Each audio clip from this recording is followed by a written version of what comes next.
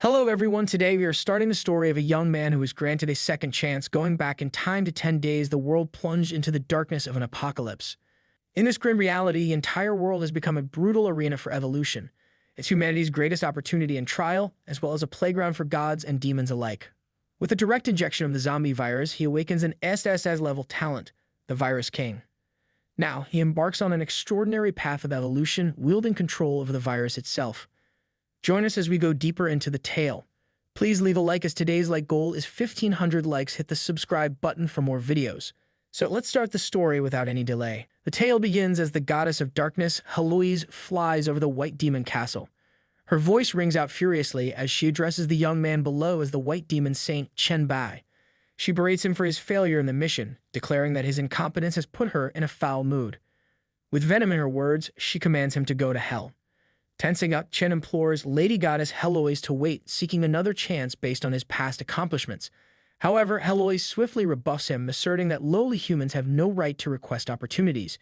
She declares that his white magic castle will be obliterated along with the darkness.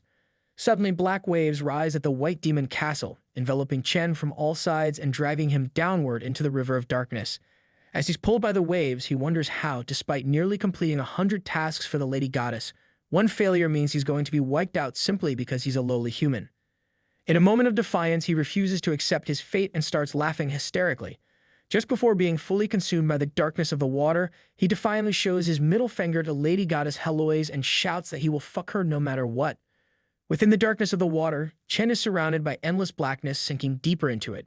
Suddenly, his hourglass locket activates and miraculously, Chen wakes up in his bed, still furiously shouting at Lady Goddess Heloise. Upon seeing his surroundings, Chen is shocked and begins to wonder how he isn't dead yet and where he is. After analyzing the room carefully, he realizes that it's his dorm room from his college days. He starts to wonder how he ended up there and why he wasn't killed by Lady Goddess Heloise. The decades of turmoil felt so real to him that he begins to question if it could have been a dream. Suddenly, his focus shifts to his hourglass locket and he notices something strange. He remembers that the hourglass was the item he obtained 20 years after the arrival of the universal will when the trial began. He also remarks that the hourglass is the most unique item he had ever seen. It couldn't display his attributes and couldn't be destroyed, so he always kept it with him. He carefully looks at the hourglass and wonders. He remembers that the sand was at the bottom and it wouldn't flow even when turned upside down, but now, to his surprise, it was at the top. So he interprets that time as reversed. Curiously, he checks the time and discovers that it's the day of June 5th, 2032, just 10 days before the arrival of the universal will and the start of the apocalypse. Chen reflects that in 10 days on June 15th, the universal will would officially arrive and begin the trail. During this time, more than 90% of humanity will perish and the deceased will transform into various zombies and monsters. All the conventional weapons will fail and the whole world will witness its demise in just one night. However, along with the dangers of the universal trial come opportunities. Those who survive will awaken innate abilities within themselves. Many magical equipment and items from various realms will also descend to Earth along with the universal will. These treasures garner the interest of gods who govern the rules of the universe, and since these gods couldn't directly intervene in the trial, they entice humans under the guise of protection, seeking to reap benefits from it. Ken reflects that in his previous life he wasn't strong enough, and after much struggle, he eventually joined under Lady Goddess Heloise's command. He desperately completed the tasks she assigned, striving to elevate his status. However, he never anticipated being erased simply due to one failed mission. As he glances at his mobile phone, breaking news flashes across the screen.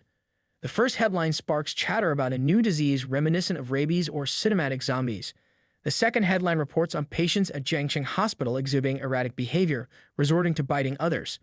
Lastly, a third headline describes an unbelievable event. A body undergoing forensic dissection suddenly awakens. Rising from his seat, he absorbs the tumultuous updates and resolves to forge his own strength, determined not to rely on others. He vows to achieve such strength that even the demon goddess Heloise will kneel before him and sets out towards an uncertain destination.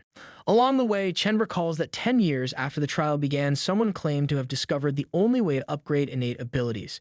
This person revealed that 10 days before the trial started, innate abilities actually became effective, and if one discovered and utilized their abilities during this period, it could upgrade them. Arriving at the hospital, Chen masks up and strides in with a clear strategy. Reflecting on his past life, he recalls his E-ranked virus resistance innate ability. He now believes that to upgrade his ability, he must use the virus to trigger and strengthen it in advance. Inside, he overhears a doctor and nurse discussing the unprecedented disease. The doctor marvels at the unfamiliar symptoms, while the nurse likens the patient to a scene from a movie. Approaching the patient's room, Chen observes the restrained figure and confirms its transformation into a zombie. Armed with a syringe, he moves to draw its blood, explaining to the zombie that its cooperation is vital for his training. With a sufficient sample secured, Chen anticipates triggering his innate ability. Following that, he checks the dormitory to see if anyone is around and realizes it's empty. He deduces that everyone is gone as they had stayed up all night. Preparing to inject the zombie's blood into himself, he hesitates briefly, knowing that if the theory is wrong, he might die. Yet brushing aside the consequences, he plunges the needle into his arm without hesitation. Reflecting on his struggles before the reset, enduring decades of weakness until finally making progress, he fears squandering opportunities if he remains feeble, despite knowing the future. Death seems preferable to restarting and remaining weak. As the blood courses through his veins, he collapses suddenly. Upon awakening, he finds himself back in the White Demon Castle, confronted by Heloise urging him to relinquish resistance and embrace the darkness. This time, however, Chen rises defiantly, vehemently declaring his intent to conquer Heloise. He then asks himself how he could fall here. Back at the hospital, Chen regains consciousness, walking strangely. Some people enter the room and are stunned to see Chen, his nerves seemingly protruding from every end, with blood coming out from his eyes and mouth. Recognizing Chen Bai, one of them anxiously queries him about the situation. Chen, momentarily stunned by the boy's presence, joyfully asks if he's back. With a nod, the boy agrees. Chen then excuses himself to wash his face, which the boy acknowledges with a simple okay. In the washroom, he gazes at his reflection, a smile spreading across his face as the theory proves true. The zombie virus didn't claim his life, and his innate abilities successfully upgraded. Wondering about the level of his newfound power, he is startled to hear a voice congratulating him on being chosen as a pioneer and receiving the title of Pioneer and Awakening in advance. Hearing this, he realizes it's the voice of the universal will, and he feels happy that he has successfully awakened. He commands the interface to display the title information, and a screen materializes before him, detailing the privileges of being a pioneer. It states that individuals who could discover, utilize, and train their abilities before the trial began were eligible for this title. Notably, it enhances their attributes by 5% and boosts experience gained by 10%. Moreover, pioneers have the advantage of awakening the attribute panel in advance. Reading this, Chen feels delighted about the percentage boost, realizing it's a perfect title for him. Then he commands to open the panel of the innate ability, where his ability level shows as SSS, indicating he possesses a great amount of power within himself. It's revealed that the virus monarch reigns supreme as the mightiest skill in the virus element, capable of absorbing, utilizing, manipulating, transforming, and creating viruses. Chen reflects on his current abilities, noting that he can only absorb viruses with a limited range. Realizing the need for a significant virus supply to enhance his power, he heads back to the hospital. However, his return is met with chaos as people rush towards him, some pleading for help while others warn of a zombie outbreak signaling the end of the world. Recalling crucial information from his past life about peculiar incidents in Jiangxing before the trial, Chen recognizes the sealed hospital as the source. Ignoring bystanders' inquiries, he charges towards the zombie-infested area. As he absorbs the virus, his Virus Monarch talent skill begins accumulating points which could be used to strengthen abilities. After absorbing one zombie, he relentlessly pursues every other undead, boldly declaring that no zombie can evade him. Meanwhile, on the 4th floor of the hospital building, zombies relentlessly pound on the restroom door where Liu Feng, the hospital director, and nurse Sui Xin are trapped. Liu Feng grimly admits to Sui Xin that escape seems impossible. The door won't hold much longer, and they are doomed. He then turns to Sui Xin, his eyes filled with lust as he laughs. Sui Xin, crying and wondering what to do, suddenly notices Liu Feng's strange behavior and asks what's wrong with him.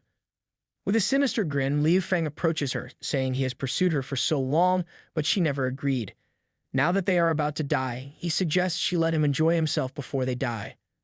Shocked by his behavior, Sui Xin questions his sanity. Ignoring her, Liu Feng becomes increasingly desperate as the zombies breach the door. Panicked, he seizes Sui Xin, using her as a shield and pushing her towards the zombies to save himself. As he attempts to flee, he finds himself cornered at a window. With no other escape, he tries to jump but becomes stuck, vulnerable to the approaching zombies. 7 minutes later, the ground is strewn with the bodies of the bitten victims. Chen arrives at the scene and spots a medical staff girl seemingly unharmed. Recognizing the recent bite marks, he realizes there may still be time before she transforms. With the military preparing to seal the area, Chen determines he needs someone familiar with the hospital layout to navigate. Resolute, he decides to extract all the virus from her to halt the transformation. In a swift motion, he drains all the virus from her, saving her from turning into a zombie. Moments later, she regains consciousness, confirming Chen's success. Suixin expresses her gratitude to Chen for saving her. He remarks that it seems she hasn't completely lost consciousness. Suixin confirms with a yes, indicating her awareness of what had transpired. Chen then informs Suixin that he requires her assistance with something urgent. Agreeing to help, Suixin requests a change of clothes first. Chen, sensing the urgency, grabs Suixin's hand and begins to pull her, insisting there is no time for that. He implores her to lead him to the area in the hospital with the highest concentration of viruses. Suixin complies and then guides him to the laboratory, where most viruses are stored and tested. Chen collects some viruses, assuring her it should suffice. He combines them in a beaker, surprising and alarming Suixin. The concoction includes hepatitis, influenza, herpes, and HIV viruses, each contributing varying virus points based on potency. After absorbing all the viruses, Chen's next goal is to strengthen the zombie virus with them. He reviews his options on the point screen: Ancestor virus, Decay virus, T-virus, Cocci-virus, and Dark Light virus. After careful consideration, he selects the Dark Light virus for upgrading, explaining its focus on devouring and evolving. Suddenly, Suixin alerts him to approaching zombies at the laboratory door. Chen instructs her to stay put and confronts the zombie, swiftly absorbing its virus. Observing Chen's actions, Suixin becomes perplexed. As he absorbs the virus, Chen notices the process is quicker than before, effortlessly lifting the 150 ulbs zombie. Seizing the opportunity, he tests his new ability on the zombie.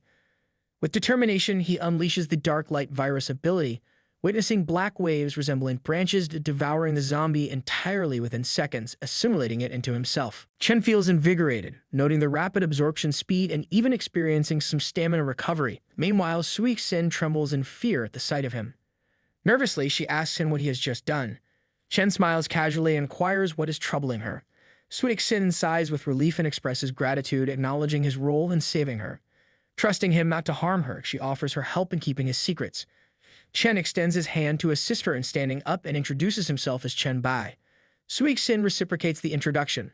Suddenly, Chen hears sounds indicating the arrival of military personnel.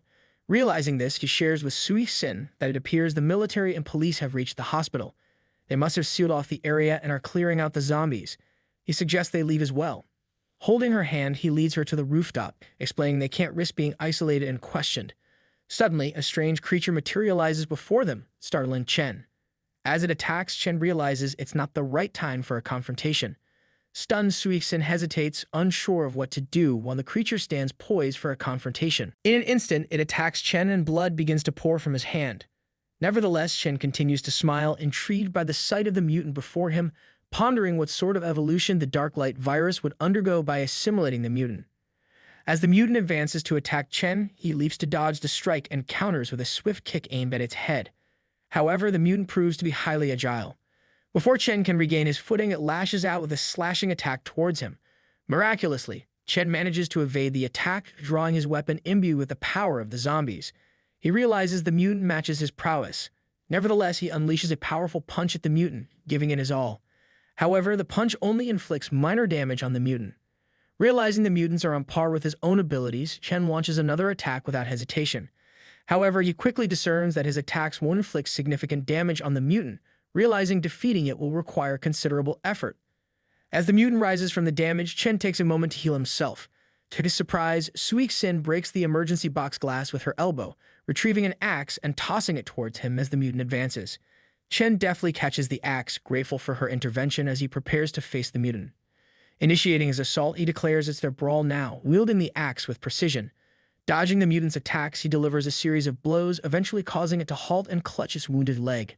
In a moment of respite, Chen relaxes and remarks with a smile that it's surprising the mutant still holds on in such circumstances. He then positions his leg on the mutant's head, preparing to deliver the decisive blow by severing its head. Suddenly, the mutant retaliates with full force, launching a powerful counterattack against Chen, who collides with the wall, blood expelling from his mouth, the axe slipping from his grasp. Witnessing this, Suixin grows frightened and tense, her concern mounting for Chen. However, Chen remains unfazed, wearing a smile even in the face of adversity.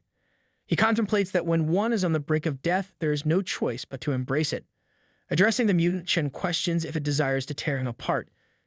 Confusion flickers in the mutant's eyes as dark waves emerge from Chen's stomach, ensnaring the mutant. Chen unleashes his evolution-devouring power, causing the mutant to howl in agony. Observing its suffering, Chen remarks on its newfound fear, though it's too late. Gradually, Chen consumes the mutant entirely, leaving nothing behind. Shocked yet impressed, Suixin praises Chen Bai for his remarkable feat. As the devouring process concludes, it becomes evident that Chen has absorbed a second-stage clawed zombie.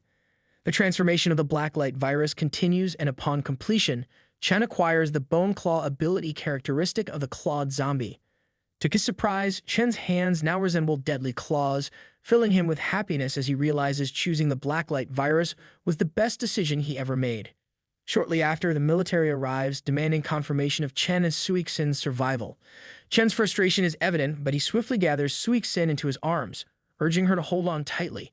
Ignoring the military's warnings, he dashes into action as gunfire erupts. Suixin directs him towards a safe passage leading to the rooftop. Despite being struck by bullets, Chen remains focused, silently enduring as they push forward. Finally, they reach the rooftop, where Chen kicks open the door with a powerful blow. Catching his breath, Chen turns to Suixin and asks about her home. Suixin quickly provides her address: Rongfeng Neighborhood, North 4th Road, Nanbei Street. Chen nods in acknowledgement, then swiftly sprints and leaps off the rooftop. Suixin, stunned and fearful, instinctively wraps her arms around Chen Bai as they plummet. Minutes later, they arrive at Suixin's house. Upon entering her room, Suixin points out the bathroom and offers to assist Chen in cleaning his wounds. Chen reassures her, explaining that the bullets had not lodged inside and his injuries had already healed. He encourages her not to worry, indicating that he is fine. Suixin insists, her concern overriding any sense of embarrassment. Chen acquiesces with a nod and removes his shirt as she requests. As she examines his wounds, Suixin feels a bit flustered. She points out the remaining marks and traces of wounds on his hand, urging him to take a closer look. Glancing at his chest and stomach, Suixin suggests Chen inspect those areas as well, claiming they haven't healed properly. In truth, she finds herself drawn to him, particularly mesmerized by his defined six-pack physique. In a lighthearted tone, Chen teases Suixin, jokingly asking if he would immediately recover if he ate her and playfully questioning if she's willing to sacrifice herself for him. Feeling flustered by his banter, Suixin awkwardly responds that he wouldn't eat her, suggesting he would have done so already if he intended to. To her surprise, Chen draws close and whispers in her ear, revealing that her assumption was incorrect. He confesses that he hadn't eaten her earlier because the circumstances hadn't been suitable. Taken aback by his revelation, Suixin finds herself speechless. Suddenly, Chen removes the torn cloth from her body, indicating that now the environment is conducive to his earlier suggestion. He once more asks if Suixin would be willing to sacrifice herself to help him recover. Though Suixin doesn't explicitly say yes, she diverts the topic, suggesting they clean up instead. Interpreting her response as an indirect yes, Chen understands her reluctance due to embarrassment. With a nod of acknowledgement, he leans in and initiates a kiss, leading them to become intimate with each other. However, amidst their intimacy, Chen's phone begins to ring incessantly, bombarded with message notifications. Ken's friends Zhao and Songji message him, expressing concern for his well-being. Song asks if he's alright, having heard from another friend that he visited Jiangxing Hospital. Meanwhile, Zhao shares that the school's #1 beauty Songji had been asking about him, sparking curiosity about his whereabouts. Later, Chen wanders through the market, reflecting on the strange occurrences in Jiangxing before the trial. The sealed hospital, suburban bombing, and monstrous slaughter. He admits his limited knowledge of these events and wonders why they're rarely discussed. Pondering these mysteries, he develops a headache and becomes tense. Chen then receives a call from Suixin, who informs him that 2 people came looking for him, claiming Song Zijiang wants to see him. Chen acts nonchalant and Suixin expresses distrust, considering Zijiang's status as the queen of Jiangxing. Tense, she asks what to do. Chen assures her they're not lying and asks her to have them wait outside, to which Suixin agrees. Chen opens the chat with Songji, finding numerous messages inquiring about his health and whereabouts. It recalls that Zijiang is the mother of a classmate entangled with him, speculating that Songji went to see her mother, and if Zijiang could find her way to Suixin's place, she must know something. Chen decides it's necessary to meet Zijiang. Later, he arrives at the suburban freezer warehouse, where Zijiang's guards escort him to her. Reflecting on Zijiang's journey from rags to riches, becoming the wealthiest person in Jiangxing and excelling in both legitimate and illegitimate ventures, Chen recalls her rise to power as the Jiangxing queen. In his past life, he admired her, but now he laughs knowing things are different. If he can recruit her to his side, he could accomplish much more before the trial. They halt at the suburban warehouse corridor where Zikyung stands with her secretary, Ms. Lang. When Chen arrives, her bodyguard informs her of his presence. Zixiong apologizes for summoning him, explaining her inability to leave. Chen inquires about the specific matter she wishes to discuss. Surprisingly, Zixiong steps closer to him and adjusts his attire, explaining that she called him because Songji had returned home, expressing concern about his absence at Jiangcheng First Hospital and asking for help. She also admits curiosity about the man who could make Songji so nervous. Chen, preferring directness, asks Zixiong about her real purpose. She smiles, appreciating his straightforwardness, and suggests he become her daughter's husband, citing his apparent fondness for her. Ken replies that he doesn't believe there's a reason for Zixiong to want him. Zixiong mentions his heroic performance at the hospital and asks if anyone would develop feelings. Stunned, Chen admits to destroying the hospital's surveillance and power supply, questioning how she knew and found him so quickly. Zixiong urges him not to underestimate her, explaining her men could trace him at least from the lobby to the monitoring room. She asserts she has someone inside the hospital and shows Chen her chat with a girl named Lulei, who sent a video of him running away with Sui Xin.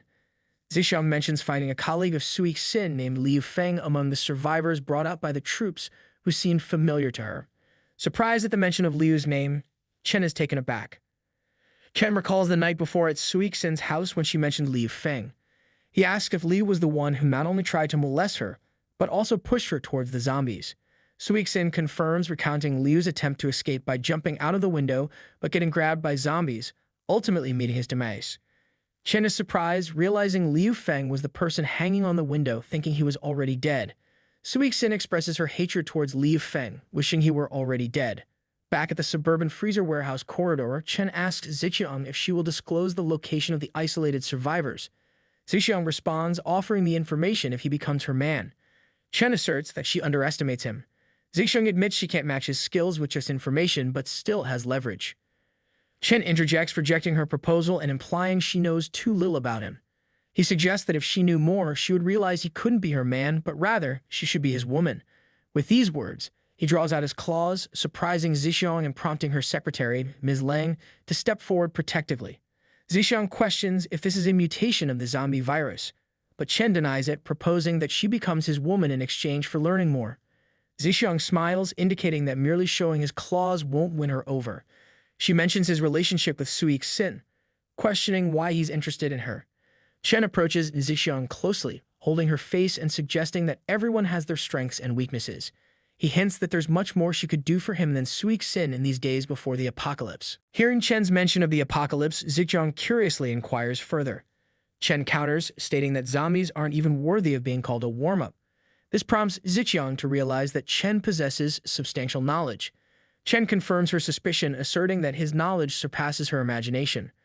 Recognizing their shared disposition against submission, Zixiong proposes cooperation, offering her help in exchange for his information. The Jigachad responds affirmatively, recognizing that conquering the Queen of Jiangcheng is indeed not an easy task. Zixiong agrees, revealing her anticipation of encountering a man capable of conquering her. She encourages Chen to persist in his efforts, genuinely impressed by his boldness. Suddenly, they hear gunshots from outside. Chen's expression shifts to alarm as he questions what's happening. Tensely, Zixiong reveals that Commander Huang dispatched Captain Zhao to negotiate with her the previous night. They sought the use of refrigerated warehouses to store live zombies and survivors from isolated capitals, likely the source of the gunfire. However, she questions how things went awry given the few zombies in the cold storage barely mobile. Chen ponders the swift discovery of the zombies, unexpected due to their sluggishness and low temperatures.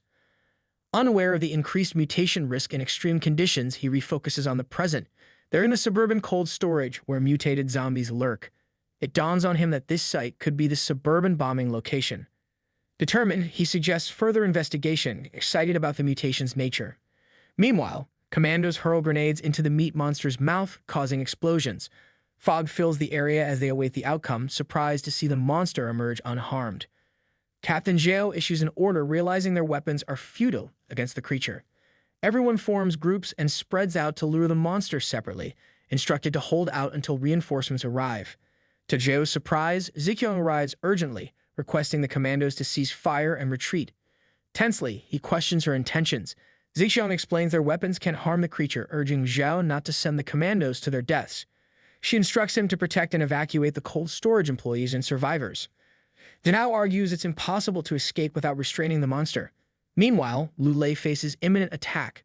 Zixiang insists Zhao follow her instructions and not worry about the monster. Chen intervenes, shielding Lu Lei and grappling with the monster, revealing its overwhelming size. The meat monster lunges at Chen, but he dodges swiftly and counterattacks with his claws, striking its arm. They face off again as the monster attempts to hit Chen, but he evades, causing it to hit the walls instead. Witnessing this, Zhao questions Zixiang tensely, asking if she's raising a monster. Zixiang laughs, revealing Chen as her partner. Meanwhile, due to the broken wall, beef carcasses spill out and Chen climbs on top. He pleads with the monster not to eat the beef, skillfully devouring himself. As he consumes the beef, he gains strength and endurance, remarking on its premium quality. Chen notices the tired monster trying to replenish its energy. Seizing the opportunity, he attacks, knowing it's its turn to perish. Despite seeing Chen's impending attack, the tired monster is unable to react and gets struck by his blows. Zhao and Zixiang watch in astonishment as Chen relentlessly attacks the monster with his claws, rendering it powerless. With the monster unable to retaliate, Chen activates his devouring skill, ensnaring it with black wave branches. Witnessing this, Zhao is shocked, voicing disbelief at Chen's abilities. Meanwhile, Chen continues to devour the monster slowly.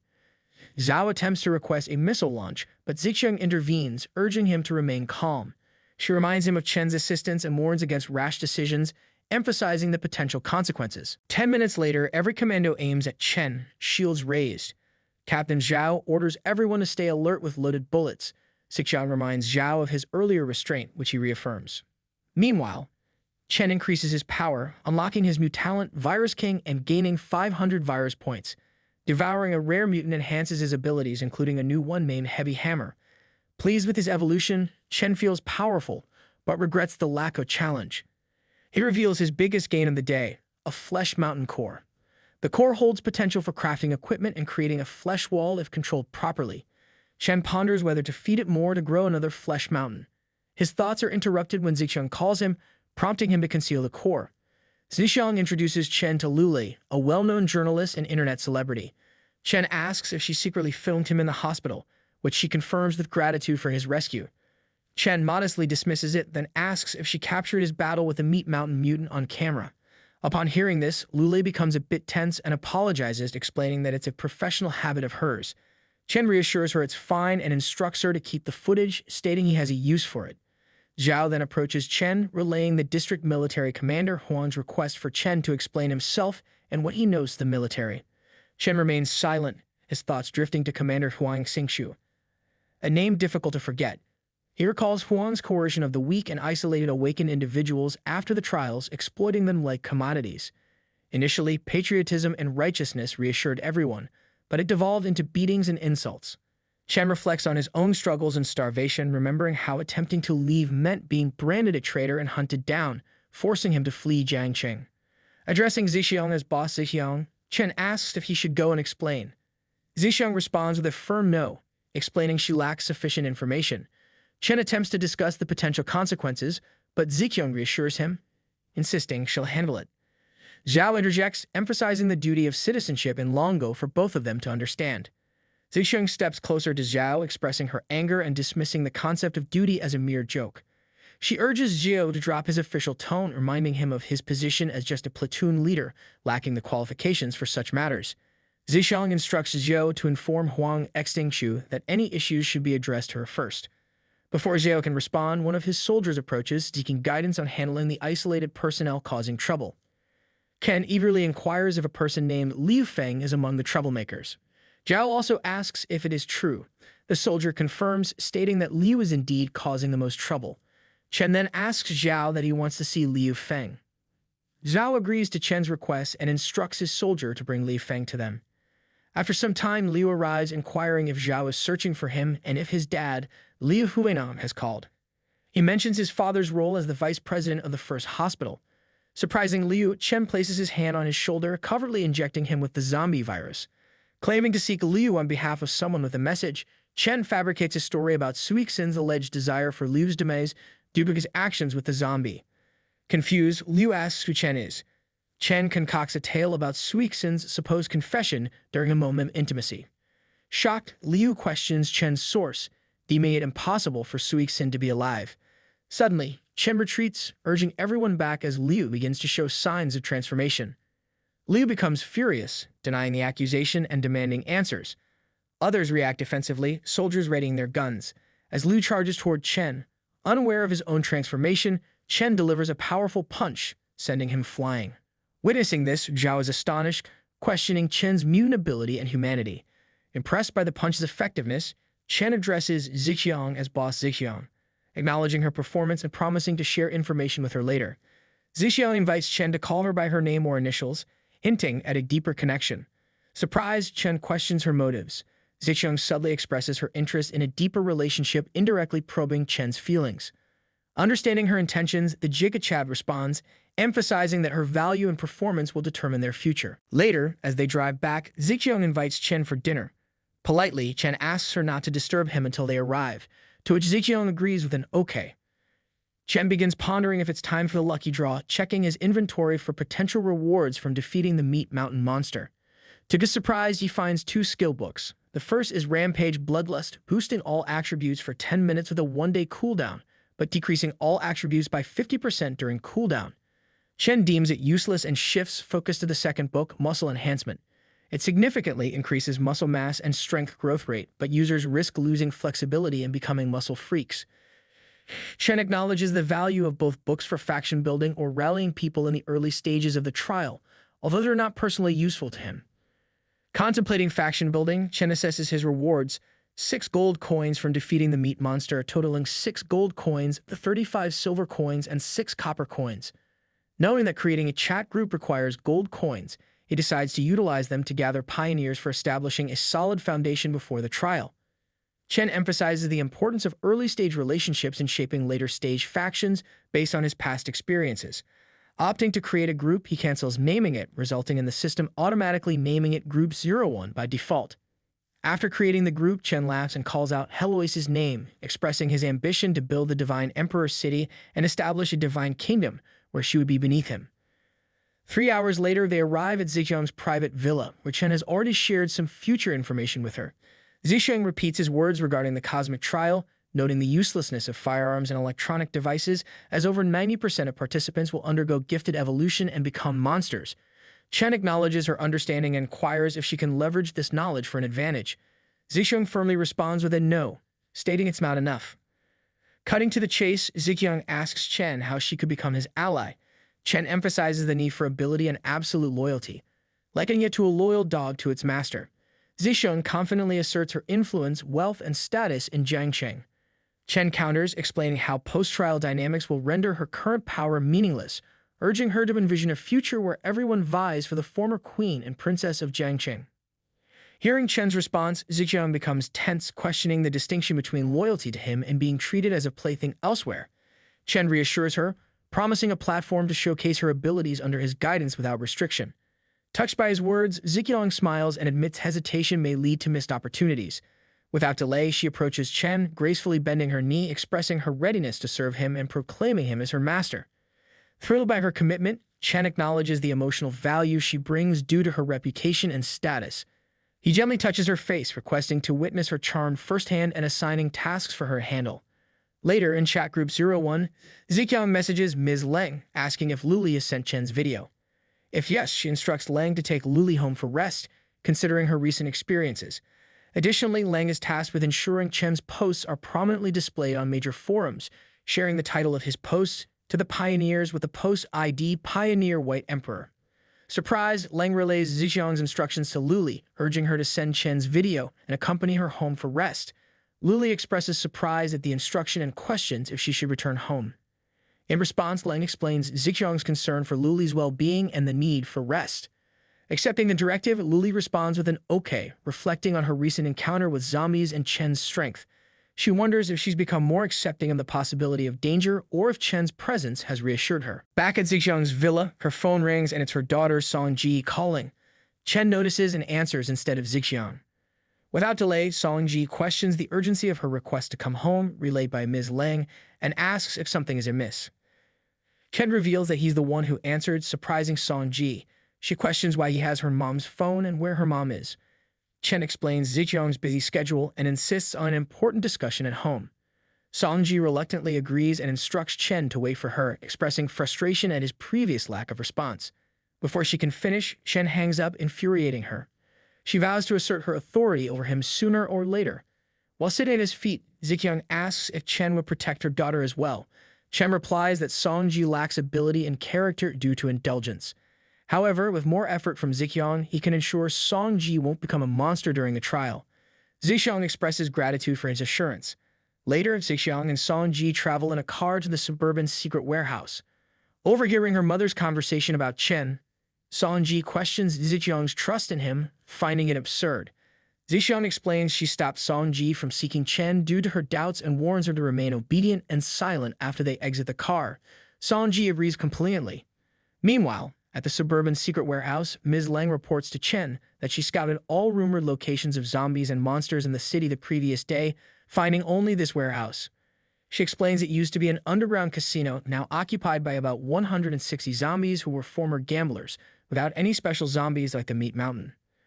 Chen acknowledges this and considers the idea of a zombie slaughterhouse. However, he dismisses it due to the difficulty of eliminating the Meat Mountain in indoor hospital settings and the remote location of the secret warehouse, making it hard for news to spread if something happened. Ken confirms with Ms. Lang that she visited all the places rumored to have zombies but only found them at the secret warehouse. Ms. Lang responds affirmatively. By this time, Ziqiang and Songji have also arrived. Chen begins to speculate that someone is collecting zombies and that the location where these zombies are being kept could be a zombie slaughterhouse. He notes that the military only dares to contain a few dozen zombies at most, but this person aims to gather all the zombies and monsters. Finding this prospect very exciting, Chen openly questions whether the anonymous individual is a curious adventurer or a pioneer with insider information. Chen directs the workers to open the warehouse door, unleashing a swarm of zombies. He swiftly defeats them, impressing Songji and capturing Suixin's recording. After dispatching the zombies, Chen absorbs the virus from them, earning the title of Zombie Hunter and enhancing his attributes. He unlocks the serum formula in the talent tree, recognizing its vital importance in combating the zombie threat. Gathering everyone, Chen reminds Ziqiang of their pre-trip conversation about zombie combat strategies. Ziqiang confirms while Songji watches in disgust as the zombies are eliminated. Ziqiang explains the necessity of using cold weapons to minimize the risk of mutation during the trial and ensures everyone's safety. Chen holds up a zombie, inviting everyone to showcase their talents. Ms. Lang volunteers first, surprising everyone by swiftly dispatching the zombie with a brutal body slam and neck snap. Impressed, Chen commends her speed and precision. Ziqiang steps up next, attacking a zombie with a baseball bat. While she knocks it down easily, Chen notices she lacks the strength to finish it quickly, requiring multiple hits. Suixin follows, using her knowledge of anatomy to overcome a zombie despite her lacking strength. Chen acknowledges her effort. Handing the bat to Songji, Ziqiang encourages her to face the next zombie. However, Songji panics, unable to fight, and ultimately fails the challenge by wetting herself without even trying. Chen remarks on her failure. Chen beckons Ziqiang for a discussion, expressing suspicion about Ms. Lang's findings regarding the rumored zombie locations. He tasks Ziqiang with a thorough investigation. Ziqiang agrees and inquires about Songji. Chen, disappointed, stresses the importance of everyone's progress, especially Songji's. He emphasizes the need for efficient training, prompting Ziqiang to arrange practice for her. Tense with anticipation, Ziqiang mentions Chen's unresolved virus issue. Chen hands her a paper containing the serum formula, surprising her. Upon reading it, Ziqiang comments on its complexity. Chen explains its significance and the option to generate the formula with the provided materials. Ziqiang expresses gratitude for Chen's trust and vows to safeguard the formula while completing the task diligently. Chen acknowledges, instructing Ziqiang to proceed with her work and arrange for someone to send him back. Ziqiang confirms and suggests Ms. Lang as the messenger. Alone again, Chen checks his mobile, feeling tense at the mocking responses to his post. Amidst the negativity, a private message from someone named Shil catches his eye. Shil reveals himself as a fellow pioneer and inquires about Chen's knowledge. Realizing the potential for valuable connections, Chen asks about Shil's talent. Shil responds with an S-level mental control ability. Chen shares information about the communication features unlocked by the pioneer, directing Shil to chat group 001 for basic information. He invites Shil to reach out with any further questions after reviewing the materials. Shil joins the group using his real name, Han Xiao. He then messaged Chen, asking if he can invite someone. Chen inquires about the person Xiao wants to invite. Xiao responds that it is someone named Shuchuan. Hearing this name, Chen is stunned, recognizing it as that of the emperor-level powerhouse known as Su Qun. Excited at the prospect of such a powerful individual joining the group, Chen tells Xiao that he can invite any other pioneers he comes across. After this exchange, Chen has a hearty laugh. Eventually, Shuchuan joins the chat group. On the same day at 7:30 p.m., Luli is on a call with Zixiang. Zixiang asks if there are any results from the investigation into the collection of zombies. Luli confirms progress, attributing the actions to the forces of the Jiangqing Lord, who are funneling the zombies to the Manga container yard near the Jiangqing Wharf.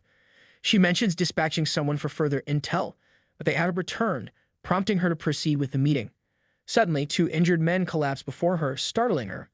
A man appears at the window, laughing ominously. Fearing discovery, Luli informs Zixiang tensely that she's been found out. Meanwhile, at Zixiang's mansion, Chen converses with Huai Liu, who seeks clarification on his talent's instructions. Chen agrees to help and requests the details. Huai Liu sends the term yin wood, prompting Chen to search for it on his panel. The search reveals that yin wood is the most yin of woods with an endless source of life. With yin's soul entering the body, it becomes the land of eternal life. Activating the wood body costs 1 spirit, while activating yin's soul costs 1 constitution. Chen notes that yin wood is an SS-level talent and informs Huai Liu that the cost of activating the ability is quite high. If his spirit is more than 3, it would cost a spirit to activate the wood body. Huai Liu thanks Chen for providing this information, mentioning that he has 5 spirits. Zixiang rushes to Chen urgently, prompting his concern. She explains that Luli discovered the zombies' destination at the Mankai container yard but was caught. The opposing party seeks negotiations. Surprised, Chen questions whether Luli was contacted or if she betrayed them. Zixiang denies the latter, asserting her trust in Luli's loyalty given their close relationship. She attributes the issue to the investigating team's actions. Determined to rescue Luli, Chen vows to intervene. Zixiang expresses gratitude for his commitment. Meanwhile, at the Mankai container yard, Luli is tied up by Xingmeng, a pioneer. He presents her with an ultimatum: submit to Zixiang or become his plaything. Luli struggles against her restraints as Xing approaches with a drink, warning her not to resist. Suddenly, Chen's voice cuts through, declaring that there is no grace in forcing someone to drink if the girl doesn't like it. Chen, calmly eating at Xing's table, surprises Xing, who wonders how Chen managed to sit there without his knowledge. Chen stands up and asks Luli if she's hungry, mentioning that the steak isn't bad. Furious at Chen's nonchalant demeanor, Xing feels mocked. Chen then feeds Luli, who is embarrassed, and tells Xing that he's there to take Luli back. Xing asks if Zixiang sent him, but quickly realizes that if Chen could get this close without being noticed, he must be a pioneer too. While Xing processes this, Chen unties Luli and asks her to go outside, mentioning that Zixiang is waiting for her in the car. Luli responds with an okay and leaves. As Luli leaves, Xing comments that it seems Zixiang is already under Chen's control. Chen agrees, and Xing remarks that it's interesting, suggesting that the Queen of Jiangqing wouldn't surrender so easily, implying Chen must have intriguing methods. Xing suggests an exchange of ideas, noting their influence over Jiangqing's major forces. He has subdued the Lord, Chen the Queen, leaving only the commander. Xing proposes an alliance to make himself king, offering Chen a significant role. Despite the toast, Chen surprises Xing by declining the offer. Infuriated, Xing throws his glass and boasts of his S-level talent, challenging Chen to drink the punishment wine. Chen counters by revealing his investigation into Xing's activities, including the creation of zombies from living people. He deems Xing's power harmful and useless, asserting his SSS-level talent renders him unworthy of assistance. Xing laughs and draws his weapon, revealing his talent called Slaughter Progression. He explains that this talent allows him to permanently transfer parts of the attributes from his kill targets to himself, enabling indefinite growth. Xing boasts that this invincible top-level ability is still just a single level. He then challenges Chen, asking if Chen, with his supposed SSS-level ability, is afraid he will instantly become a god. The Jiga Chad responds calmly, saying he's close enough but can handle it. He muses that Xing's ability and unlimited growth pure combat skill resembles equipment in its nature. Enraged by Chen's nonchalance, Xing charges at him, shouting that he hopes to increase his attributes by killing Chen. Xing commands Chen not to disappoint him. Just as Xing lunges at him, Chen dodges the attack and activates his special hammer ability. Seeing Chen dodge, Xing realizes that Chen has a shape-shifting talent, finding it interesting but still underestimating his strength. Chen, however, remains cautious, recognizing that Xing hasn't fully explained his abilities, so he's unsure of their full effects. Xing attacks again with his claws, and Chen counters with his hammer hand. Their punches collide, creating a massive impact in their surroundings. The force of their clash reverberates through the warehouse, shaking the walls and sending debris flying. After that punch, Xing is momentarily pushed back but quickly recovers and attacks again. Chen counters with his hammer hand, but this time Xing stops the attack by grabbing Chen's hand.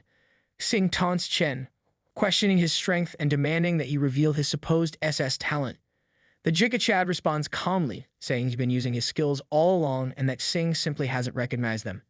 Enraged, Xing dismisses Chen's words as nonsense and unleashes a full-power attack.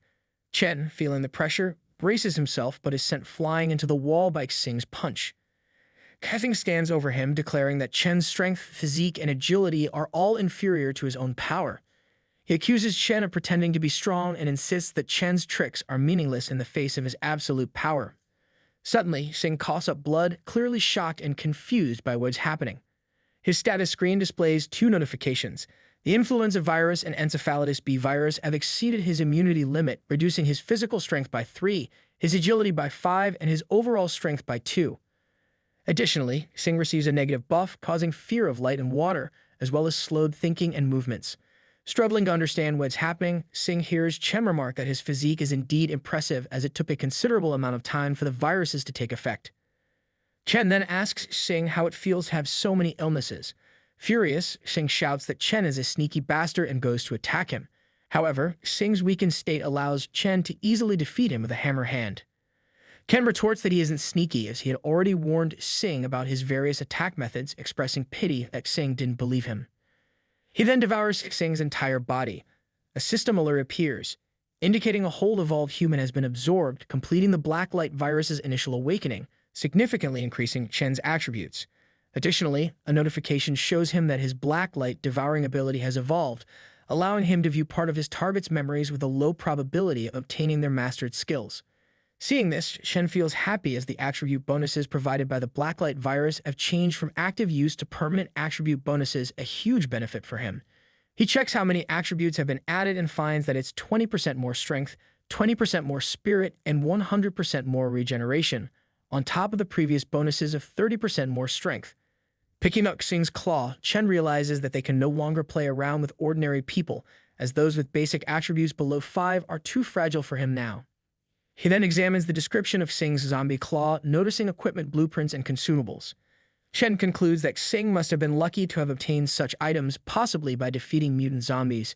Reflecting on Xing's fortune, Chen realizes it's a second-level production blueprint indicating Xing's high luck attribute. However, now all these possessions belong to him. As night falls, Chen exits the container yard, pondering how his talent has progressed from E to SS. The rumors of 3 strange events has been very rewarding. At the same time, he has also taken over Zixiang, the future lord of Jiangqing. Just then, Zixiang opens the car door, prompting Chen to get in. Considering his current strength, Chen decides it's not worthwhile to seek out randomly appearing monsters before the trial. Instead, he resolves to organize and prepare for the trial's advent in the coming days. Later, at Zixiang's residence on the eve of the trial, Chen eagerly awaits the impending start near the glass window. A knock prompts him to invite Zixiang, Leng, and Suixin inside. Zixiang updates Chen on completing his tasks on time, while Leng confirms terrain and population information for the Peak Villa area. Suixin adds that material purchases are finalized. Chen acknowledges their efforts and instructs them to lay out all information. Messaging his group, Chen reminds them of the impending trials, emphasizing the need for vigilance despite their advantages. As the countdown begins, members express gratitude and thoughts with each passing minute.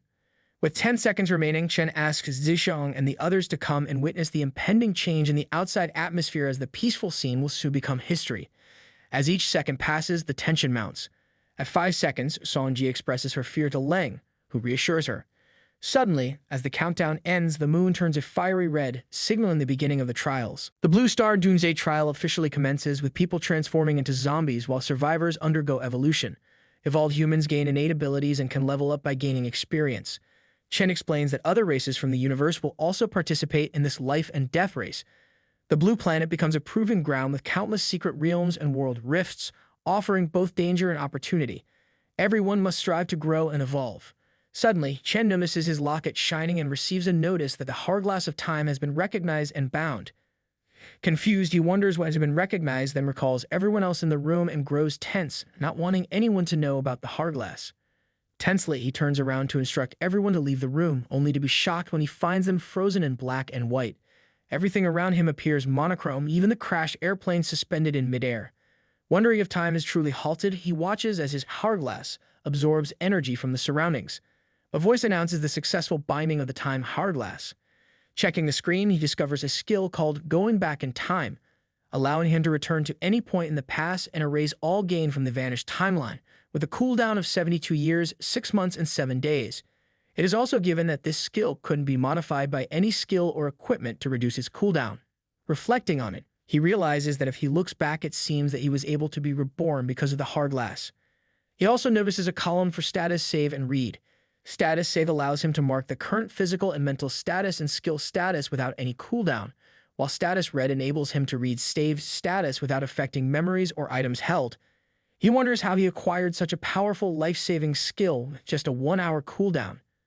The environment then returns to normal, and Zixiang asks if he had any orders for them or if she just misheard. Chen confirms she heard him correctly and instructs her to confirm the safety of their villa as soon as possible, as the night poses significant danger. He directs her to put everyone on alert and begin clearing the villa area at daybreak. Zixiang and Lang affirm with a yes. The following day, zombies launch an attack at the villa. Zixiang swiftly counters, showcasing her mastery of the newly acquired Amethyst Eyes skill. This ability transforms objects into amethyst or employs them for offense or defense, its potency escalating with mental strength. Additionally, she's acquired the Insight Crystal skill, enabling her to discern the attributes of targets. Its effectiveness varies with mental strength. Zixiang utilizes her Insight Crystal to evaluate the zombie's attributes before launching her attack. Meanwhile, Lang has acquired the skills of an A-level assassin. With the assassin skill, one's breath becomes invisible and undetectable, while also enhancing strength and sensitivity. Lang effortlessly dispatches the zombies with a single strike. Next, Zixiang's guards attend to the wounded survivors, guiding them to the lobby. Suixin, feeling tense, instructs the guards to administer the zombie serum to the survivor for immediate treatment. Suixin herself now possesses the high-speed recovery skill, a level B ability that accelerates self-recovery from injuries and stamina, and can be actively applied to others. Later that night, Chen and Lang discuss the favorable progress. Lang confirms that everything is proceeding smoothly thanks to Chen's prior arrangements, with no unforeseen incidents thus far. Chen informs Lang that he's entrusting the remaining tasks to her, citing more pressing matters on his agenda. Although surprised, Lang acknowledges his decision with an okay. Chen then leaps into the sky, soaring with such speed that it creates a rush of air. Moments later, Chen races towards a destination through Jiangxing Mountain Road. Amidst his sprint, he reflects on the initial challenges posed by the Doomsday Trial, particularly the limitations on vehicles and firearms. However, with his current velocity, he anticipates reaching his destination on time. Recalling the mysterious sign he spotted on the first day of the Doomsday, he regrets not understanding its significance sooner but resolves to capitalize on opportunities this time around. Later at Jiangxing University, while Chen is absorbing viruses from zombies, a change occurs in the moon's signs. Chen interprets it as a signal that all evolvers eagerly anticipate, the descent of the avatar of the god onto Earth. Sensing the presence of the god nearby, Chen is interrupted by someone who identifies him as an evolver. This person, a merchant, expresses admiration for Chen's strength in the early stages of the trials and proposes a business deal. Delighted by the opportunity, Chen expresses his readiness to engage in business with him. However, the merchant humbly downplays the honor, saying that it is just a trade with him, so there is nothing to be honored about. Chen expresses that he's had the honor of hearing about him and eagerly anticipated their meeting after seeing his symbol. He then bows down in front of the merchant, addressing him with reverence as the kind, fair, generous, rich, and powerful god of trading, Lord Lido. Hearing this, Lord Lido appears in his true form and tells Chen that he is flattered by him and sees their meeting as destiny, so he decides to gift Chen a special reward as a meeting gift. Lido gives Chen a card explaining that it is a gold membership card to the Goblin Chamber of Commerce, which grants a 12% discount on every item purchased. Chen, seeing this, reflects on how in his last life he had been immune to compliments and praise, so it was good to be quick on the uptake. Chen takes the card with gratitude, acknowledging Lido's generosity and kindness, and Lido mentions that since Chen is willing to trade with him, he will show him the products. Chen observes the first item, the Thunder Walker Scroll, an S-grade item known for harnessing the power of thunder, boasting potent combat abilities. Priced at 500 gold coins, it's a formidable choice. The second item, Reaper's Touch, is equally impressive, an S-grade legendary sniper rifle exclusive to firearms professions. Chen is taken aback by these offerings and reflects that the Thunderwalker profession scroll is from his previous life, indicating it was purchased from there. He acknowledges Leto's vast collection of profession items, explaining that he wants all of them but apologizes for being unable to afford everything at the moment. Understandingly, Leto mentions that he knows evolvers wouldn't have much currency at the start of the trials. He reassures Chen that his products are of value and encourages him to work hard to achieve wealth. Anticipating future meetings, Leto turns to leave. Chen stops Leto and shares that he has heard the gods couldn't participate directly in the trial and need to invest in evolved beings to make a profit. Chen then asks Leto if he intends to invest. Leto gets impressed with Chen's insight and knowledge and asks if Chen wants his investments. The Giga Chad responds by mentioning that he has heard Leto possess a treasure highly regarded by the gods, suggesting Leto to invest that in him, promising he won't regret it. Leto responds by emphasizing that an investment must yield profits, something coveted by all gods. He questions Chen's ability to offer more than it's worth and expresses reluctance to engage in a potentially loss-inducing venture. Chen, demonstrating his evolved form with the hammer hand and claw, urges Leto to consider his capabilities. Impressed by Chen's SSS-level talent, Leto admits it's tempting but hesitates to invest heavily early on. To Chen's surprise, Leto agrees to give him a chance, advising him to cherish the opportunity. Leto mentions that if it weren't for the fact that Chen was gifted and didn't have the aura of other gods, he wouldn't have agreed. Chen inquires about receiving the precious investment immediately, but Leto declines, explaining that talent alone doesn't guarantee future success. He stresses the importance of proving worth through personal strength and growth. Suddenly, Chen receives a notice. The god of goblins and trading, Leto, has issued him an SS-ranked mission, the ultimate investment. Leto offers Chen a coin, which he can use to summon his shadow upon completing the task. Leto expresses his hope that Chen won't delay too long. Chen then requests Leto to show him the treasure that all the gods covet. Leto agrees and reveals the treasure, the dual profession scroll. This scroll allows the user to have two professions simultaneously, enabling dual attribute growth, attribute bonuses, and concurrent skills. Chen is stunned by this revelation, pondering if it's truly a dual profession. Leto confirms the transaction's conclusion and prepares to depart. Before leaving, he remarks that his day's harvest has been pleasant and expresses hope for Chen's task completion.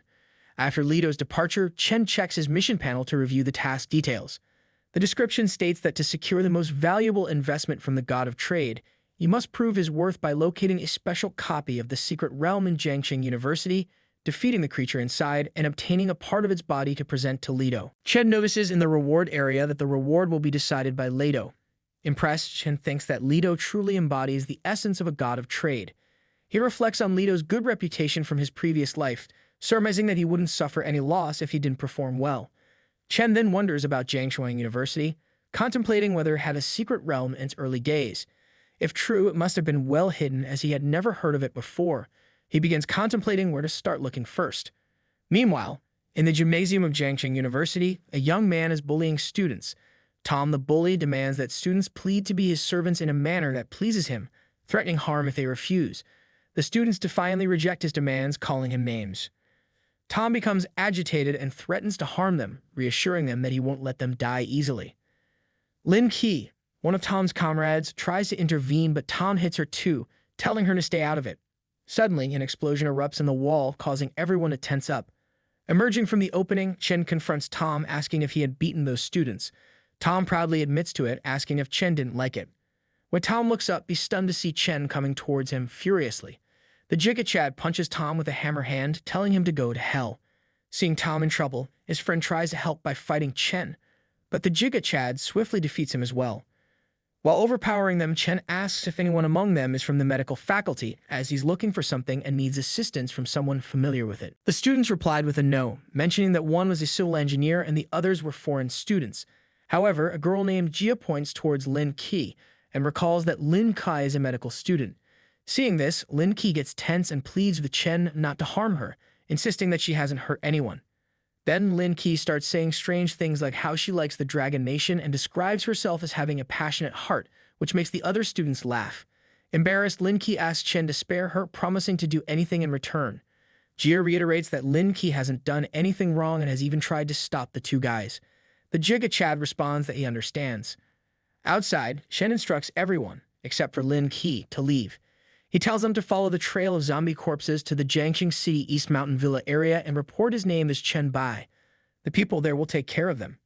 Hearing this, they all become tense, expressing concern about the city being full of zombies and the distance to East Mountain Villa from the university. They fear they could die on the way there.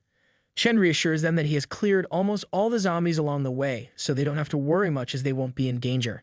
He also mentions that since they are all survivors, they will be gifted evolvers too. Chen points out that if they are too scared to face the zombies now, what will they do when the zombies and monsters start growing in numbers? They will be as good as dead. Hearing this, they all are stunned for a moment. Jia thanks Chen as she understands what he is trying to say. Then, everyone leaves from there.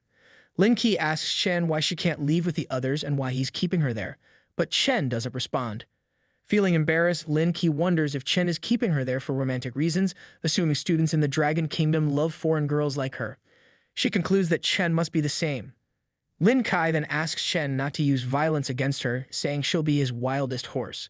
Chen smiles and clarifies that he isn't interested in a horse with 1,000,000 riders.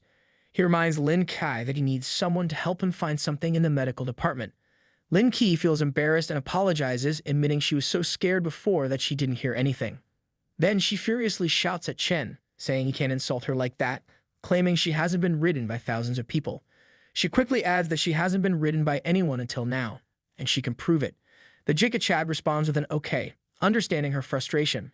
Later, they arrive at the Jiangxing University Stadium, where Lin Kai tells Chen she's tired from walking so much and asks if they can take a break. The Jikachad responds with a no and surprises her by holding her waist, explaining they need to go fast, and they start running. Lin Qi's shirt falls to the ground and she shouts about it, but Chen doesn't hear her. After a few minutes, they reach the medical department research building. Lin Kai, frustrated, accuses Chen of being too pushy, explaining that if she hadn't caught her foot in her shirt, it would have been embarrassing for her to be left in her underwear. Chen asks if it's the research building and Lin Qi confirms, mentioning a research room on the 3rd floor only accessible to professors. She adds that it's said to contain many samples and information about bacteria and viruses. She also points out the building's side, mentioning it's not a garage but Mr. Oshi's house and incinerator. Speculating about hidden secrets in the medical department, she suggests this might be the only place to look. Chen stands and asks her to follow him. Later, Chen is impressed by the numerous types of viruses stored in the virus research laboratory. He didn't expect the university to have such a valuable collection. He begins absorbing all the viruses, noting that most of them are the flu virus, but he doesn't mind given it's a university. His screen shows he has enough influenza virus points to upgrade it to a skill, so he decides to give it a try. After the upgrade, he successfully gains the influenza skill, which releases a flu virus that infects a target within its range, reducing all attributes and adding a negative condition. It also interrupts all chance accumulation and aiming when triggered. Reading about the influenza virus, Chen is pleased with its strength, interrupt capabilities, and powerful control, especially with the sneeze effect. Chen realizes that he hadn't paid enough attention to the reality of the viruses while going through the virus tree and acknowledges the need to focus more on this aspect in the future. The SSS level proves to be indeed terrifying, noting that he still has some virus points left and considering the complexity of the Goblin God's trial. Chen decides to use the remaining points to further increase his strength. Chen orders the Blacklight virus skill tree to open. He unlocks 2 skills, flying and concentration. The flying skill lets him cling to any surface, enhancing his balance and sense of direction. The concentration skill improves his dynamic vision and reflexes, doubling his muscle control. Chen ponders the phrase all muscles and touches a wall, damaging it with just 1 touch. Lin Qi is shocked and thinks it's fortunate Chen didn't use this skill on her earlier. Chen is pleased, realizing he can deliver a powerful blow regardless of the size of the target. Noticing Lin Qi blushing, Chen asks her about it. Lin Qi responds that it's nothing. Ken shares that there's nothing more for him in the laboratory and suggests they go to Mr. Oshi's repository. They reach the repository. Lin Qi is scared because there's no electricity. Chen asks her to be quiet and stay still, sensing a strange vibe from the incineration room. He opens the room and tells Lin Qi to stay outside. Lin Qi admits she's scared. Ken receives a notification on his screen asking if he wants to enter the dungeon named Cold Incinerator. He responds with an absolute yes. The screen indicates that a successful clearance could make the dungeon permanent, but if not cleared within 2 days, it would disappear forever. Chen realizes why he hadn't heard of it before. As he gets ready, activating his evolver form in passive mode, all the monsters begin attacking him furiously. The first mutant monster attacks Chen, but he easily defeats it with a claw slash, meaning 400 experience points. Surprisingly, second mutant waits for the first to fall, then begins to consume it to power up its attack. Suddenly, it unleashes a thunderstorm-like attack on Chen.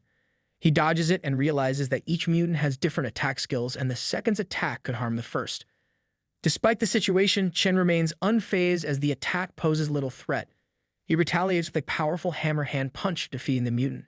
His screen displays that he has vanquished a level 7 spiced infant spider, earning 1,000 points. Chen feels delighted, realizing the dungeon offers plenty of experience points. He shouts at the mutants to come as fast as they can and proceeds to defeat them one by one, earning 400 to 1,000 experience points each time. Gradually, he dispatches dozens of mutants until finally receiving a notification that he has leveled up to level 4, gaining 2 attribute points as a reward. Ken addresses the main monster, mocking it for not coming out despite defeating all its minions. He even offers assistance, extending a hand. Suddenly, a wall of the machine breaks, revealing a massive meat-like monster emerging from it. Startled, Chen feels tense, wondering how it could evoke such a strong sense of danger. He quickly formulates a plan to eliminate it before it evolves further. Without hesitation, Chen launches an attack, but the monster swiftly defends itself. Undeterred, Chen attempts to infect it with his evolved flu virus, only to find it ineffective. As the meat monster fully emerges, it transforms into a giant form and retaliates with a powerful punch, sending Chen flying backward, crashing into the wall. Ken's screen displays the monster's name as Biomaniac. Undeterred by Biomaniac's fury, Chen defends himself and counterattacks with all his power. However, Biomaniac swiftly regenerates, recovering from the onslaught. Despite the intense battle, Chen seems oddly happy. He explains that since his rebirth, he hadn't been able to fight with all his might, but now he's thrilled to unleash his full power against Biomaniac. Chen also mentions that in a few more days, his hands and feet will become rusted, revealing his plan to use Biomaniac to restore some of his strength. The fight continues relentlessly, with Chen launching attack after attack while Biomaniac continuously heals himself. After an hour of non-stop combat, they are still locked in battle. Chen is amazed by Biomaniac's seemingly infinite regeneration, wondering if there's any limit to it. He activates his Hourglass status read ability. Chen declares his determination to test whether Biomaniac is truly immortal or not. Another hour passes, and this time Chen calmly observes that Biomaniac is taking longer to heal. He begins to wonder if there's a limit to Biomaniac's regeneration, questioning whether the monster will eventually stop healing altogether. Another hour elapses, and this time Biomaniac's size has significantly diminished, leaving the monster lying on the ground. Chen, feeling a twinge of sadness, urges Biomaniac that he isn't done playing with him yet. The fight continues at a slower pace, and after yet another hour, Biomaniac lies motionless on the ground, no longer glowing and reduced to the size of a small piece of meat. Chen observes this and realizes that Biomaniac isn't going to recover anymore. With determination, Chen decides it's time to end the chapter of Biomaniac. He stomps on Biomaniac, crushing it into pieces. As the dust settles, the screen reveals that Biomaniac was a level 8 boss, and Chen has gained a hopping 10,000 points from defeating it. Furthermore, Chen levels up, reaching level 5. He receives a notification that the dungeon has been successfully cleared, and he now has the option to exit any time. His screen presents him with an intriguing question, whether he wants to upload the clearance video as a paid guide. Chen agrees to the terms, requesting to hide his appearance, name, and ID. Meanwhile, at the villa, Zikyung is getting a healing massage from Sui Xin. Suddenly, she gets shocked to see an announcement in the chat group. A person named White has uploaded the clearance video of the nightmare-level mystery dungeon called Incinerator, with a viewing price set at 1 copper coin. Both Zikyung and Sui Xin are filled with curiosity and decide to watch the video together. Meanwhile, other pioneers also tune in from wherever they are. One girl is stunned by the speed at which Chen fights the monster. She has to slow down the video to observe carefully. Some viewers are impressed by Chen's skills, while others grow tense witnessing the monster's rapid recovery speed, questioning whether it's wise for Chen to engage in such a battle. However, a child pioneer girl feels joy seeing that Chen has fully recovered after defeating the monster. Simultaneously, inside the cooled incinerator dungeon, Chen absorbs the remains of the monster, and a notification shows him gaining 300 Blacklight virus evolution points. Reflecting, Chen notes that the Blacklight virus has its own evolution points, which he can only use to update its skills and abilities. Another notification appears, indicating that the Blacklight virus has evolved, increasing the speed of recovery by 300%. He has also acquired the biomaniac skill, Cell Regeneration, Grade A. This skill allows him to regenerate a severed limb using stamina or energy as quickly as possible. Delighted to obtain this passive skill, Chen acknowledges the low probability of acquiring such skills. Excitedly, he then decides to inspect the items dropped by this nightmare-level boss. In front of Chen, 3 golden items hover in the air, gleaming with an otherworldly allure. As curiosity gets the better of him, he grabs the first item, a golden scroll. The description reveals its dark nature. The Biodemon Professional Scroll, A-level and unique. It's an ominous profession feeding off other living beings to enhance itself, with the unsettling ability to stimulate its own cells, boosting strength and recovery. Of course, there's a catch. A little too much absorption might lead to disintegration or some uncharted genetic mutation. The scroll casually mentions that the consequences are unknown, which is probably code for you might want to think twice. To wield this power, one needs to be at evolved level 10 and physical level 15, a requirement that suggests this isn't for the faint of heart. Chen examines the item in his hand, weighing its potential. He recognizes it as a unique A-class profession with both risks and rewards, but he already possesses the Blacklight virus, a formidable power on its own. Deciding to move on, he picks up the next item, a golden test tube. The description reads Genetic Essence, Grade C, a perfect genetic enhancement that promises to significantly boost a person's physical condition, though it's a one-time deal for each evolved individual. With a casual flick of his finger, he pops the cap off the tube, noting that this one might actually be worth his time. Without hesitation, he pours the contents into his mouth. Instantly, his strength, physique, and agility receive a permanent upgrade. The next item catches Chen's attention with its air of mystery. With a delicate touch, he lifts it, trying to decipher its purpose. It appears strange, almost otherworldly. He wonders if this is a special item or a piece of equipment. Chen opens what looks like a long, jumpsuit-sized skin and reads its description. Faceless skin, Grade D special defense. This peculiar item boasts a mix of multiple genes, offering excellent defense while also addressing the ever-so-common problem of skin flexidity. It comes with a boost of plus 10 to agility, physique, and defense. As if that weren't enough, it promises body modeling, with prolonged use potentially improving one's shape and has better effects on women, or so the description suggests. What really seals the deal is its dynamic nature. After using it, the wearer can change the color and shape of any part of their body to match their whims. It's like having a built-in makeover machine, except it's a skin suit. Chen observes the item attentively, contemplating its potential. After a moment of silence, he muses that the description of this dynamic skin seems a bit ambiguous. He ponders its true nature, wondering if it's meant for body modification or simply serves as equipment. Holding the skin aloft with his purple aura, Chen examines it closely, trying to unravel its secrets. Then Chen accesses his inventory, recalling that he also picked up some items from fallen monsters earlier. These turn out to be common equipment pieces suitable for use as internal armor. Not bad at all. Among them, he finds a skill book, and with a hint of excitement, he selects it. Reading its description, he learns that the skill book offers a power called Activate Cells.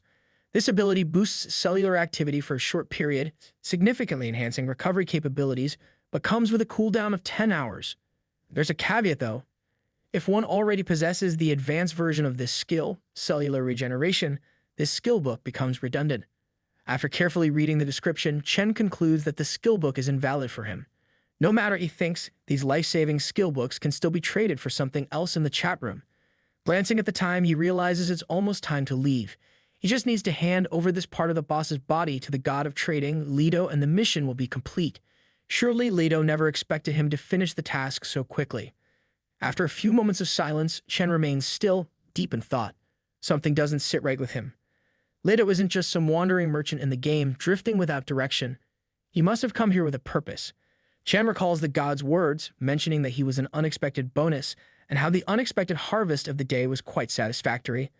The more Chen thinks about it, the clearer it becomes Leto's original purpose likely involved this special dungeon. But something doesn't add up. The amount of experience Chen is gaining here doesn't seem significant enough to warrant the presence of a divine avatar. He wonders, could it be that Leto's true purpose has nothing to do with this dungeon at all, or is he overlooking something crucial? Assuming an investigative posture, he begins to piece together the puzzle. Chen closes the dungeon exit window and decides to head toward the incinerator, the same one where the biodemon made its grand entrance. If there's anything left unexplored in this dungeon, it's the interior of that ominous incinerator. Without a second thought, he crouches down and squeezes into the small compartment, navigating through iron plates dotted with tiny holes, clearly meant for some not-so-pleasant fire exits. The walls, coated in oil and grease, make the place feel like the world's worst slip and slide. At first, it seems like nothing more than a grimy, claustrophobic tunnel, and Chen can't help but wonder if he's just wasting time in a glorified chimney. But as he reaches the end, he spots a round opening above him. He wonders if there is something hidden up in that pipe. He figures that a little climb might reveal what's been lurking just out of sight. Besides, missing out on hidden secrets isn't exactly his style. Chen leaps toward the pipe, using his hands and feet to climb upward. The pipe seems much longer than expected, far exceeding the height of the room below. As he ascends, his expression shifts. Something surprises him. He realizes there's nowhere else to go. It's a dead end. He wonders, is that it, a dead end? It doesn't add up. There's nothing here, he thinks, as he continues squeezing through the narrow pipe, elbowing the final wall in frustration. Just as he's about to give up, something catches him off guard again. A face with a yellow glow suddenly emerges from the wall, a mask with open eyes and mouth, frozen in an expression of dismay. Startled, Chen retreats instinctively, caught off guard by the mask's sudden appearance. Almost without thinking, he reacts, delivering a punch to the mask. The mask shatters in a burst of bright yellow light. A few seconds pass, and Chen remains frozen in an expression of dismay, but then the item finally reveals itself, along with its description. The incinerator phenomenon is caused by an unknown force, and the mask, with its eerie glow, seems to possess miraculous functions and effects. The mask glistens brightly as Chen examines it, its features twisted into a face full of panic and terror. Chen stretches out his hand and picks it up, noting the unsettling way it's labeled. Unnamed with a question mark. It seems more likely to be a fragment of an SS-class item or even a god-tier relic. Incredible, he thinks. This must have been what Ligo was after all along. He reflects that now he has to find out a safe way to keep it hidden. He gazes at the mysterious mask in his hands, and a mischievous smile spreads across his face. Some time passes, and night has already fallen outside the medical university building. Chen returns, emerging from the incinerator, where Lin Qi, the girl he had rescued, is waiting for him. Seeing him leap out of the incinerator, Lin Qi couldn't contain her excitement. She mentions having watched his video, her enthusiasm bubbling over as she declares she loves him. Meanwhile, Chen, ever the pragmatist, is more interested in something else entirely. He asks her if she has any copper coins. Lin Qi, still grinning from ear to ear, explains that while others were busy battling zombies, she managed to sneak in a last-minute attack herself. She mentions that the price to view the video was just 1 copper coin, so there must have been quite a few spectators. Chen, curious, opens his interface window to check his balance. To his surprise, he finds he's accumulated a total of 869 gold coins, 93 silver coins, and 15 copper coins. Chen realizes it's not enough. He needs 1,000 coins to unlock the storage, which is protected by the will of the universe, making it the ultimate safe place to store items without detection. It's a bit like having a cosmic safe deposit box, but he'll have to wait before completing his mission. Closing the interface with a sigh, he starts walking, the girl following closely behind. She asks if they're heading to the Dongshan Villa area he mentioned earlier. Keeping his pace steady, Chen shakes his head, explaining that the night holds too many unknown dangers. Instead, he suggests they find a place to stay for the night first.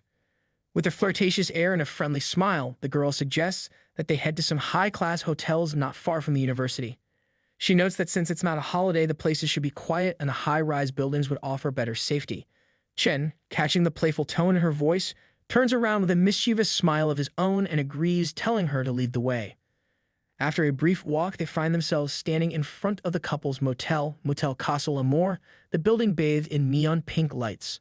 A bold "Do Not Disturb" sign hangs on the door, adding an extra layer of suggestiveness to the scene. Chen might be wondering if he just walked into a rom-com, but the mission, and whatever else the night might bring, will have to wait until morning. Chen observes the girl, who is dressed in a nurse's costume, and with his hands casually tucked in his pockets, he declares that he's not impressed. The girl, looking shy and a bit confused, apologizes, thinking he had chosen this hotel for this very reason. Chen, with a smug smile, claps his hands and admits that while he wouldn't mind seeing a little show, he's not fond of what she's currently wearing. The girl, trying to salvage the situation, covers herself with her hands and decides to change. After a quick search around the pink room, she returns dressed as a police officer, spinning handcuffs in her hand, clearly trying to strike a balance between playful and commanding. But Chen, ever the critic, shakes his head, insisting she still doesn't have the right spirit. She returns next in a teacher's costume, but that doesn't meet his standards either. He finds it not well behaved enough. Determined to find something that pleases him, she changes into a schoolgirl outfit, but this only earns a dismissive comment from Chen, who finds it boring noting that she's already a student. He wonders if there's anything more interesting in this costume parade. Just when it seems like nothing will satisfy him, she appears in a captural costume, complete with a tail and cat ears. With a flushed face, she tries to seduce him, asking if this will do. After a moment of silence, Chen approaches her as she lies on the bed. He finally approves, saying it's not bad, and playfully declares that she'll be his little pet for the night.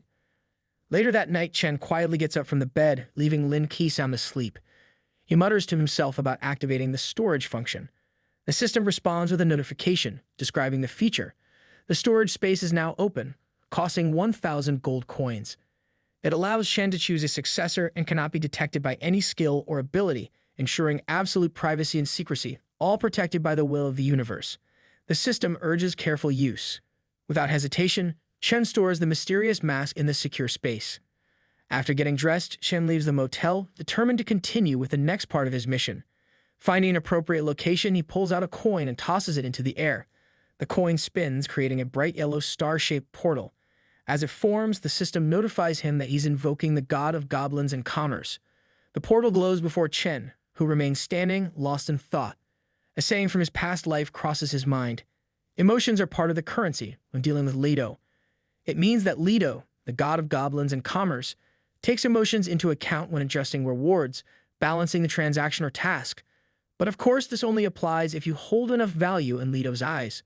With a focused expression, Chen waits patiently until the god finally appears.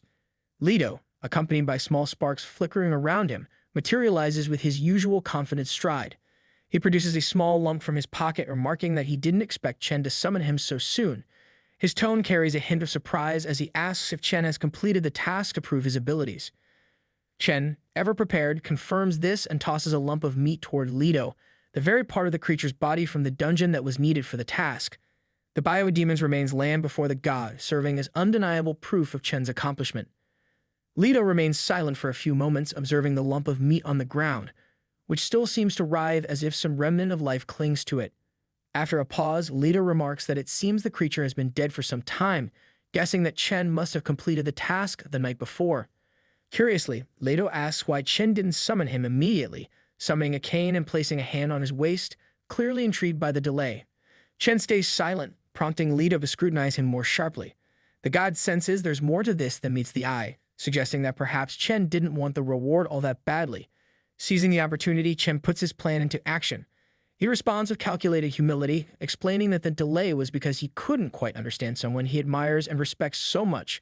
Why did Lido hide the true difficulty of that dungeon from him? Chen gestures dramatically, surprising Lido with his argument. He reveals that it was only upon entering the dungeon that he realized it was nightmare level. If not for a few tricks up his sleeve, Chen admits he might not have made it out alive. Lido takes a few steps, then responds with a knowing tone. He acknowledges Chen's frustration but offers an explanation. This challenge, he reveals, was also part of the test. He explains that he couldn't hand over such a valuable treasure to someone who can't handle the unexpected. Lido's mischievous smile suggests he takes a certain pleasure in the unpredictability of the game. Chen replies, conceding that he understands the reasoning. He then shifts the conversation, asking about the reward and the next task.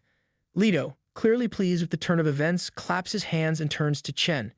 He admits it was wrong to hide the information, but since Chen proved himself, the reward for this mission is his to choose. The next task, Lido adds, will be the final round. With a snap of his fingers, Lido offers Chen a choice of one of the highest quality B-rank items as the upper limit. Chen examines the item options, each one displayed on shimmering light blue cards surrounding him. Lido stands nearby, smiling proudly at his vast collection of treasures. After carefully considering his options, Chen selects an item called the Scroll of Recovery. As soon as he takes it in his hands, Lido closes the shop with a satisfied nod, stepping closer. Lido, clearly impressed, comments on Chen's choice. The Scroll of Recovery is a production plan, and Lido acknowledges that Chen is experienced and has clear objectives in mind. Then, with a wide smile, Lido presents the final task. Chen's eyes widen in surprise as he reads the mission details. The task before him is no ordinary challenge. It's an SSS-level task titled Final Investment, Final Round. The objective is to obtain 2 SSS-level profession scrolls. The question looms before him, will you accept it? The crescent moon shines in the sky as Chen gazes at the mission panel open before him. The task is daunting, 2 SSS-level scrolls. The difficulty of it hits him hard, and he can't help but express his shock to Lord Leto. He gives a half-hearted smile, a bead of sweat trickling down his temple, and points out that even the gods weren't born with SSS-level professions. But Leto, with his ever-present mischievous smile, is not in the mood for negotiation. He acknowledges that he's well aware of the challenge. After all, his own first profession was only A-level. However, this task involves his greatest treasure, and it must go to the best place. Otherwise, Leto admits he'd have a hard time parting with it. Chen remains silent for a few moments, weighing his options. Finally, he realizes there's no way around it. With a resigned sigh, he agrees, knowing full well that accepting this challenge is the only path forward. Back at the Dongshan Villa area, the sound of loud booms echoes through the night. In the midst of the chaos, a massive rat, grotesquely oversized, carries a corpse in its mouth. This level 5 mutant rat, towering and ferocious, is wreaking havoc, roaring amidst the rubble. Some evolved individuals in the area manage to glimpse a few of its stats, but for most, the system simply states that the level difference is too great to reveal the rest of its abilities. Luli, crouching behind one of the ruined structures, is visibly shaken. She deduces this rat is far larger than anything they've encountered before, and the 2 teams that faced it were completely obliterated. Song Zixiang is hiding beside Luli, fear evident on both their faces. Luli, sweating and tense, points out that the mutants' attributes are 3 to 4 times greater than their own. It's clear that their people are no match for this beast. Song, with a mixture of frustration and resignation, suggests they stay away from the creature for now, admitting they can't handle it in its current state. However, she stresses the importance of keeping it under constant observation. She then orders her 2 subordinates into action, one of whom is sporting a head bandage that suggests they had a rough day. Suddenly, Luli's sharp perception kicks in, sensing an imminent attack like a sixth sense. Honed for survival, and she tells everyone to get away. The mutant rat, not one to waste time, charges forward, smashing through what's left of the structures with the enthusiasm of a bulldozer on a rampage. Luli throws herself over Song in a desperate bid to shield her. Song lets out a scream as she slams into the ground, while the rat, in its wild momentum, stumbles and crashes down, sending bodies flying like ragdolls in a windstorm. Luli, ever the loyal protector, urgently tries to help Song to her feet, insisting she must escape immediately. But Song, crawling and all too aware of the rat's terrifying speed, knows they're out of time. The rat's crimson eyes blaze with murderous intent, making it clear it's not here for negotiations. With a deafening roar, the rat leaps toward them, its massive form blocking out any hope of escape. Frozen in place, Song and Luli can do nothing but brace themselves. But just like in a classic superhero moment, someone descends from the sky, wrapped in a cloud of crackling purple lightning. Falling right above the mutant rat, Chen arrives with impeccable timing, delivering a powerful kick that sends the creature crashing into the ground, the impact so forceful it fractures the earth beneath. Song, eyes wide with a mix of relief and joy, can hardly believe it. Her savior has arrived. Chen, standing triumphantly above the downed mutant, casually remarks that it looks like he made it just in time. Without missing a beat, Chen starts giving orders. He instructs Xuan to gather the men, clean up the battlefield, and make sure to compensate and reward the families of those who fell in battle. He then turns to Song Zixiang, telling her to come back with him and explain the situation. Later, back at the Song mansion, Chen sits on the sofa, listening to reports while Song perches on the arm of the sofa beside him, and their companions gather around, attentively absorbing every detail. Chen reviews the situation. The zombies were eliminated, but just as the area was being secured, a swarm of mutant rats appeared out of nowhere. The origin seems to be to the east of the villages. One of the subordinates, looking weary, hands Chen another report, apologizing as she explains how these beasts suddenly appeared, destroying 6 warehouses and resulting in over 100 casualties. The detailed list of victims is included in the report now in Chen's hands. Chen, maintaining his composure, acknowledges the efforts made so far. He reassures them that what they've accomplished wasn't bad, especially given the circumstances. Recognizing their exhaustion, he instructs them to rest while he takes on the task of dealing with the remaining mutant rats in the village area and finding the source of the problem.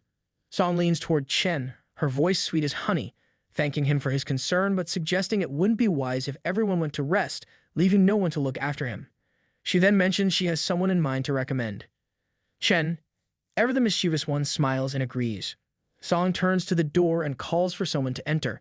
Slowly, the door opens, revealing a girl with long blonde hair, dressed only in a top and panties, her hands behind her head as she holds up her hair. This is Ling Yu, someone Song has known for a long time. Ling Yu was rescued while cleaning the village area, and as Song explains, she studied law and works as a lawyer, which means she can help with the rules.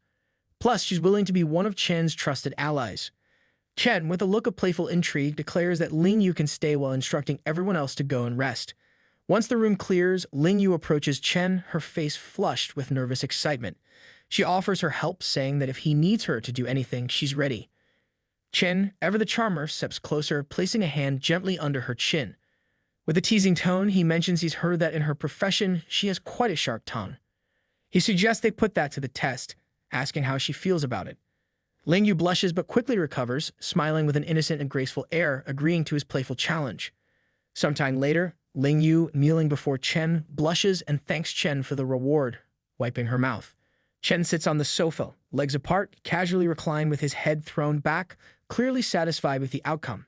With a smile and closed eyes, he compliments her technique, expressing his satisfaction. Chen then stands up and moves to the window, telling Ling Yu to join him.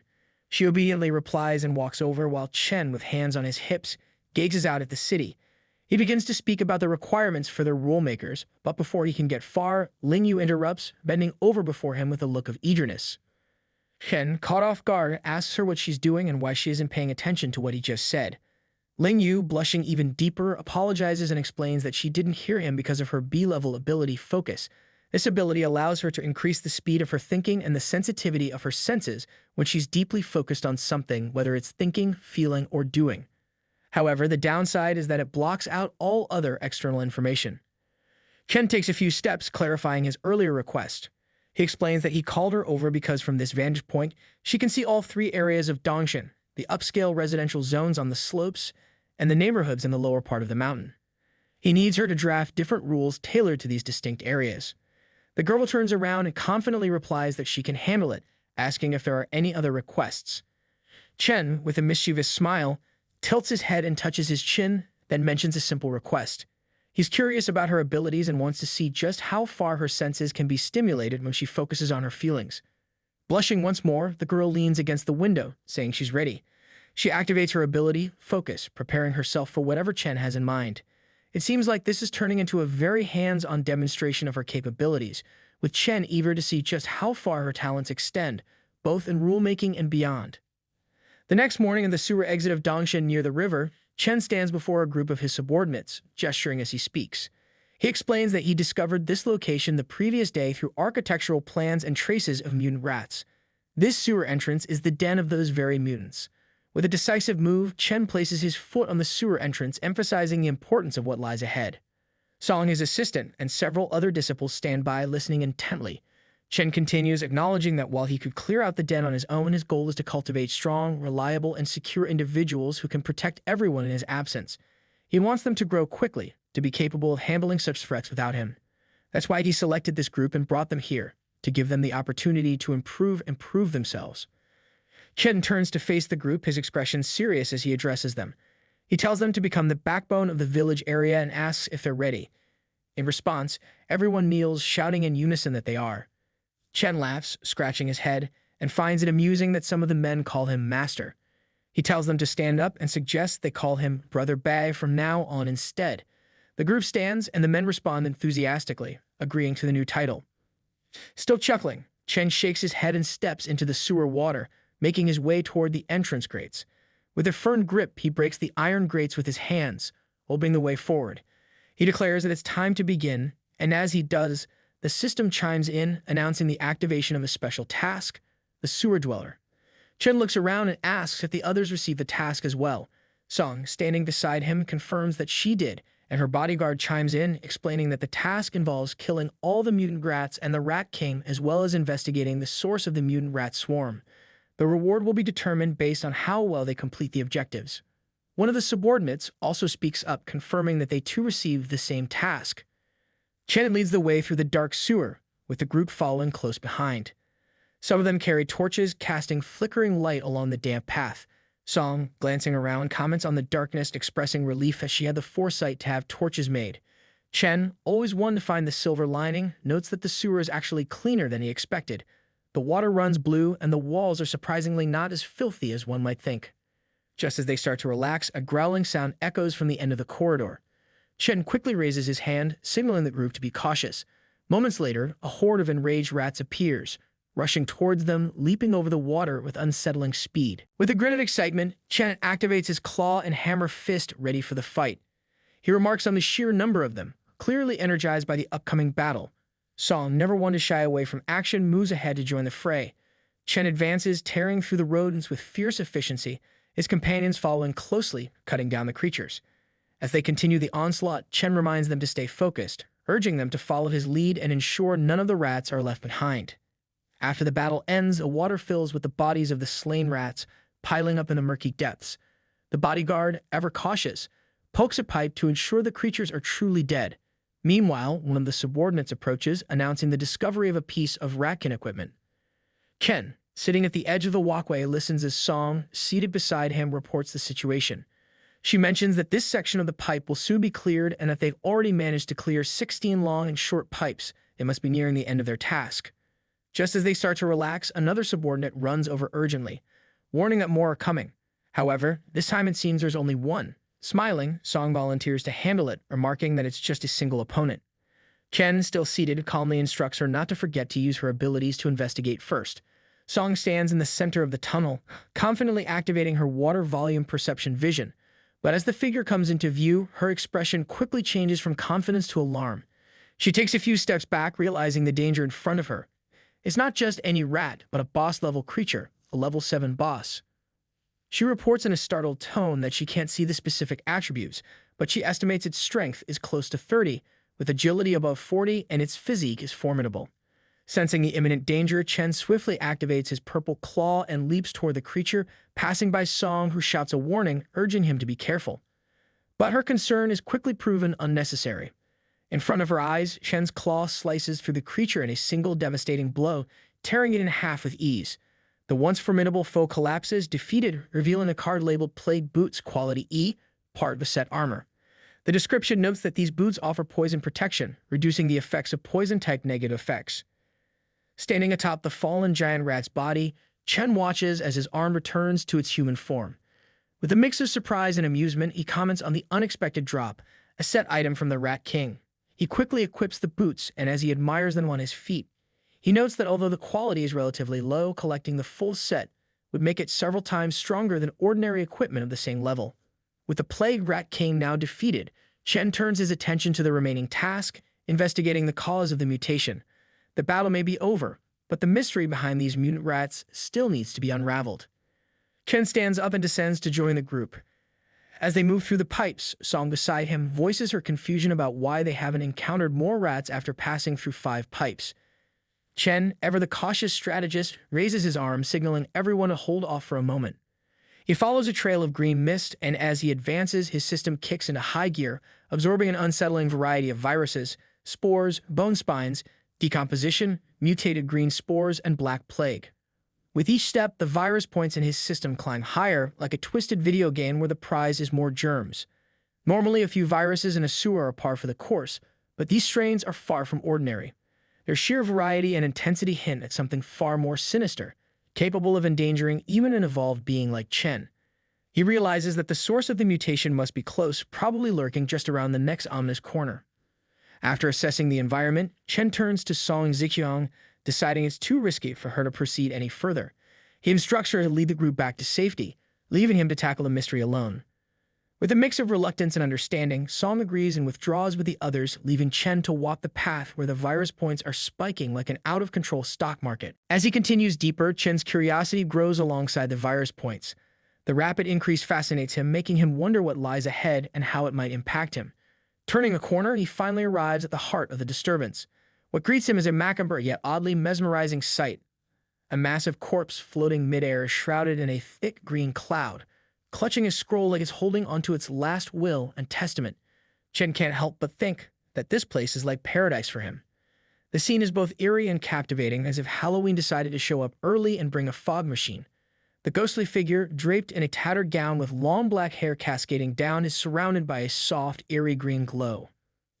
Chen approaches the floating corpse, muttering to himself as he realizes that this must be the source of the plague virus. His eyes narrow as he examines the large, decaying figure, noting that the concentration of the virus seems to be emanating from a glowing scroll clutched in the corpse's hand. The scroll pulses with a bright neon green light, almost daring him to take it. Without hesitation, Chen reaches out, carefully removing the scroll from the corpse's grasp. As he unrolls it, he expects some sort of item description, but instead, he's met with a cryptic message. The priesthood of the plague made a sacred vow to consume the power of the spirits. Our cult locates the source of the plague. This plague is capable of creating eternal life. We sacrifice the most faithful to acquire the power of this scroll. This power grants us eternity. Our lives will be given to the heirs of the Supreme Master, and our spirits will always be by their side. Our names will be eternally remembered. Cult of the Plague. All things are corrupt, but life is not.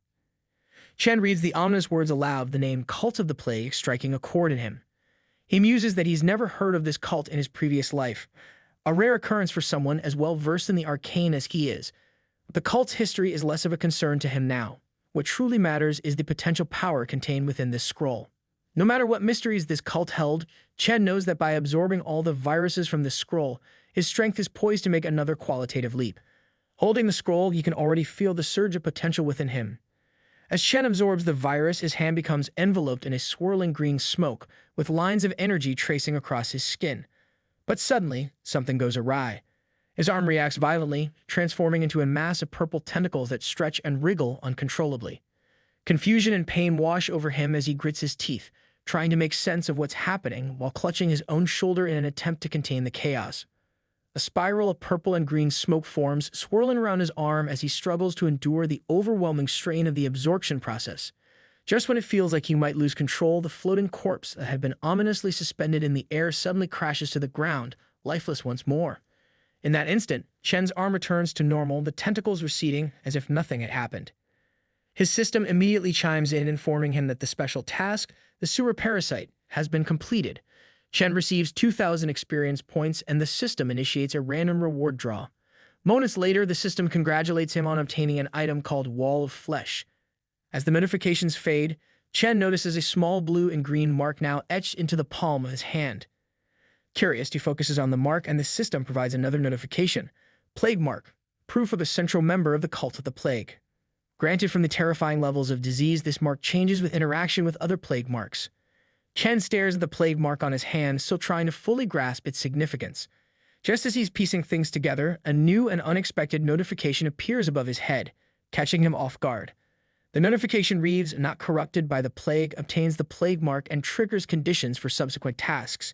The task Cult of the Plague has been issued with a difficulty level of SSS. Chen looks up, feeling a mix of distress and intrigue. An SSS-level task is no small matter. Above him, a translucent lilac window appears, displaying the task details. The Cult of the Plague, in their quest to receive the true god they have prophesied, wishes for the ancient goddess to be reborn and to arrive in this world. Devoted followers possessing the plague mark hold the qualification to become the true god described in the prophetic books. As a member of the Cult of the Plague, you must accept your mission. Prove that you are the true god in the prophetic books. Task goal is to find a plague bringer, and the task rewards are unknown. Chen reads the task details carefully, realizing this mission is tied to divine power. The weight of the situation sinks in as he understands that becoming the god of the plague could grant him the power to stand against his archenemy, Heloise, a formidable foe who has haunted his thoughts for far too long.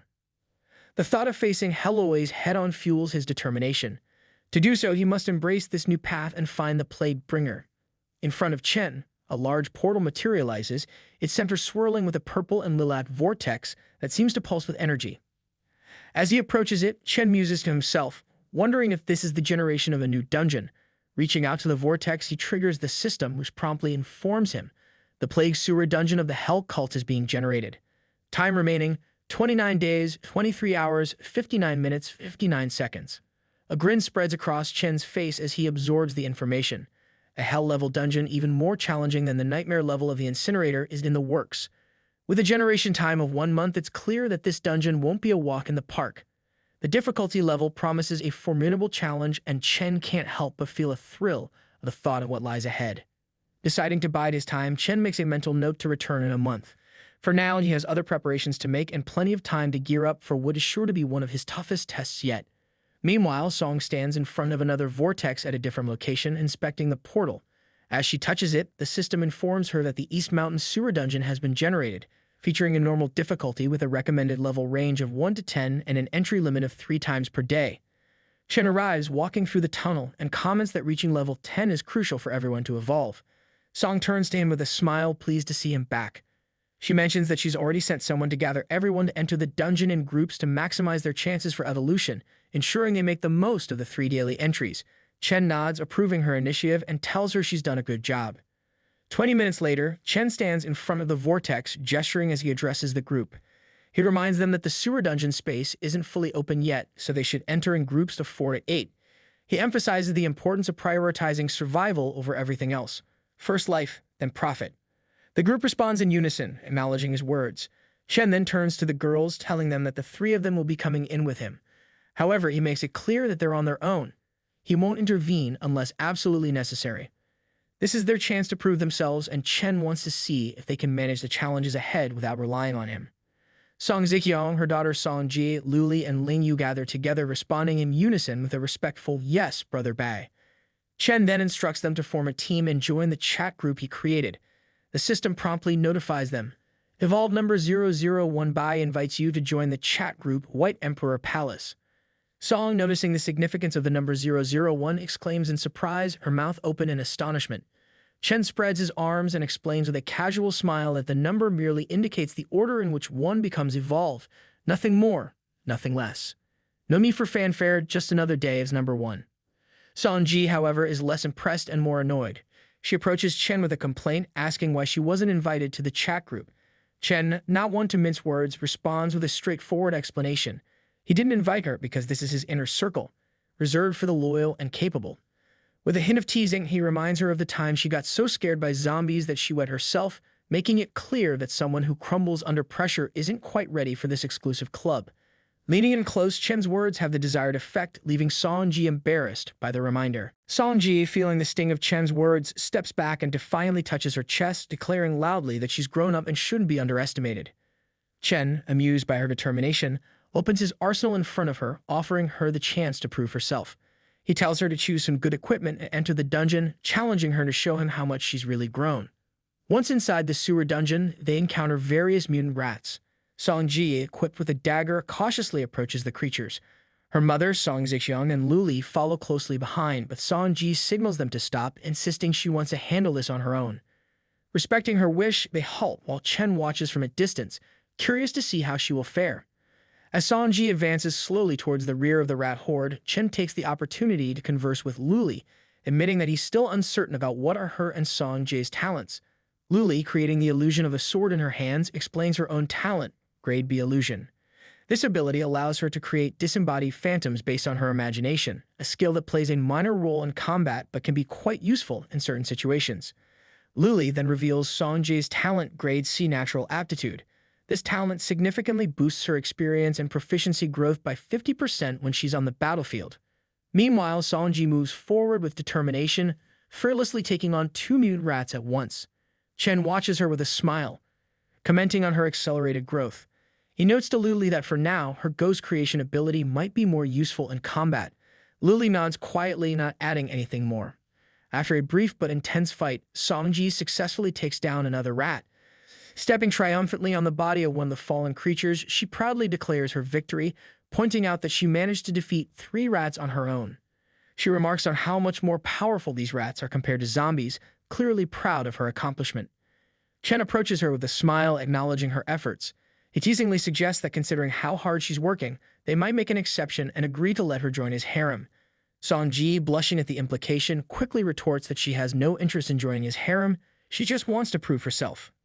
Chen, ever calm, gestures and tells her that he respects her decision and won't send her an invite. However, instead of feeling relieved, Song Ji blushes even more and stammers, unable to fully express herself. Chen, noticing her reaction, raises an eyebrow and asks what. The girl turns her face away, blushing even more, and finally admits that she wants to join. Chen, with a playful smile and his hands on his hips, teases her, pretending to hesitate. He acts as if her lack of enthusiasm might be a reason not to send the invite, savoring the moment as Song Ji pouts, trying to find the right words. Before she can respond, her mother, Song Ziqiang, steps in. She gently places a hand on her daughter's face and reveals that Song Ji really does want to join. Apparently, she was even upset earlier because the person her mother introduced to Chen was Ling Yu and not her. The revelation leaves Song Ji blushing even more, clearly embarrassed that her feelings are out in the open. Chen crouches down to Song Ji's level and tells her that seeing the sincerity in her mother's eyes, he has decided to let her join. He sends her the invitation, and the next second, the system chimes in, confirming that Song-ji has accepted the invite and is now part of the group.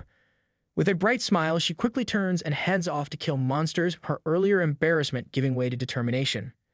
As she walks away, Chen can't help but chuckle, thinking to himself that this little princess has quite the attitude.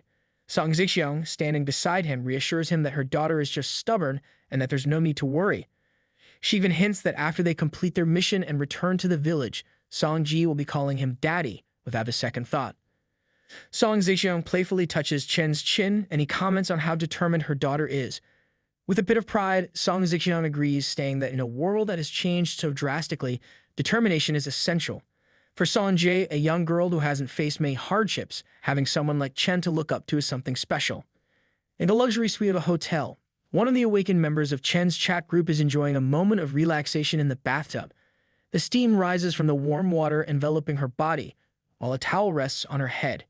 She sighs contentedly, thinking about how comfortable her life has become in the midst of the apocalypse.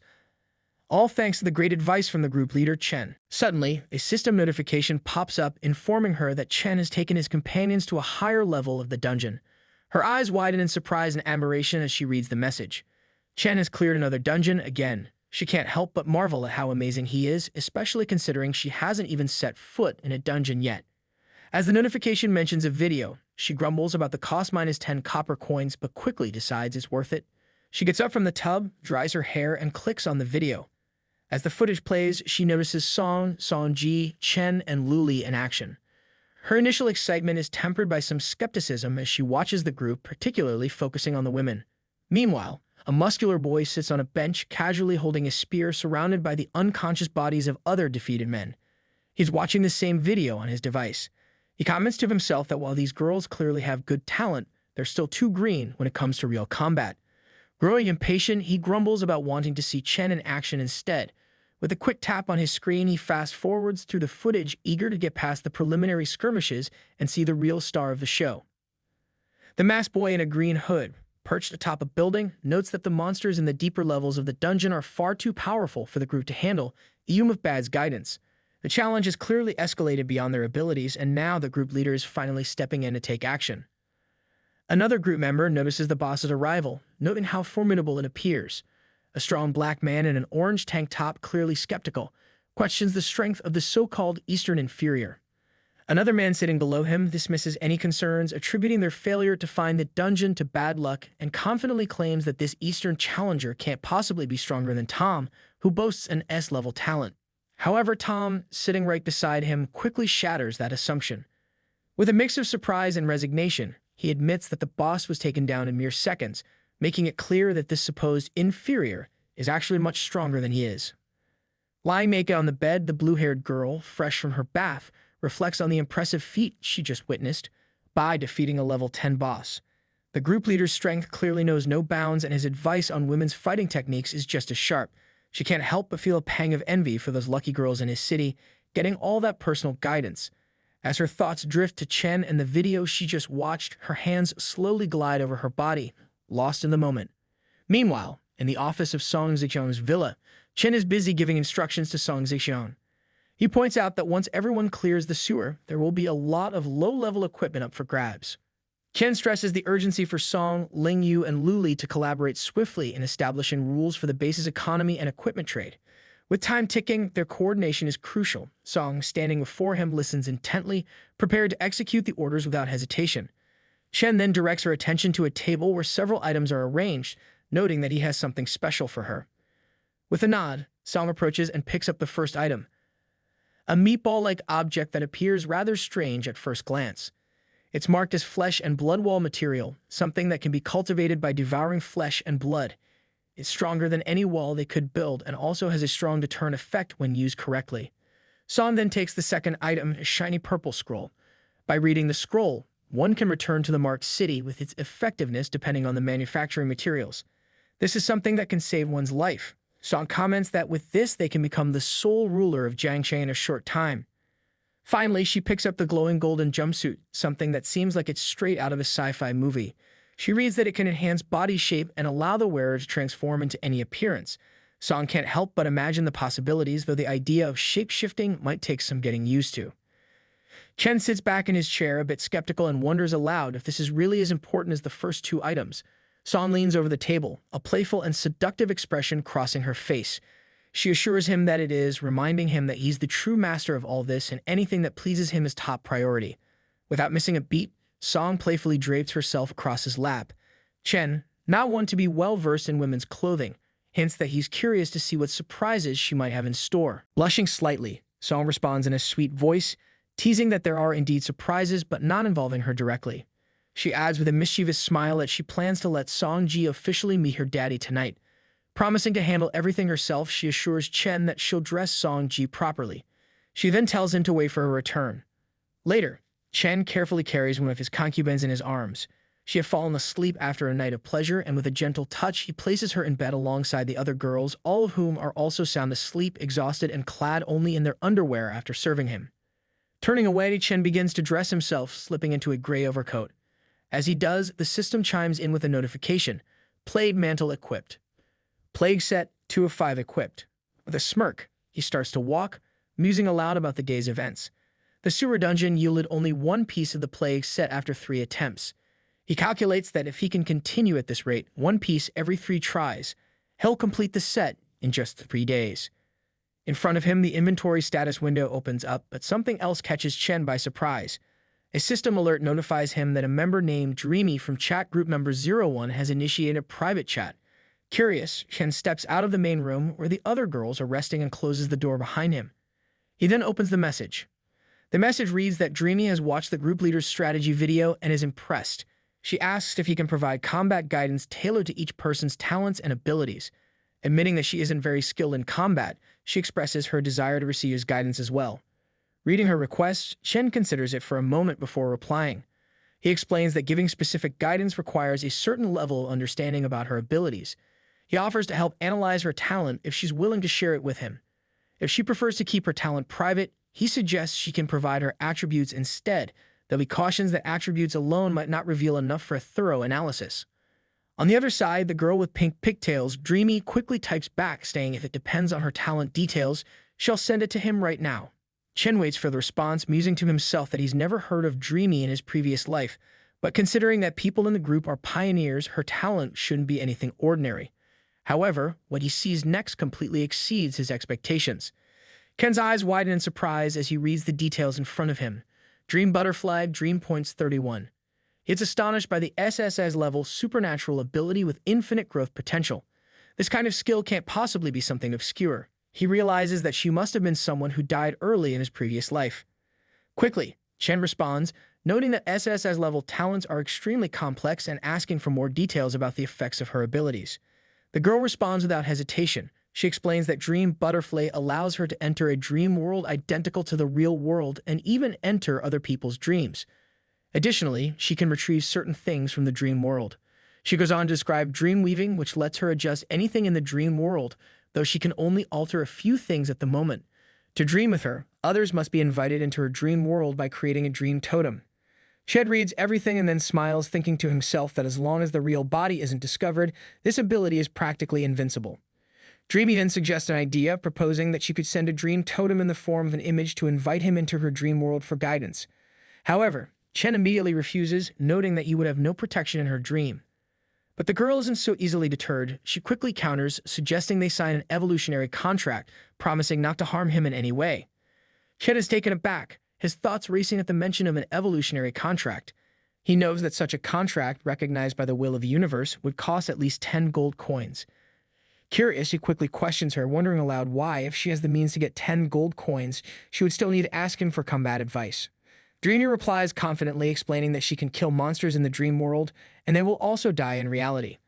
Additionally, she can use dream weaving to adjust the drop rate of monsters in the dream, which is how she has enough gold coins.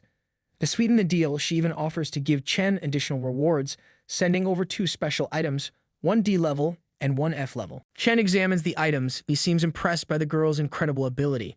He muses that her talent might even rival his own Virus King. Dreamy, sensing his hesitation, bites her lip and pleads with him. She admits that while she is very strong in the dream world, she feels weak in reality.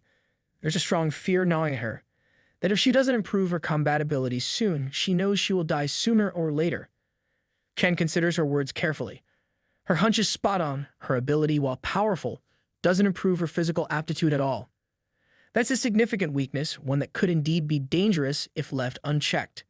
He responds to the girl, asking her to send over the draft of the evolutionary contract she prepared. As he moves to one of the rooms, Chen thinks to himself that if she's willing to sign a contract, then of course, he'll help her. A talent as powerful as hers is something he should definitely recruit for his own purposes. Soon after, the contract arrives and Chen reads through its terms. The system alert reads, "Evolutionary player Dreamy has sent you an evolutionary contract." Evolutionary contract. Dreamy promises not to take any actions that cause harm or negative impact to Chen. Violating the contract will result in the loss of her evolutionary status. Contract validity period, 24 hours. Chen considers the terms carefully, knowing the serious consequences of any breach on her part. This contract might just be the key to securing her incredible abilities for his own advantage.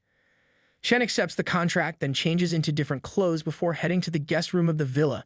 He lies down on the bed, getting comfortable while reflecting on how Dreamy's totems require the observer to remain relaxed and focused for 3 seconds to enter the dream. If the observer is cautious, it might take a bit longer.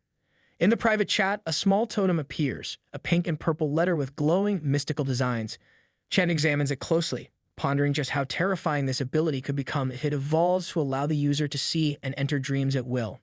Suddenly, after just a few seconds, Chen finds himself in a completely different room. He's no longer lounging on the bed, but standing in a brightly lit space, face to face with a pink-haired girl wearing slippers and a brown nightgown, clutching a teddy bear like she's ready for the world's most adorable battle.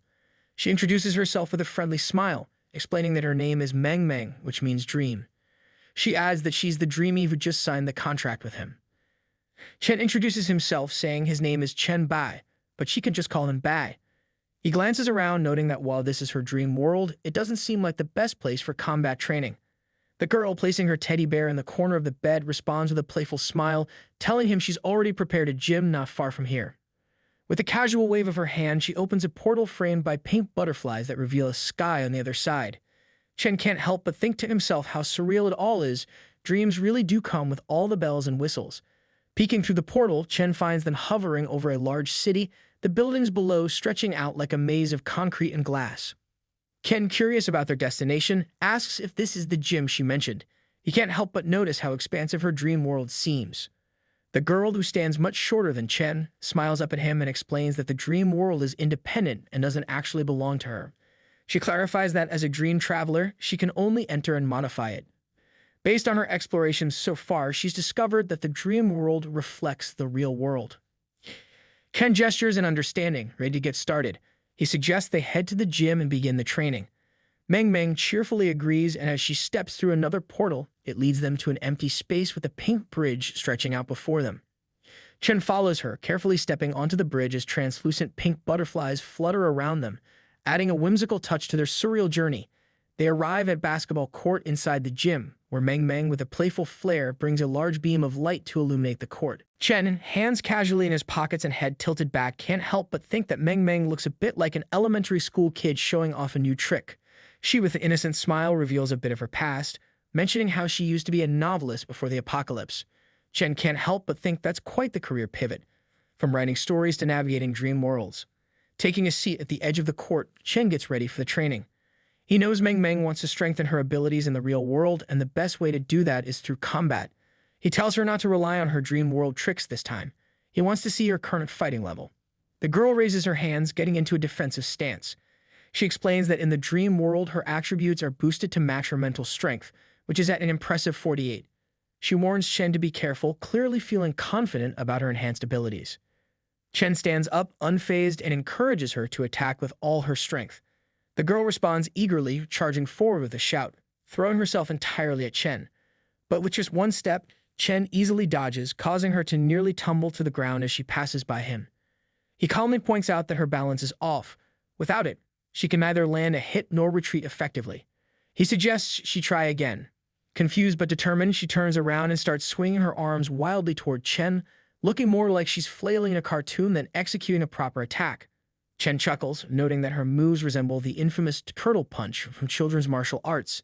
Effective if you're fighting imaginary foes, perhaps.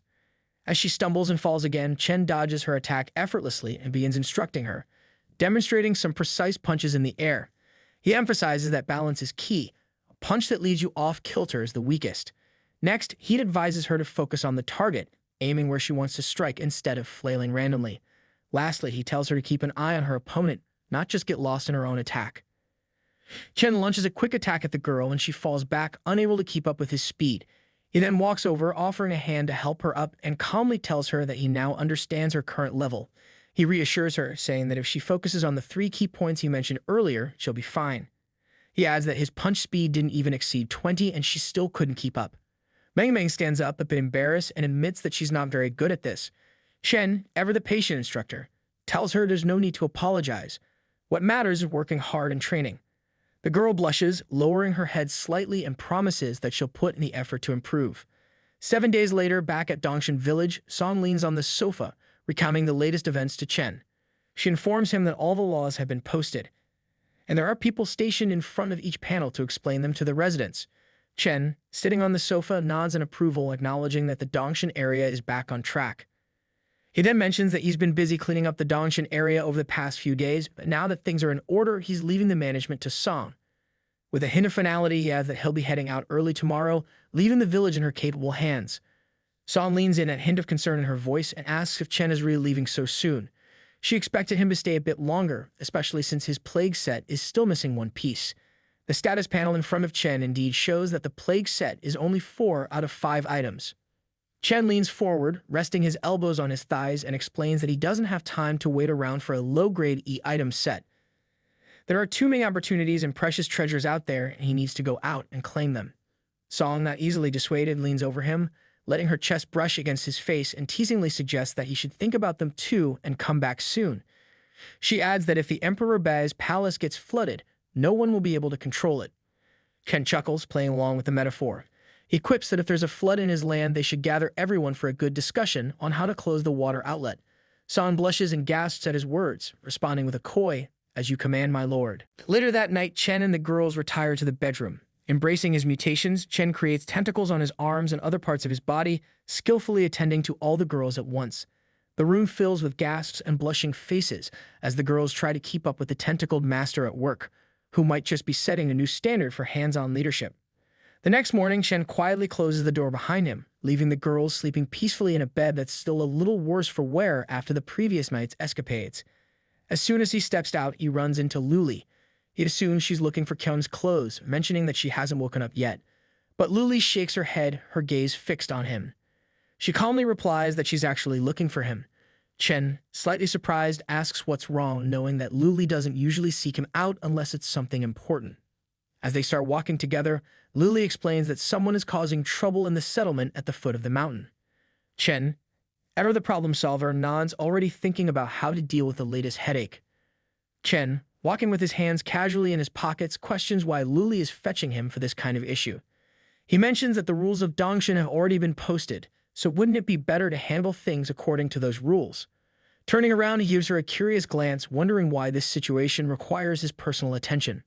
The girl stops, clasping her hands in front of her body, and apologizes for bothering him. She explains that they already dealt with the situation, but someone mentioned that one of the troublemakers might be one of Chen's old classmates. Hearing this, Chen's demeanor shifts. He straightens up, the casual air replaced with a more serious tone, and tells her to take him there. Luli, catching his change in attitude, smiles and agrees, leading the way. As they descend the stairs to the base of the mountain, Chen follows closely behind. When they reach the settlement, they find police officers with shields and guns containing a protest. As Chen Bai descends the stairs, a boy with brown hair catches sight of him and shouts, "Chen Bai is here." "I saw Chen Bai." Luli, walking alongside Chen, explains that these are the people dissatisfied with the daily rate of 1 copper coin. They want safety and stability handed to them on a silver platter, without paying the price. Chen reaches the bottom of the stairs, and the boy continues shouting, calling out, "Chen Bai, it's me, Li Chen." Chen, ever calm with his hand still in his pocket, responds with a measured tone, acknowledging that he knows Li Chen. As he approaches, Chen gestures and asks why they're causing trouble, pointing out that the rules aren't strict. Earning a copper coin is as simple as killing a zombie. And for those who can't manage that, there are jobs in the settlement where they can earn money. The boy, clearly hopeful, points to the posters in response, arguing that it's not about the money. He passionately declares that in times like these, everyone should help each other, and now that Chen has the resources, he should be lending a hand to everyone. As the self-proclaimed president of the student council, he advises Chen to cancel these rules for the greater good, assuring him that everyone would appreciate it. Chen, lowering his head, lets out a light chuckle, clearly amused by the boy's naivety. He then replies with a touch of sarcasm, noting that he doesn't want to waste time on someone like Li Chen. Turning to the crowd, he firmly states the rules. If they don't accept them, they should leave now. And just to drive the point home, he adds that anyone who doesn't clear out within 3 minutes will be shot without mercy. Chen orders Luli to start counting down, and she promptly replies with a firm yes before beginning the 3-minute countdown. Meanwhile, Li Chen, clearly unfazed, laughs and declares that he doesn't need 3 or even 5 minutes. He's not leaving at all. He claims he's trying to save money for everyone, hoping that his efforts will earn their support and gratitude. One of the guards, clearly irritated by Li Chen's grandstanding, snaps back saying that a copper coin isn't a burden for anyone here. He points out that those who refuse to pay are either useless or just plain greedy, and the camp has no interest in protecting such people. Another guard, fed up with the spectacle, gives Li Chen a shove with his spear, taunting him by calling him trash for not even being able to kill a single zombie a day. The guard mockingly suggests that if Li Chen can't earn a copper coin, he could come work as his guard dog, promising to pay him 2 copper coins. A generous offer by guard dog standards. The situation escalates as another guard shouts for Li Chen to get out, reminding him that the camp was built by those willing to work and contribute, and that Li Chen has no connection to it. Irritated, Li Chen starts to sweat, the veins on his forehead bulging with anger. He glares at the guards and shouts, "You all of you." He then declares that he'll leave if he has to, but not without a final warning. He vows that Chen Bai will regret kicking him out of this cursed place. As Li Chen turns to leave, Chen steps through the barrier of guards and calmly tells him to wait. Li Chen, sensing a change, turns around laughing and asks if Chen is having second thoughts. But before he can finish his thought, Chen activates his ability, transforming his right hand into a massive claw. With swift, brutal precision, Chen tears through Li Chen's body, impaling him with the claw. The boy crumples to the ground, blood pouring out as Chen stands over him, coldly declaring that when someone harbors resentment against him and then boasts about it, they are indeed bound to regret it. Meanwhile, Luli announces that there's only 1 minute left on the countdown. The tension in the air is palpable, and one of the protesters, now drenched in sweat and trembling, drops to his knees, crying out. He pleads, saying that he's ready to abide by the rules of the settlement and is willing to accept the consequences for the trouble he caused. Desperation laces his voice as he begs for a second chance. Chen promptly withdraws his claw, leaving the man on the ground to catch his breath, now that he's had a very close encounter with a monstrous manicure. Chen, with a hint of amusement, acknowledges the man's quick thinking and tells him that with 5 copper coins, everything will be back to normal within a month. The man, clearly eager to avoid any more hands-on demonstrations, agrees enthusiastically, thanking Chen as if his life depends on it. Which, well, it kind of does. Seeing the first guy successfully negotiate his way out, the others quickly follow suit, dropping to their knees, bowing and offering up their own copper coins. It's a regular kneel and deal session, with everyone suddenly eager to be model citizens. Satisfied with their change of heart, Chen turns to Luli, handing off the rest of the work. He tells her it's in her hands now, and Luli, ever the cool and collected one, nods with confidence, assuring him that there's nothing to worry about. Chen can't help but think that if managing a post-apocalyptic settlement were this easy, he might just be tempted to start a franchise. As Chen walks away, his system alerts him to a new message from Meng Meng. Opening it, he reads that she's finding it tough to improve her skills in reality. Despite her high spiritual energy, she's got no offensive abilities, like having a state-of-the-art gaming console, but no games to play on it. Chen, taking on the role of mentor, advises her to be patient and take it slow. He promises to help her find some skill books that can enhance spiritual energy attacks. Meng Meng inquires Chen about his home, already planning a visit as soon as she can leave. Chen shares that he resides in Jiangcheng. Meng Meng, feeling a bit like they've won a small lottery, notes that they're practically neighbors and she lives in Wucheng. Ken offers to meet up with Meng Meng, thinking it might be nice to break the monotony. Meng Meng, thrilled by the prospect, eagerly accepts the offer, practically ready to roll out the red carpet. However, Chen's mind drifts to thoughts of his previous life, where Wucheng had been the location of an S-grade professional mission he once completed. While it wasn't an SS-grade mission, it still held significant value, enough to trade for the materials or information he needs. With that in mind, Chen decides that Wucheng will be his first stop. Meanwhile, in a hotel in Jiangcheng, 2 men engage in a tense conversation. Jiang Luping, staring out the window with a concerned expression, asks the other man, Song Ji, about their remaining food supplies. Song Ji, with a concerned expression, responds that they don't have much left and with 10 people to feed, their rations will only last for 3 more days. Jiang Luping mutters a curse under his breath, his frustration evident as he peers out the window. He's still fuming over that special zombie, the one that made quick work of 5 of their men as if it was all just a warm-up exercise. To make matters worse, this zombie seems to have senses sharper than a hawk on caffeine. Every time they attempt to move down to the 10th floor, the zombie seems to instantly become aware of their presence, making even the idea of escaping through the back door feel like a death wish. It's as if this zombie has a personal vendetta against their escape plans, turning what should be a simple getaway into a nerve-wracking game of cat and mouse. The mutant causing all the trouble is a big red titan, a formidable opponent that has them cornered. Song Ji, resigned to their fate, mutters that they seem to be trapped. Just then, one of the girls with dark brown hair and wearing a red blouse rushes over to the window and points outside. She spotted something, or at least she thinks she has. Jiang Luping squints, trying to make out what she's pointing at. All he can see is a faint blur moving swiftly across the rooftops of the nearby buildings. Puzzled and uneasy, he wonders if this could be a new type of zombie. Jiang Luping, already halfway through pulling the curtains shut, warns that whatever this thing is, it can jump on walls, a clear sign of something extremely dangerous. He's not taking any chances, but before he can finish closing them, the girl stops him, her voice steady with an odd sense of calm. She insists there's no need to worry. She believes it's a human. Song Ji, clearly skeptical, steps closer and questions how that could even be possible.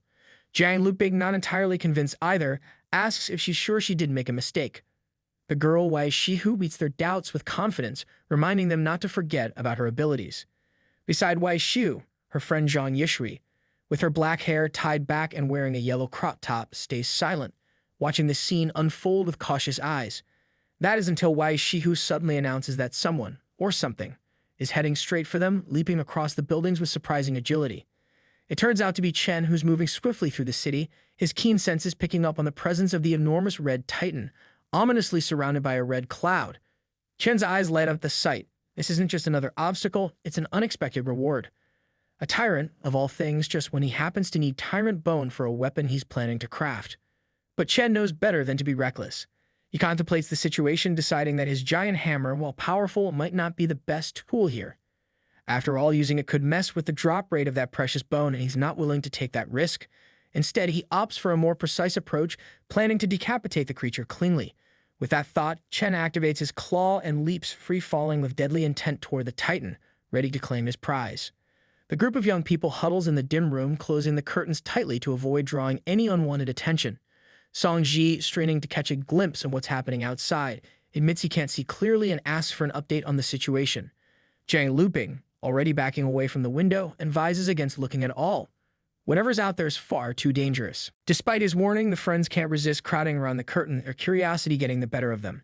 Wei Shihu, keeping a keen eye on the unfolding scene, reports that the battle has already begun. She notes, almost in disbelief, at the man's hand and is transformed into claws.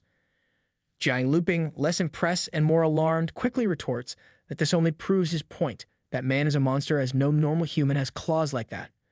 Wei Shihu suddenly exclaims that the giant titan is dead, her voice tinged with both surprise and disbelief. But what catches her attention next is even more shocking. She notices that the man is somehow absorbing the essence of the defeated monster. And then, with a gasp, she catches a glimpse of his face, the realization hitting her like a lightning bolt. Meanwhile, Chen stands triumphantly beside the fallen titan, his breath steady as the system feeds him the details of his victory. The reward is substantial. The system reports that he has slain a mutant zombie of the plague virus, an elite model with enhanced offensive and defensive capabilities, earning him a solid 2,000 experience points. The elite mutant's body has been absorbed, boosting his dark virus powers. The comprehensive plague zombie of the 3rd stage, with all dark virus abilities enhanced, has granted him 800 virus points and 500 special evolution points for the dark virus. The dark virus within Chen evolves, acquiring new forms, muscle augmentation, and a powerful shield. Suddenly, a surge of energy envelops his left arm in purple flames, and it gradually transforms into a large shield, while the muscles of his right arm are augmented with enormous strength. Chen then reads out the description of his new abilities. The muscle augmentation can boost any part of his body without the usual awkward side effects. No weird body shapes or uncomfortable changes. That's a relief considering he's not looking to turn into a muscle-bound giant with back pain. Then there's the shield, a magnificent defensive tool with a strength nearly double his base power. Chen can't help but feel a bit impressed with himself. This new power is definitely going to come in handy. Just then, Wei Shihu, full of excitement, pulls open the curtains and shouts Chen's name twice, Chen Bai, Chen Bai. Chen looks up puzzled as he sees the girl. For a moment, he wonders who she is and why she's so eager to get his attention. Chen Bai spots an open window on one of the upper floors of the building ahead. He scales the wall and slips through the window. He looks closer at the woman inside. Recognition flickers. She's a close friend of Miss Song Ji. So that's who it is, he thinks, relieved to finally put a name to the face that had been puzzling him. Wei Shu beams at him with a smile that could light up the darkest apocalypse. Her eyes gleam with anticipation as she eagerly asks if he knows how Song Ji is doing. Later, in a hotel in Jiangsheng, Chen Bai sits at a table surrounded by students. He calmly informs them that he has established a settlement in the Dongshan village area, now home to a few hundred people. He casually adds that Song Ziqiang is helping manage the settlement, ensuring that Song Ji is very safe. Almost as if running a post-apocalyptic community is just another day at the office. Wei Shihu can't help but exclaim in amazement, genuinely impressed by the scale of Chen Bai's efforts. Beside her, Zhang Yishu stares at Chen with wide eyes, equally astonished, as if Chen just casually mentioned he's been juggling planets in his spare time. Meanwhile, Zhang Luping chimes in with a sarcastic remark, mocking the idea of Chen Bai establishing a settlement with hundreds of people. Not to be outdone, Song Ji adds with equal sarcasm that the so-called Queen of Jiangsheng is helping him manage it. They both sound like they're convinced Chen is spinning a wild tale for laughs. Chen, unfazed by their disbeliefs, simply crosses his legs casually and responds with a cool confidence, assuring them they'll understand once they see it for themselves. He points out that he wouldn't bother lying about something so easy to verify. Just then, the door swings open and a boy in a blue shirt bursts in, grinning from ear to ear as he calls out Chen Bai's name. Chen turns toward the door and recognizing the newcomer as Qi Zheng. Behind Kai Zheng were Lai Feng and Zhao Mu, his classmates whom he left at the hospital, appear, looking relieved to have found him. Qi Zheng, while looking at Chen, remarks that he knew he heard someone calling his name just now. Zhao Mu, wearing a bright red shirt that practically screams for attention, exclaims with a mix of surprise and relief that Chen Bai is really here, as if he half expected Chen to be some sort of mirage. Chen stands up, smiling at the sight of his old friends, and asks what they're doing here, genuinely curious about how they ended up in this strange reunion. As they approach, Kai Zheng casually drapes an arm over Chen's shoulder, explaining how, on the day everything went down, Brother Zhang Luping had rallied a group of students to support Wei Shihu at the script killing shop where she worked part-time. Zhao Mu then tells Chen that they were hoping to ask if he was available, but Lai Feng figured he'd probably be too busy saving the world to hang out. Ken smiles at the playful jab and asks if many of their classmates from Jiang University are around. He then casually invites them to join the settlement in the Dongshan village area, though he throws in a lighthearted challenge. There's a rule requiring everyone to hand over a copper coin each day. With a teasing grin, he asks if they think they can handle that, as if the real test of survival is whether they can keep up with the settlement's quirky economy. Kai Zheng's face lights up with excitement at the idea, while Jiang Luping, ever the realist, quips that if they hadn't been trapped here by that monster, they might have even stumbled upon gold coins by now. However, he adds that the path to the settlement is dangerous. He looks at Chen and asks if he could come along to ensure they don't end up as Monster Chow. Chen, with a casual gesture, declines, explaining that he has other matters to attend to, but he reassures them, mentioning that on his way from Dongshan, the only threat he encountered was a single tyrant. Jiang Luping, not exactly reassured, frowns and asks if that means it's not just an ordinary monster. He mutters that they are really unlucky then. Ken opens his inventory panel and, with the flair of a magician revealing a trick, places several translucent blue items on the table. He casually tells Qi Zheng, Zhao Mu, and Wei Shihu that these are just low-level items he doesn't need anymore, so they might as well take them off his hands like he's giving away old t-shirts instead of survival gear. In his usual hurry, Chen mentions that he needs to hit the road, the urgency in his voice making it sound like he's late for a coffee date rather than heading into a danger zone. Now that they know the settlement's location, he figures they can handle things from here. Before heading out, Chen gives Zhang Luping a friendly pat on the back, receiving a grateful nod in return. With a final wave that's more casual than it probably should be, Chen heads out the door, his friends calling after him to take care, like he's just off to run a few errands instead of facing the apocalypse. Chen leaves the building, effortlessly jumping between rooftops like a parkour pro in an action movie. Just as he's about to make another leap, a notification pops up in his field of vision, causing him to pause mid-air. It's Meng Meng starting a private chat because apparently even in the apocalypse, you can't escape instant messages. The next message flashes across the screen. Meng Meng informs him that Master King Han Wang is complaining in the group chat again. She thinks her new skill might be able to help him out, but before she can elaborate, Chen quickly sends a reply, cutting straight to the point. He tells her there are too many people in the group and she should just tell him directly what's going on. Chen wonders about King Han or perhaps Han Xiao, the name Meng Meng mentioned in passing. Meanwhile, back in the building, the students continue their conversation. Zhao Mu leans in closer to Jiang Luping, his excitement barely contained, suggesting they head to the settlement. The idea of a safe haven, filled with more evolved people, clearly appeals to him. Jiang Luping nods thoughtfully, recognizing the importance of such a place for their survival. However, he also knows they can't afford to rush into it. He points out that getting to Dongshan from Jiangsheng is almost like taking an inner-city road trip, except this one's filled with monsters and other hazards instead of traffic jams. They'll need to prepare well if they want to make it there in one piece. Li Feng adjusts his glasses, about to share a thought when suddenly Wei Shifu interrupts, her gaze shifting to the window. She blurts out in surprise, asking why Chen Bai has come back again, as if he's forgotten his keys or something equally mundane. Everyone's attention snaps to Chen, with Li Feng looking particularly irritated at the interruption, his moment of intellectual brilliance cut short yet again. Wei Shifu approaches Chen as he climbs back through the window, her concern evident. She asks if something's wrong, her curiosity piqued by his sudden return. Chen, with a casual shrug, admits that yes, he suddenly needs a room to take care of something. It seems like he's just looking for a quiet place to take a nap. Zhao Mu, ever the helpful one, quickly offers up his and Qi Zheng's room, inviting Chen to use it without hesitation.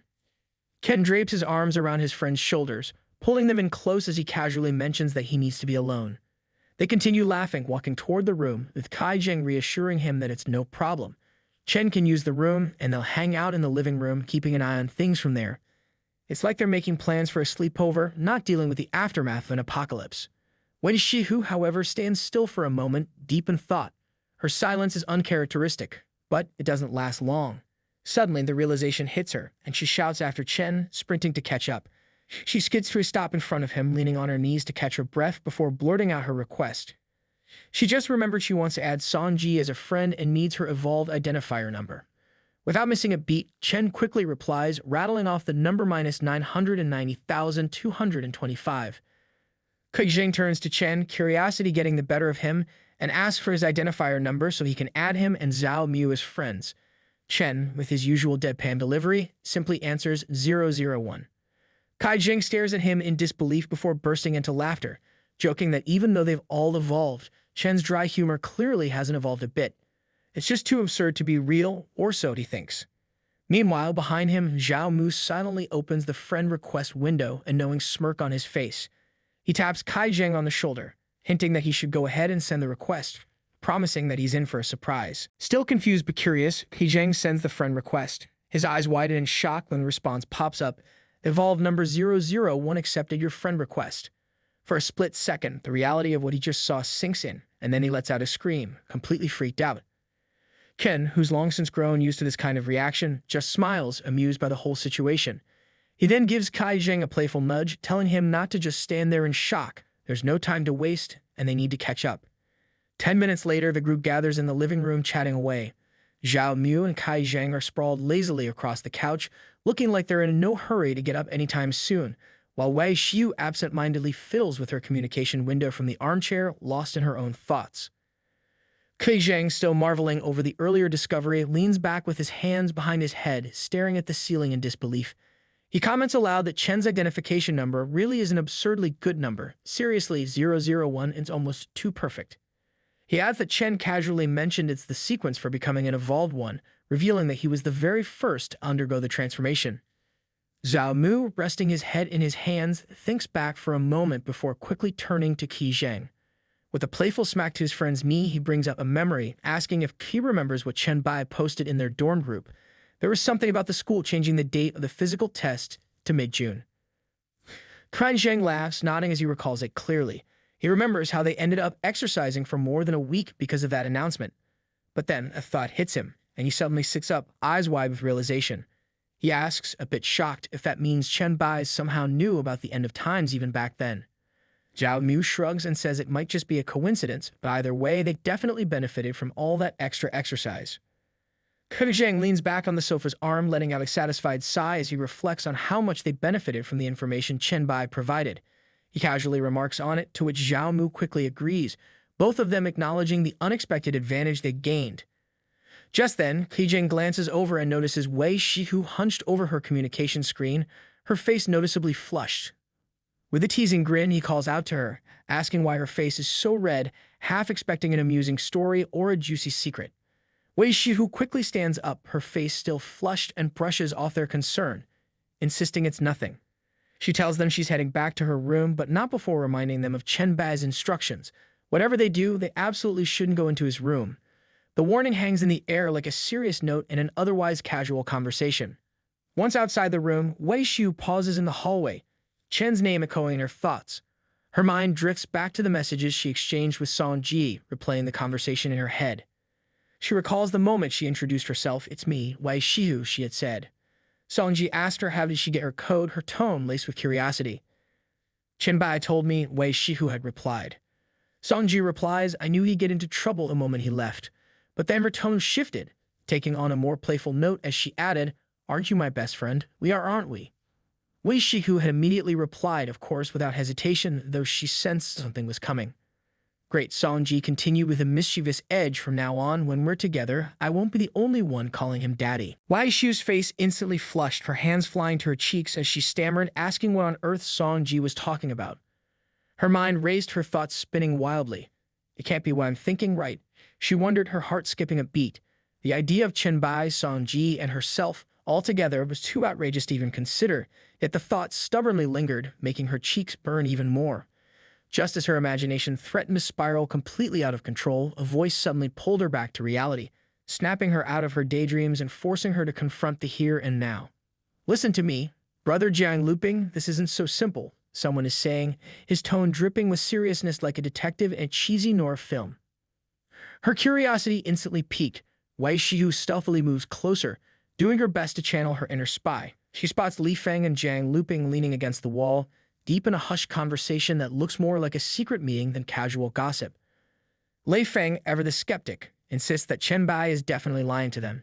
He lists the inconsistencies in Chen's story with the intensity of someone who just uncovered a major conspiracy theory. He might as well be wearing a tinfoil hat. Jiang Luping, nodding along, admits that he also finds the whole situation fishy. The idea of Song Zhexian helping Chen manage a settlement feels off to him, like it's part of an elaborate show-off stunt. Meanwhile, Wei Shihu watches them in silence, her earlier embarrassment now swapped for a mix of unease and amusement. She keeps herself hidden, not wanting to blow her cover. Meanwhile, back in the dream space within the magical city at Hanshou's house, Chen Bai arrives via the pink butterfly totem, his entrance as surreal as ever. He casually greets the group, mentioning that he had to take care of some things in the real world, which explains why he's running a bit late. Glancing around, he realizes he's the last one to arrive. Par for the course, but it does add a bit of dramatic flair to his entrance. He surveys the room. Meng Meng is comfortably seated on the sofa, her usual upbeat energy filling the space. Beside her is a boy in a hooded sweatshirt, his face partially obscured by the hood, giving off that classic mysterious loner vibe. Standing behind the sofa is another boy, this one in a green hood and sporting a gas mask that makes him look ready for either a toxic wasteland or an intense cosplay event. The boy on the sofa stands up, pulling back his hood to reveal himself. With a charming smile that could probably melt glaciers, he addresses Chen as Emperor Bai, introduces himself as Han Xiao, also known as King Han. He declares that he's finally found the legendary Emperor Bai. Then, with a playful grin, he adds that Chen Bai is even more handsome than he had imagined, 3 times more to be exact. It's the kind of compliment that might make anyone wonder if Han Xiao moonlights as a poet. Meng Meng, however, isn't having any of it. She crosses her arms and places her hands on her hips, clearly annoyed by what she perceives as blatant flirting. She protests, her tone dripping with exasperation, that Han Xiao really knows how to lay it on thick. But Han Xiao, unfazed and still wearing that disarming smile, responds smoothly. He insists that he's not just complimenting. He's telling the truth, as if stating a simple fact. The boy in the gas mask finally breaks his silence, introducing himself as Crow. He explains that Meng Meng mentioned she could bring one more friend to the group and he's here to round out the numbers. He then reveals that his talent is S-grade fear embodiment. Han Xiao, standing between Crow and Meng Meng, suddenly feels like the odd one out. With Meng Meng's SS-grade talent and Crow's S-grade ability, Han Xiao lowers his gaze, feeling a bit like the third wheel at a superhero convention.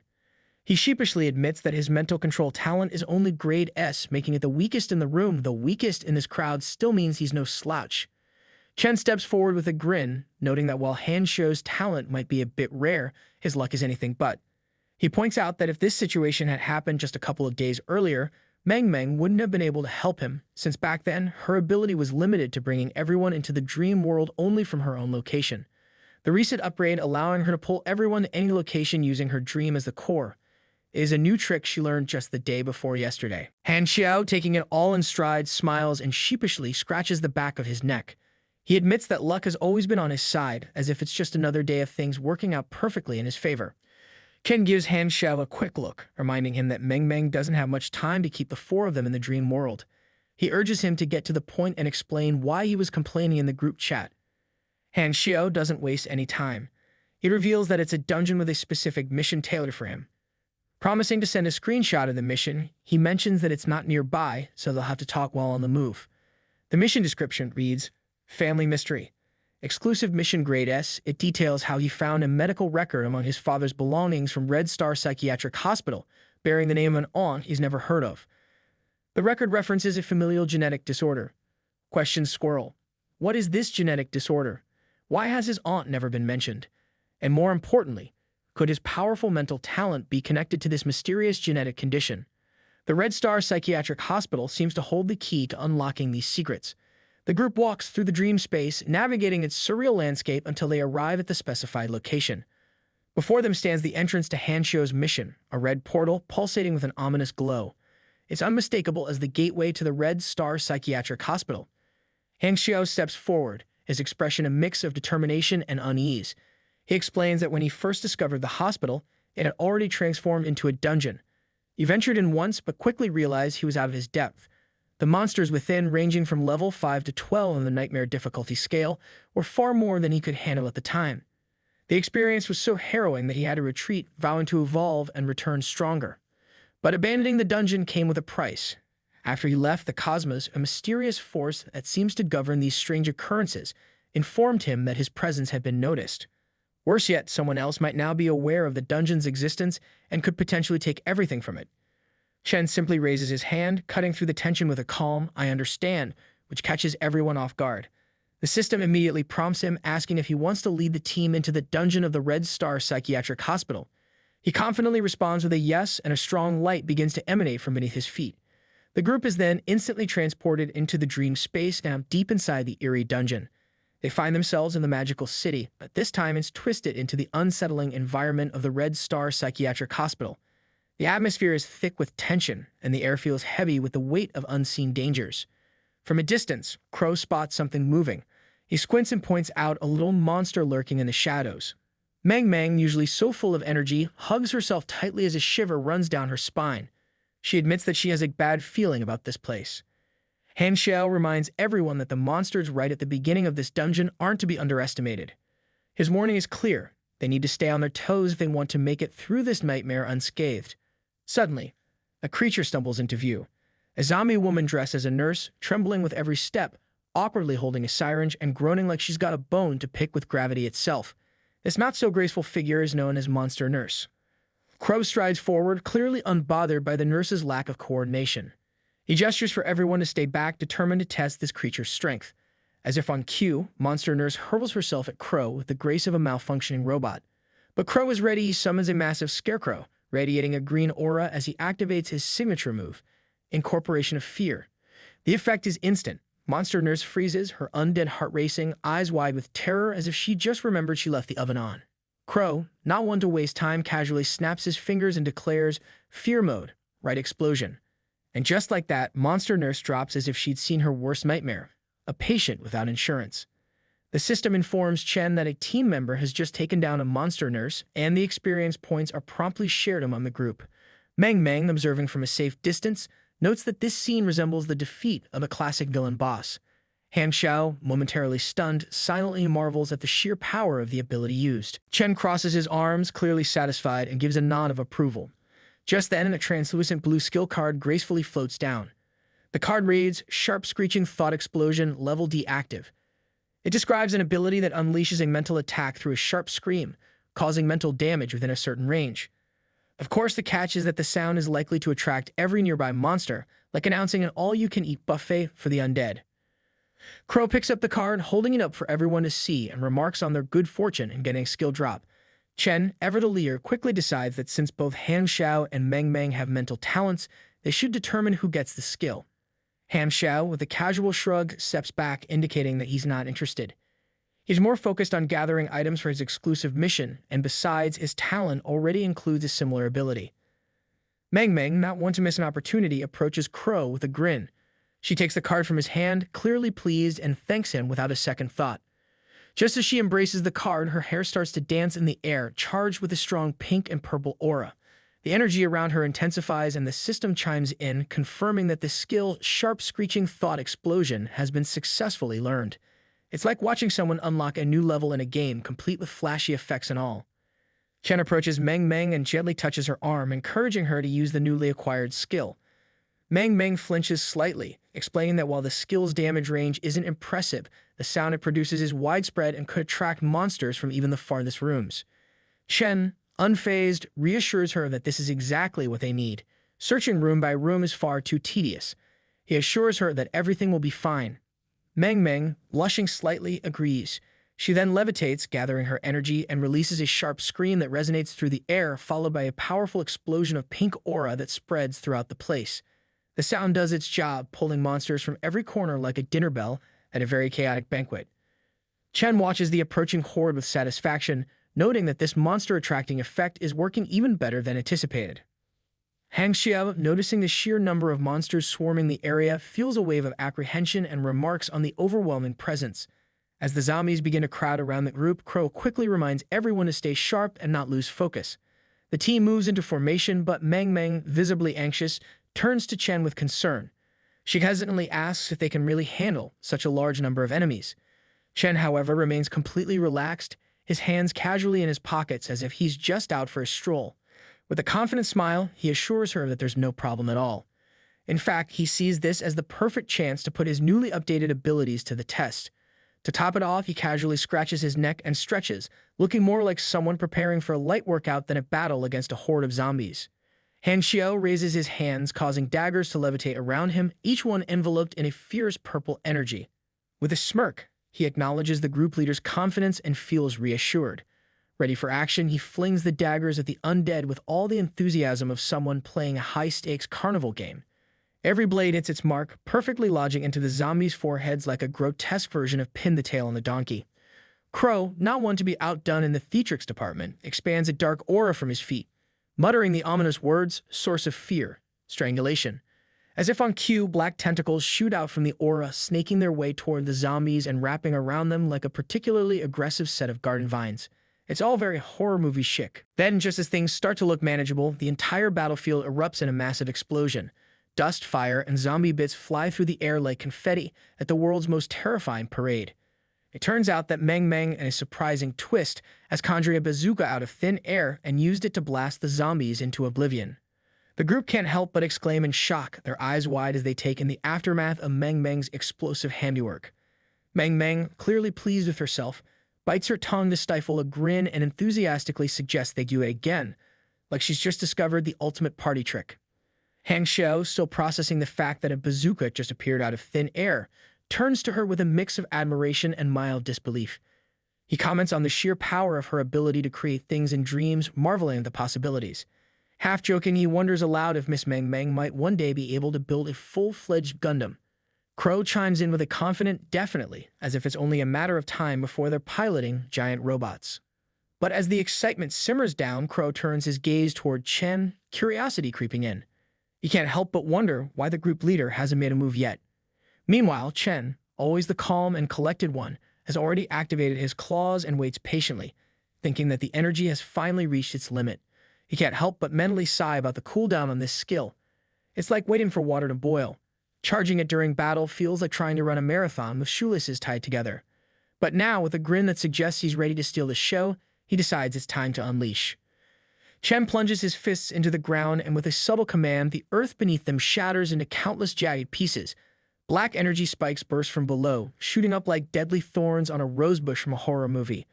The spikes impale the zombies with ruthless precision, sending them to their final resting place in a massive cloud of dust. When the dust clears, what's left behind is nothing short of a forest of menacing spikes, as if the ground itself decided it was fed up with the undead. The group, now staring in stunned silence, can't quite believe what they've just witnessed. Meng, still wide-eyed, remarks on how incredibly powerful their master is, though she's clearly trying to wrap her head around the sheer scale of destruction. Crow, usually composed, is left stammering, trying to fathom how a single skill could wipe out an entire horde of zombies in one go. Han Xiao, never one to miss a dramatic moment, exclaims in awe, declaring this is the White Emperor Bai. Two more nurse creatures shuffle closer to Chen, their eerie movements catching Han Xiao's attention. Without hesitation, Han Xiao shouts and rushes forward, determined to take care of the last remnants of the horde. But just as he's about to spring into action, Chen calmly signals for him to stop, mentioning that these two are mini-boss nurses he intentionally left for later. With a casual wave of his left hand, Chen manipulates his energy, summoning tentacles that rise up and immobilize the nurse creatures mid-air like they're caught in an invisible net. Han Xiao, now frozen in his tracks, can only watch in stunned disbelief. He stutters in amazement, realizing that Chen has just captured them effortlessly. Crow, sensing his friend's shock, silently places a hand on Han Xiao's shoulder in a subtle attempt to console him, though it's clear he's just as impressed. At that moment, the system pings Chen with a new message. The black light swallowing ability has evolved. Chen now has the option to view fragments of the memories from the targets he's consumed, with a low probability of acquiring one of their mastered skills. Chen, with a determined expression, declares his intent to read and absorb the memories of the captured nurse creatures. He can't help but reflect on how long it's been since he last used this particular ability.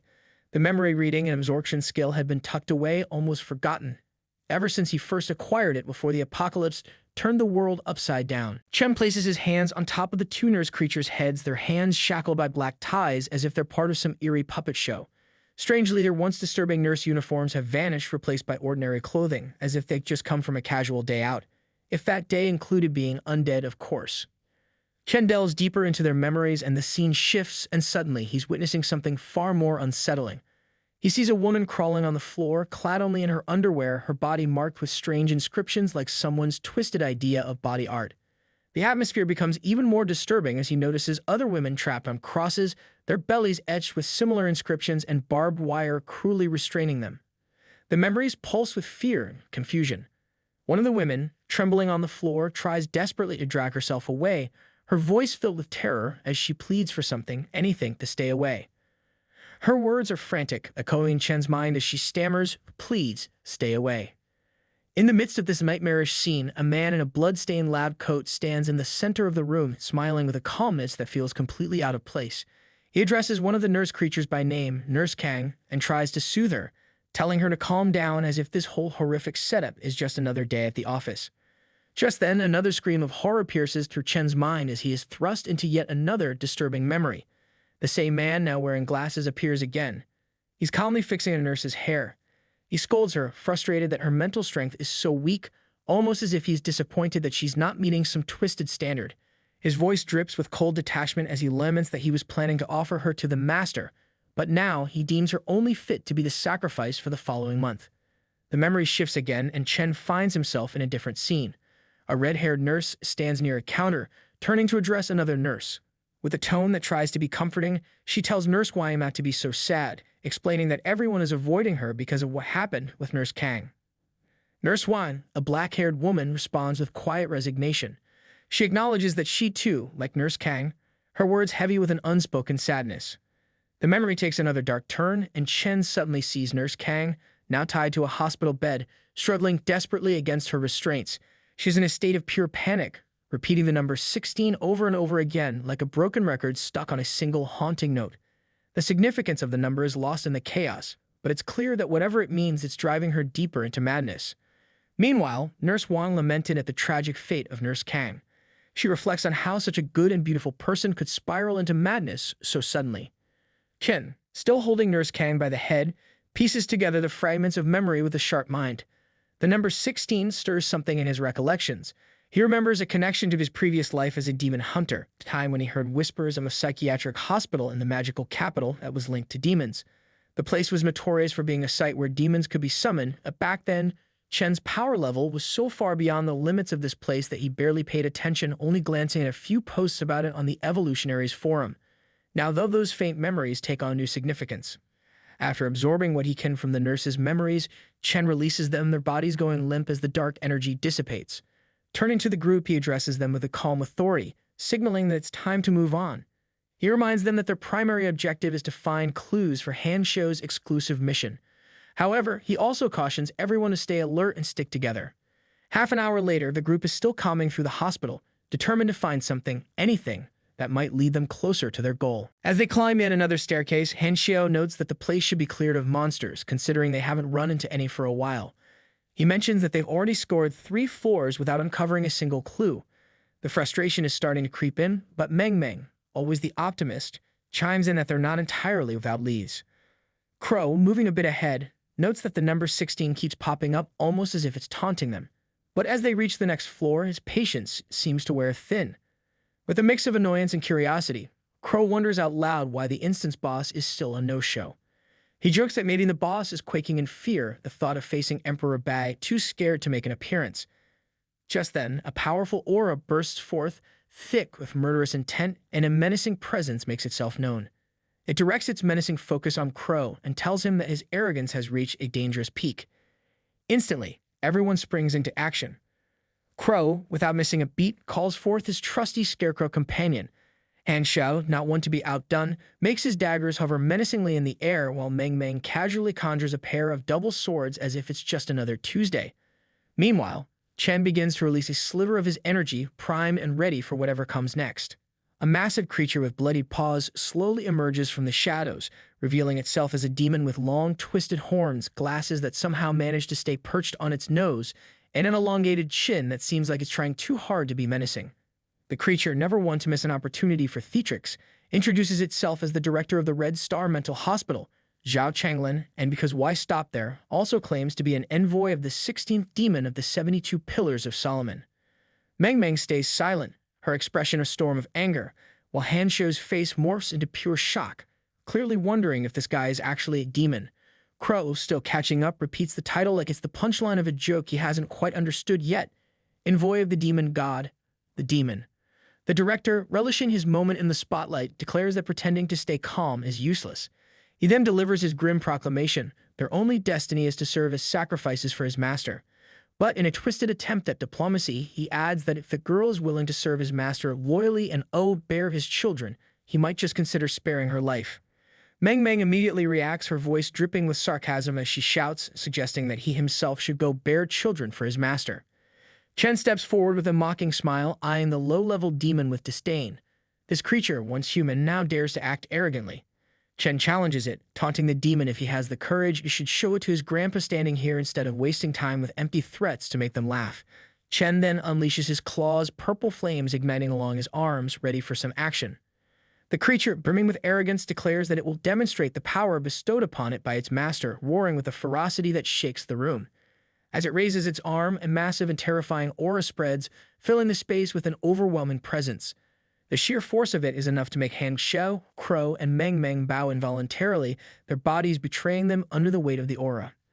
Hanshou, clutching his head, wonders what this terrible feeling is, as if his very thoughts are being crushed by the oppressive energy. Meng Meng, panic-stricken, covers her face. Chen adjusts his posture, his mind racing with anxiety. Of all the demons, it had to be the psychic type, the one that specializes in exerting continuous psychic pressure. It's like dealing with the most annoying telemarketer, except this one can crush you with its mind. Despite having decent psychic power, Chen knows he's at a disadvantage without any psychic abilities of his own. Prolonging the fight would only make things worse, so he decides to wrap this up quickly. Without wasting another second, Chen rushes toward the demon, his own aura clashing with the oppressive force around him. He buries his fist in the demon's abdomen, causing it to bend over with a reaction that's oddly appreciative, like it just got a compliment instead of a punch. But before Chen can feel too good about his strike, the creature exhales a black and red flame that rapidly spreads throughout the room, turning the place into a demonic sauna. Chen quickly activates his shield, blocking the flames as he steps back, realizing that this fight just got a whole lot hotter, literally. The demon, relishing its perceived advantage, taunts Chen, noting that while he might have some strength to endure, there's no way he'll break through the hellfire. If this drags on, the demon smugly declares Chen will collapse under the relentless psychic pressure. The demon, filled with hatred and fury, shouts that there's no way forward and no way back. It demands that Chen fight and scream in despair, urging him to entertain it with his suffering. It's like the demon is hosting its own twisted reality show, and it's waiting for the big dramatic breakdown. But then, out of nowhere, Han Xiao laughs, breaking the tension as he stands up and touches his temple. The psychic pressure that had been suffocating everyone suddenly vanishes, leaving the demon's plans deflated faster than a popped balloon. Crow, sensing the change, notes the disappearance of the pressure, while the blue energy radiates from Han Xiao, giving him an almost heroic glow. Meng, bewildered and a bit exasperated, asks Han Xiao why he didn't use this ability earlier. Han Xiao scratches his head, a shy smile spreading across his face. He admits somewhat sheepishly that he's not entirely sure what's going on, but it seems that by releasing a bit of his psychic power, he can resist the demon's pressure. It's like stumbling upon a cheat code in the middle of a boss fight, completely unplanned, but hey, who's complaining? Meanwhile, on the other side of the corridor, the demon director speaks up, revealing that it seems like Han Xiao is a descendant of the Han family, part of the master's bloodline. With a voice dripping with menace, it warns Han Xiao not to get too comfortable. Just because his bloodline is helping him resist the psychic pressure doesn't mean he's safe. The hellfire, after all, can still turn him to ashes. It's a classic villain move, reminding everyone that the situation is far from under control. But Han Xiao, now emboldened, steps forward with a mocking smile. He points out the irony, asking why the master's dog is trying to kill a descendant of the master's blood. He cheekily suggests that the demon might want to be careful, or the master could get pretty upset. Maybe even upset enough to take the demon out himself. The demon chuckles darkly, mocking Han Xiao, calling his family nothing more than traitors to the master. The demon adds with a twisted grin that killing him might even earn it a nice reward. With a dramatic flourish, the demon director declares that they will all turn to ashes in the hellfire. Leaning back, it begins to gather a menacing flame in its chest, preparing to unleash a devastating attack. Sensing the danger, Han Xiao and Crow rush forward, determined to stop the demon before it can finish. Crow, in a moment of urgency, shouts that they can't let the demon start the fire and urges others to interrupt it. But just as they're about to reach the demon, it suddenly sneezes. Crow halts mid-stride, confusion plastered on his face. He blurts out, asking if the old man has caught a cold, while Han Xiao, equally bewildered, stops in his tracks and wonders aloud if this is some new technique. Chen, standing with his hands on his hips and a satisfied smile, chimes in. He notes that it took a bit longer than expected for the effect to kick in, but it seems the demon's constitution isn't so bad, at least for a lower demon. The demon starts coughing uncontrollably, clearly taken aback and bewildered. Between fits of coughs, it demands to know what's happening. Chen strolls over with a calm demeanor and gets uncomfortably close to the demon. He casually explains that the skill causing this commotion is designed to make enemies sneeze continuously. However, he adds with a hint of satisfaction that he's recently given it an upgrade, suggesting that the demon's current predicament is just the tip of the iceberg. This skill is called the flu and lung infection, and according to the system description, it evolves from the basic flu skill to a more advanced lung infection. When unleashed on a target, the effect depends on the target's constitution, taking anywhere from 1 second to 10 minutes to hit the first phase. In this initial phase, all attributes of the target gradually decrease as they suffer from 3 to 5 random disease-related debuffs. To make things even more delightful, any attack spells become prone to the sneeze effect, meaning they might fail, slow down, or just not work at all. And if a target's constitution drops below half, they enter the second phase, setting the stage for even more fun. The demon, now in a state of utter frustration, begins to curse and cough, exclaiming that it's impossible to have gotten sick. It's as if it can't believe its own misfortune, like catching a cold was the worst thing that could happen to a demon. Meanwhile, the system displays the next part of the description. Second phase, all recovery abilities drop to less than 90%, concentration becomes difficult, and 5 to 10 random disease-related debuffs start appearing. The demon's breathing ability also begins to fail. Chen, watching with a smirk, continues walking behind the demon, who is now struggling to move, leaning against the walls for support. The demon mutters in disbelief, lamenting its fate and questioning how it, a higher-level life form, could be brought down by such an affliction. The system then displays the final part of the description. Third phase, loss of the ability to breathe. The demon collapses, trembling and writhing in agony as it struggles for air. Chen, observing the scene with a sickly satisfaction, remarks on the effectiveness of the skill. He notes that it turns out even demons need to breathe. He reflects on the fact that the substantial amount of virus points he used was worth it. The system then chimes in with a notification, system alert, dungeon boss defeated. 30,000 experience points gained based on battle contribution. Chen shifts his focus to the group who are huddled together. With a curious tilt of his head, he wonders what on earth they're up to. The entire group jumps as if caught in the act, quickly covering their mouths and trying their best not to breathe. Han Xiao, in his usual dramatic flair, silently mouths that there is virus, while Meng Meng, with wide eyes, mentally adds that she really doesn't want to catch a cold. Crow stands by, looking worried as well, perhaps forgetting that he's already wearing a gas mask. Quite the fashion statement, really. Chen, with the calmness of someone who's been accused of worse, reassures his friends that they have nothing to fear. He's quick to remind them that as long as he doesn't release anything, there's no need to worry about catching any strange infections. Relieved, everyone exhales in unison, and Crow, feeling particularly brave, or maybe just a bit sheepish, finally removes his mask. Meng Meng, now sitting on the ground with an air of exaggerated admiration, dramatically throws her head back and declares that Master Bai's abilities are simply unmatched. Han Xiao, never one to miss an opportunity for some lighthearted flattery, gives a double thumbs up and gestures toward Chen with a wide grin. Chen, trying to keep his modesty intact, quickly waves off the praise. He points out that his skill is only effective against demons with weak physiques, adding with a hint of humor that there are still plenty of monsters out there who don't even need to breathe. Chen then turns to Han Xiao, mentioning that he's received the dungeon cleanup notice along with the notification to post a strategic video. He casually inquires about Han Xiao's progress on his task. Han Xiao, a bit perplexed, checks his notification window and is surprised to find that it's still not completed. Chen, ever the strategist, suggests that the mission hint must be hidden somewhere in the dungeon and urges Han Xiao to hurry up and find it. He then adds, almost as an afterthought, that he plans to release the dungeon cleanup video soon. With a mischievous glint in his eye, Chen asks if anyone wants to show their face and achieve instant fame. Crow, feeling the sudden pressure, promptly puts his mask back on and requests that their appearances be hidden in the video. Meng Meng also tells him to hide her face too. Han Xiao urges him to keep it down as well. He insists that they check out what the boss dropped first and then quickly help him locate the elusive mission clue.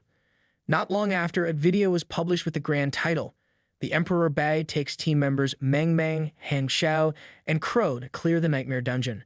Red Star Psychiatric Hospital, levels 5 to 12. Quite the mouthful, but hey, marketing is everything. The dungeon strategy video, offered at the reasonable price of 5 copper coins, quickly gains attention. Song Zixiang and Luli are among the first to receive the notification, and they rush to watch it like it is the latest blockbuster. But it isn't just them. Soon, all the awakened ones on the internet are tuning in to witness the legendary feats of their ever-rising monarch, who seems to be racking up accomplishments faster than they could count. Fame has its perks, after all. Meanwhile, in Jiangsheng, within the confines of a certain hotel room on the 15th floor, the group of Chen's classmates is glued to the newly uploaded video. Zhang Yishui, eyes narrowing in recognition, remarks that despite the face being hidden, those claws are unmistakable. The figure of the White Emperor in the video is undoubtedly Chen Bai. Seated comfortably on the sofa, Wei Shifu turns to Jiang Luping and Li Feng with a sly grin, taunting them for their silence. She can't resist a jab, reminding them that they were just analyzing how Chen Bai might be a fraud. Song Ji, a bit flustered, chimes in, pointing out that wasn't Chen Bai just at the hotel. He quickly adds, trying to save face, that even if this is Chen Bai in the video, it only proves his impressive combat skills. It doesn't necessarily validate the settlement he's been talking about. Jiang Luping rises from the sofa and remarks that this revelation makes things even more unsettling. With a serious tone, he asks the group if they consider the possibility that Chen Bai might be exploiting everyone drawn to his base to bolster his own strength. He questions how else could he have become so powerful. Wei Shihu, clearly not buying into the conspiracy theories, rolls her eyes and turns to Li Feng with a smirk. She points out that it's pretty obvious to everyone that he and Chen Bai don't exactly see eye to eye, especially since Chen didn't share any of that precious equipment with him. She then asks Jiang Luping why he's being so hard-headed and urges him to check out the video she just sent him, insisting that it might change his perspective. Jiang Luping reluctantly pulls up the video. Curiosity piqued, Zhang Yishui turns to Wei Shihu and asks what exactly she sent. Wei Shihu, now a bit more animated, explains that Song Ji just forwarded her this recording, and whatever it is, it's something they all need to see. The video's content reveals scenes from the mysterious settlement area. In it, Song Ji provides a guided tour, starting with a rather unsettling feature, the Wall of Flesh, which serves as a defense outside the settlement. As she showcases this eerie structure, she casually mentions to Wei Shihu that the wall only consumes corpses from outside, and with a teasing tone, she asks if Wei Shihu is feeling a bit spooked yet. The video continues with Songji offering a glimpse of the settlement itself. She inquires if Wei Shihu is curious to see more, noting that recording videos with Cosmic Will isn't exactly a budget-friendly activity. With a hint of pride, she explains that she only purchased 10 minutes of recording time, but assures her that it should be enough to capture everything, from the foot of the settlement all the way to the top of the mountain. She points out that the foot of the mountain is the most crowded area of the settlement. It's bustling with activity and anyone can enter for just 1 copper coin per day. However, she cautions that causing trouble there could easily cost someone their life, a stern reminder that while entry is cheap, safety isn't guaranteed for those who stir up chaos. As the video pans up the mountainside, Songji explains that this area is where many of their relatives live. She tells her that they have big plans to expand and add numerous recreational areas, making it a more comfortable place for everyone. Finally, Songji highlights the villa area at the top of the mountain. With a mix of pride and nostalgia, she mentions that she still lives in her home there, reminding Wei Shihu that she knows her place well. She notes that the top of the mountain isn't heavily populated, but it's absolutely secure. Only a select few can access it, making it an exclusive and safe haven for those who reside there. She playfully teases Wei Shihu, suggesting that she might end up living in the settlement sooner than she thinks once she arrives. With a mischievous grin, she mentions that while Chen Bai hasn't made a move on Wei Shihu yet, it's only a matter of time before that big pervert takes an interest. However, she abruptly stops mid-sentence, her cheeks turning a shade of pink as she blushes. Flustered, she urges Wei Shihu to hurry up and come over, hinting that she has a lot more to share in person. As the video wraps up, Songji sighs and says that she needs to go farm instances to improve her physique. After all, without proper training, even all of them together wouldn't be able to satisfy Chen Bai. Back in the hotel room, Zhang Yishui murmurs the word together, her mind clearly spinning with the implications. She then turns to Wei Shihu, who has turned as red as a ripe apple, and with a teasing grin, asks if she's inquired with Songji about just how many women Chen Bai has. With her head still down, Wei Shihu mutters that Zhang Yishui is completely missing the point, adding under her breath that she really should have given that video a good scrub before sending it out to everyone. The embarrassment is almost tangible, and she wonders if she could just sink into the floor right about now. Songji notes that things aren't as bad as they seem. He hadn't anticipated Chen Bai being this strong and starts to suggest a few ideas for discussion. But before he can finish, Jiang looping, with all the flair of someone delivering a dramatic line from a soap opera, cuts in. He looks at Wei Shihu and makes it clear that she absolutely cannot become one of Chen Bai's women. Wei Shihu, still flustered, argues back, questioning what Jiang looping means by his bold statement. She insists that she never said she wanted to be Chen Bai's woman. Jiang looping, undeterred, claims that Chen Bai is too flirtatious and has way too many women. Definitely not something Wei Shihu would like. Then, in what he probably thinks is a smooth move, he tries to position himself as the better option, claiming that he's different because he only has eyes for her. Wei Shihu, now on the brink of rolling those eyes right out of her head, tells him to stop and for the love of all that's holy, not to come any closer. She firmly reminds him that whether he wants one woman or a whole harem is none of her business. She's rejected him countless times before the apocalypse. Did he think a few zombies would change her mind? To drive the point home, she once again makes it crystal clear that she has no feelings for him and does not like him. Meanwhile, in the dream space of Magic City, within the eerie confines of the Red Star Psychiatric Hospital instance on the 4th floor, Chen stands victorious, holding the severed head of the director demon he just killed with his flu virus. The gruesome trophy still drips with dark energy as Chen surveys his work, a slight smirk playing on his lips. Just then, a notification pops up in his field of vision, delivering some unexpected news. It informs him that this particular organism contains special bloodline factors and he now faces a choice. He can either continue devouring the demon's essence or expel it. However, there's a catch. Absorbing these bloodline factors will have an impact on the blacklight virus within him as well as on himself. Chen decides to go for it and begins absorbing the bloodline factors, murmuring something about how even demons reward their minions with interesting perks. As he focuses on the process, several notification windows start popping up in rapid succession, each bringing more intriguing news. First, he learns that he's devoured a special species, earning himself a hefty 500 blacklight virus exclusive evolution points. Not bad for a day's work. But the notifications don't stop there. Next, he finds out that he's triggered the acquisition of the target's skill, gaining the Hellfire skill rated as Class A. Now that's something to write home about, or, at the very least, something to show off in the next battle. As the process completes, the bloodline factors are expelled and transformed into an item that suddenly materializes in his hand. He looks down to find a test tube containing a swirling dark liquid, blood, rich with the essence of the demon's lineage. He reads the description: Devil's Bloodline Essence, Class A item, potion type, a coagulation of the Devil's Bloodline. Can be devoured to gain a weak Devil's Bloodline. Usage requirements: mental power above 20, physique above 20. Grabbing the test tube in his hand, Chen examines it curiously, wondering if this is really the bloodline factor he just expelled. He reflects on how he expected it to simply vanish into thin air, but instead, it materialized into a tangible item. The unexpected bonus is both intriguing and slightly unsettling. After all, not everything that comes from a demon is something you want lying around in your inventory.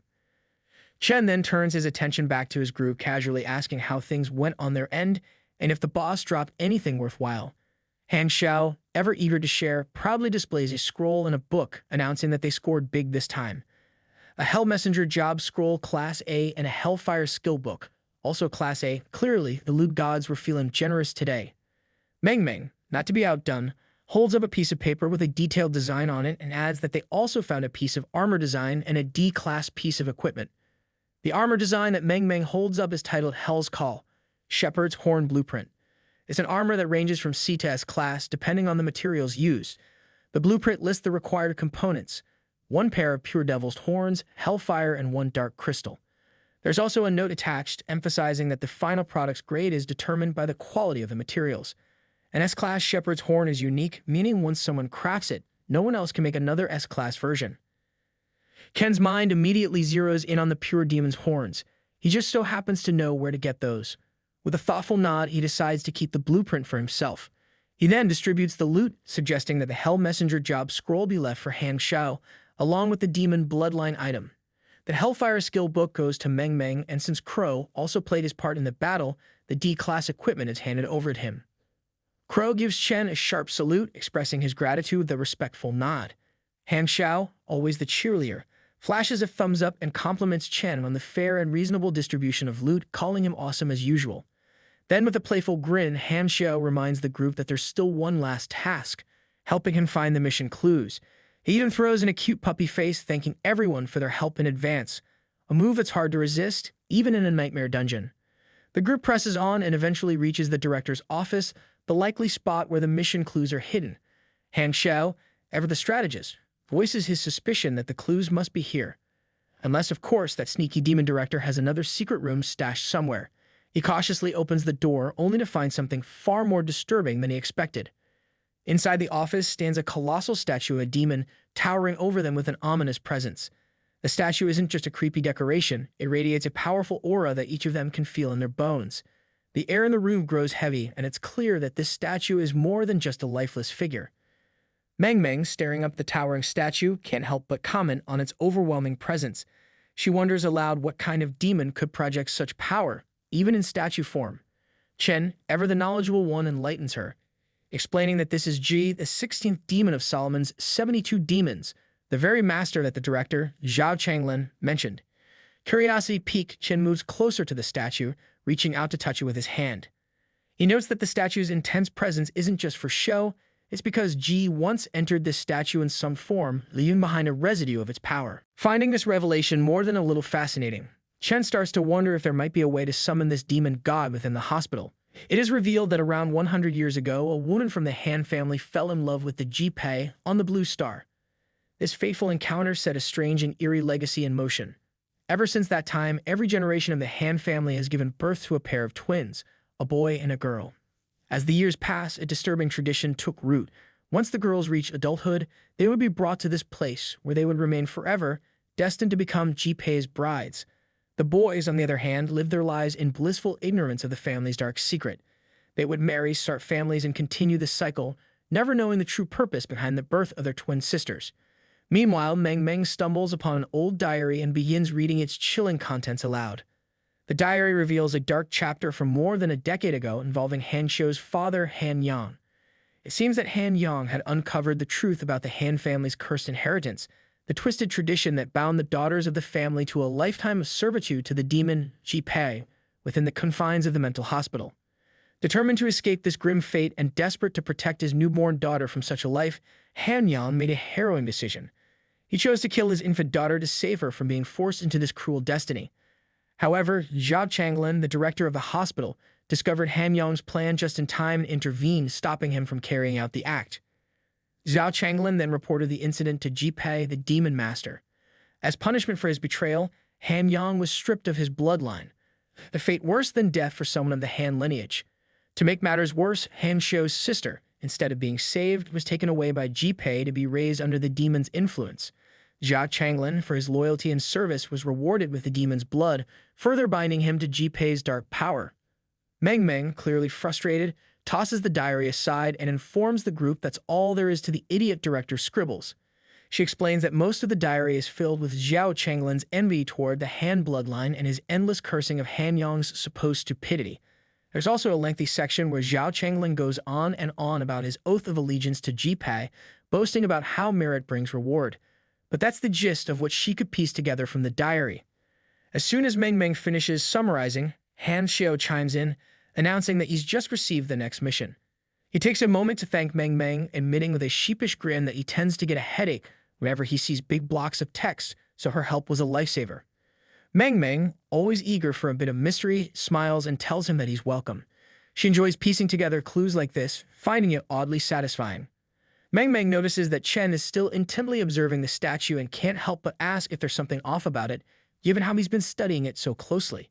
Chen, with a knowing look, simply replies that of course there is. Without further explanation, he reaches up and pulls one of the horns on the statue. In the blink of an eye, a hidden passageway opens up right before them, revealing a secret hideout. The sudden reveal startles everyone. Crow, always curious, wonders aloud what they've just uncovered. Meng Meng questions whether it's some kind of hideout, while Han Xiu, wide-eyed, suggests it might be a secret room. Without missing a beat, Chen steps forward, leading the way into the newly discovered passage. The others quickly fall in line behind him, eager to see what lies ahead. Just as they enter, they find a narrow stairway descending into darkness. Chen Bai casually remarks that given the height they descended, they'd likely drop from the 4th floor straight down to the basement. Han Xiu, ever the precise one, confirms it, saying they're at least 2 or 3 floors below the surface. Because, of course, Han Xiu is secretly a human step counter. Chen, leading the way with calm confidence, explains that they must be getting close. If he's right, they're approaching the very place where Zhao Changlin communicates with the Ji sect and conducts his dark sacrifices. Finally, they reach a large, heavy double door. Chen pushes it open, and the sight that greets them is nothing short of unsettling. A circle of inverted crosses and arcane symbols etched across the floor. The room feels thick with an ominous energy, and the group moves cautiously forward. Crow, with his sharp senses, comments on the overwhelming smell of blood in the air. Chen Bai crouches in the center of the eerie circle, carefully picking up an object from the floor. Meng Meng, ever curious, can't help but ask what he's found. Chen, in his usual cryptic fashion, stands up without saying much and simply gestures for the group to check their screens. Suddenly, the image of a golden medallion flashes on their screens.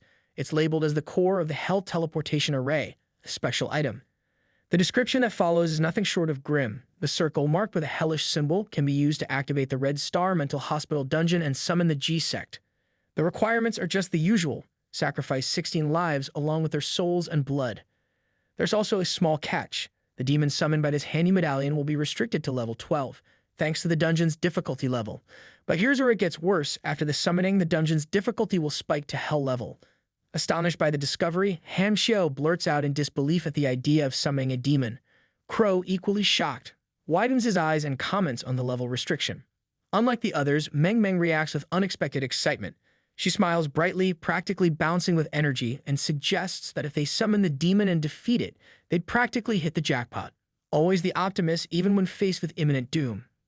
Behind her, however, Crow shakes his head in silent disagreement. Because somebody has to be the voice of reason around here.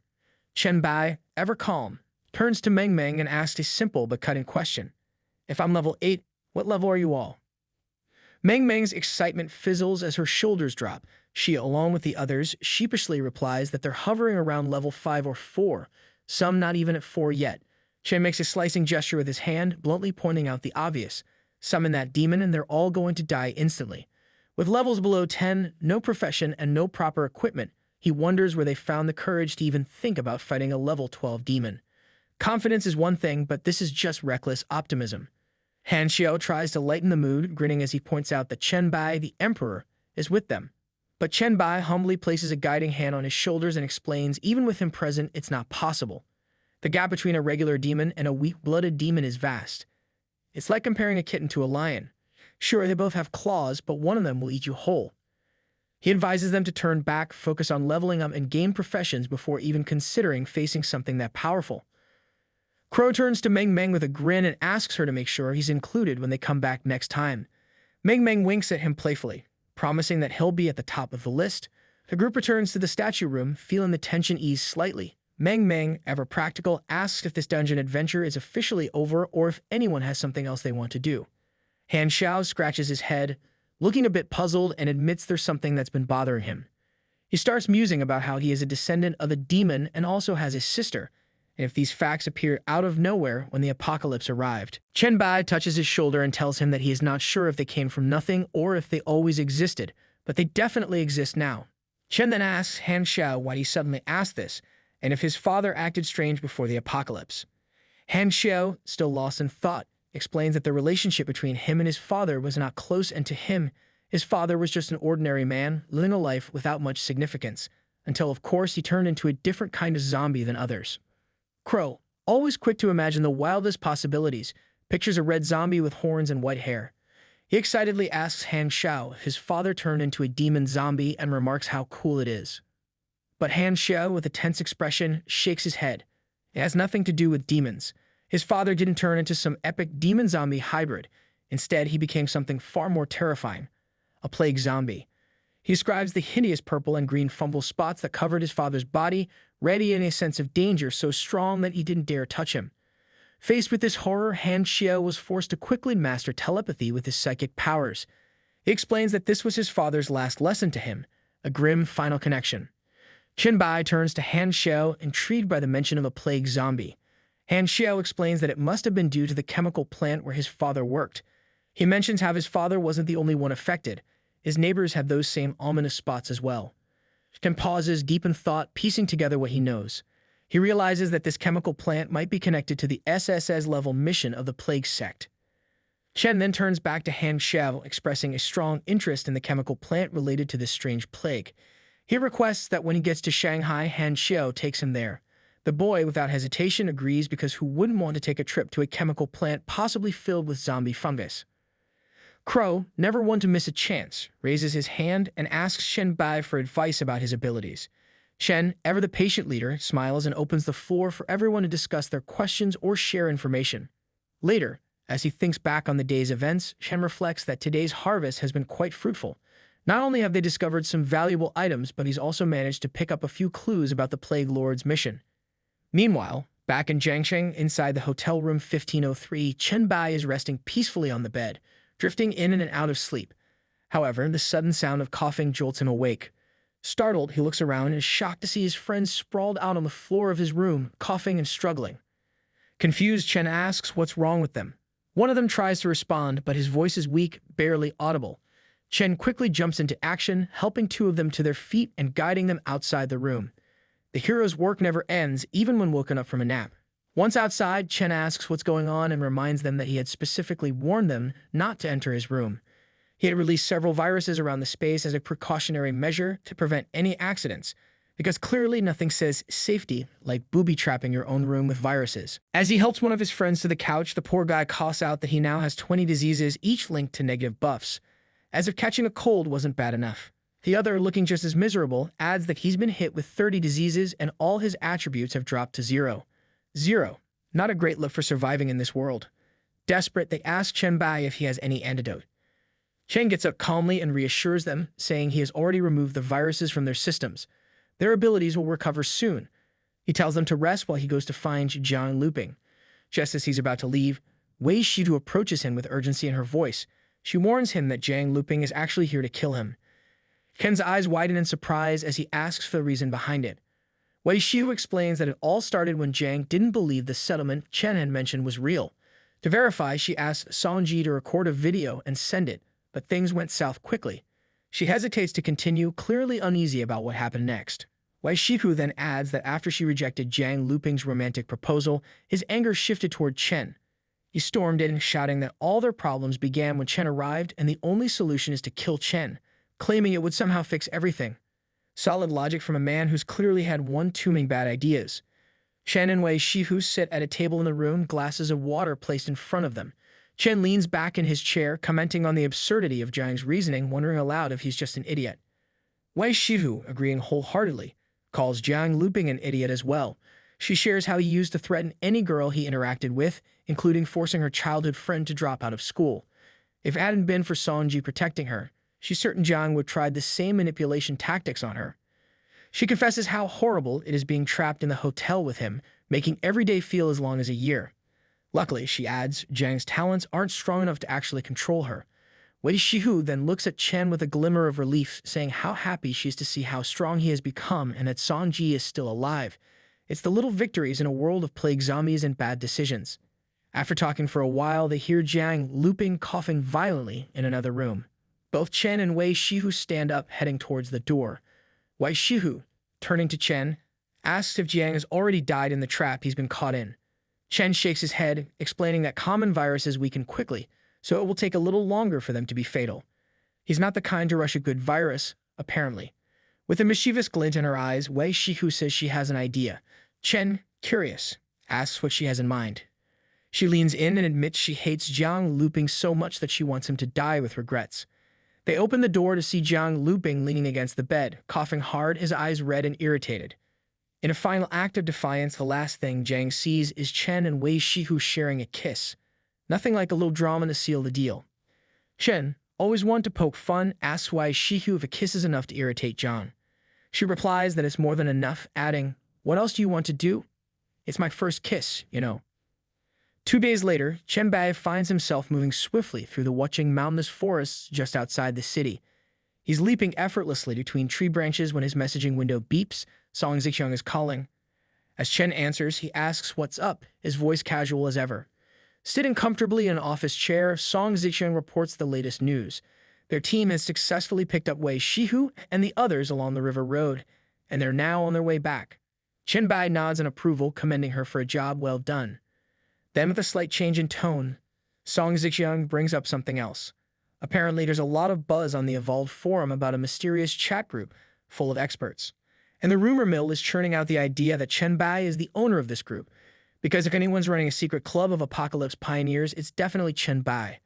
The members, people say, are all individuals who awakened their abilities before the apocalypse even began. Sounds like quite the exclusive club. Chen, pausing on a branch, calmly responds, confirming the rumors. The chat group 001 is indeed his. He reminds Song about the post he asked her to promote, hinting that this was all part of a bigger plan. Typical Chen, always 10 steps ahead. Song Zixiang, clearly impressed, notes that this group of experts could be a major asset in the future. She also wonders how they should handle the growing posts discussing chat group 001 on the Evolved forum. Chen, ever thoughtful, jumps down from the branches, landing gracefully on the forest floor. He tells her not to worry for now. He'll check the posts himself before making any decisions. He just asks for the titles of the most discussed posts. Within moments, Song sends the list and the titles appear. One post claims that the so-called White Emperor already knew about the impending cosmic trial. Another post analyzes a video titled Bai, speculating that the experts are all members of the same chat group. Another curious title suggests that if there were monsters before the judgment, there may also be evolved beings. Yet another post from the owner of chat group 002 claims that chat group 001 was likely formed before the judgment. Looks like everyone's talking about it. Chen reads through them carefully, contemplating his next move. He thinks to himself that it's time to make chat group 001 famous. He then pulls up his messaging window, his mind already calculating the potential benefits of this sudden surge of attention. He knows that making chat group 001 famous won't just give them influence. They'll provide serious deterrent power. Because what's scarier than a group of elite pioneers? He says it will also foster a sense of unity among the members, making it a whole lot easier to recruit specialists in the future. Chen then continues walking through the forest. The vibrant, lush greenery around him slowly withers. The leaves crumple into brittle brown fragments and the trees twist into skeletal shapes. Before he knows it, the once lively forest is now a wasteland, completely desolate. The ground cracks beneath his feet and scattered skulls and skeletons litter the area like some macabre decoration. The sky above shifts into a blood-red hue, adding to the ominous vibe. And just when things couldn't get any more apocalyptic, a system message appears in front of him. You have entered the secret dungeon, village of the demon worshippers. Chen Bai smiles as he mutters to himself. He's finally found it, the secret dungeon where in his previous life he received the S-rank class transfer mission to become a demon hunter. It's always nice to return to a place filled with fond, murderous memories. As soon as he steps deeper into the cursed land, a task window appears before him. It outlines his objectives for the dungeon. First, he must interrupt the villagers' ritual to summon the demon. Task difficulty: C. Next, he's told to kill all the polluted villagers. Task difficulty: C. Then comes the kicker. His third task: to kill the demon summoned by the villagers and finish off any remaining polluted villagers. Task difficulty: S. Ah yes, because no dungeon is complete without a near impossible task at the end. Ken's mind drifts back to his previous life. He remembers a smiling young man named Chen Bai, who had roped him into this very dungeon before. Chen Bai had sold it as a simple job. Complete task 2, leave the secret dungeon and split the loot. He had even promised that anyone who didn't win gear would be compensated with gold coins, because nothing screams trustworthy like free money. In his previous life, Chen Bai fell for Brother Kang's lies. He too joined the team driven by the lure of those shiny gold coins, but things didn't go as planned. Brother Chang had intentionally made a mistake, allowing the villagers to summon the demon. Then, just as the chaos began, he led his team out of the combat area. His goal had been clear all along, to use their lives to weaken the demon.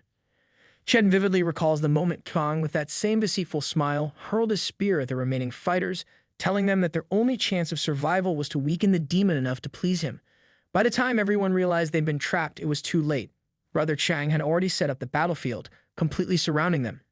And as the evolved ones tried to escape, he ruthlessly massacred them, ensuring no one made it out alive.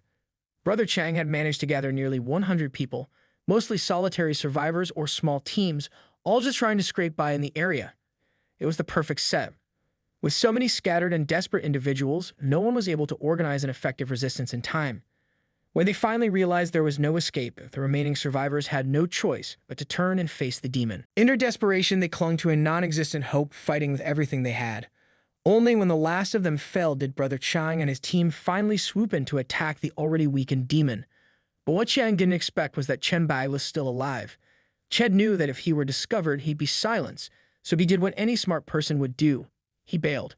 Taking advantage of the chaos, Chen slipped away, making his way to the edge of the instance, where the mechanics would allow him to escape if he completed tasks 1 and 2.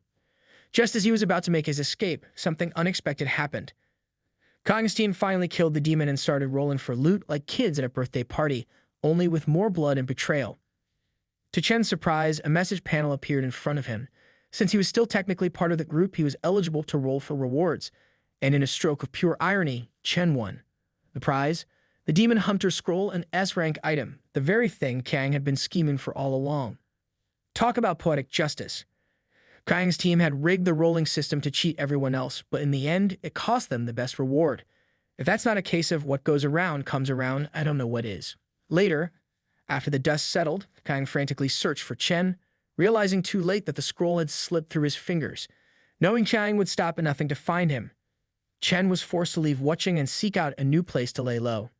Back in the present, Chen Bai smiles to himself, thinking what a pity it is that he missed seeing Brother Kang's face when the Demon Hunter Scroll slipped through his fingers. That reaction alone would have been worth the trouble. With a light chuckle, he continues walking, lost in his thoughts. But his footsteps slow as he notices something on the ground. An all-too-familiar sight. A corpse, clearly a dead, polluted villager. Someone else is here. Chen pauses, realizing that this could mean trouble. In his previous life, before Brother Chang killed the demon and cleared the secret dungeon for the first time, there had still been about 2 months left. So no need to panic just yet, he tells himself. But it nags at him, who could have discovered this secret dungeon so early. Certainly not the neighborhood watch. Meanwhile, in the central square of the village, a group of people is busy stabbing zombies with spears, working together to complete Task 2. When a system notification appears, confirming that Task 2 is complete and rewarding them with experience points, they breathe a sigh of relief. One of the group stands up and declares that Zhanglong's brother was right. Completing Task 2 allows them to leave. He suggests they get out while the getting's good, promising to return later to deal with the boss. Nothing like saving the biggest nightmare for a future to-do list. However, one of them, looking more than a little nervous, turns to the group and announces with fear in his voice that someone else has entered the dungeon. That someone is, of course, Chen Bai, who calmly walks toward them, asking if they're leaving already.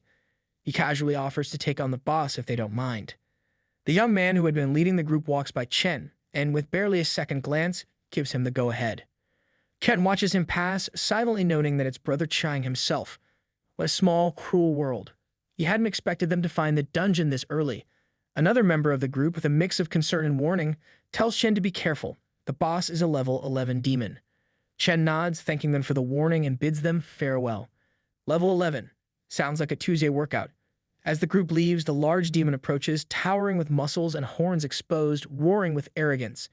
It sneers at Chen, taunting him about his fearlessness, wondering if he's quietly accepting his fate because he knows he's going to die. Chen, unbothered by the demon's theatrics, remains silent for a moment before replying that he's simply reminiscing. After all, it's been a long time since he faced a lesser demon alone. The demon, not liking Chen's tone one bit, declares him a despicable human and prepares to attack.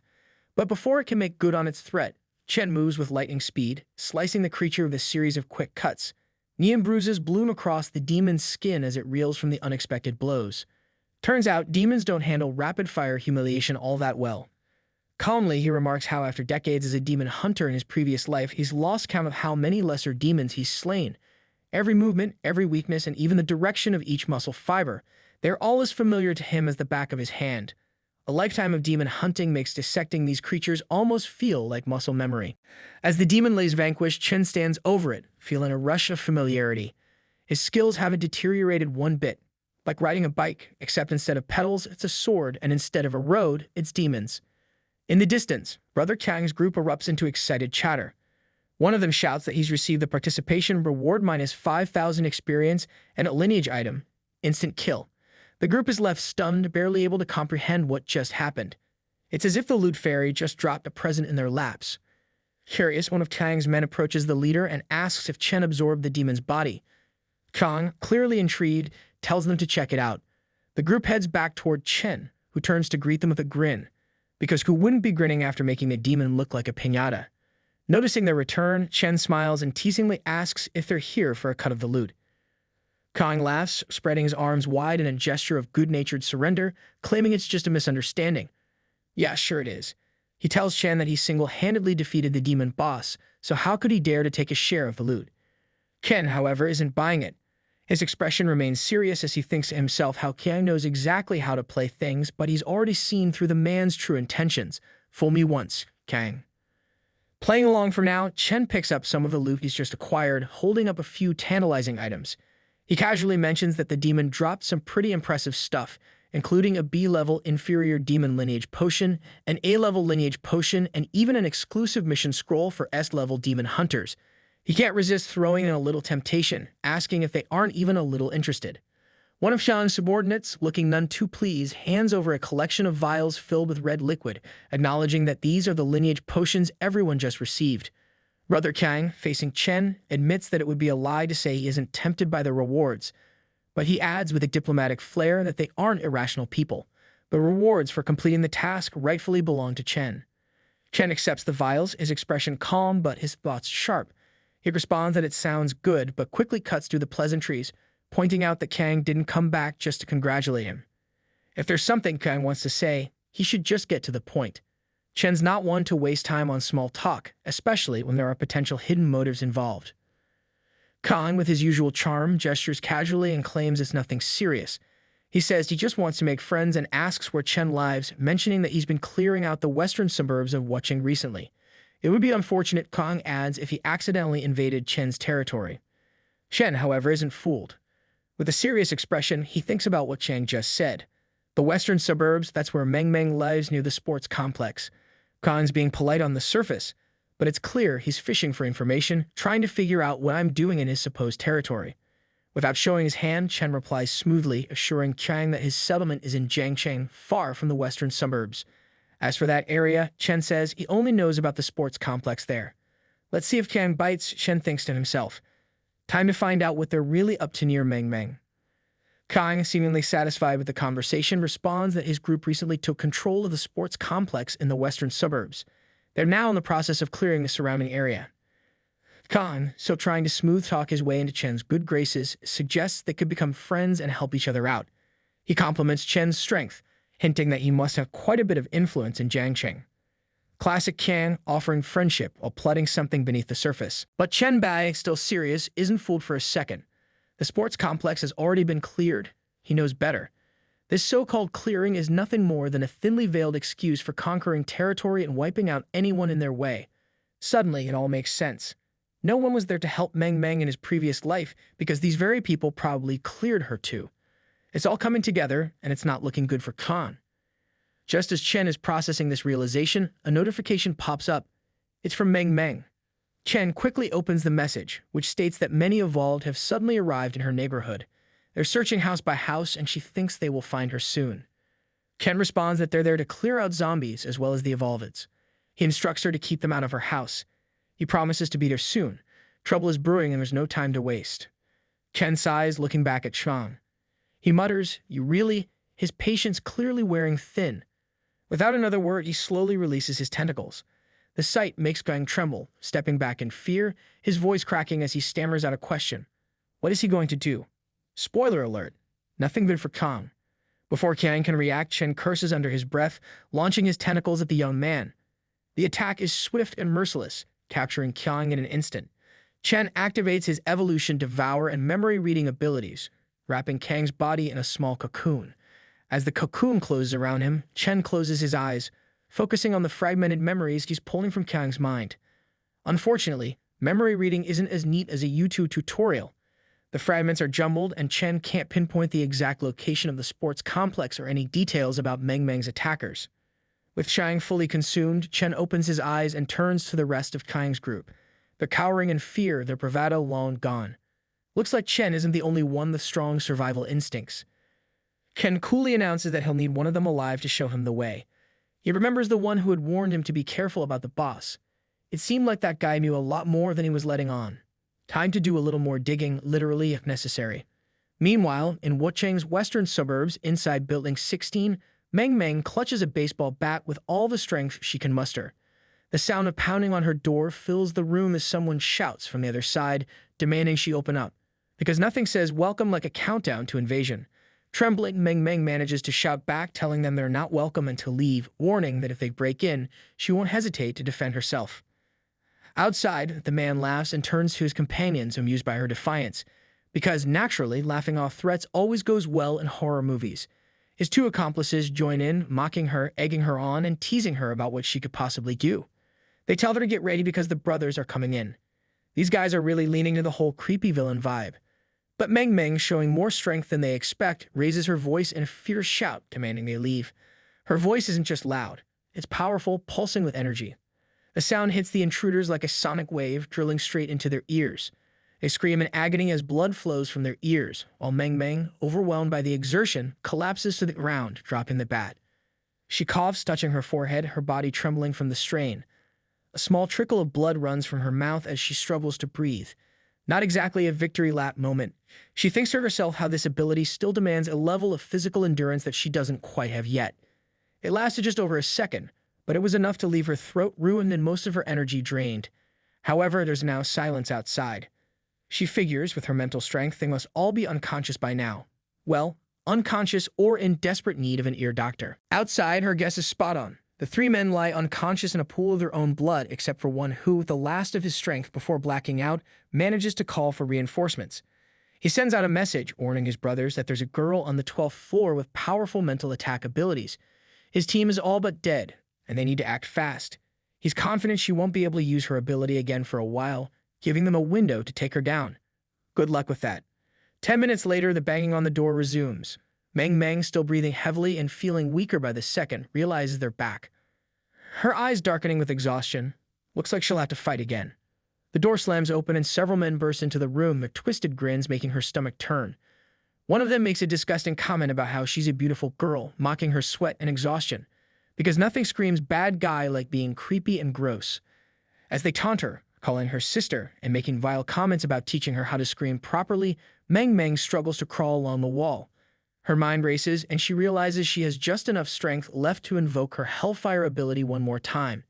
It's all or nothing. Summoning the last of her energy, she unleashes the purple flames of Hellfire, consuming the men in an inferno of destruction. Their mocking quickly turns to screams of agony as they are enveloped in the flames. But as the fire dies down, so does Meng Meng. She collapses onto the floor, gasping for breath, utterly spent. Her body feels like it's given out completely. She reflects on something her master once told her, that the four attributes complement each other, and having one too high without balancing the others is dangerous.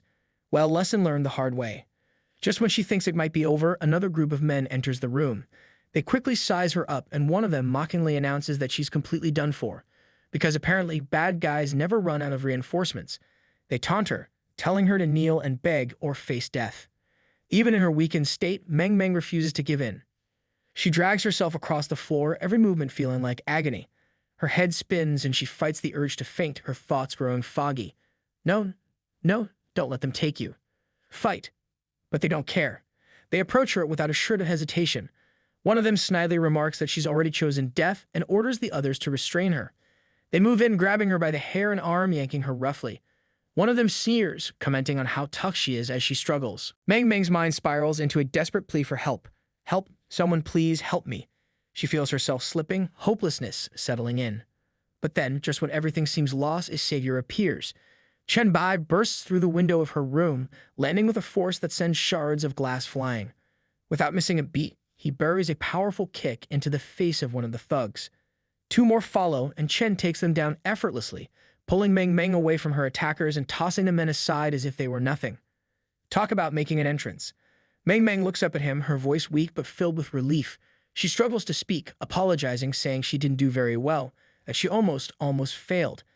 But Chen Bai cuts her off with reassurance, telling her that she did great. He lays her gently on the sofa, telling her to rest now and that anyone who dares to trouble his disciple today will never leave this place alive.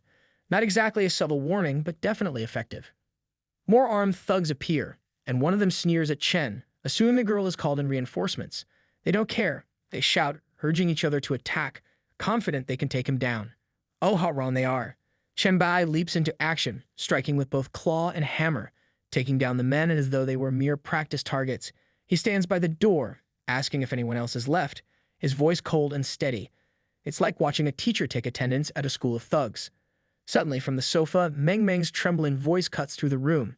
She's sweating, barely able to stay conscious, mumbling that she's struggling. Chen kneels beside her, recognizing the signs. Fatigue and the pressure of her mental strain are causing hallucinations. Poor girl, she's given it everything she's got. She stretches out her hand, blindly searching for him, and whispers, asking where he is. Chen takes her hand, gently assuring her that he's right there, telling her to hang on. Stroking her head, he tries to calm her. Because if anyone can bring comfort in the middle of chaos, it's Chen Bai. As he's tending to Meng Meng, a new thug bursts in, axe raised, ready to strike. Without even flinching, Chen Bai impales him with a tentacle, lifting the man to the ceiling. He reassures Meng Meng once again, telling her not to be afraid, that he will protect her. Because nothing says calming like impaling attackers left and right while offering gentle words of reassurance. Chen focuses his energy, planting his claw into the ground. Every time a new thug dares to enter the room, they're immediately impaled by another tentacle, as if the room itself has turned against them. All the while, Chen stays close to Meng Meng, his thoughts crystal clear. No one will hurt her. Not while her is there. An hour passes, and now Meng Meng rests with her head in Chen Bai's lap. He watches her, his expression softened as he thinks she looks much better now. The room around them is filled with the bodies of the fallen thugs, a testament to the chaos that had unfolded. As Chen reflects, he senses someone approaching the door. A young man enters cautiously, hands raised in a gesture of surrender, quickly identifying himself as an ally. It's me, Mr. Bai," he announces, his voice trembling slightly. Chen, ever calm, continues to gently stroke Meng Meng's hair as he responds, acknowledging the young man's arrival. He asks if this means all of Chen Yikong's forces have been wiped out. The young man kneels before Chen, confirming that per Chen's instructions, he had devised a plan to lure Kang's forces here and eliminate them. Now, all of Chen Yikong's trusted followers and core members are dead. Mission accomplished, though it's not exactly a cause for celebration, considering the bloodbath involved. Chen then asks if the only ones left now are the young man's own followers and core members. The man's eyes widen, shaking his head fervently. He quickly explains that he doesn't have any trusted followers or core members, just a wife and children. He had been forced to join Chen Yikong because of his unique talent for detection called True Vision, because apparently being too talented can get you into some serious trouble. Gang had used his family as leverage, threatening to violate and murder them if he didn't comply, just like what had happened to his neighbors and friends. Chen listened, his expression unreadable but calm. He tells the young man he understands. He recognizes the value of his talent and appreciates the warning he had given about being cautious of the boss earlier. It's always nice when someone's paranoia pays off. Chen then asks if the young man would be willing to follow him to Jiangsheng, offering him a new path. The young man, clearly conflicted, stammers, uncertain. Chen smiles gently, sensing the hesitation, and reassures him. It's okay if he doesn't want to come. Chen isn't a man who believes in ruling by fear or forcing anyone to follow him. He calls him by name, Zhang Long, and tells him that he respects his choice and won't pressure him. After all, there's nothing quite as refreshing as a leader who doesn't threaten your family to get your loyalty. The young man gestures eagerly, finally replying that he's willing to follow Chen Bai. His hesitation wasn't about loyalty, but about the many people still enslaved by Chen Yikong and his fortress, just like his own family. Seems like saving one family just scratched the surface of a much larger problem. Chen, ever the strategist, opens the window of his warehouse and considers the situation. He tells the young man that he's willing to take them all, but if the number of people is too large, it won't be easy to bring them directly to Jiangsheng. With that in mind, he suggests a plan. Zhang Long should stay in Wucheng for now and work to stabilize the situation. As a gesture of support, Chen hands him a potion to enhance his strength. Because in this world, a little extra power can make all the difference.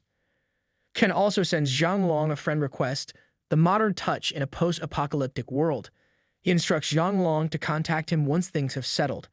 At that point, Zhang can decide whether to remain in Wucheng and develop the area or join Chen in Jiangsheng, depending on how things unfold. Flexibility is key when rebuilding civilization. Zhang Long smiles, relieved and grateful, as he takes the potion, thanking Chen repeatedly. After Zhang Long leaves, Meng Meng continues to sleep peacefully on the sofa, her breathing finally calm. Chen Bai remains seated beside her, keeping watch as the room grows quiet once more. With the girl resting, Chen shifts his attention to his warehouse. He orders it open, and as he sifts through the items inside, his eyes fall on a mask. His expression turns disappointed. This thing wasn't like this when he placed it here. He remembers that when he got the potion for Zhang Long earlier, the items in the warehouse hadn't mutated yet, but now the profession transfer mission scroll and the demonic bloodlines he had placed inside seemed to have changed. Frowning, Chen starts sifting through the warehouse, muttering to himself.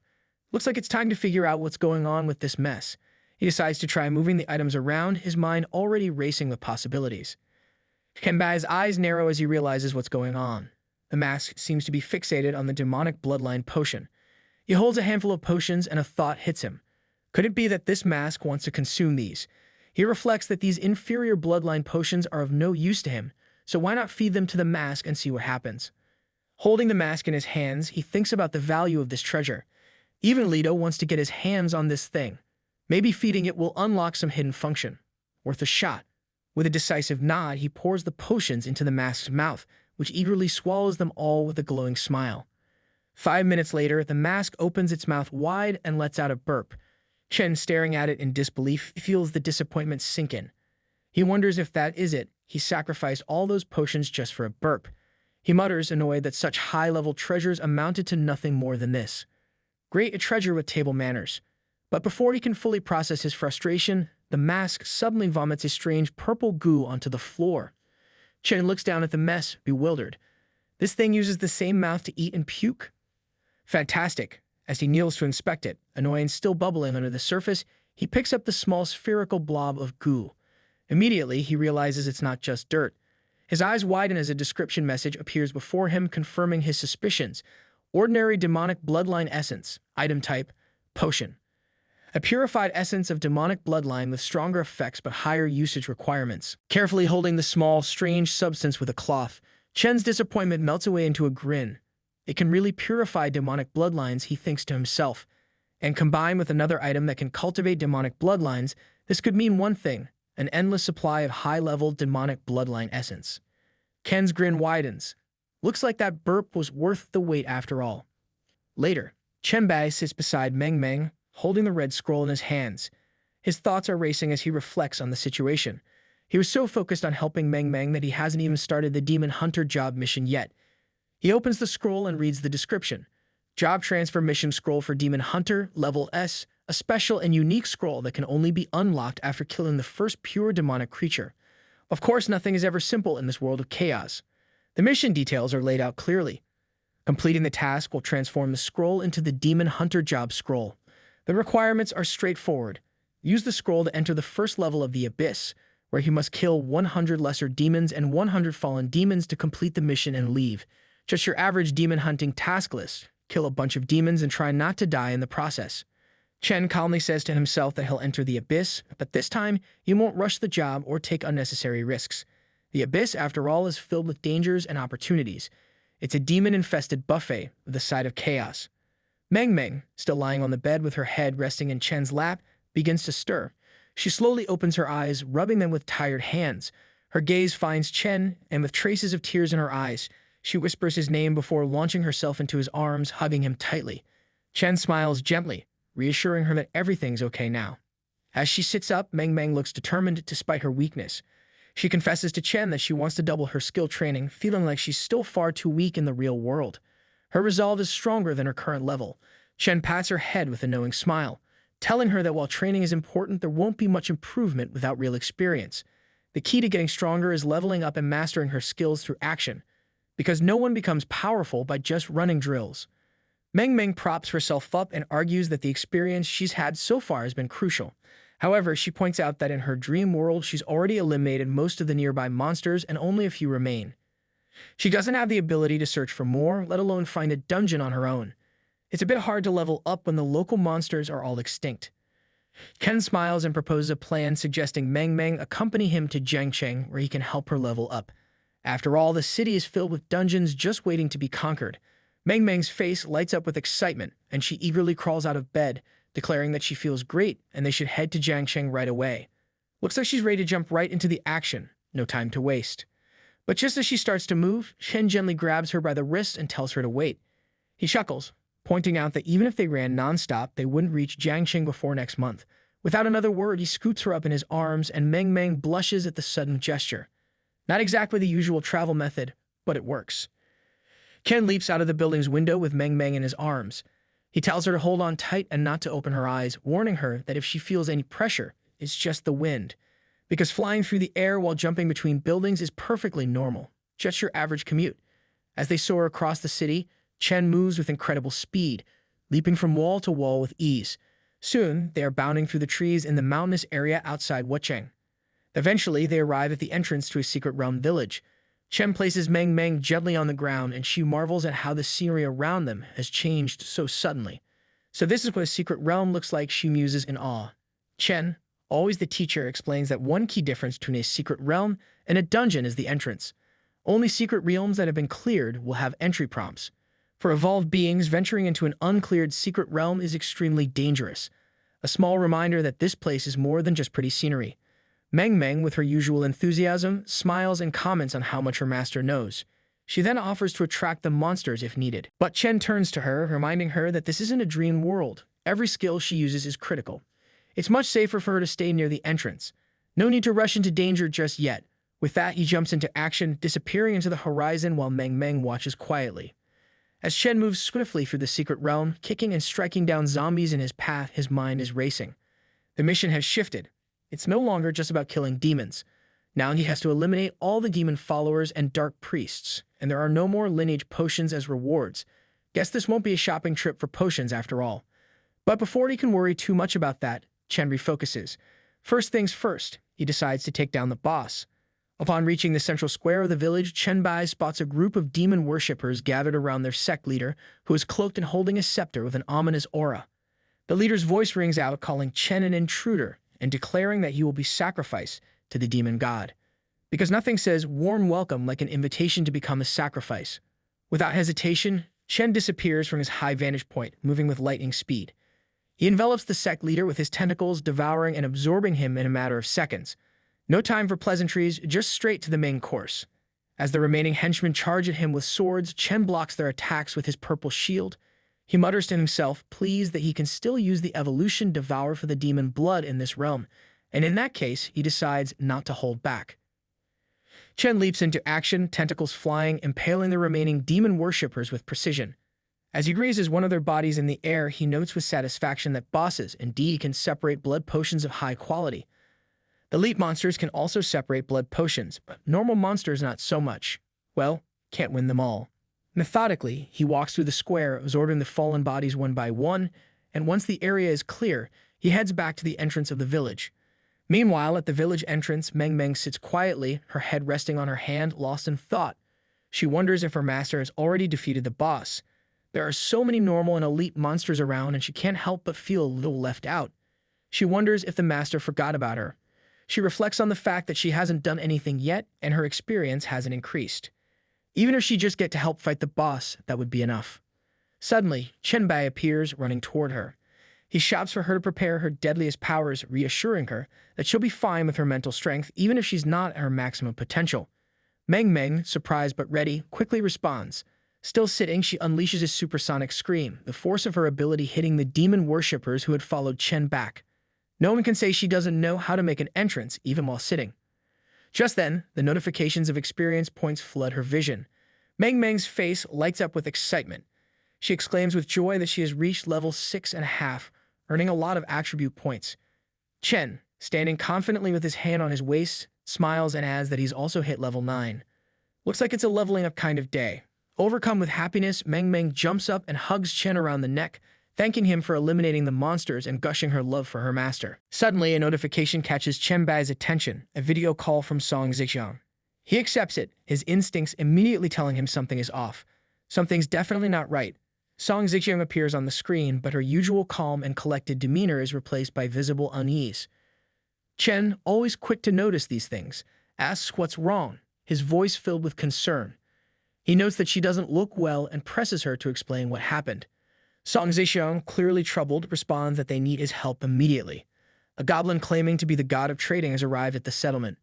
The words echo in Chen's mind, triggering recognition. Lido, the god of trading. He quickly asks how this goblin, Lido, ended up at the settlement. Song Zixiang, clearly shaken by the situation, hesitates before questioning if he knows him. Song Zixiang takes a deep breath and tells Chen Bai that she'll keep it brief.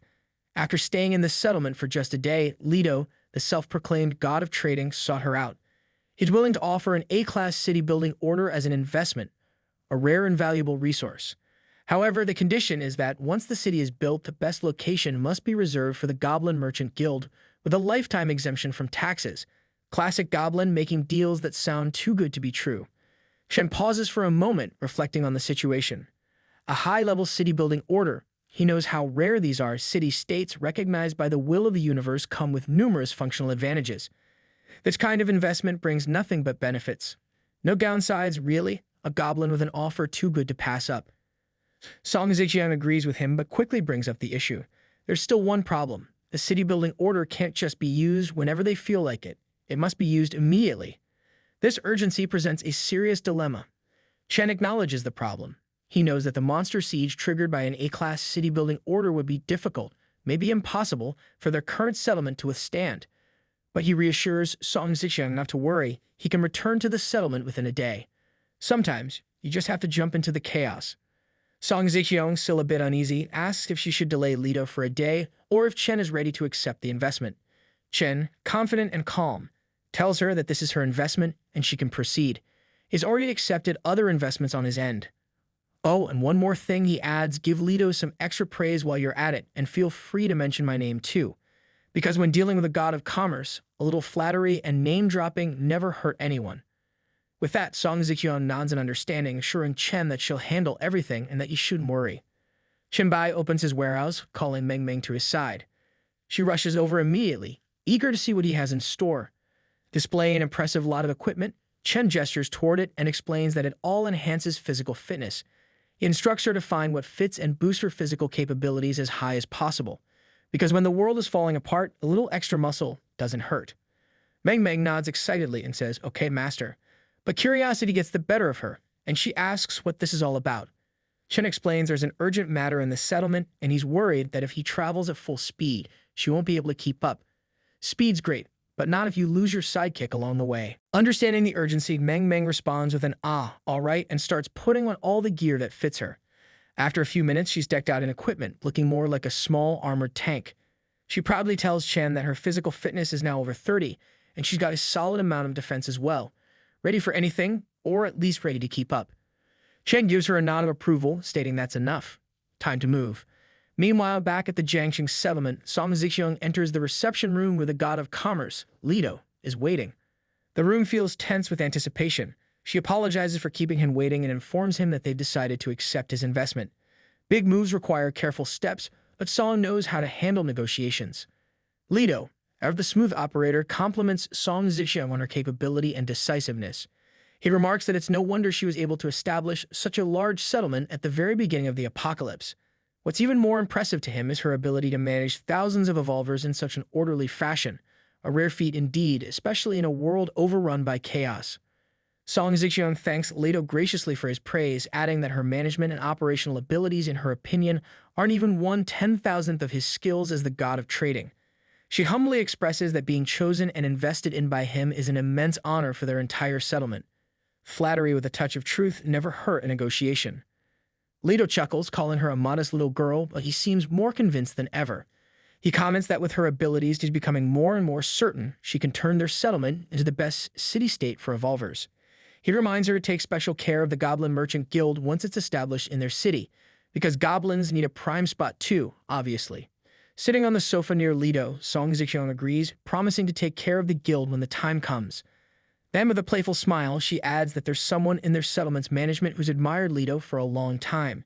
When this person heard that the Goblin Merchant Guild would be set up in the city, they immediately gave up their current expedition and are rushing back at full speed. Nothing like a little hero worship to get someone's attention. Surprised, Lido raises an eyebrow and asks who this could possibly be. He points out that not many evolvers are aware of his connection with the Goblin Merchant Guild, which makes this even more interesting. Song Zixiang drops the name with a slight grin, Chen Bai. She explains that Chen has also received investments from Lido before. Lido's expression shifts as he realizes who she's talking about. He murmurs to himself, shuffling through his deck of cards as if searching for something. After a moment, his demeanor changes again. He suddenly seems more calculating. He hands a card to Song Zixiang and tells her that if Chen Bai is involved, this situation requires a different approach. Because when Chen Bai enters the equation, things get a little more intense. Song Zixiang looks down at the card in her hand and is astonished. It's not just any card, it's the Golden City Building Order. Lido confirms it's indeed the S-Class Golden City Building Order, a far more valuable and challenging resource. He explains that given Chen Bai's involvement, the A-Class City Building Order might be too easy for him. An S-Class task might actually make him break a sweat. Lido then adds that if Chen Bai can make it back in time, their entire settlement could have a chance at something far greater. They might even be able to take down the monster siege triggered by the S-Class order. Just as Song Zixiang holds the card in her hand, a notification screen pops up in front of her, bringing with it a new layer of urgency. Lido has sent you a mission investment, S-Class Golden City Building Order. The mission description is simple yet daunting. After a one-day preparation period, all surrounding monsters will be strengthened and launch a relentless assault on the location of the city building order. The settlement must withstand the siege for 5 days to complete the mission.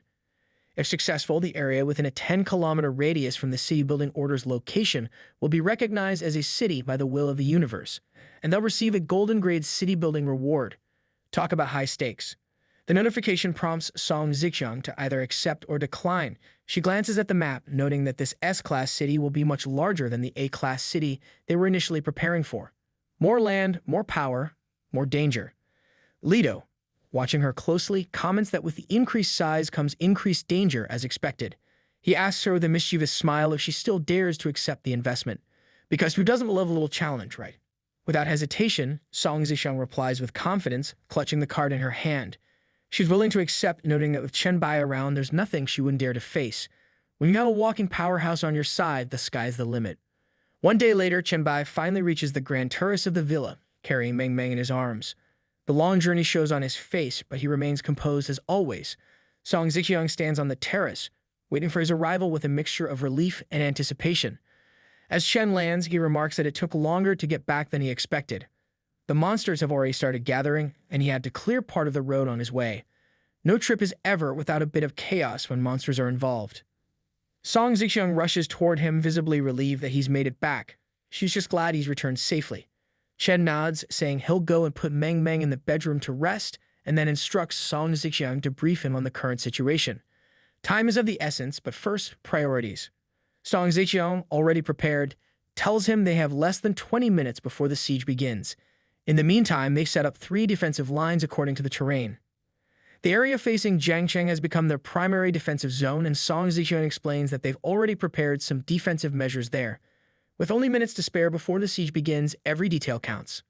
A short while later, Chen Bai gently places Meng Meng on the bed, still fast asleep, her exhaustion evident. As he steps back, Song Zixian approaches him, holding a sleek black briefcase in her hand. She tells him this is all they could prepare for now. Chen looks at her with appreciation, acknowledging that she's done well under pressure. In a siege situation, it's all about being prepared for the worst. Handing him the briefcase, Song Zixian adds that in the past few days, they've been grinding the sewer dungeon and have finally completed the plague set. Nothing like dungeon crawling to get ready for a monster invasion. Chen takes the briefcase with a nod of gratitude, pulling Song Zixian into his lap in a rare moment of affection.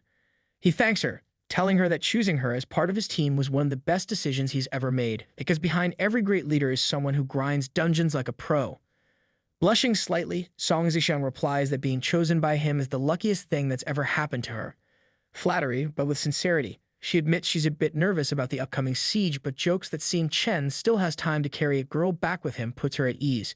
Because when you're calm enough to multitask even during a crisis, that's saying something. Chen smiles and clarifies that Meng Meng isn't just any girl, she's his disciple. He explains that her talent is no weaker than his own, making her vital to their defense. He instructs Song Zixian to bring Song Ji over to take care of Meng Meng and notify him the moment she wakes up. Meng Meng is the key to defending the settlement, and Chen makes it clear she shouldn't be neglected. Because in a fight like this, everyone's talents matter. Song Zixian, taking the seriousness of the moment in stride, nods and says she understands. Sometime later, Chen Bai leaves the room with Song Zixian at his side. His expression is steady as he declares it's time to face the horde of monsters attacking the city. Together, they make their way toward the base of the mountain, where the city walls of the Dongshan settlement loom tall and imposing. And as they approach, the grim reality of the siege becomes clear. Rotten zombies are scattered across the ground, their decayed flesh clinging to brittle bones, exposing teeth that look ready to snap at anything. The air is thick with a stench that even the mountain breeze can't carry away. If there were a competition for the worst-smelling invasion, these monsters would win hands down. Now clad in a striking red trench coat, Chen Bai surveys the scene with a calm but critical eye. Resting one foot on the city wall, he considers the scale of this siege. A Class S city construction order, it's a challenge unlike anything he's faced before. He reflects on his past life, remembering the time he built the city of Beatty. That was only a Class B project, and comparing the number of monsters now to back then feels like comparing a drizzle to a hurricane. The countdown to the monster siege continues. Citizens of the Dongshan settlement gather near the inner walls. Meanwhile, Song Zixian kneels beside a young girl, gently guiding her as she amplifies her voice through a special ability. The girl's clear tone echoes across the settlement, delivering a powerful message to boost morale. She reassures the people that despite the 5-day siege ahead, there's no reason to panic. The settlement boasts the strongest walls, vast resources, and a skilled defense force. Hundreds of team members possess Class B talents, nearly 10 specialists rank as Class A or S, and the settlement even has 2 of the rare and powerful Class SS talents. She promises that once the city is defended, everyone will enjoy all the modern conveniences the new territory offers, complete with discounts. Finally, with a dramatic flair, she announces there's just 1 minute left until the battle begins. It's time to collect not just victory, but also money and experience. The crowd erupts in celebration, fists raised high as people jump and smile, their spirits lifted by the speech. It's like a festival, except instead of fireworks, there are zombies lurking nearby. The mix of tension and excitement is almost surreal. Chen Bai turns to Song Zixian, offering her a well-deserved compliment for her inspiring speech. She smiles warmly in return. She acknowledges his role and the little girl's in boosting morale. Shifting his attention, Chen Bai focuses on the young girl beside Song Zixian. Her ability to transmit sound across the settlement is impressive, and he acknowledges her contribution with a nod of approval. Then, always the strategist, he instructs her to escort the girl to a safe place. After all of her job is done, and she doesn't need to be near the battlefield when the chaos begins. Next, Chen Bai directs his attention to Lu Lai, the tech genius of the team. He inquires about the live broadcast preparations. Lu Lai, ever efficient, steps forward with a confident smile. She explains that everything is ready, including a state-of-the-art controllable transmission camera gifted by none other than the will of the universe. Talk about VIP perks. Satisfied, Chen Bai glances toward the growing pile of zombies outside the walls. With the preparations complete, he signals for the broadcast to begin. Lule gives a sharp nod, and the announcement goes live on the forum, where it quickly garners attention. The notification announcing a live broadcast of the Jiangxing class as Golden City construction order sends ripples through the forum. Comments flood in almost instantly, ranging from skeptical to awestruck. Some accuse the post of being clickbait, grumbling about the gold coin fee to watch. Others lament their own struggles, sharing stories of settlements that only managed to achieve Class D construction orders. But then, awe takes over as viewers take in the sea of zombie monsters on the screen. Questions pour into the chat, with many wondering where this epic battle is taking place. Some even express a desire to relocate to the new city if the project succeeds.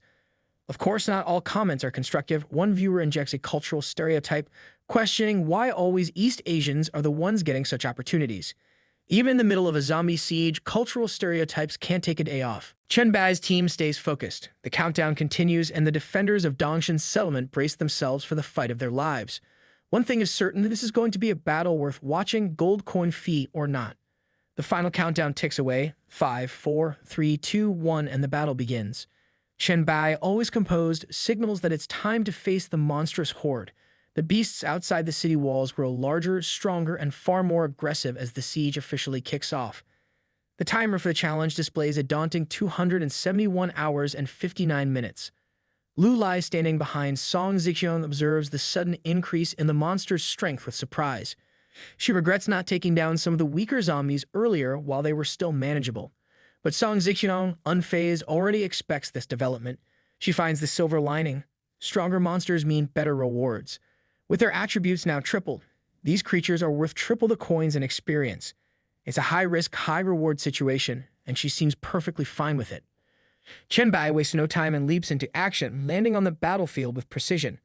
The impact of his landing sends stones flying into the air, each glowing with a faint purple light. With a practiced motion, he channels a play into one of the zombies, infusing its veins with a vivid purple hue. The plague's effects are immediate. It weakens the infected creature's resistance and has a cooldown of 5 hours. Chen Bai then uses the zombie itself as a weapon, hurling it toward others. The infected creature crashes into its kin, spreading the plague like a viral domino effect. The chorus of damage begins to eat away at the monsters, weakening their attributes with every passing second. The chaos spreads rapidly, creating a chain reaction that puts the horde at a disadvantage. From a distance, Chen Bai observes the results with a critical eye. While the ability doesn't deal high damage outright, its power lies in the infection and the weakening effect it spreads. He recognizes its potential to make the city's defense far more manageable. For now, it's a promising start to what will undoubtedly be a grueling siege. However, just then, a strange movement among the zombies catches his attention. Something feels off. The infected zombies start clustering together, while the uninfected ones keep their distance. A realization dawns on him. This isn't random chaos. There's a mental fluctuation, a signal of sorts, guiding these creatures. It becomes clear to him that there's a lord controlling this horde. That explains why the zombies are advancing in an organized way instead of trampling over each other in mindless aggression. With this new insight, Chen Bai attacks with renewed focus, using his claws to pierce through the ranks of the undead. As he fights, his thoughts race. Finding the zombie lord would be a game-changer. Without their leader, the horde would lose its coordination and become much easier to manage. But there's a problem. The leader's exact location is unknown, and searching for it will take precious time. The dilemma is clear. If he leaves the front line to hunt the leader, the number of zombies he can kill will drop drastically. Worse, if the lord decides to launch a large-scale attack while he's gone, it could lead to casualties among the defenders. On the other hand, if he doesn't act now, the situation could become even more dire. Zombies from other directions might threaten Jiangxing, forcing defenders to spread thin. Hunting the leader in such chaos would be nearly impossible. Weighing his options, Chen Bai realizes that to handle this situation effectively, he'll need Meng Meng's help. It's a tough call, but one that might turn the tide of this battle. Chen Bai sends a mental message to Meng Meng, urging her to wake up quickly and assist. In the villa, Meng Meng stirs after some time, slowly regaining consciousness. Tears stream down her face as she opens her eyes, clearly overwhelmed. Sitting up in bed, she notices Songji standing nearby, holding a thermos of coffee. Songji turns around, surprised but smiling warmly at seeing Meng Meng awake. Meng Meng, blushing slightly, starts asking questions in rapid succession, where she is, who Songji is, and most importantly, about her master. Songji patiently explains the situation and updates Chen Bai, who feels a wave of relief knowing Meng Meng is awake. Meng Meng, still processing everything, sends a message to Chen Bai, apologizing for fainting earlier. She explains that his incredible speed had caused her to succumb to the wind pressure and exhaustion. Now that she's aware of the situation, she promises to use her dream ability to help find and eliminate the zombie threats. Chen Bai responds calmly, asking her not to rush and instead focus on finding a specific type of zombie using her ability. He quickly provides a description: a human-sized creature with shoulders protruding like shoulder pads, a massive head encased in an exoskeleton resembling fine mesh and tentacles extending from its shoulders. Its mental power is notably strong, a clear sign of the zombie lord. Meng takes the instructions seriously. She carefully reads the description, closes her eyes, and announces her intent to enter the dream state to locate the target. Turning to Song-ji, she politely asks for protection while she dreams. Song agrees, though she's clearly baffled at how Meng manages to fall asleep so quickly. Even as she stands guard, she can't help but wonder aloud about the mystery of someone dozing off on command, especially in the middle of a crisis. Meng enters the dream space and manifests within the Dongshan settlement at the base of the city wall. Leaning over, she observes the dense clusters of zombies below. She is astonished by their sheer number. Taking a deep breath, she raises her hand, summoning bright pink ribbons that shimmer in the dreamlike environment. Her ability, Dream Weaver, springs to life, creating small pebbles that float around her and drop onto the zombies below. The pebbles crush several of them, prompting a triumphant smile. The surreal nature of the space reassures her is still her dream, a place where she has control. Encouraged by the success, she reminds herself to focus on the task at hand, finding the zombie lord as Chen Bai instructed. There's no time to waste. With determination, she manifests glowing pink butterfly wings and soars high above the zombie horde, scanning for any sign of the Lord controlling them. As dusk settles on the first day of defending the city, Chen Bai returns to the top of the wall where Song Zixiang waits with a bottle of water. She hands it to him along with a towel, and he takes a moment to catch his breath. Her report is optimistic. Thanks to his relentless attacks on the front lines, there have been no casualties among the defenders. Injuries have been minor, and the city wall has sustained only minimal damage. She even suggests he take a break and let others handle the defense for a while. Chen Bai takes a long sip of water, though his expression remains serious. He knows the situation is far from ideal.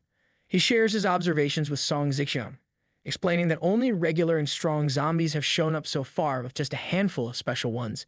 This isn't a coincidence, it feels deliberate. He suspects the zombie lord is biding time, gathering strength, and preparing for a large-scale assault. Song Zixiang listens closely, her concern growing. The calm before the storm is unnerving, and the thought of what's to come looms heavy over their preparations. Just then, at the entrance of the mansion, Song-ji and Meng appear together, both urgently calling for Chen Bai. Meng, full of energy, rushes down the stairs, shouting for her master, while Song-ji trails behind, trying to persuade her to slow down. Chen Bai and Song Zixiang notice the commotion. Song Zixiang raises an eyebrow at her daughter's behavior, which seems oddly out of character, almost as if she's taken on a caretaker role. Without hesitation, Chen Bai instructs Song Zixiang to contact Lu Lai and interrupt the live broadcast. Song Zixiang quickly complies and informs Chen Bai that Lu Lai has already removed all the live broadcast drones provided by the will of the universe. Chen Bai nods with approval but remains serious as he emphasizes the importance of keeping Meng's unique abilities hidden. Her dream-weaving powers are unique and must not be exposed to others.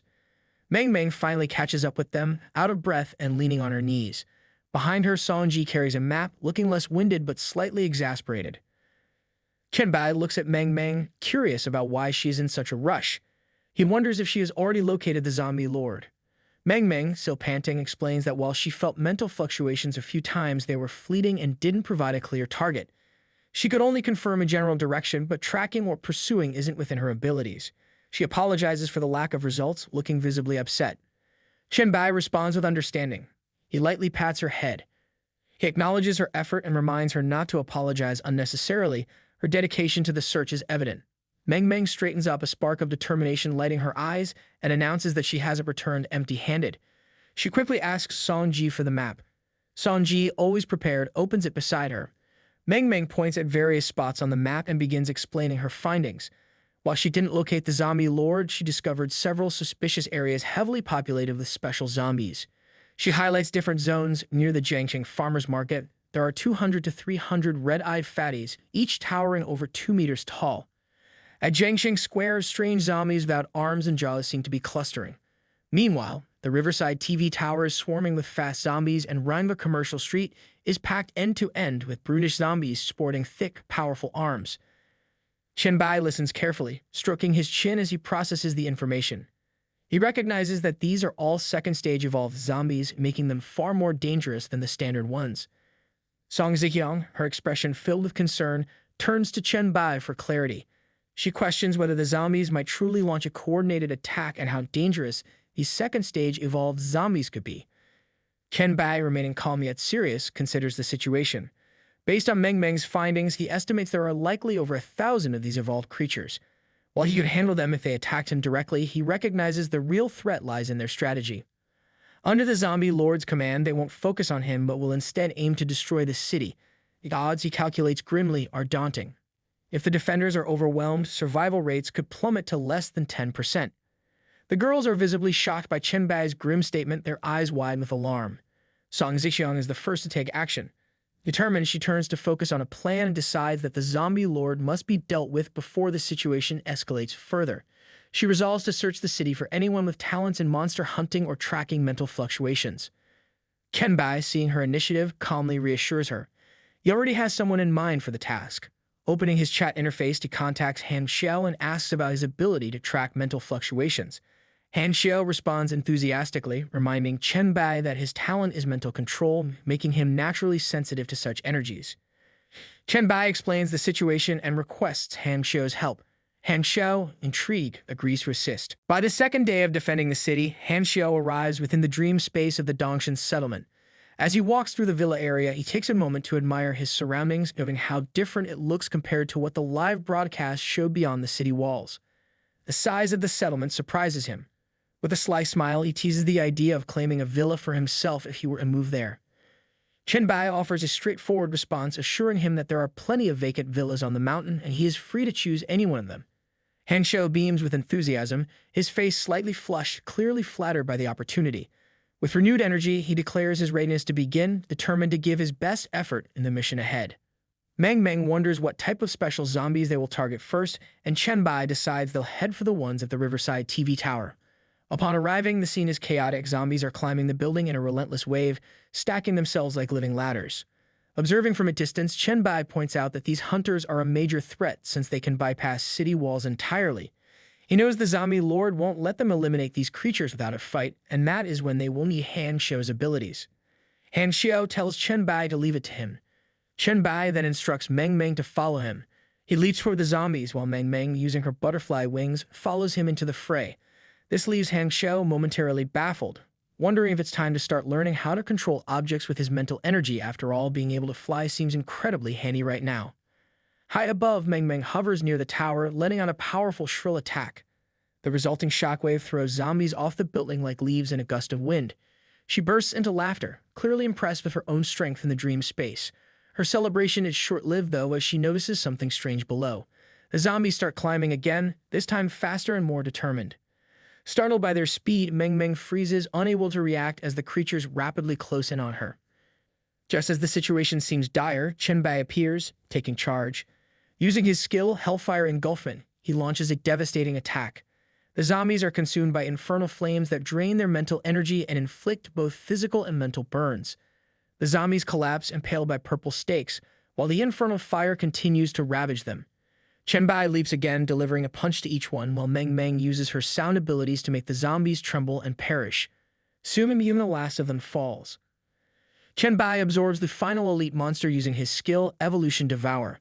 As the tentacles restrain the corpse, a surge of power flows through him. The system displays a message. Gain 200 virus points, 50 exclusive Blacklight virus evolution points.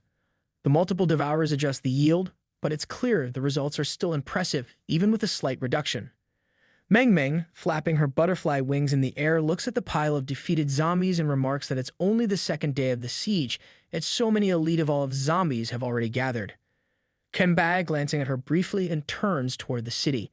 He explains that speed-type zombies gather quickly, and these are likely the strongest ones from Jiangsheng and nearby cities. More will probably appear, but without the Lord's leadership, they'll scatter and become less dangerous.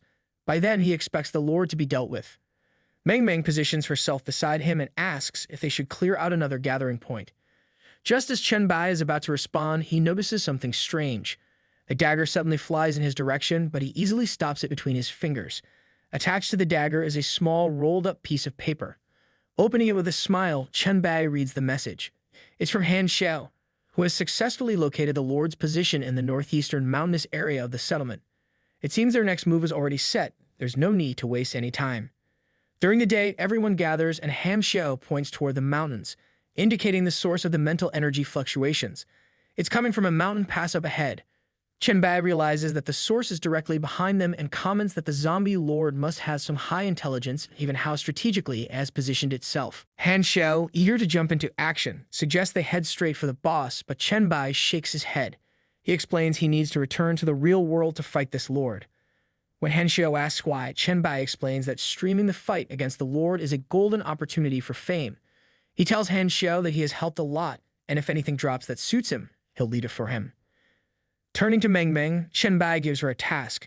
He asks her to take Han Xiao and clear out some second-stage elite zombies, specifically the Screamers.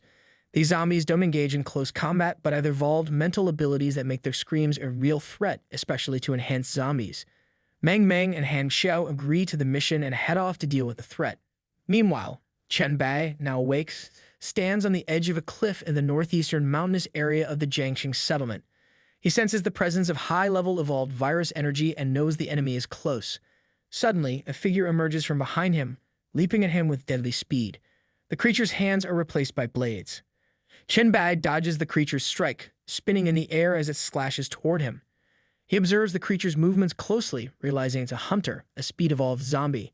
However, this one is even more advanced. It's likely one of the Lord's bodyguards. These zombies are quick and prefer hit-and-run tactics, making them almost as fast as Chen Bai himself. The creature leaps at Chen Bai again, its movements fast and fierce. Chen Bai raises his shield and claws, protecting himself while thinking about his next move. He knows he has to pretend to be weaker to trick the creature into attacking. If he doesn't, they'll keep using hit-and-run tactics, and that could drag on forever. The worst part about it is if the Lord escapes during all this, everything will fall apart. Just as he's preparing his next move, he sees another creature charging toward him. In a split second, he spins his current opponent around, making them collide with the new one. A loud crack of breaking bones rings out as the two creatures fall. Chen Bai wastes no time and crushes their heads, ending their threat. He then stretches out his arms, which turn into long, writhing tentacles, absorbing the creatures into his body. A message from the system appears, telling him that he has just devoured a fourth-stage, speed-type hunter zombie. His blacklight virus abilities are now stronger, and he gains some virus points as a bonus. Chen Bai raises his arm, which now takes the shape of a massive scythe. He feels the power coursing through him, but just as he's getting comfortable, something shifts. There's a sudden weight in the air, a mental shock that makes him stop. His attention shifts to a dark figure hiding in a tree nearby. He doesn't feel surprised, though. He knew the Lord wouldn't miss an opportunity like this. But this Lord is different. It's a zombie with a mushroom-shaped head and strange tentacles growing from its shoulders. It stares at him silently, as if waiting for something, or maybe just sizing him up. Without wasting any time, Chen Bai charges toward the creature, slicing it effortlessly in half with his scythe. He lands smoothly on the ground, thinking to himself that this boss was surprisingly easy to defeat. Before he can fully process the victory, Song Zixiang suddenly appears, throwing herself into his arms. She thanks him for taking down the Lord, explaining that the siege has become much easier without the leadership of the boss. Chen Bai, surprised by her sudden appearance, asks what she and the others are doing here. He looks around and notices the other girls from the villa, all gathered around with passionate expressions and flushed faces. They praise him, calling him a great villain and a reliable master. The scene seems too much even for him. The girls kneel at his feet, caressing him. Chen Bai chuckles, reflecting they've targeted his weakness. But without hesitation, he opens his arms and slices through them, cutting them apart, dispelling the illusion. Just as the illusion fades, he slowly turns and calmly tells the zombie lord that it's better not to display such weak illusions. They only end up embarrassing the creator. He adds with a slight smirk that even though the illusion was impressive, it didn't affect his judgment. He taunts zombie lord, saying that it seems that its mental energy is not as strong as his own. The broadcast chat fills with comments as Chen Bai faces off with the boss. Some viewers quickly realize what's happening. They begin to understand that there were illusions at play, explaining why Bai appeared to attack empty air twice. A few viewers expressed their disappointment, wishing they could have seen the illusions in the live stream. They had thought there was an invisible monster at first. As the broadcast continues, some viewers grow unimpressed by the so-called advanced zombies. They begin to argue that these zombies don't seem all that strong. Other viewers challenge them to face these monsters themselves and see if they are strong or not. A few mention their own experiences with such enemies. One recounts the destruction caused by zealot zombies that wiped out an entire A-ranked team of 5, all highly skilled. Amid the discussion, someone questions Chen Bai's earlier comment about mental evolution not being as powerful as it seemed. The chat fills with more skepticism, and a few viewers start to suggest that the entire siege might be a trap set by some strange forces from a distant place. Just then, a notice on the broadcast screen tells everyone to switch to stream room number 3, stating that the frontal assault is starting. Outside the settlement wall, a massive, fat, and furious zombie is on the charge, and as expected, the zombie is both huge and angry, and is throwing smaller zombies over the walls in an attempt to breach the city. Song Zixiang acts swiftly, shouting commands to those on the wall to stay alert and take down any zombies that get through. Inside the city, 2 evolved individuals work together. One with B-level talent fires arrows, while the other with C-level talent guides them. Their teamwork is efficient, taking down zombies one by one, but it's clear that no plan is foolproof. A screamer breaks through the defenses, and its loud, piercing sound creates panic. Defenders, unable to handle the noise, flee in all directions. The situation escalates quickly, and a new message emerges. The 4th section of the wall has been breached. The situation is chaotic. The battle is now happening on multiple fronts, and the pressure on the defenders is mounting. In the 4th section of the wall, zombies begin pouring in as they are thrown over the defenses. Song Zixiang reacts immediately, springing into action. With swift movements, she leaps for the screamer. Her amethyst spear cuts through the air, striking the creature directly and silencing its deafening cries. Meanwhile, Lu Lai continues her relentless assault, taking down a significant number of zombies with her weapon. She moves like a whirlwind, thinning the horde with every swing, her sheer determination making it impossible for anything to slow her down. The fat and furious zombie roars with a deafening intensity, baring jagged teeth that could make even the bravest flinch. The ground seems to shake from the sound, but Song Zixiang is unfazed. Calm and composed, she conjures an amethyst blade with the ease of someone who has done this 1,000 times. With a quick flick of her hand, the glowing blade cuts through the air, striking the zombie squarely in the chest. The impact is nothing short of spectacular. The blade triggers a powerful explosion that sends shockwaves rippling across the battlefield. The towering zombie collapses, its reign of terror brought to an abrupt end. Dust and debris settle, and the battlefield grows a little quieter, the defenders momentarily stunned by the display of power. Song Zixiang doesn't stop to celebrate. Instead, she turns to the defenders, rallying them with her unwavering confidence.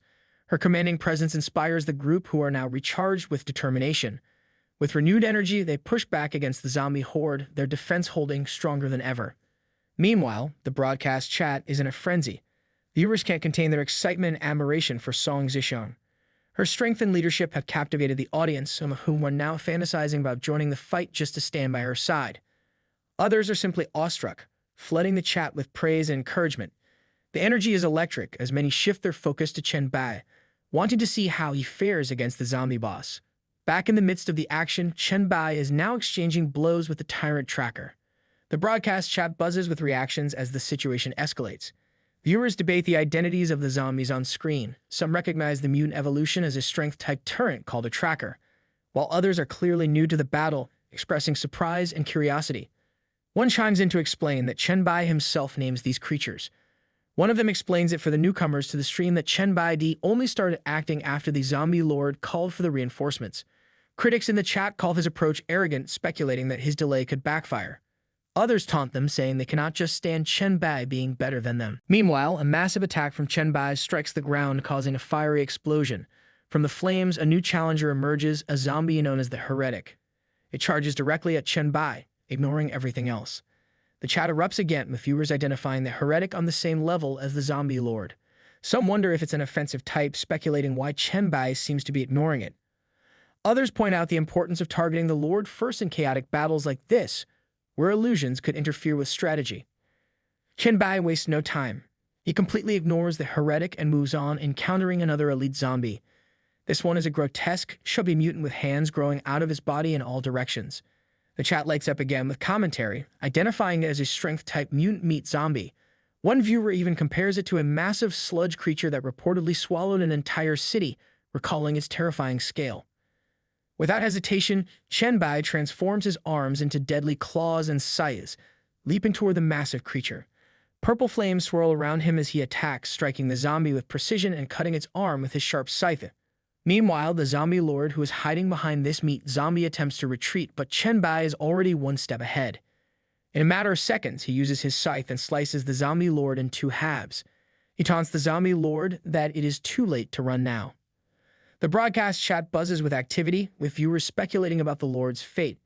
Some question if the lord is truly dead, while others rush to check the front lines for signs. Reports confirm the chaos among the zombies. They're trampling each other, their movements uncoordinated and erratic. Without the lord's leadership, even the massive zombies have stopped their calculated actions, leaving the defenders with an easier fight. Suddenly, a gigantic hand flies toward Chen Bai.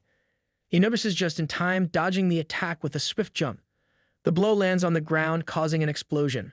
From the dust emerges the gigantic meat zombie. It picks up the remains of the previous zombie lord and begins swallowing them. Chen Bai wastes no time. He leaps onto the creature's arm and sprints toward its torso. He asks the meat zombie who allowed it to eat his stuff. Then, with precision, he slices the creature cleanly in half once again, putting an end to its grotesque feast. The chat fiddles with questions about why Chen Bai isn't absorbing the monsters as he fights.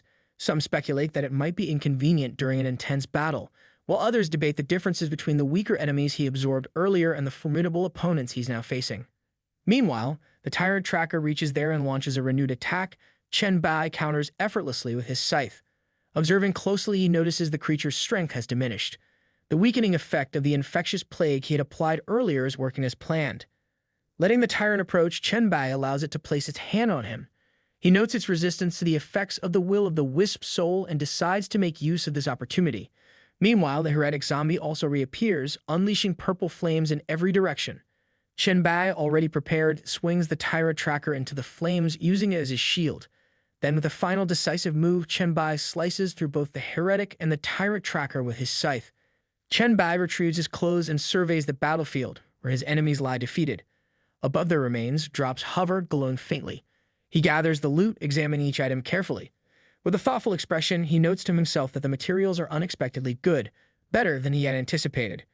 It seems the pieces he had been planning for so long have finally come together, and the quality exceeds his requirements. This haul could lead to the creation of something exceptional. Chen Bai then retrieves a blueprint from his inventory, the biochemical disaster, a Class C production blueprint for a gauntlet. The description outlines the required materials: the muscle of the flesh mountain, the bone of a tyrant, the heart of a heretic, and the brain of a lord. To his surprise, the loot he collected matches the requirements perfectly: a brain, a heart, a bone, and a muscle, each radiating a unique energy. Alongside these, Chen Bai brings out a Class E zombie claw, preparing to upgrade it into the gauntlet using the materials and the blueprint scroll. The broadcast chat buzzes with excitement and speculation. Viewers are amazed by the process of crafting equipment from zombie parts, with some admitting they can barely grasp the complexity of it. Others eagerly demand to see the gauntlet's attributes, though some doubt Chen Bai will share such details openly. The result of his efforts appears: a Class D zombie claw gauntlet. It increases all attributes by 35, but Chen Bai's expression reveals his dissatisfaction. He stares silently at the gauntlet, clearly unimpressed. The chat picks up on his reaction, with viewers guessing at his thoughts. Some comment that he must be evaluating the attributes, while others speculate why he seems unhappy. Doubts grow as more people notice the mismatch between the materials and the result. A Class C rating feels underwhelming for such high-quality components. The materials used to forge the gauntlet each hold extraordinary powers, now infused into the equipment. Their unique attributes are as follows. The high-level Lord Brain grants the ability to permanently control 3 creatures with lower mental power than the user. The mutated Tyrant Tracker Bone increases agility and strength by 30% and accelerates attack speed by 50%. However, the bonus decreases over time, lasting 50 minutes with a cooldown of 3 hours. The Strength-type mutated Flesh Muscle activates a recovery state upon killing an enemy, restoring special energy, mental power, health, and stamina. Additionally, it increases all basic attributes except mental power by 1 for each kill, with no limit on accumulation. This state lasts 20 minutes, and the phosphorescent Heretic Heart releases a mental magnetic field that provides both offensive and defensive capabilities. It defends against mental attacks while releasing mental suppression. When Chen Bai puts on the gauntlet, a notification surprises him. The equipment triggers a rare forging effect, gaining the ability Disastrous Evolution. This unique trait allows the gauntlet to evolve into a growth-type soul weapon after killing 100,000 biochemical mutants and 100 high-level mutated enemies while equipped. The gauntlet glows faintly, signaling its potential. Chen Bai contemplates its immense power, noting its transformation into a growth-type soul weapon. Although the creatures used as materials have lost some key parts, their remaining energy still holds significant value. He wonders if this gauntlet could further enhance his blacklight virus, pushing his evolution to new heights. Extending his arms, Chen Bai unleashes his tentacles to absorb the defeated mutants around him. A series of notifications flood in as he gains thousands of virus points. His blacklight virus gains a new form called Whip in Hand, along with the abilities Heat Tracking and Virus Tracking. Additionally, his hammer form evolves, acquiring the powerful ability Earth-Shattering Smash. He examines his newly acquired whip form, watching as the weapon extends fluidly from his hand. Intrigued by its potential, he activates the Awakening panel to review the full abilities of his blacklight virus. Carefully analyzing his skill tree, Chen Bai decides to invest all his evolution points into further enhancing the virus. With this investment, the gauntlet now has the potential to evolve into a growth-type soul weapon with multiple new abilities. The anticipation of testing its full power excites him, and he clenches his fists, brimming with energy. Deciding to return to the walled city, Chen Bai activates his aerial dash ability. This skill propels him into the air, allowing him to leap effortlessly without needing any surface for support. By consuming stamina, he gains the agility to dodge or change direction midair with precision. Each consecutive use increases the stamina cost, but the ability highlights his exceptional mobility and control. With graceful, calculated movements, he maneuvers through the air, covering ground quickly and efficiently. Meanwhile, inside a villa room in the Jiangxing city settlement, Lu Lei coordinates the situation. Surrounded by screens, she monitors the battlefield while maintaining communication with Song Zixiang. Lu Lei notes that Chen Bai has completed his tasks and is now heading toward the city walls. To ensure every detail is captured, she adjusts the live cameras of the Cosmic Will to focus on the front line, ready to broadcast the next phase of the battle. Inside the medical tents behind the walls of the Jiangxing city settlement, Song Zixiang is receiving treatment from Suxin while listening to updates from Lu Lei. After confirming the information, she turns her attention to the nurse Suxin, who has been tirelessly working since the siege began. Song acknowledges her efforts and urges her to rest once the current wave of attacks subsides. Suxin, however, insists that she can keep going, pointing out that many were injured in the last major assault and need her attention. Song firmly reminds her that she isn't the only one with healing talents and that overworking herself could backfire. If she collapses, Baidi would undoubtedly be upset, and without her skills during the post-siege celebration, the sisters would struggle to recover fully. Hearing Song Zixiang's words, Suxin's face flushes with embarrassment and she stammers a response. Before they can continue, a striking lady bursts into the room. It's the settlement's lawyer, and her expressions are filled with despair. She explains that although the zombie lord is dead and the main attack command has lost its influence, the danger is far from over. The zombies beyond a kilometer from the walls have slowed their advance, but those closer to the settlement are attacking with a ferocity fueled by hatred. To make matters worse, the high-level mutated zombies gathered by the lord, despite being without leadership, continue to cluster together, posing a formidable threat. She explains that according to Shiwai's complete observation, 3 sections of the walls are on the verge of being breached, with the most critical threat being a group of tanks gathering near sections 6 to 8 of the west wall. The settlement's firepower is insufficient to stop them. Song Zixiang immediately contacts Shui, stationed at the observation point within the walls, to assess the situation. Shui, despite her strained voice, quickly reports that Section 6 of the west wall is in critical condition. According to her analysis, it will only hold for another 3 minutes. The flesh wall being used to reinforce it is degrading faster than it can regenerate. Shui's eyes, glowing a vivid cyan, are bloodshot and bleeding from the intense use of her Class A ability, Omniscient Eye. This powerful skill allows her to enlarge, mark, and focus on any target within her field of vision, consuming mental power to consolidate tactical information rapidly. The lawyer, glancing at the image of Shui on the screen, notes her pivotal role. Since the start of the main attack, Shui has been using her ability to monitor the entire battlefield, providing essential tactical adjustments. However, it's clear that the toll on her is immense, and she's nearing her limit. Song Zixiang, despite the gravity of the situation, allows a mischievous smile to cross her face. She reflects on how her daughter has a talent for choosing both loyal friends and strong allies. Snapping back to the moment, she declares her intention to head to the front lines to provide support. She also orders the team to bring Shui off the walls for rest before she completely exhausts herself. The situation outside continues to unravel in chaos. Reinforcements arrive just in time, led by Song Ji and a group of determined fighters. Song Ji, full of energy, shouts out that they come to support Sister Leng Shuang. Leng Shuang motions for Song Ji to stay back, warning her not to advance. She emphasizes that the zombies are too fast for her group to handle effectively. Leng Shuang then continues her fierce battle, cutting down zombies one by one and throwing their remains into the air. Song-ji, worried for her ally, calls out again, but Lang Shuang is already in full attack mode. She bellows for everyone in her group to charge forward with her. The boys in the group follow her command, sprinting toward the mutants with determination. Suddenly, Chen Bai's voice cuts through the chaos, stopping Lang Shuang in her tracks. He warns her that advancing further would only worsen the situation. Song-ji is startled by his sudden appearance. Others also watch as Chen Bai moves through the battlefield with precision, slicing through the zombies with his zombie claw. Chen Bai directs Song-ji to take her group and spread the news that the zombie lord has been defeated. He assures them that he will handle the rest. The weight of his words sinks in, and Song-ji, momentarily stunned, repeats the news aloud. The lord is dead, the White Emperor has returned, and victory is within their grasp. A massive explosion lights up the background, and Song-ji breaks into a wide smile. Chen Bai, wielding his whip, cuts through the remaining zombies with ease. Around him, the defenders rally, shouting with renewed vigor. The battlefield echoes with their cries. Fight with all your strength. The lord is dead. The White Emperor returns. Victory is guaranteed. Chen Bai activates his virus and heat tracking ability, pinpointing the locations of the remaining zombies. With precision, he summons his black charging spikes, piercing each target and forcing them into visibility. Beside him, Song Zixiang lends her support, launching amethyst blades that streak through the air with deadly accuracy.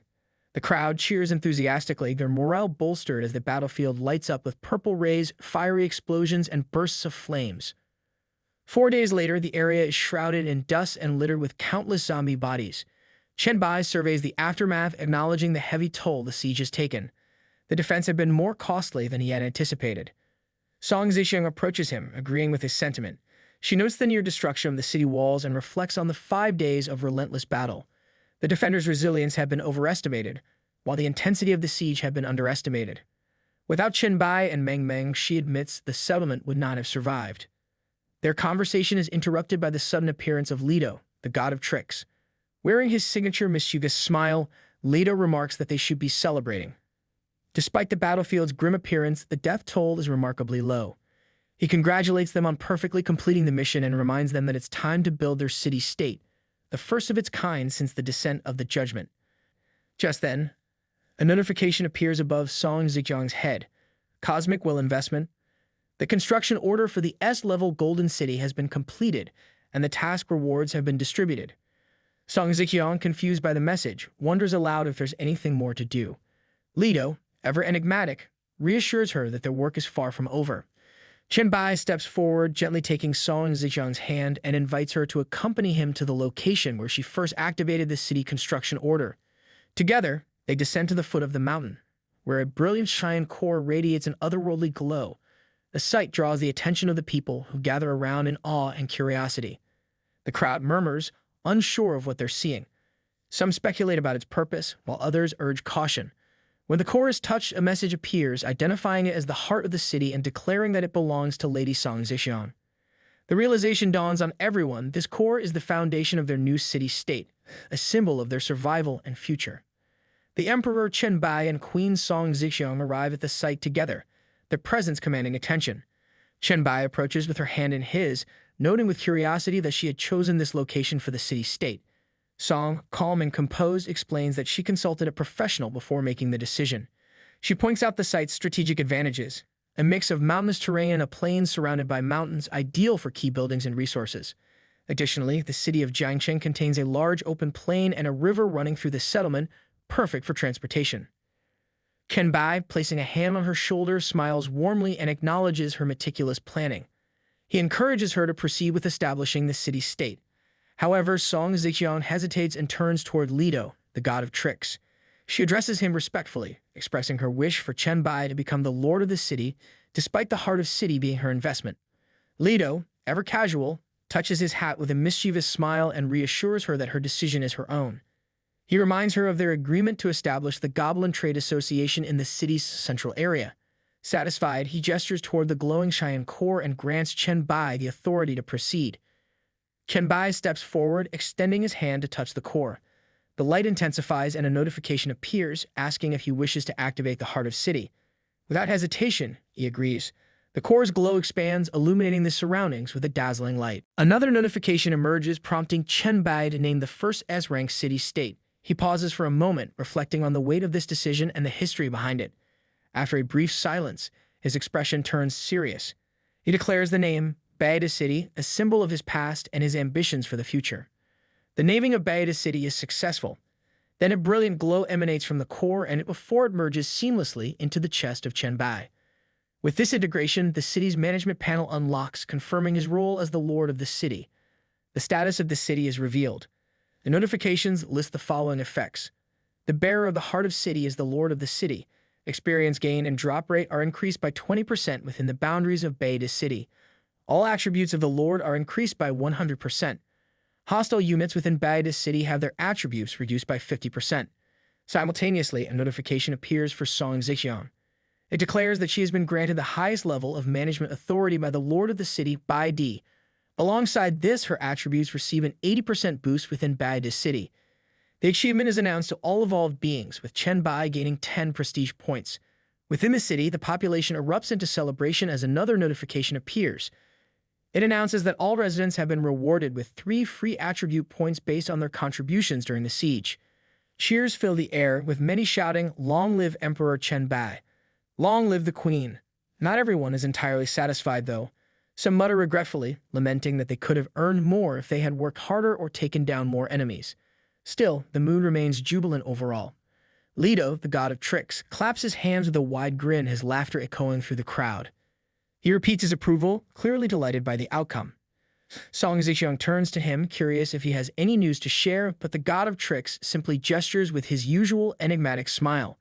He comments that with Chen Bai as the lord of the city and Song Zixiang holding the highest level of management authority, everything has gone exactly as planned. With a satisfied tone, Leto proclaims that this has been a perfect transaction.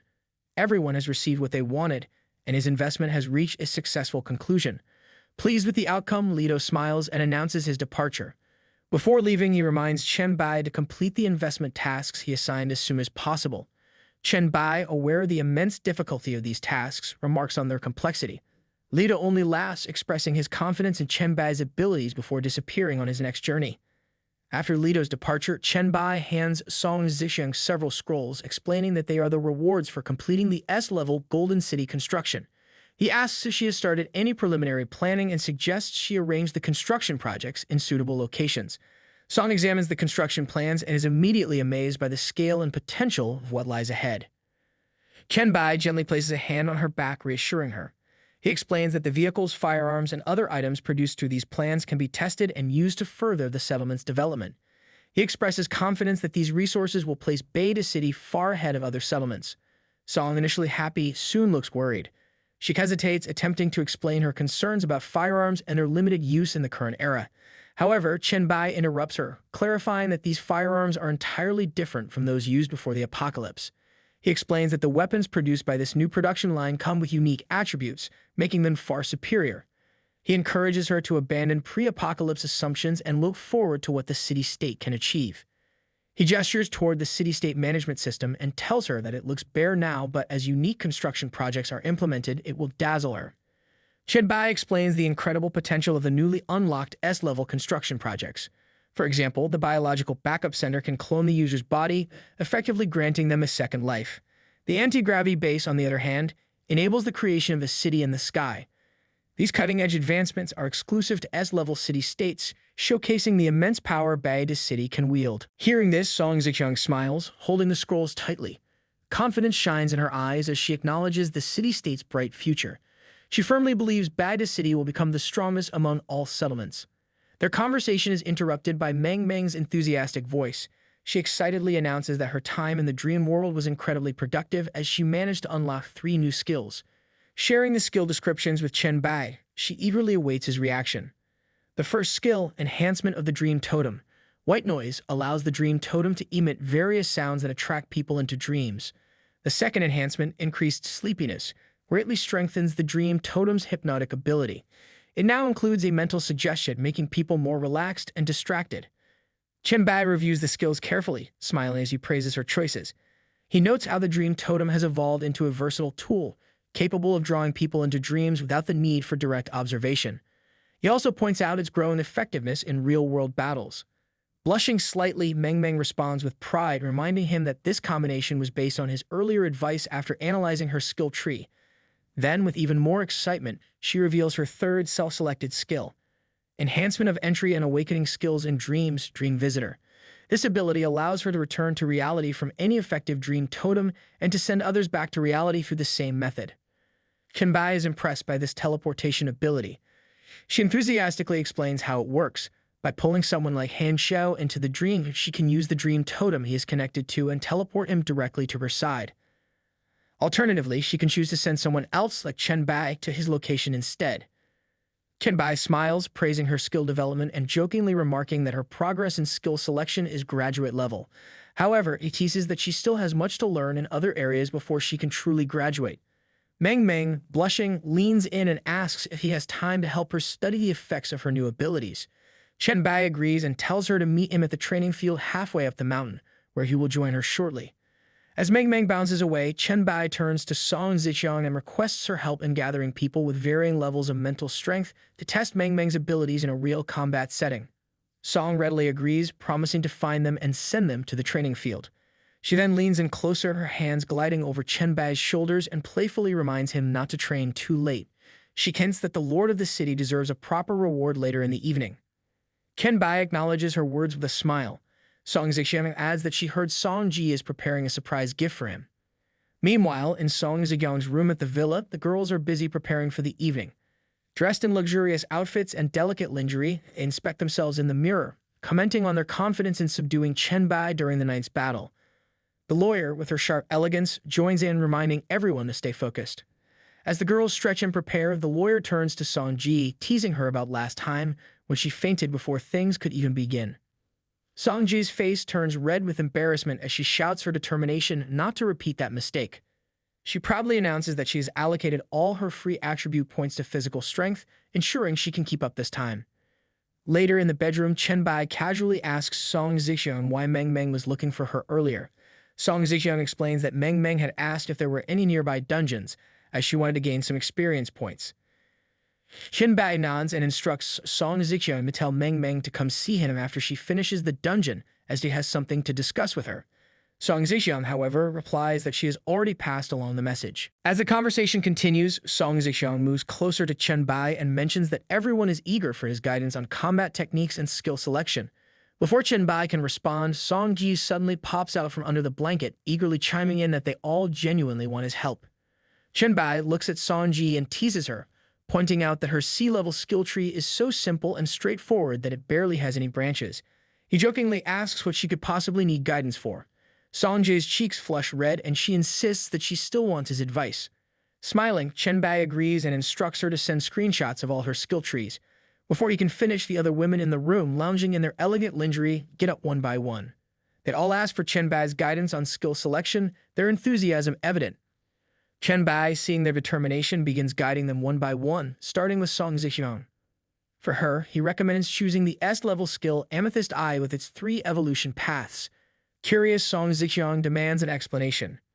Chen Bai patiently explains that her leveling priority should focus primarily on upgrading Amethyst evolution, with mental fortification as a secondary focus. He describes the benefits of Amethyst Gaze, emphasizing its boundless depth and noble aura. These abilities allow her to understand her opponent on a deeper level and come with control mechanisms that perfectly suit her strategic and commanding style. Song Zixiang takes a moment to reflect on Chen Bai's guidance. She realizes that choosing the Amethyst Eye skill set will grant her incredible control over her opponents. Anyone who makes eye contact with her could enter a dazed state, losing their sense of direction and focus. She recognizes how much this ability would enhance her effectiveness, especially in tactical situations. Chen Bai then calls on Shui, who blushes as she approaches him. Reviewing her skill set, Chen Bai observes that she has only 2 skill trees. He reassures her that having fewer skill trees isn't a disadvantage and can even lead to more focused growth.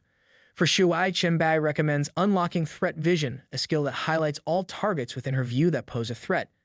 He also advises her to invest in See What I See, an ability that allows her to share her highlighted vision with teammates.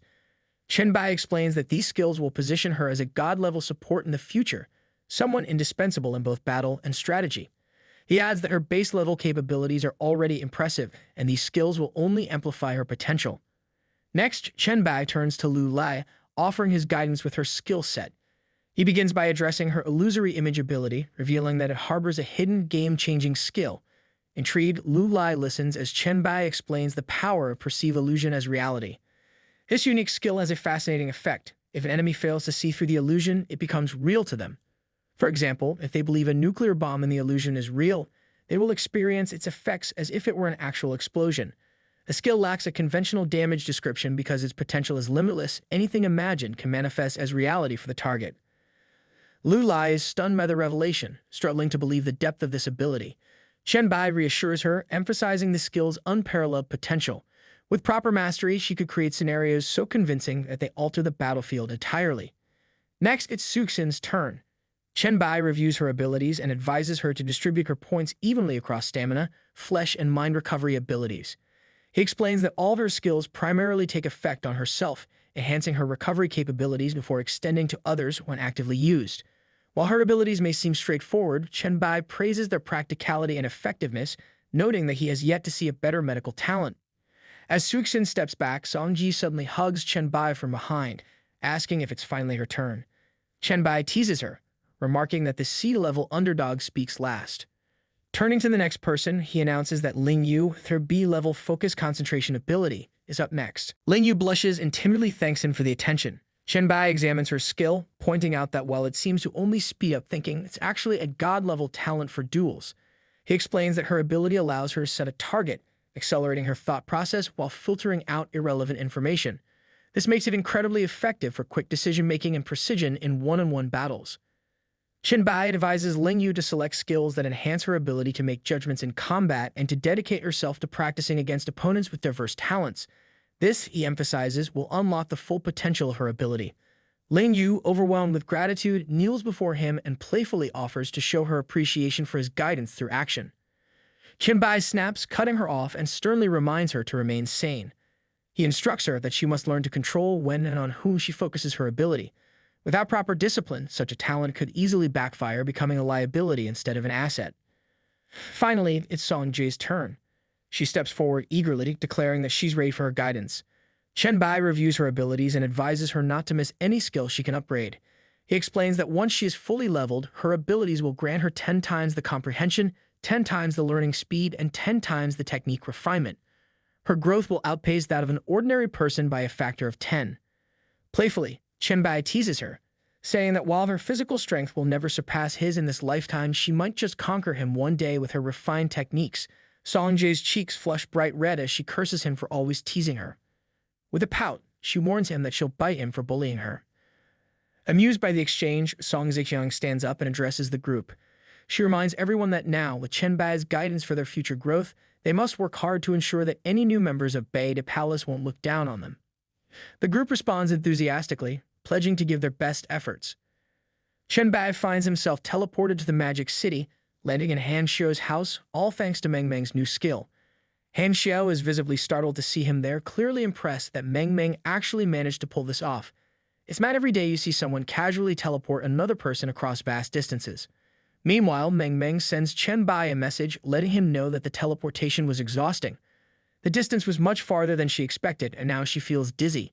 Chen Bai reassures her, explaining that this is the result of her mental energy being drained too quickly. He advises her to take a break and rest up. After all, no one wants their teleportation expert fainting mid-task. Han Xiao, now recovering from his surprise, shifts the conversation to Chen Bai's progress. He asks how things are going with Beide City. Chen Bai shares that all the necessary planning and arrangements are complete, and everyone involved is working hard to make the city a shining success. It's a team effort, and the results are beginning to show. Then Chen Bai, always curious, turns the focus back on Han Xiao. He inquires about the rewards from the city-building process, specifically how many attribute points Han Xiao earned. After all, both Han Xiao and Meng Meng had fought several special zombies in the dream world, which should have yielded some valuable gains. Han Xiao, however, has a rather underwhelming answer, just 1 attribute point. He goes on to explain what happened during the zombie battles in the dream space.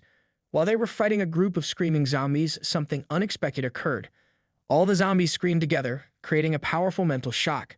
Han Xiao, who had been flying with mental power, lost control from the disturbance and ended up falling to his death.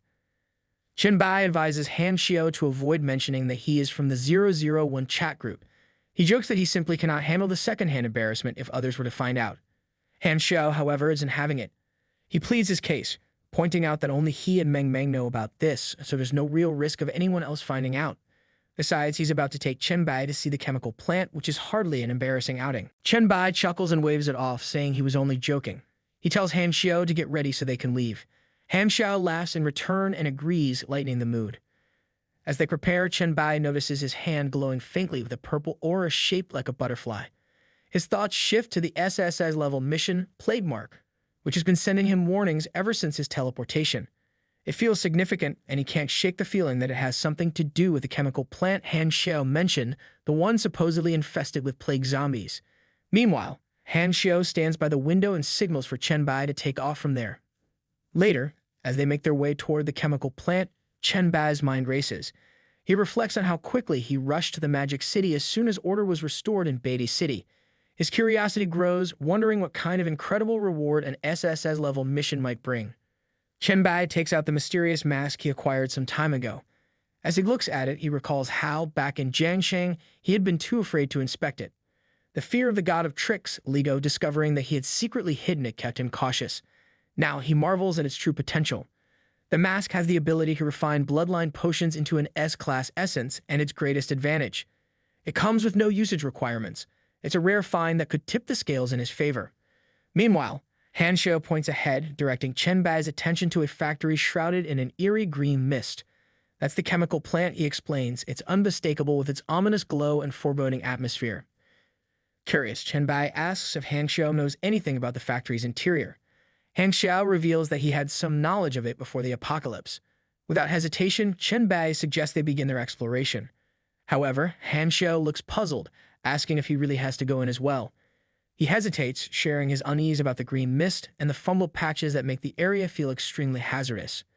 Chen Bai reassures him with a confident smirk, explaining that as long as Han Xiao stays within 10 meters of him, he will be perfectly safe. To sweeten the deal, Chen Bai adds that he'll also take Han Xiao to visit the place where his father worked. There's a good chance it might trigger one of Han Xiao's quests. Sighing, Han Xiao reluctantly agrees and pulls out a mask to cover his face. Even with his reluctance, he can't help but feel slightly intrigued by the unfolding adventure. As they step closer to the plant, Chen Bai's hand begins to radiate an intense purple aura, brighter and stronger than before. Suddenly, a notification flashes in front of him. The Plague Mark mission is officially triggered, initiating a follow-up task called Plague Factory, Class A. The message explains that the factory has become a breeding ground for viruses and plagues due to a special data mutation. The objective is clear: find the source of the plague mutation. The rewards are tempting: 10,000 experience points and access to a powerful skill tree for bacterial cultivation at Class A level. Chen Bai reflects on his recent progress. Since reaching level 10, his talents have significantly improved.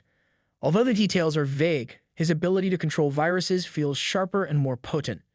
Chen Bai starts absorbing and refreshing himself in the green mist, looking surprisingly at ease. Meanwhile, Han Xiao can barely contain his disgust, covering his mouth with his hands as if the air itself might poison him. Chen Bai, on the other hand, feels great. He knows that all the microorganisms and viruses within 10 meters are now under his complete control, and it's almost refreshing, like a toxic spot treatment.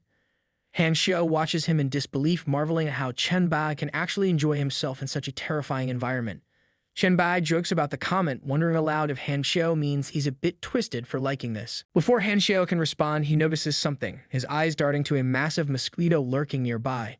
He points it out to Chen Bai, clearly alarmed. Chen Bai barely spares it and glances before transforming his arm into a scythe. With incredible speed, he dashes forward and slices the mosquito in one swift motion. It falls to the ground, lifeless. Chen Bai mutters something about hating mosquitoes, as if that weren't obvious from the sheer efficiency of his attack. As they move closer, Han Xiao spots a peculiar green mushroom nearby. He points out that the mosquito had been guarding it and suggests it might be some sort of valuable dungeon material. Chen Bai, however, quickly warns Han Xiao not to go near it. He adds with a dark sense of humor that if Han Xiao insists on lying down next to it, inhaling its spores would likely start the poisoning process from his lungs, which might be less painful than having it begin from his hands. Han Xiao jumps back from the poisonous mushroom, clearly shaken. Chen Bai steps forward and carefully plucks the mushroom, examining it closely. He identifies it as a fusion of plague viruses and bacteria, something rare and potentially dangerous. To Han Xiu's absolute horror, Chen Bai starts eating the mushroom like it's a casual snack. Han Xiu's jaw drops. He can't believe what he's witnessing. Chen Bai calmly reassures him, explaining that he's immune to such toxins. As if to confirm this, a notification pops up in front of Chen Bai. It announces that he has absorbed the lethal fungus virus fusion and gained 150 virus points. Chen Bai seems pleased. He notes that the virus content in just one bite of this mushroom is equal to taking out several elite zombies. Without hesitation, he eats the rest of it. Another notification appears, showing that he's gained an additional 350 virus points. Chen Bai suggests they head to Han Xiu's father's factory to explore. Han Xiu nods in agreement and follows. The two soon arrive at the dormitory of the plague factory employees in Magic City. Han Xiu takes his time checking all the areas where his father used to work, but comes back disappointed. He reports to Chen Bai that there doesn't seem to be any follow-up clues for his quest here. Chen Bai listens and then suggests that they move on to investigate the source of the plague together. However, he sternly warns Han Xiu that if he tells him to run, he must leave immediately, without hesitation. Han Xiu agrees, assuring Chen Bai that he won't hold him back and will follow instructions to the letter. His expression shows determination, though a hint of nervousness lingers, reasonable, considering the ominous environment. Chen Bai points to a spot ahead, noting that the concentration of the plague and viruses is highest in that area. He asks Han Xiu if he knows anything about the place. Han Xiu identifies it as the sewage treatment pond, where wastewater from the chemical plant is collected. He explains that there are two massive, deep pools inside and admits that he's only been there once before. The air there is so toxic it makes people dizzy, even with minimal exposure. With this information, they decide to press forward and enter the sewage treatment pond of the plague factory. The scene inside is surreal. The area is overrun with fluorescent mushrooms and other strange, alien-looking plants that seem to pulse with an unnatural glow. It's both mesmerizing and unsettling, as if they stepped into a realm that belongs to another world entirely. Chen Bai takes control of the situation and instructs Han Xiu to shield himself using mental energy to avoid being eroded by the plague if he wanders too far from him. Han Xiu nods, visibly bracing himself for what's to come. While he might not be as fearless as Chen Bai, he trusts him enough to follow closely, even in this bizarre and dangerous environment. As they move deeper into the eerie surroundings, a mysterious figure draped in a black robe suddenly emerges.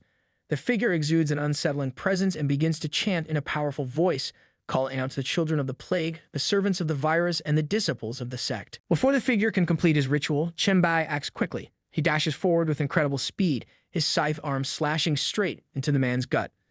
To Chen Bai's surprise, the attack does absolutely nothing. The robed figure stands firm, unshaken. Chen Bai reflects on this shocking turn of events. His blade, his most powerful form of attack, barely left a scratch. He wonders if the defense of an A-class difficulty boss could really be this strong. The thought is unsettling. If this is what an early-stage boss is capable of, what lies ahead?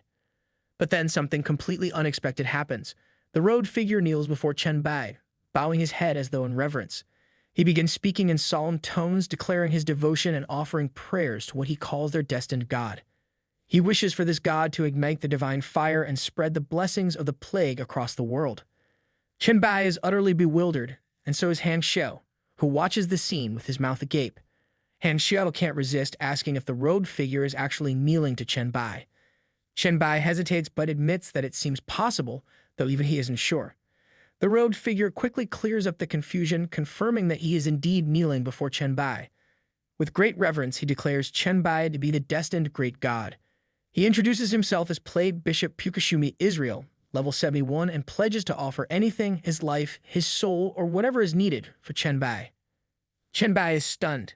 A level 71 third transformation saint is kneeling before him. This is beyond anything he expected.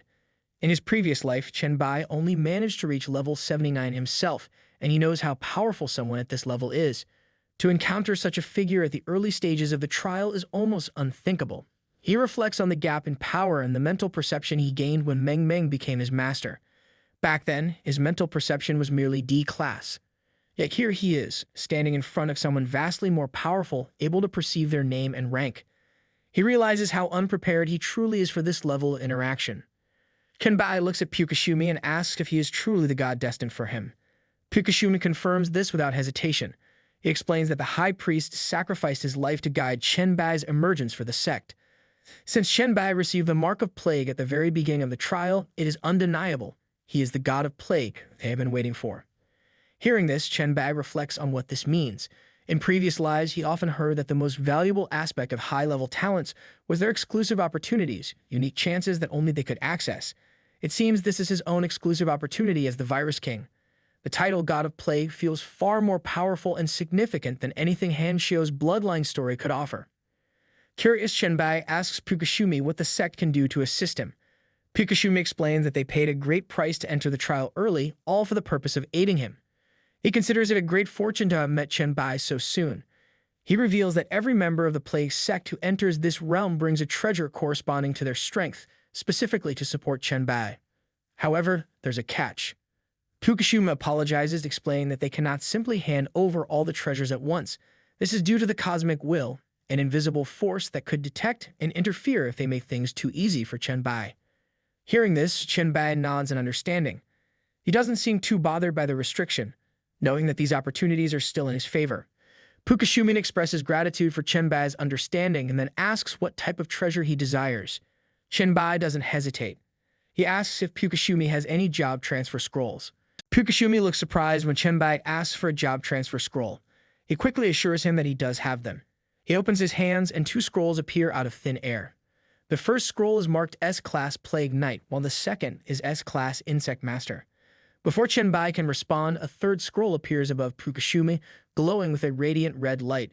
Pukashumi introduces this scroll with great reverence, calling it the sect's most precious treasure, an SS-class profession, Son of Doom. Hanshio's eyes widen in shock at the mention of an SS-class profession. He knows how rare such opportunities are, but Chen Bai remains calm and unbothered. Chen Bai glances at Pukashumi and asks if this is truly all he has to offer.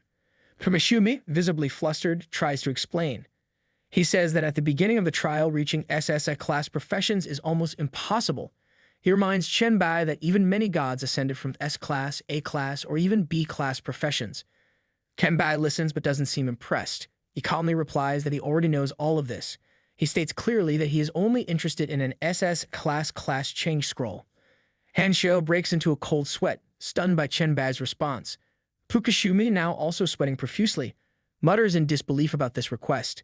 Still kneeling, he suddenly raises his hands high and declares in a loud voice that Chen Bai is truly the god of their future. He proclaims that with Chen Bai, the revival of the plague sect is finally within reach. Chen Bai calmly tells Pukashumi that if an SS-class scroll isn't available, he will simply explore other options.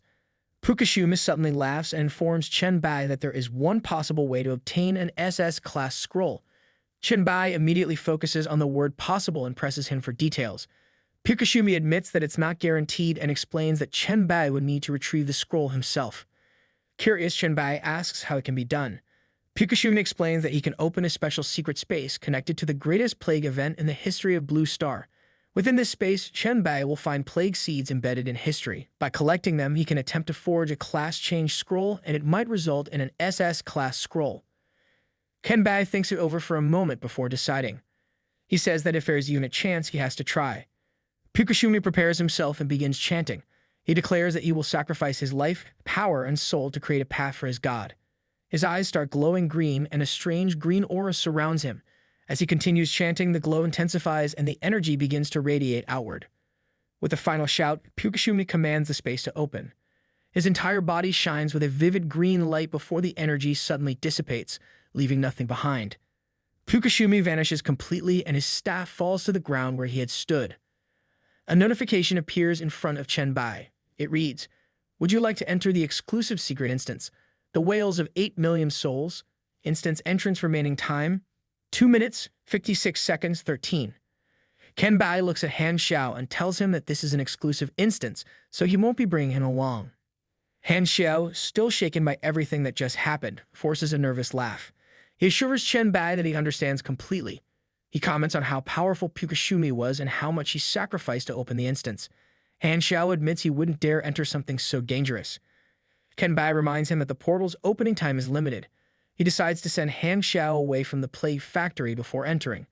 He warns Han Xiao to leave quickly, explaining that if the bugs don't get him, the plague will. After dropping Han Xiao off in the middle of Magic City, near the plague factory, Chen Bai wastes no time and rushes back toward the portal, aware that every second is precious.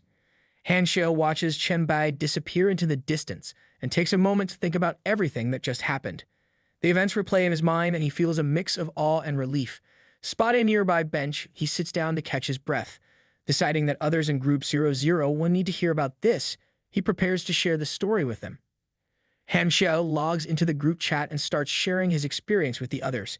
He is eager to tell the story, but also enjoys building some suspense. He begins by mentioning that he is in Magic City and has just parted ways with the White Emperor. His tone suggests that what he has been through is beyond anyone's imagination. Yizi immediately demands to know what happened, showing clear excitement and curiosity about the White Emperor's actions. A group member with the name I'm Really Not Sword Immortal chimes in, asking Hanxiu to check with the White Emperor and Meng Meng about helping him clear an instance. Hanxiu, however, dismisses the idea, hinting that the White Emperor is now far too busy to assist with such tasks. Overlord grows impatient and warns Hanxiu to stop teasing, joking about taking action if he doesn't share the details. Hanxiu, sensing the humor, but not wanting to push his luck, quickly agrees to tell the story. He explains that an incredibly powerful NPC knelt before the White Emperor to deliver a class change scroll. However, the White Emperor rejected the offerings, saying they weren't good enough. This piques everyone's curiosity, and Overlord demands to know just how strong this NPC was. Hanxiu describes the NPC as wearing a robe and so powerful that even the White Emperor's strongest attack couldn't break through his defenses. This revelation leaves the group stunned, with Overlord doubting that such a thing is even possible. Crow asks about the class change scrolls. Hanxiu reveals that there were 2 S-class scrolls and 1 S-class scroll.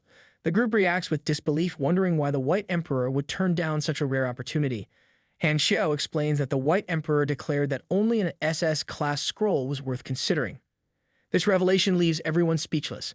Hanxiu continues, telling them how the NPC sacrificed himself to open an exclusive instance for the White Emperor to acquire an SS-class change scroll. Yizi is shocked to hear about the NPC's sacrifice, while another member, Lightning Whip's successor, reflects that the gap between the White Emperor and them is probably even greater than the gap between them and ordinary evolvers. Overlord admits that every time he hears news about the White Emperor, especially after events like this, it makes him feel small in comparison. Hanxiu advises the group not to compare themselves to the White Emperor, suggesting instead that they take pride in being in the same group, especially Group 001. Yizi agrees, but expresses a desire to turn the tables and become strong enough to stand on equal ground with the White Emperor someday. Chen Bai steps into the instance called the Whales of 8 Million Souls. Around his neck, he notices a new necklace with an hourglass pendant. He pauses to examine it, confused about how it appeared there. After a moment, he tucks it under his shirt, deciding it's best to keep it hidden for now. Ahead of him stands a Roman-style stone gate, weathered but majestic. He wonders if this secret realm is modeled after Florence. Walking forward, he observes the surroundings and starts piecing things together. The architecture, the layout, all screams medieval Florence, the city known as a cradle of art. The streets are empty, and unsettling stillness hangs in the air. He feels a growing sense of unease, questioning why there are no people in a place that should be bustling with life. Moving further, he spots a figure in a black robe sitting alone in a narrow street. Curiosity piqued, Chen Bai approaches. Before he gets too close, the man in the robe lifts a hand, warning him to stay away. His voice is weak, and he coughs violently, explaining that he is gravely ill and cursed by the gods. Chen Bai, ignoring the warning, steps closer anyway. He places a hand on his head, his expression one of calm authority. He asks if the man wants to live, but his question feels more rhetorical than anything else. Without waiting for a response, Chen Bai begins absorbing the virus. A notification suddenly appears in front of him. It informs him that he has absorbed the Black Death virus, earning 3 virus points. Chen Bai straightens, reflecting on the revelation. So it's the Black Death, he thinks. Another notification appears before Chen Bai, delivering new information. It announces that coming into contact with the Black Death has unlocked the Plague Sect's hidden side quest, Seeds of Plague, the Whales of 8 Million Souls. The quest description explains the historical impact of the Black Death, which caused at least 80 million deaths. It states that the Plague Sect has both the duty and the power to collect the seeds of the plague left behind by this devastation. The objective is simple but daunting: collect the plague seeds. The reward promises to transform the collected seeds into plague-related class change scrolls upon completing the quest. Chen Bai reads the notification carefully and reflects on it. He wonders what exactly plague seeds are and how he is supposed to collect them. The quest seems valuable, but first, he needs to understand its mechanics. While he contemplates this, the person in the black robe begins to move. The robe falls away, revealing a girl with striking pink hair. She looks at Chen Bai with gratitude and humility. She thanks him repeatedly, calling him a messenger of the gods and praising him for driving out the plague from her body. She declares her willingness to follow and serve him. Chen Bai, ever practical, retrieves a strange mask from his belongings. He considers her offer and acknowledges that having followers and building renown could make it easier to gather information and resources. Without hesitation, he puts on the mask, its design adding an air of mystery to his presence. He then corrects the woman, telling her not to confuse him with a messenger of the god she might be thinking of. The woman, curious and slightly nervous, asks then which god he serves. Chen Bai delivers his answer with quiet authority, revealing he is not a messenger. He is the god of plague. He instructs her to spread the word. He tells her to inform everyone that he has the power to eliminate their plague and that they should come to Lord's Square to find him. She nods eagerly, ready to carry out his command, her loyalty now firmly rooted in awe and belief. The girl rushes into the streets, her voice ringing out with urgency and excitement. She calls out to anyone suffering from the plague, urging them to listen. She announces that the god of plague has descended and is now waiting at Lord's Square. Her words are bold and confident, promising that he can cure their disease. She moves through the narrow streets, repeating her message. Her shouts echo off the stone walls, drawing attention from the sick and weary. Some of the plague-stricken, curious about her claims, begin to follow her. They stumble out of their homes, their eyes filled with a faint glimmer of hope despite their suffering. In one house, a woman watches the scene unfold from her window. She hears the girl's persistent cries and recognizes her voice. Her husband, lying sick in bed beside their sleeping children, asks who is shouting outside. The woman shakes her head, pity evident in her voice. She explains that it's Alina, the poor girl who must have lost her mind from illness. Outside, Alina shows no sign of stopping. She turns to the gathering crowd and tries to convince them further. She reminds them of her identity, shouting that she is the daughter of Henry, the wealthy merchant who once gave his entire fortune to the church. She insists that she has been completely healed, urging them to come and see the truth for themselves. Her passion and determination are contagious. More people start leaving their homes, drawn by her conviction. Skepticism lingers in the air, but so does a spark of curiosity. Could it be true? Could there really be someone who can cure the plague? For the first time in a long while, the streets are alive with whispers of hope. An elderly couple peeks out from their small home, their pale faces marked by exhaustion and fear. They call out to Alina, asking if she is truly cured. Alina stands tall and urges them to see for themselves. She points out that they have heard her shouting in the streets for so long without hearing a single cough from her. The sick, drawn by her bold claims, begin to gather around her. Slowly but steadily, they emerge from their homes, their curiosity outweighing their despair. Alina stands at the center of the growing crowd and confidently declares that the god of plague has healed her. She emphasizes that they don't need donations, bloodletting, or prayers anymore. All they have to do is go to Lord's Square. A brown-haired woman steps closer to Alina, her eyes wide with cautious hope. She reaches out and places a trembling hand on Alina's forehead. Relief washes over her as she realizes that Alina has no fever, no signs of coughing or illness. Tears stream down her face as she whispers, barely able to contain her emotions, wondering if her own children might also be saved. Meanwhile, at Lord's Square, Chen Bai stands amidst the historical remnants of medieval Florence. He observes the desolate environment and reflects on the state of the city. Based on the level of suffering and lack of resources, he concludes that this must be the 14th century. He recalls the staggering impact of the Black Death during this time, a plague that claimed 25 million lives in Europe alone and 80 million globally. He wonders if the plague sea he is tasked with collecting could be here. If not, he must search the entire globe. Just then, he hears Alina calling out to him, referring to him as the merciful god of plague. Turning toward the sound, he sees a crowd forming behind her. Dozens of plague-stricken people are following her, their desperation evident on their faces. Alina, breathless from her efforts, approaches Chen Bai. She apologizes for not knowing the proper way to address him, but assures him that she has followed his instructions and brought as many people as she could. Chen Bai tells the crowd to step closer. He raises his hands, his voice calm but firm, assuring them there is no need to fear. He promises to free them from the agony of their sickness. The woman from earlier approaches with her family. They kneel before Chen Bai, their faces a mixture of hope and desperation. Chen Bai places his hand over them and begins to draw the virus from their bodies. His calm demeanor doesn't waver. Moments later, he floats into the air, defying both gravity and the collective expectations of everyone watching. Without breaking a sweat, he absorbs the virus from every person gathered in the square. It's dramatic, effective, and just flashy enough to silence any doubters in the crowd. The change is immediate. The woman hugs her youngest son, her tears flowing freely. Her husband stands, visibly emotional, while staring at their eldest child, who now looks as healthy as any kid playing in a field. The little boy, noticing his mother's tears, asks her to stop crying. He points out that he feels fine now, which is true. He then asks her mother if she is feeling pain. The mother smiles and assures him everything is fine.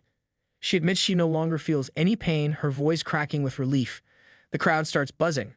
A man announces that he feels lighter, though the size of his belly suggests it might take more than divine intervention to fix everything. Another person marvels at the disappearance of their fever and cough, while someone else celebrates their newfound energy like they've just downed a double espresso. One man, clearly eager to sound important, calls Chen Bai the great lord of the Church of Light. His moment of misdirected reverence is swiftly crushed when a woman next to him calls him a fool. She scolds him for insulting the great god of plague. The man, visibly embarrassed, retreats into silence. The crowd, overwhelmed with emotion, begins kneeling before Chen Bai. Tears stream down their faces as gratitude pours from their hearts. One man loudly thanks the great god for saving them from the plague, his voice trembling with sincerity. Another person vows to worship the god of plague forever, their words echoing through the square. Chen Bai raises his hands and speaks with authority, telling them to rise. He calmly explains that while they are free from the plague, they may still feel some discomfort. The damage left behind by the disease needs time to heal. He instructs them to leave the square, rest for a few days, and allow their bodies to recover fully. He reminds them that their kneeling is not what he desires. His only wish is to see them free from the torment of sickness. His words resonate deeply, and the crowd listens in respectful silence. An elderly woman, her voice shaking with emotion, declares her amazement at his compassion. She calls him noble and great, marveling at how much he cares for those she calls sinners. Her tears fall freely, her gratitude uncontainable. Alina steps forward and raises her hand to address the crowd. She urges those who are healed to follow her across the Arno River Bridge. She encourages them to spread the god's mercy throughout Florence, ensuring that no one remains unaware of his power. Just then, a group of knights arrives at the square. The sight of them sends panic through the crowd. A young girl screams that the church's knights have come, and chaos erupts. People scatter in fear, their earlier relief replaced by terror. Chen Bai remains calm, watching the scene unfold. The lead knight steps forward, his tone sharp and commanding. He announces that someone has reported heretical beliefs being spread in the square. Another knight, his voice harsh, orders all unrelated persons to leave immediately. Just as the knights advance toward Chen Bai, the one in the middle, clearly furious, confronts him directly. He demands to know if Chen Bai is the one spreading heretical teachings and claiming to be the god of plague. Not waiting for an answer, a knight draws his sword and charges at him, shouting about divine punishment. He insists that the plague is sent by God and mocks the idea of a god of plague, calling it foolishness. Chen Bai watches the knight's movements and lets out a soft chuckle. He recognizes this confrontation as an opportunity, a moment to fully establish himself as a god. The knight's actions, though hostile, present the perfect chance to solidify his divine image in the eyes of the crowd. The captain of the knights lunges forward, driving his sword into the gut of Chen Bai.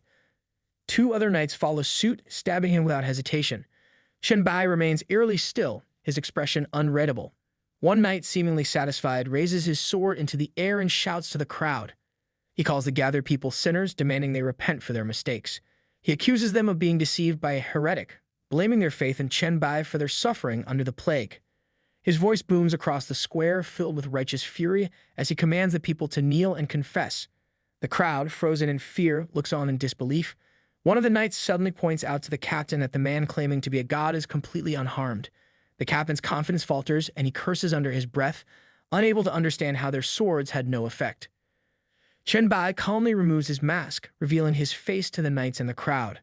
Before anything else can happen, Elena rushes toward the knights with a large stone in her hands. Her voice trembles with anger as she berates them for daring to attack Chen Bai. Just as she lifts the stone to throw it, Chen Bai raises his hand, stopping her in her tracks.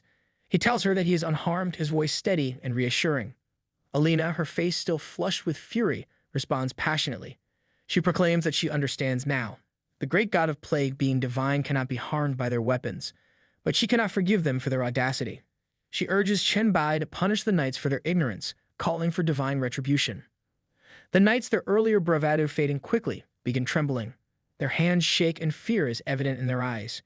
Chen Bai, however, remains calm and speaks firmly. He tells Alina that she is wrong. He explains that he does not hold a grudge against the knights and will not punish them. He assures her and the crowd that their swords cannot harm him, and no matter how many times they strike, he will continue to free people from the suffering of the plague. His words carry a quiet power, resonating with both the crowd and the knights. The crowd, moved by his mercy and strength, begins chanting in unison. They call him the true God, a merciful and compassionate Lord. Their voices grow louder as they vow to follow him forever. The knights, now completely puzzled and overwhelmed, stand frozen. They realize that nothing they do will change the tide of faith turning against them. Meanwhile, at the Holy See of Light Cathedral, Bishop John and Bishop Haken are standing at the grand staircase. Bishop Haken, his frustration barely contained, vents his anger. He rages about how, in just 3 days, the heretic has managed to convert 90% of the city into his followers. He points out that it is Sunday, yet only 7 people have shown up at the cathedral for worship. His voice rises as he blames Bishop John for stopping him from ordering the knights to kill a heretic at the square. Now nearly everyone has abandoned the cathedral's teachings, and they are left with only 5 knights, barely enough to guard the building, let alone maintain their authority. Bishop John, however, remains calm despite the accusations. He defends his decision, pointing to what they have witnessed over the last 3 days. He reminds Bishop Haken of the heretic's sudden appearance and his undeniable ability to cure the plague. Within those 3 days, the man cured nearly the entire city, turning despair into hope. John continues, describing how the heretic has done more than perform miracles. He has taught his followers practical methods to prevent and control the spread of the disease. He led them in efforts to fight the plague and personally cared for those who had not yet recovered. The bishop shakes his head, acknowledging that the doctrines preached by the heretic are unlike anything they have encountered. The teachings focus on strange concepts, microorganisms, hygiene, and bacteria, terms that even John admits he doesn't fully understand. Yet none of it involves imposing restrictions on the followers or demanding contributions. It's this lack of burden, coupled with tangible results, that has made the people flock to him. Bishop John continues speaking, his tone thoughtful and steady. He recalls how the heretic told the people that a kind God would never force kind-hearted believers to fight each other over differing faiths. If they had killed the man in the square that day, John admits it would have solidified in the eyes of the people who was the demon and who was the true God. Bishop Haken's fury boils over. He accuses John of sounding like one of the plagued God's followers. He raises his voice and questions whether John even cares about the Holy See of Light or their Lord. John, still composed, replies firmly. He reminds Haken that their Lord is the almighty true God and does not need their protection. What they should worry about, he says, is themselves and their declining influence. John reveals that he has already sent a letter to the Pope detailing everything that has transpired in Florence. Meanwhile, in a grand royal chamber, Chen Bai sits in silence, examining the seed of plague resting in his palm. Its eerie glow reflects his thoughts. He considers how it was created from the viruses he absorbed throughout Florence. While he feels relief knowing the method to obtain a seed of plague, his progress feels discouragingly slow. Opening the system interface, a notification appears before him.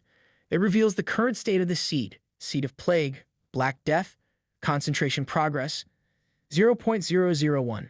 It also informs him of a newly obtained ability, Pillar of Plague.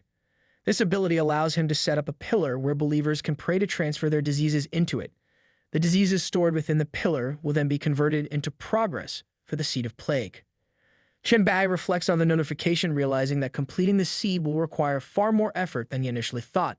The slow progress means he will likely have to travel across the entire world, collecting more diseases and uniting more followers under his cause. Just then, Elena enters the royal room, her expression calm yet full of purpose. She informs Chen Bai that his loyal believers are gathered and waiting for him. Chen Bai nods, rising from his seat, and follows her outside. As he steps out, he is greeted by a massive crowd stretching as far as the eye can see. The sea of people chants his name and voices their reverence, their devotion unmistakable. Chen Bai observes them for a moment before addressing them with authority. He declares that the plague in Florence has been completely eradicated. However, he explains that his work is not finished and that he must move on to other places to continue his mission. Before leaving, he promises to leave something behind for them. Raising his hand, he summons a glowing purple pillar of plague. The pillar materializes before the crowd, radiating a vibrant purple aura that fills the air with a sense of hope and awe. Chen Bai explains that the pillar has the power to cure any disease for those who pray before it. The crowd erupts in tears and cheers, overwhelmed by the miracle. The woman from earlier falls to her knees, calling it a divine blessing. Chen Bai silences them gently but firmly. He warns them not to become overly reliant on the pillar, explaining that its power will fade once he leaves this world. He reminds them to follow the methods he has taught for preventing and controlling diseases. His tone carries both encouragement and a sense of responsibility. He reassures them not to fear, emphasizing that diseases and living beings can coexist if handled wisely. With proper understanding and use, even harmful things can become tools for progress.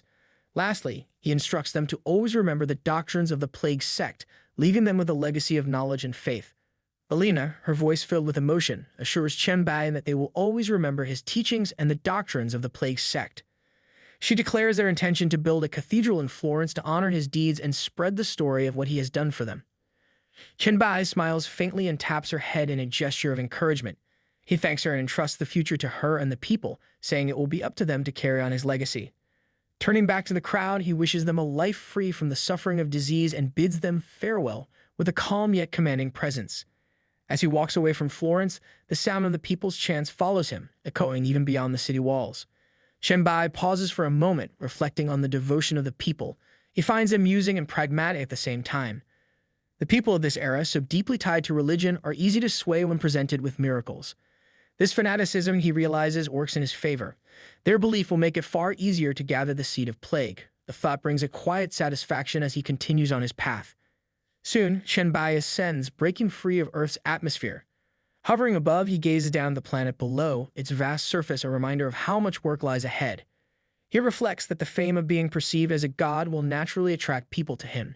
This attention will streamline his efforts to collect this seed of plague, reducing the time it would otherwise take. He acknowledges that without this method, gathering and concentrating the seed could have taken a decade or more. By using the influence of his divine identity, he can save an immense amount of time. Looking ahead, Chen Bai resolves to fully embrace this role. If being a god is what it takes to clear this dungeon and complete his mission, then that is exactly the path he will take. Days later, within the grand halls of San Pietro Cathedral in Vatican City, a young man kneels before the Pope. His head bowed respectfully, he asks why he has been summoned. The Pope, seated on his ornate chair, addresses him with a heavy tone. He speaks of the failure of the Eastern expedition, a defeat that he claims has disappointed the gods. He describes how the demon rode on the chance and released a plague to harm the people. Then, at such a crucial moment, a heretic used the plague and snatched away their believers. The young man stands up and asks if the Pope is talking about the guy who proclaims to be the god of plague. He is none other than Sauron, the leader of the Knights Templar. His face twists in disdain as he comments on the weak faith of those who abandoned the Holy See. He openly mocks them, questioning whether they even possess the intelligence to see through what he calls the lies of the so-called god of plague. The Pope rises from his chair, his expression grave. He corrects Sauron, pointing out that after the heretic appeared in Florence, the plague was indeed cured. Sauron, startled by this revelation, hesitates. The thought of someone truly curing the plague stirs doubt in his mind, and he begins to question the situation. Before Sauron can voice his thoughts, the Pope cuts him off. He declares with certainty that the heretic is no savior but a demon. He explains that the demon released the plague and then withdrew it to make it appear like a miraculous cure. By doing so, the demon scammed the believers of the Holy See, leading them astray and using their suffering to prevent them from reaching heaven. Sauron listens, his initial arrogance now replaced by contemplation. Sauron grits his teeth, his anger barely contained. He curses the cunning demon, furious that it would dare to use such deceptive tactics to manipulate the people. The Pope continues with a commanding tone, informing Sauron that the heretic has now arrived in Vatican City. He reveals that he has already ordered the man to be brought to the plaza and has instructed the public to gather there as well. The Pope emphasizes the importance of making an example of the heretic in front of everyone. He orders Sauron to take the Spear of Longinus and eliminate the so-called demon in plain view. With zeal in his voice, he urges Sauron to act for their Lord and the faithful, declaring it their duty to cleanse the world of evil. Sauron bows respectfully, his voice steady despite his fury. He proclaims his readiness to carry out the task, promising to kill the demon and reveal the truth to all. He invokes the protection of God as he prepares to fulfill the Pope's command. Meanwhile, a child leads Chen Bai to the Vatican Plaza. The child points to the expansive square and explains that it is the largest plaza in the Vatican. With an excited tone, the child adds that he will run ahead to tell everyone about the arrival of the plague god, mentioning how much the people have been waiting for him. Chen Bai thanks the child with a nod and encourages him to hurry. Standing there, Chen Bai reflects he finds the situation almost laughable, as after leaving Florence, every city under the control of Holy See had either blocked its gates or prevented him from entering. Yet here, in Vatican City, a perfectly healthy child had come to greet him and lead him to the plaza. The simplicity of the tactic strikes him as foolishly transparent. He walks up to the grand sculpture of the Holy Sea of Light and observes his surroundings with calculated calm. He senses the confrontation brewing. The plaza, the gathering crowd, the center of the church's power, it all points to one thing. They intend to kill him here. right at their home base. But this, too, is something he anticipated. A smile forms as he considers the opportunity presented. If they want to strike him down, this will be the perfect chance to deal with the Holy See once and for all. His confidence unshaken, he waits, eager to see the next move in this game. People start to whisper among themselves. One girl points out that the church is about to judge the heretic who is said to have cured the plague. She asks her friends if they believe he really can cure it. One woman standing nearby responds, saying it must be a lie. If the cure were true, the church would not judge him. Just then, the Pope and Soren arrive at the plaza. The Pope yells at Chen Bai, calling him a demon. He declares that the Lord has commanded that the heretic be destroyed here and now. Soren, holding the spear of Longinus, stands beside the Pope. He warns Chen Bai that there is no escape for him. Chen Bai looks around calmly, noticing that the Pope and the Templar Knights are present. He realizes they have planned everything, even setting up a stage for this moment. Chen Bai steps forward and addresses the crowd. He tells them that he has come to remove the plague from the world. He challenges the church, saying they are wrong to call him a demon and to blame him for the plague. The Pope responds strongly, claiming that the Lord has shown him the truth.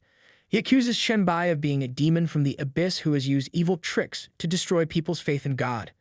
The Pope says that Chen Bai caused the plague to harm people, and that made it seem like a miracle when he cured it, leading them away from the true faith. In the crowd, a woman asks if Chen Bai really can cure the plague. A man nearby answers, saying he saw it happen himself on his way from Florence. Another woman, holding a baby in her arms, speaks out. She asks why the church does not let the heretic cure the plague before punishing him. She says her child is dying and hopes the heretic can save him. The Pope listens to the murmurs of the crowd. He realizes that the fear from the plague has shaken people's faith. He shouts at Chen Bai, saying that if he had only taken away the plague, the Lord might have spared him. But Chen Bai's true crime is that he secretly corrupts people's souls.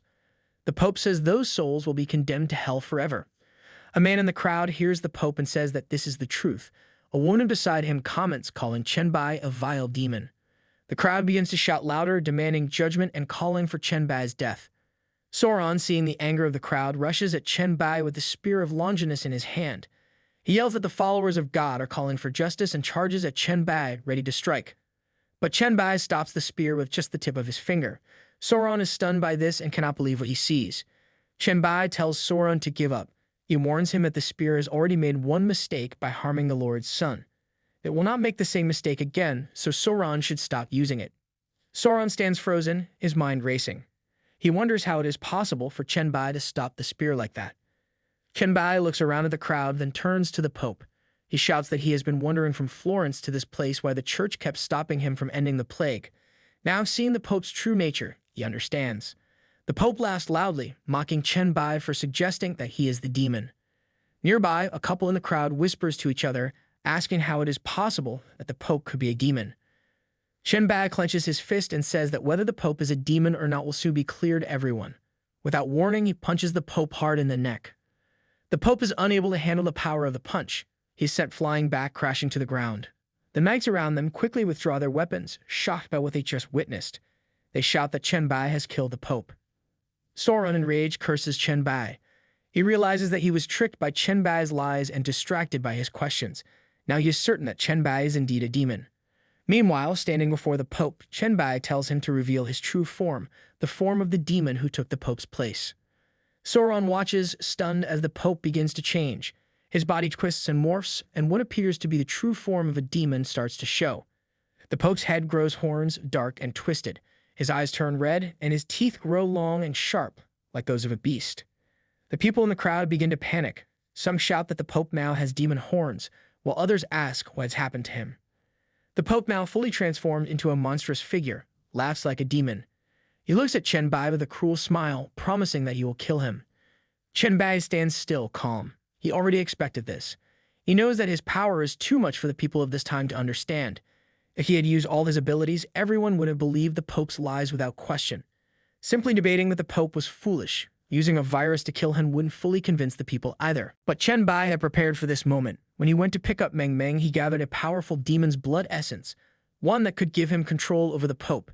He injected the essence into the Pope's body and crushed it there, adding the zombie virus as a backup. This way, no matter what happened, the Pope would turn into a true monster in front of everyone, revealing his true nature. The monstrous Pope seems furious. He creates a fireball in his mouth and then spits it out, sending flames everywhere. The fire even hits his own knights and the ordinary people nearby. Panic spreads through the crowd. People start running in every direction, shouting that a demon is here and warning others to get away quickly. Chen Bai watches calmly. He understands that the demon horns and the fire are signs that the blood essence is taking effect. It is over now. The blood he used is powerful, but it has strict limits. Soon, the Pope's body will collapse under the strain of the demonic power. Sauron, standing in shock, sees the Pope's true form and exclaims that the bishop is truly a demon. Chen Bai addresses the crowd. He tells them that a demon from hell has taken the Pope's place, twisted the teachings of the church, and harmed the faithful. Now this demon dares to stop him from ending the plague and saving lives. This is a sin that cannot be forgiven. Chen Bai declares that today he will bring divine punishment to this demon. Chen Bai raises his finger, pointing at the Pope. He gives the order and the virus inside the Pope begins to take effect. In just a few seconds, the Pope's body begins to disintegrate, turning to dust before the eyes of everyone. Sauron, overcome with guilt and fear, kneels before Chen Bai. He declares that he, the commander of the Templar Knights of the Radiant Church, repents for his actions. He admits that he was deceived by the demon and committed the terrible sin of blocking Chen Bai. He says he is ready to accept whatever punishment is given to him. Chen Bai looks at Sauron and says that he admires his courage and devotion. However, he wants Sauron to understand one thing: God does not punish humanity. God does not care. Chen Bai stretches out his hand and explains that he has come to this world with only one purpose: to take away the plague. Sauron, now humbled, bows his head and agrees. He understands. He calls Chen Bai the great and merciful god of plagues. He says he will gather all the people suffering from the plague in the city and bring them to Chen Bai. After the Vatican is rid of the demon pope, the church quickly loses power. At the same time, the cult of the plague rises rapidly. Chen Bai's influence spreads across Europe. He no longer faces any major resistance in his operations. Everyone has heard of the god of plagues, and every city suffering from the plague prepares to welcome his arrival. Soon, pillars of plague are built in every city and village across Europe. But the work is far from over. Chen Bai knows the seeds of the plague are still growing and he must continue his journey. He travels across Africa, Asia, and Eurasia, meeting different races, religions, and empires along the way. 1 year, 5 months, and 12 days later, the seeds of the plague are finally complete. Chen Bai reflects on his long journey and realizes that he now only needs to reclaim the plague from the pillars. He thinks about the mission, and although it didn't have strong enemies, it was incredibly difficult. If he had known how long it would take to complete, he might have never started. The value of 1.5 years in the early post-apocalypse was far too great to waste. A notification appears in front of Chen Bai, asking him if he wants to collect all the plague seeds in the plague pillars. Chen Bai confirms, knowing that the time has come to complete his task. Meanwhile, in medieval Florence, Elena, now dressed in the attire of a priestess, kneels before one of the plague pillars. She says a prayer asking the great plague god for a smooth journey and for the completion of his plans. As she prays, she suddenly witnesses the pillar glowing with a purple light, the sign of the plague's power. Elena is awestruck by the sight. A man nearby notices her reaction and asks what has happened. He calls her High Priest Elena, confused by the strange event. With tears of joy in her eyes, Elena answers. She says that the god has finished his journey and is now returning to the kingdom of the gods. She tells everyone that it is time to recite the teachings they were given, so that everyone will know they have learned them well. As Elena begins chanting, her voice rises, reaching the ears of those walking through the streets of Florence. She explains the purpose of the plague cult, speaking to the people with passion and clarity. She says that the cult is not about death, disaster, or corruption. It is not about glorifying suffering or extinction. Instead, the cult's mission is to bring peace and happiness to the world. They seek to ensure that people are healthy and joyful. Elena continues, explaining that to achieve this, they must understand the plague. By understanding it, they can stop it from harming anyone again. She emphasizes that the plague god can help them control the plague, using its power to destroy sin and evil. She says that in the past, in their ignorance, people hurt each other. But now, by recognizing the plague and its teachings, they will no longer fight. Instead, they will live in harmony, free from the evil that once divided them. In the streets of Florence, people kneel in respect, their eyes focused on the glowing plague pillar. The pillar continues to emit the purple plague, the energy rising toward the sky in a powerful surge.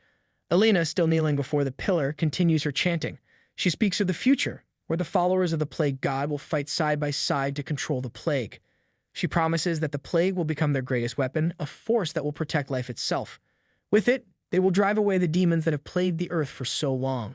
Meanwhile, across the globe, the same scene unfolds. People from every corner of the world kneel in front of their own plague pillars, repeating the same chants. From the scorching deserts of the Sahara to the high mountains of Asia, people everywhere unite in their devotion to the plague god. As the chanting continues, Elena's words echo through the air. The plague will strike fear into the hearts of bloodthirsty and cruel demons. It will bring destruction to those who oppose life. She tells the people that all things in this world will eventually decay and rot, but the billions of lives that now follow the plague god will work together to live forever, never dying. The chant becomes a powerful mantra, uniting everyone under the same belief. All things perish, but all living things will remain immortal. The words echo in the hearts of people from every land, their faith in the plague god growing stronger with every passing moment. The world is changing and they are ready to embrace it.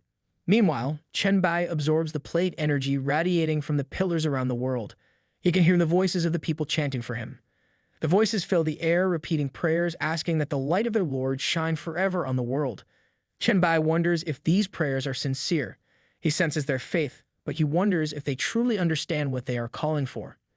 Just then, a notification appears in front of him, telling him that the mission is completed and that he is leaving the dungeon. As the words disappear, Chen Bai finds himself once again standing in the middle of the plague factory in the Magic City. The system informs him that the mission rewards are now being generated. A divine scroll materializes in front of him. It is the Life and Death Job Change Scroll, an SSS-level scroll. The requirements for using it say that the user must possess the talent Virus Monarch at the SSS level. Chen Bai reaches out and grabs the scroll, reading the description. He realizes that this is not quite the ability he expected. He truly wants to change his job, but the current mission from Lido requires him to see 2 scrolls, not just one for SSS-level professions. He thinks about it and realizes that now that he has 1 SSS-level job transfer scroll, he needs to find his second one. He remembers that the Abyss might have an SSS-level job transfer scroll, and that could be his next target. Suddenly, another notification appears in front of him saying that the mission Plague Factory has failed. Chen Bai is startled. He wonders what that means. Didn't he find the source of the plague in the factory? Why is the mission failing now? He pauses, thinking back. When he encountered Pukashumi, there was no message saying the mission was complete. He now understands why. The source of the plague, the mission's goal, had been altered by his very presence. After Pukashumi sacrificed himself, the source of the plague must have lost its power and died. Without that power, the mission couldn't be completed. Looking around at the poisonous mushrooms nearby, Chen Bai thinks that they must be connected to the plague's source. Chen Bai leaves the plague factory, stepping out into the open. And as he walks, his mind begins to wander. He wonders what is happening in Beatty City right now. He hasn't been there in a while, and he's curious about the progress. Taking out his phone, he texts Song Zixian, asking about the current situation in Beatty City and how everyone's strength is developing. Soon he receives a reply from Song Zixian. She tells him that the reconstruction of Beatty City has officially started. She has already chosen a place to install the supercomputing core and set up the production line. After receiving Chen Bai's guidance a few days ago, everyone now has a clear direction. However, she adds it has only been 4.5 days, and since everyone is also working on rebuilding the city, their strength has not changed yet. Chen Bai is surprised by the mention of just 4.5 days. He clearly remembers spending 1.5 years in the dungeon. He wonders how this is possible. Then it hits him. It must be because of the hard glass of time. The hard glass had become part of him when it bonded with his body, appearing and disappearing with his consciousness. It must have been the reason for the time distortion. The hard glass had transported him to the dungeon on its own, and it is the only thing that can make the years pass by so quickly while only a few days pass in the real world. Chen Bai decides to check the messages in Group 001. The chat is full of activity. Han Xiao mentions that the Plague Chemical Factory mission which he and Chen Bai were working on has failed. He expresses surprise, asking what happened. The group is full of questions, with people asking about Chen Bai's well-being and whether he's okay. Shu Chuan asks if the mission was supposed to give Chen Bai an SSS-level job transfer scroll. Overlord quickly dismisses concerns about the job transfer scroll, saying that everyone should first focus on whether Chen Bai is even alive. Liu Huai tries to calm the group down, reminding them that mission failure doesn't mean anything too serious. Reading through the chat, Chen Bai reflects. He realizes that Han Xiao must have received a different mission than his. His own mission was connected to the Plague Seal, something Han Xiao didn't have. Curious, Chen Bai decides to check what Han Xiao and the others have been saying recently in the group. He decides to comment in the chat, informing them that the Plague Chemical Factory mission indeed failed. The group responds with surprise, asking if Chen Bai is very upset or if he needs some comfort. Leaf offers a warm hug, while Liu Huai offers even more warm places than just a hug. Crow expresses disbelief, saying that even Chen Bai failed in the mission. Shuchun reassures him, calling him the strongest. Overlord emphasizes that failure is nothing to fear, and that the only downside is losing the SSS-level profession scroll. Hang Xiao then comments that a level 70 boss had sacrificed himself to open the dungeon, making failure understandable. Intrigued by this, Chen Bai shares the details of his SSS-level job transfer scroll. He explains that although the Play Chemical Factory mission failed, he still obtained the SSS-level profession scroll. He adds that the failure occurred because the key NPC, who sacrificed himself to open the dungeon, caused the mission target to disappear. The group falls silent for a moment, trying to understand. Leaf and Liu Huai are confused. Crow is shocked and repeats what he just read, asking if everyone saw what Chen Bai said. Mizukawa offers congratulations, while Overlord can't hide his excitement, calling it incredible. The chat buzzes with surprise and excitement. Everyone is amazed by the turn of events. Hang Xiao suggests upgrading their chat group to a league group. The group reacts with curiosity. Overlord doesn't understand what League means, thinking it might be related to the game League of Legends. Leaf excitedly mentions that after upgrading, they could announce the name of their alliance in speeches or messages. Liu Huai, who is reading about the benefits of upgrading chat groups, points out that it's expensive. Chen Bai replies that he has thought about this idea before but isn't sure if everyone in the group would be interested. He explains that a lead group would be more formal, focused on honor and glory, while their current chat group is much more relaxed. Chen Bai then initiates a vote, asking the group to decide if they want to upgrade. He suggests they take their time and not rush into a decision. If more than 2/3 of the group agrees, they will upgrade. Hang Xiao quickly agrees, adding that after the dungeon mission, he is inviting Chen Bai to come and rest at his place, offering his warm bed. Chen Bai jokingly refuses and asks Hang Xiao to show him a villa area in Magic City where he can rest. Han Xiao agrees and they make plans to meet. Later, Chen Bai arrives at the villa area in Magic City. Standing in front of the luxurious district, he surveys the area. It seems like a good place to rest. Han Xiao had recommended it, and so far there is no sign of any danger. Thermal tracking and virus detection show no living organisms nearby, which suggests it is safe. However, deep inside one of the villas in the basement, 2 girls are present. They look unusual, almost like spirits, as they are faintly visible. The younger sister notices someone approaching and gets scared. She tells her older sister, who responds calmly, assuring her that she will take care of the intruder. The younger sister, still nervous, asks her not to kill anyone, but to just drive him away. Chen Bai settles into one of the bedrooms of the luxury villa in the Magic City. He lies on the soft bed and sighs in relief. The modern world feels so much more comfortable compared to the harsh environments he's been through. After the chaos of the dungeon and his many missions, he finally has some time to relax. He smiles, thinking about how he will be able to rest properly now. As he stretches out, he recalls the medicinal pillow made from traditional Chinese medicine that he brought with him from the dungeon. He's used it before and remembers how much it helped him sleep better, so he decides to give it a try. Reaching into his space, he pulls out the pillow, reflecting on its calming effects. But just as he prepares to lay it under his head, a notification pops up in front of him. It reads Ancient Dragon Chinese Medicine Pillow, D-level, props daily necessities. This item helps to concentrate the mind and calm the spirit. It is made with the secret formula and can improve sleep quality. It offers weak defense against mental attacks. It suits the nerves and promotes longevity. Long-term use helps to consolidate and grow mental strength. Chen Bai is taken aback. He didn't expect such detailed information. The pillow was just an ordinary item in the dungeon. How did it become an item with specific traits now? He wonders what's going on. He starts to open his inventory to check his other belongings, only to be even more shocked. Everything has changed. The vase he had brought along is now listed as a sea-level city-state probe exhibit. The description reads, "This is a creation that embodies the painstaking efforts of craftsmen. When exhibited in the City-State Architecture Museum, it will grant a bonus to the craftsmanship of city-state facilities." Chen Bai stares at the description, feeling puzzled. The vase, which was simply a decorative item to him before, now has such an official-sounding title and an effect he hadn't expected.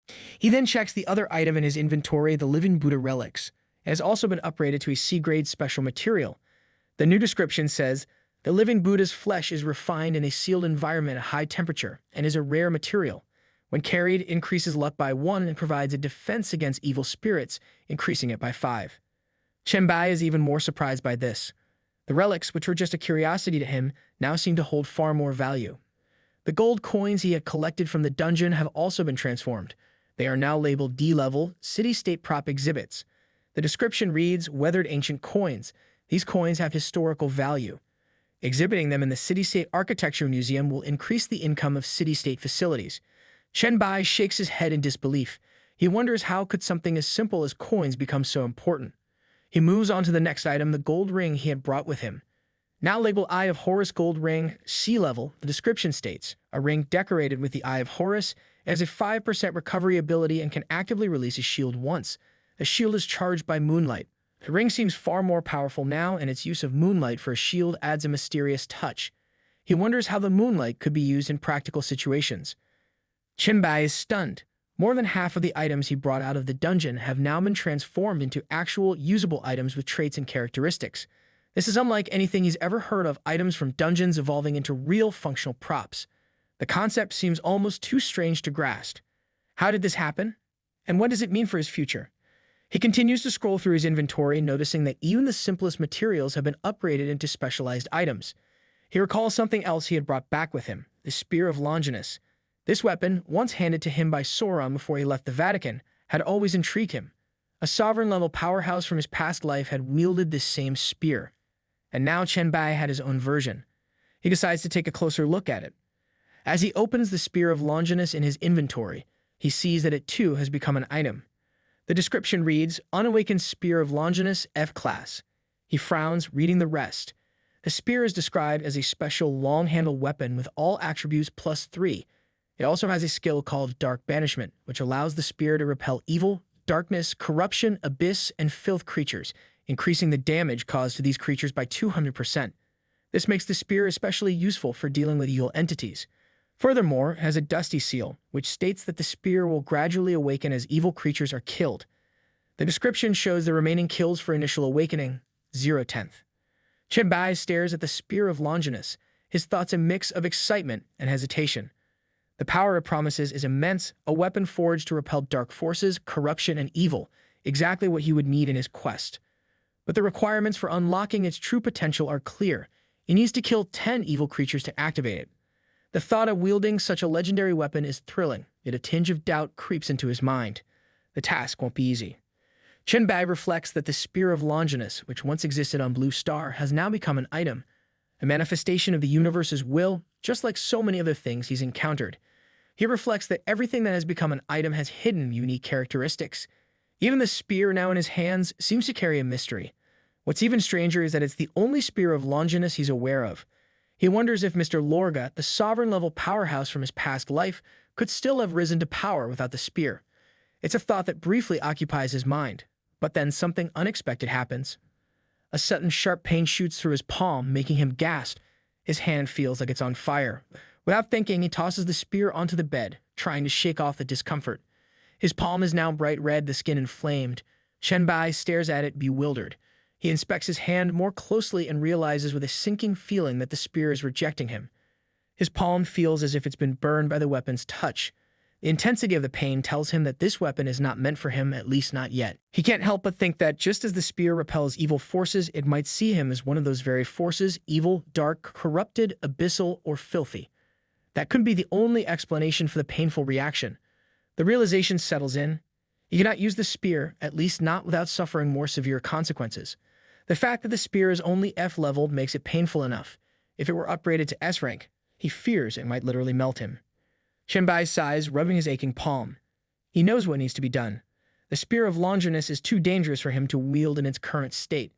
There's no need for him to risk his own well-being.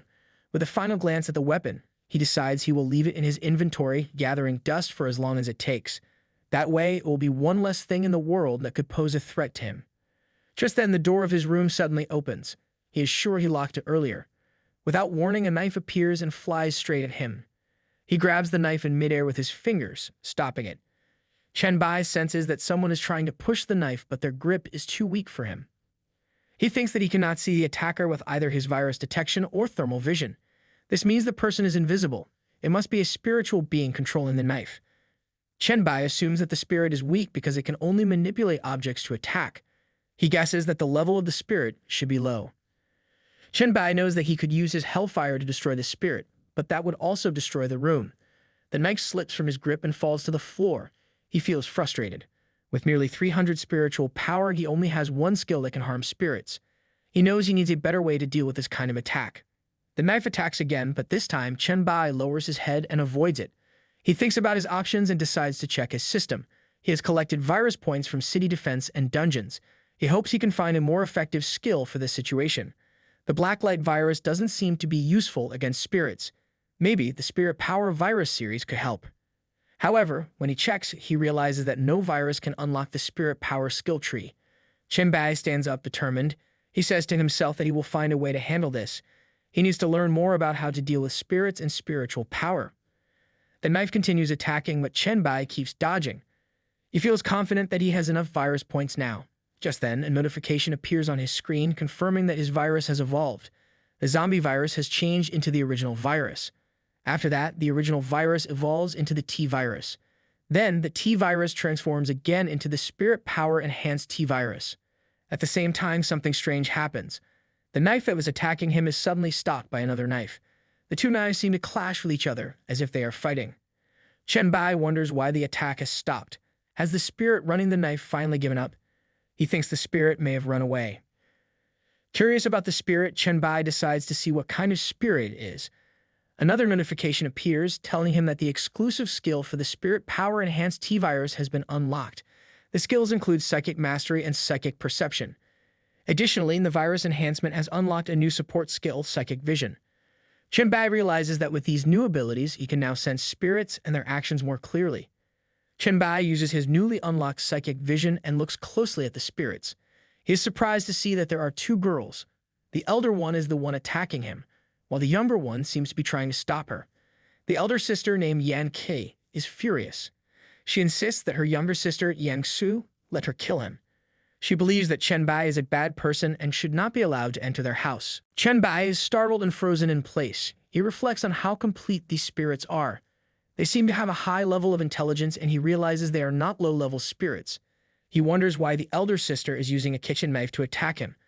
This doesn't make sense for a spirit with such power.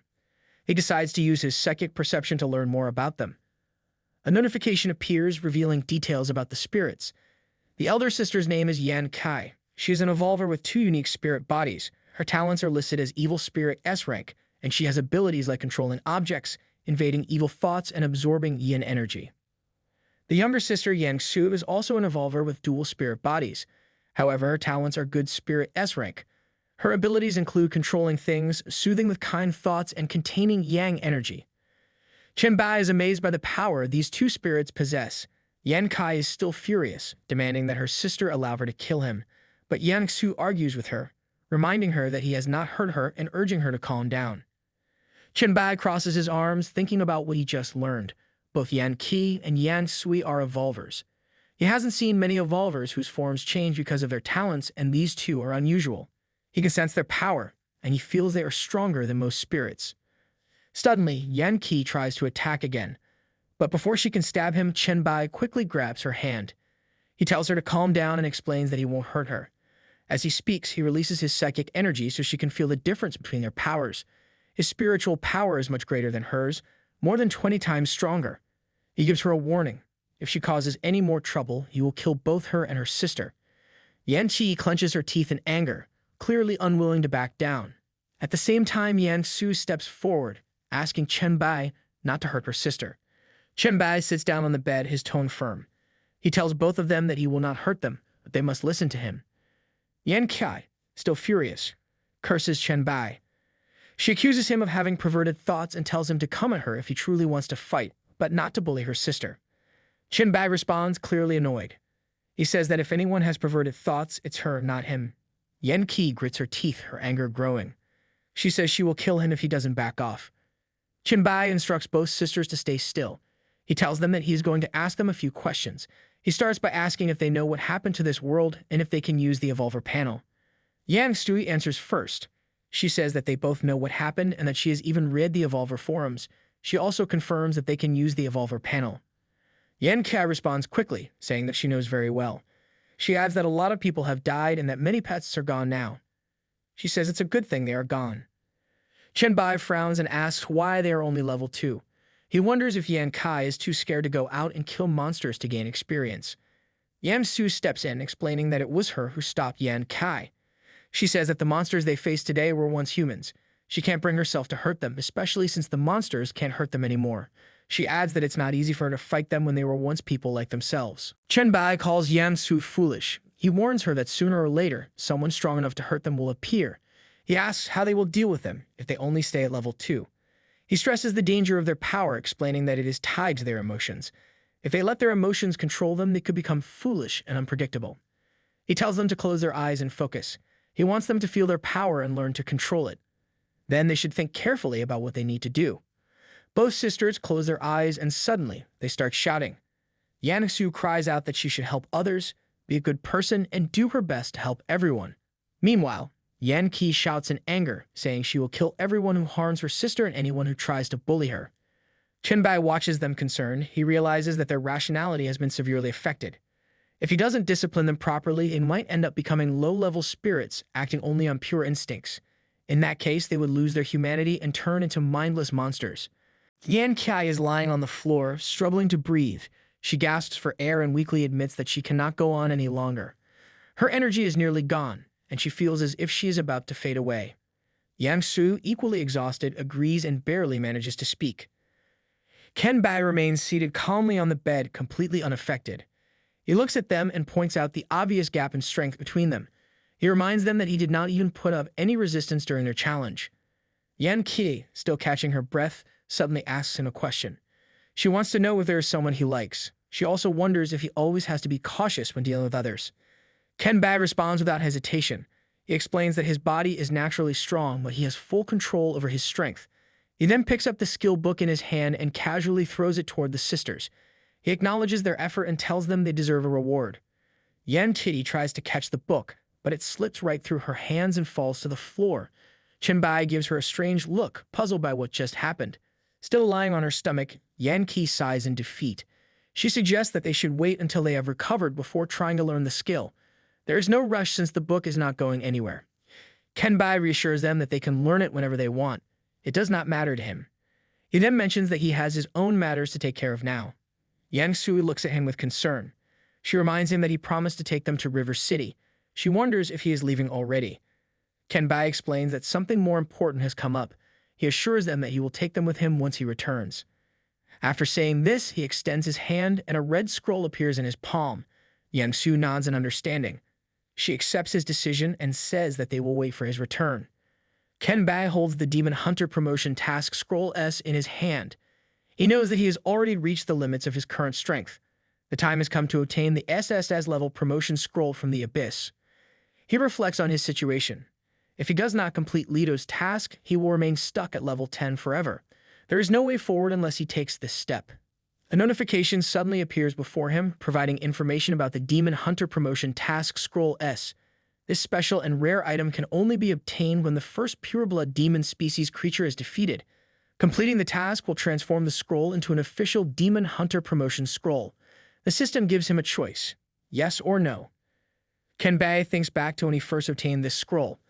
At that time, he had no plans to pursue the SSS-level promotion scroll. The challenge is known to be so difficult that even the gods have failed to pass it. But now, with no other leads on another SSS scroll, he has no choice but to take the risk. He makes his decision and selects yes. The very next moment, his surroundings shift, and he finds himself in the first layer of the Abyss. The entire landscape resembles a vision of hell, with a red terrain, dry mountains, and countless red demons filling the land. One of the demons notices him and immediately reacts with shock. It turns to the others, unable to believe what it is seeing. More demons join in, shouting in disbelief. A human has entered the Abyss. A fierce voice rises from the crowd. One of the demons commands the others to devour him.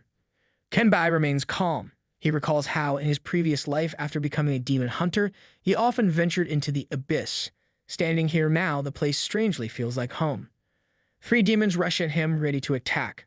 Before they can reach him, all 3 swords of Chen Bai materialize and pierce each one of them in mid-air, ending them instantly. Chen Bai adjusts his gloves as a system notification appears. The task progress updates showing that he has defeated 3 fallen demons out of 100. He checks the task requirements in the system. The details confirm that using the scroll transports him to the first layer of the Abyss. To complete the task and leave, he must eliminate 100 inferior demons and 100 fallen demons. He considers his next move. Completing the task will force him out of the abyss, which is not what he wants. His real goal lies deeper, the trial at the abyss well. He decides to hold back and avoid finishing the task too quickly. A day passes. The demons continue to follow him relentlessly. He moves swiftly through the abyss, ignoring them. He finds the situation frustrating. The task remains unfinished because the first layer of the abyss is filled with far too many fallen demons and inferior demons. Their endless numbers make it difficult to clear them out. Worse yet, they are mindless creatures, doing nothing but chasing him without end. Whenever he loses one group, another quickly gathers the moment he slows down. His attention shifts to a lava-filled mountain in the distance. He instantly realizes what has happened. The abyss well has erupted. Bad luck strikes at the worst time. Although the eruption does not affect the trial itself, it floods the abyss with powerful energy. This surge strengthens every demon-blooded creature, making them even more dangerous. The eruption sends large chunks of stone flying in all directions. Chen Bai moves swiftly to evade them while also avoiding the demons still chasing him. He recalls that this eruption will also release countless demon blood eggs, leading to the birth of many new demon creatures. The number of enemies in the abyss will only grow from here. His eyes narrow as he looks toward the sky. Tens of thousands of demons descend from above, pouring into the battlefield. He cannot afford to stop now. If he slows down, he will be completely surrounded. A new concern arises.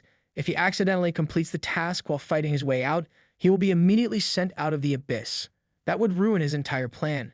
He has no choice but to fight carefully and avoid finishing the mission too soon. A sword suddenly flies toward Chen Bai, but he dodges it effortlessly without breaking his focus. A demon appears in the distance and lands on the sword, his sharp eyes locking onto him. With clear excitement in his voice, the demon declares in demon language that he has found himself a fine meal.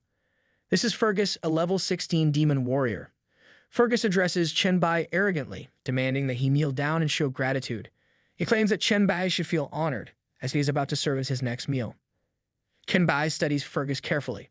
A pure-blooded demon warrior is not something commonly seen in the first layer of the abyss. He immediately suspects that Fergus has come from a deeper level and asks him about it in demon language. Fergus confirms it with pride. He then expresses surprise that Chen Bai, who has done nothing but run away, knows so much about demons and can even speak their language. However, he dismisses this knowledge as meaningless, stating that food does not need to understand its master. Chen Bai remains calm and questions Fergus' claim that he is merely running away. He points out that only the low-intelligence, inferior demons and fallen demons are chasing him, hinting that there is a reason behind it. Fergus does not know the answer but offers to let Chen Bai explain before he dies. He cruelly adds that, out of mercy, he will start by eating his head first. Without hesitation, Fergus launches an attack, rushing straight toward Chen Bai. Chen Bai, unfazed, gives his response through action. In an instant, he moves with speed beyond what the demon can track. Multiple swords appear and slice through Fergus mid-air, cutting him down before he can even react. Fergus screams in disbelief. His voice trembles as he struggles to accept what's happened. It should have been impossible. Chen Bai, standing unbothered, delivers his final words in demon language. He states the reason why only inferior demons have been chasing him, because he has already eliminated all other species. His gaze shifts across the battlefield. Around him, more demons begin to hatch from demon blood eggs scattered across the abyss. The situation grows more dangerous by the second. He quickly assesses the growing numbers and makes his decision. If he does not leave soon, he will be completely surrounded. There is no time to waste. 6 days later, Chen Bai finally stands before the abyssal well. He looks at the dark, ominous pit and acknowledges the long journey it took to get here. The destination had seemed close from a distance, but reaching it was much harder than expected. His thoughts drift to his past life. When he first became a demon hunter, this was the place where he sought refuge. Most of the demons on the first layer of the abyss fear this place and do not dare to come near. He decides to take a short rest before continuing the challenge. Leaning against the mountain, he opens his system screen to check his inventory. He reviews his plan. Over the past few days, he has gathered a large number of demon bloodline potions. He intends to feed them to the mask, allowing it to absorb and refine their essence. His bag and secret storage are completely full of these potions. He wonders what level of bloodline essence will be synthesized from the tens of thousands of B and D grade potions he has collected. Before he can proceed, another presence emerges nearby. The deep voice speaks, confirming that a human has really made it to the abyssal well. The speaker steps forward, revealing himself to be a Kuotao fish demon, a submariner, Der 17, level 18. His shark-like face is sharp and menacing. The fish demon finds the situation amusing. Speaking in demon language, he explains that he received a report from one of his servants. According to the report, a human was heading toward the abyssal well. Not only that, but this same human wiped out all other types of demons, leaving only inferior demons and fallen demons untouched. His eyes lock onto Chen Bai, and he confirms what he already suspects. The human in question is standing right in front of him. Chen Bai observes the fish demon carefully. The Kuoto fish demon appearing in the first layer of the abyss is unusual. This type of creature does not belong here. He questions the demon in demon language, showing no concern. He wonders if demons from deeper levels enjoy wandering around the upper layers whenever the abyssal well erupts. The fish demon responds without hesitation. He declares himself a demon prince and reveals that he has come here for one reason: to kill Chen Bai. Without wasting another moment, the demon prince opens his powerful jaws and lunges forward with full force. His voice roars through the abyss as he condemns the idea of a mere human running wild in demon territory. His attack is fast and aggressive, and it looks like he is aiming to end the fight immediately. The fish demon swings his trident, and a surge of water energy bursts from his blade. The weapon carries water-based abilities, making each strike flow like a powerful tide. He attacks with full force, aiming to overpower Chen Bai. Chen Bai activates his Hellfire armor just as the trident makes contact. A loud bang echoes through the air, but he remains completely untouched. He speaks in demonic language, questioning the demon's title as a demon prince. His curiosity grows as he asks which layers Lord the demon is a descendant of. The fish demon responds without hesitation, revealing that his royal father is the lord of the 17th layer. Without giving Chen Bai a chance to react, the demon prince swings his trident again, refusing to slow down. His anger erupts as he mocks Chen Bai, calling him worthless for relying on inferior Hellfire armor. He demands to know if fear has already consumed him. Chen Bai dodges effortlessly, showing no sign of struggle. His expression remains calm as he decides to put an end to the demon's arrogance. Activating muscle reinforcement, he moves in an instant. His hand grips the demon's head, and with overwhelming strength, he slams him into the ground. The impact shakes the earth beneath them. Without wasting time, 3 swords materialize behind Chen Bai, summoned in an instant. Their sharp edges gleam, filled with a deadly aura. He steps back slightly and orders the fish demon to stand up, giving him a chance to face what comes next. Chen Bai stands over the fallen fish demon. He states that his mask had been ready to consume something valuable, but the demon prince's sudden appearance interrupted the process. The item in his inventory is not pleased. Without hesitation, the 3 swords hovering behind him move on their own. They strike the fish demon repeatedly, piercing through its flesh over and over again. The demon prince has no way to resist. Chen Bai watches the scene and declares that, as an apology for the interruption, the fish demon's bloodline will serve as the mask's appetizer. The mask in his possession suddenly comes to life. His mouth opens and a clattering sound echoes from within. Chen Bai continues speaking, explaining that his backpack and inventory are overflowing with bloodline potions, numbering in the tens of thousands. The clattering noise continues as the mask feeds, absorbing the demon's essence. His curiosity grows. He wonders what level of essence will be synthesized from this massive collection of potions. A notification suddenly appears, informing him that he has obtained a new weapon, Blackwater Trident C-Class. It is a long-handled weapon that enhances strength and agility, increasing both attributes by plus 25. The weapon possesses a unique ability called Blackwater Depths, which allows the wielder to breathe underwater and grants dark vision. Additionally, it comes with the Tidal Strike skill, which releases a powerful attack boosted by water currents. The equipment requirements to use the Blackwater Trident are a strength stat of 60 and a minimum level of 15. Chen Bai studies the details of the weapon and finds the underwater breathing ability particularly interesting. It is not something he needs right now, but it could be useful later. Turning his gaze toward the abyssal well, he takes a deep breath. With all obstacles cleared, nothing stands in his way anymore. The time has come to begin the next challenge. Chen Bai climbs to the top and steps onto the edge of the abyssal well. His eyes fixate on the endless darkness below. He speaks, knowing that as he stares into the abyss, he will soon receive the expected prompt. Suddenly, dark purple circular waves of light begin to spread from the depths of the abyssal well. A deep, echoing voice resonates through the air, repeating a warning. When someone stares into the abyss stares back. Chen Bai sharpens his focus, sensing something unusual. He recognizes the moment and confirms that it has arrived. A notification appears in front of him, stating that it saw you, a sentient being. A wave of unease grips his chest, a pressure unlike anything before. He reflects on the fear creeping into his heart. This feeling is unavoidable when facing the gaze of the abyss. His instincts scream at him to step back, but he knows that retreat is not an option. If he moves away now, it will mean instant rejection, permanent failure with no chance to try again.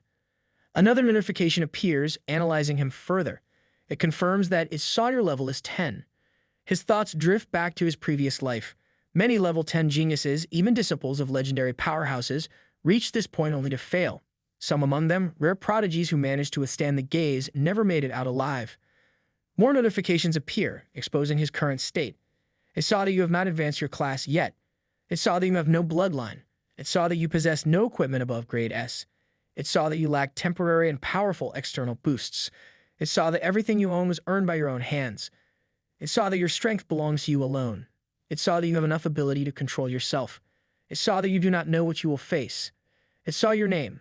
It saw your fear and hatred. The abyss continues its silent observation, locking onto him with an oppressive force. Something presses down on him, weighing on his entire body. A deep exhaustion sets in, as if an invisible force is crushing his very existence. A new notification appears before Chen Bai, confirming that he meets the requirements. The system announces that the passage to the Abyss trial will now open for him.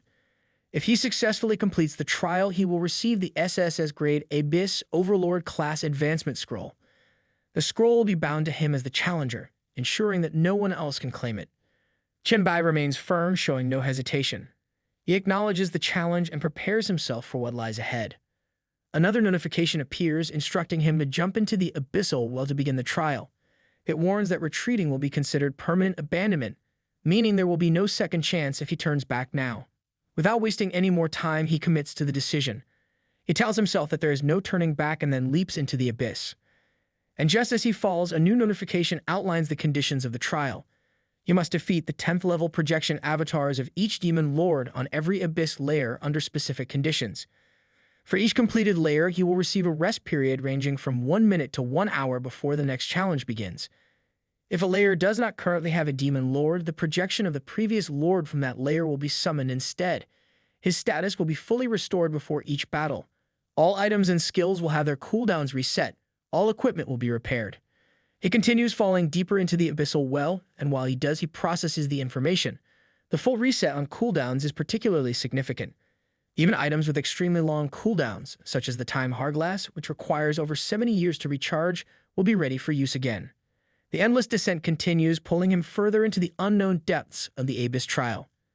Just as Chen Bai is about to hit the pit, a sudden notification appears, flashing with urgency. An error message fills his vision, stating that the trial challenger cannot be restored to their peak state. His mind sharpens, sensing something is wrong. He immediately reacts, hoping that no unexpected complications arise from this. A new notification follows, revealing that his return to the past skill has activated. This ability allows him to return to any point in the past, but at the cost of erasing everything gained in the vanished timeline. The system confirms that the remaining cooldown time is still locked at 72 years, 6 months, and 7 days. Unlike other abilities, this skill cannot have its cooldown reduced by any external effects, whether through skills or equipment. Chen Bai quickly realizes what has happened. The Time Hourglass has appeared automatically, unaffected by the Abyss reset mechanics. It seems that even the Abyss cannot override the restrictions placed on this unique ability. His thoughts race as he considers his options. He must decide quickly what his next move should be. Before he can react, more notifications begin flooding the system, each one flashing the same error message repeatedly. Something is clearly wrong with the process. Just before he lands, another notification appears.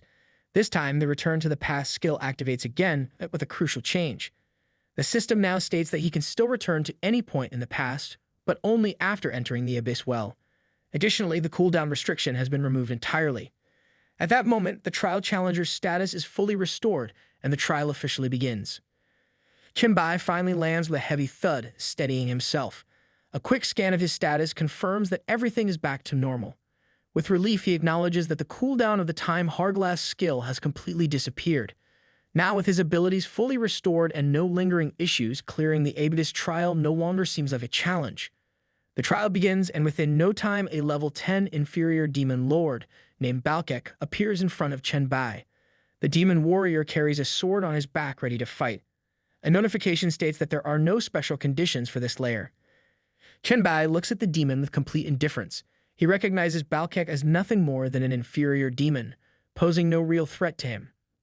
Before Balkek can even make a move, Chen Bai dashes forward at incredible speed. With a single slash, he cuts the demon cleanly in half, ending the fight in an instant.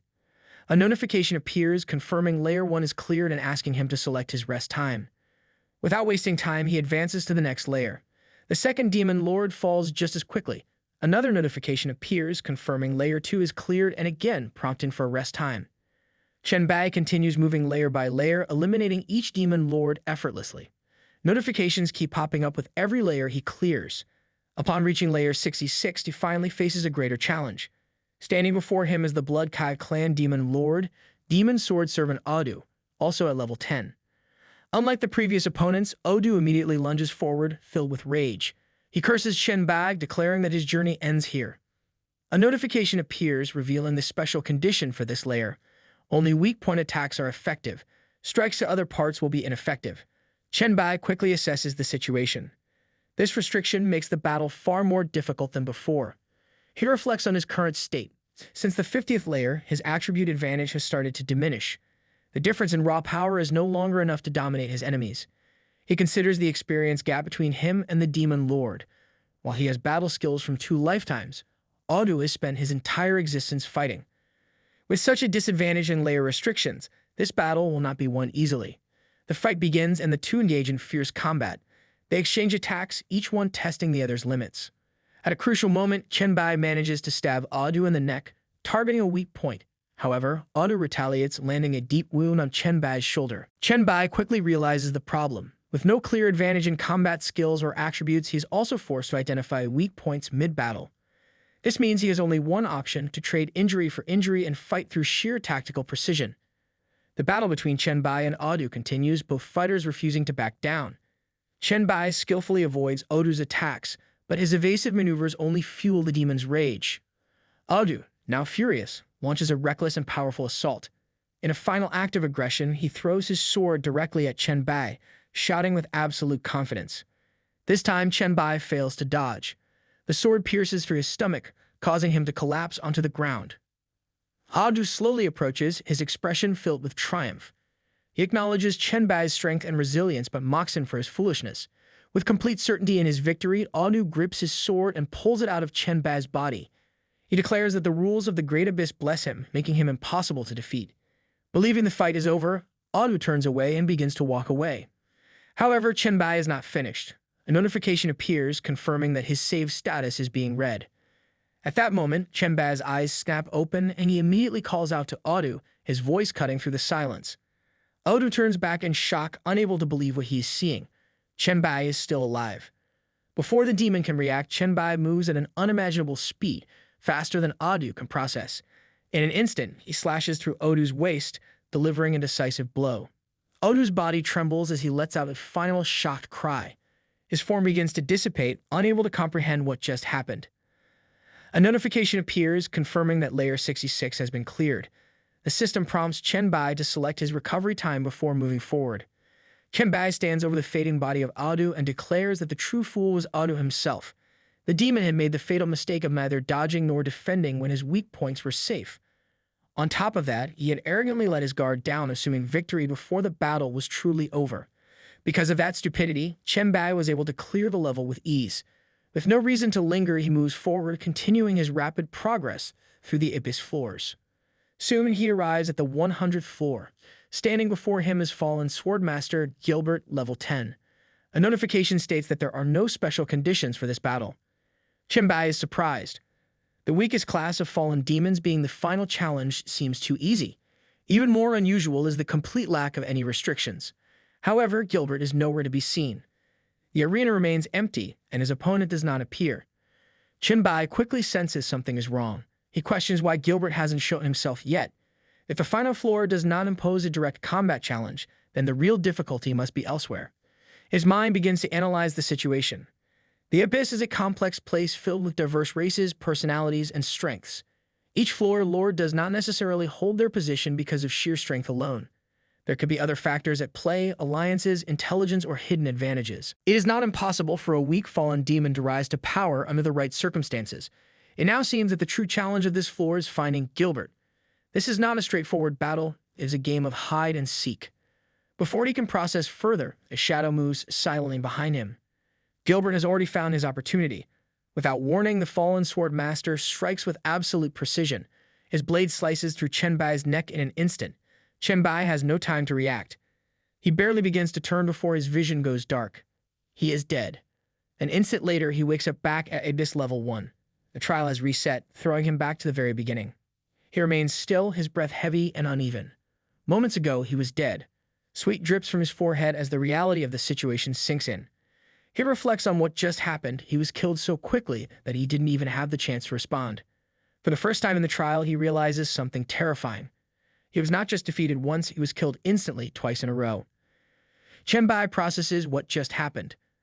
The moment he was beheaded for the first time, he had immediately accessed his save status, hoping to undo the fatal blow. Yet, even after resetting, he was killed again instantly, without any chance to react. Before he can fully recover from his shock, the first-floor inferior demon lord, Balkek, appears once more. Without hesitation, Balkek lunges forward, launching an attack against him. Chen Bai is still huffing, his mind clouded from his previous death. Despite being in a trance, his reflexes take over just in time. He swiftly grabs Balkek by the neck and slams him into the ground with overwhelming force. His breathing remains uneven as he tries to gather his thoughts. He reflects on the nature of his death on the 100th floor. If he had not activated Return to the Past at the last moment using his lingering consciousness, he would have truly died permanently. Realizing that he needs answers, he questions Balkek, demanding information about the fallen demon on the 100th floor. He asks if Balkek knows the current floor lord of the final trial stage. Still pinned to the ground, Balkek refuses to answer. Even in his weakened state, he remains defiant. His voice is filled with spite, making it clear that even if he knew the answer, he would never reveal it. Within moments, Balkek succumbs to his injuries, letting out a final cough before his body disappears. A notification appears, confirming that Layer 1 has been cleared and prompting Chen Bai to select his recovery time. Chen Bai takes a moment to analyze the situation. The demons in the Abyss trial are merely projections, and they are fully aware of this fact. Since they know they are not truly alive, they feel no fear of death and endure pain without hesitation. This realization forces him to rethink his approach. If he wants to gather intelligence about the 100th floor, he will need to change his strategy. Charging forward blindly will only lead to another instant death. He must find a way to uncover the truth before facing Gilbert again. Later, at the Abyss 72nd floor in the midst of the burning grasslands, Chen Bai stands over the floor's demon lord, who lies defeated on the ground with a sword piercing his body. Chen Bai takes this opportunity to question the demon, finding it unusual that a fallen demon, the weakest of demon races, has managed to rise to the rank of floor lord. Their base attributes are even inferior to humans, making such a feat seem improbable. The demon lord, still struggling, refuses to accept defeat. His voice is filled with defiance as he warns Chen Bai that his arrogance will cost him. No matter how strong he thinks he is, he will eventually fall to the hands of a fallen demon. Chen Bai presses further, doubting the possibility of a fallen demon lord existing in the deeper abyss layers. He demands to know the truth about the 100th floor. The demon lord finally gives in and confirms what Chen Bai suspected. Gilbert, the lord of the 100th floor, is no ordinary opponent.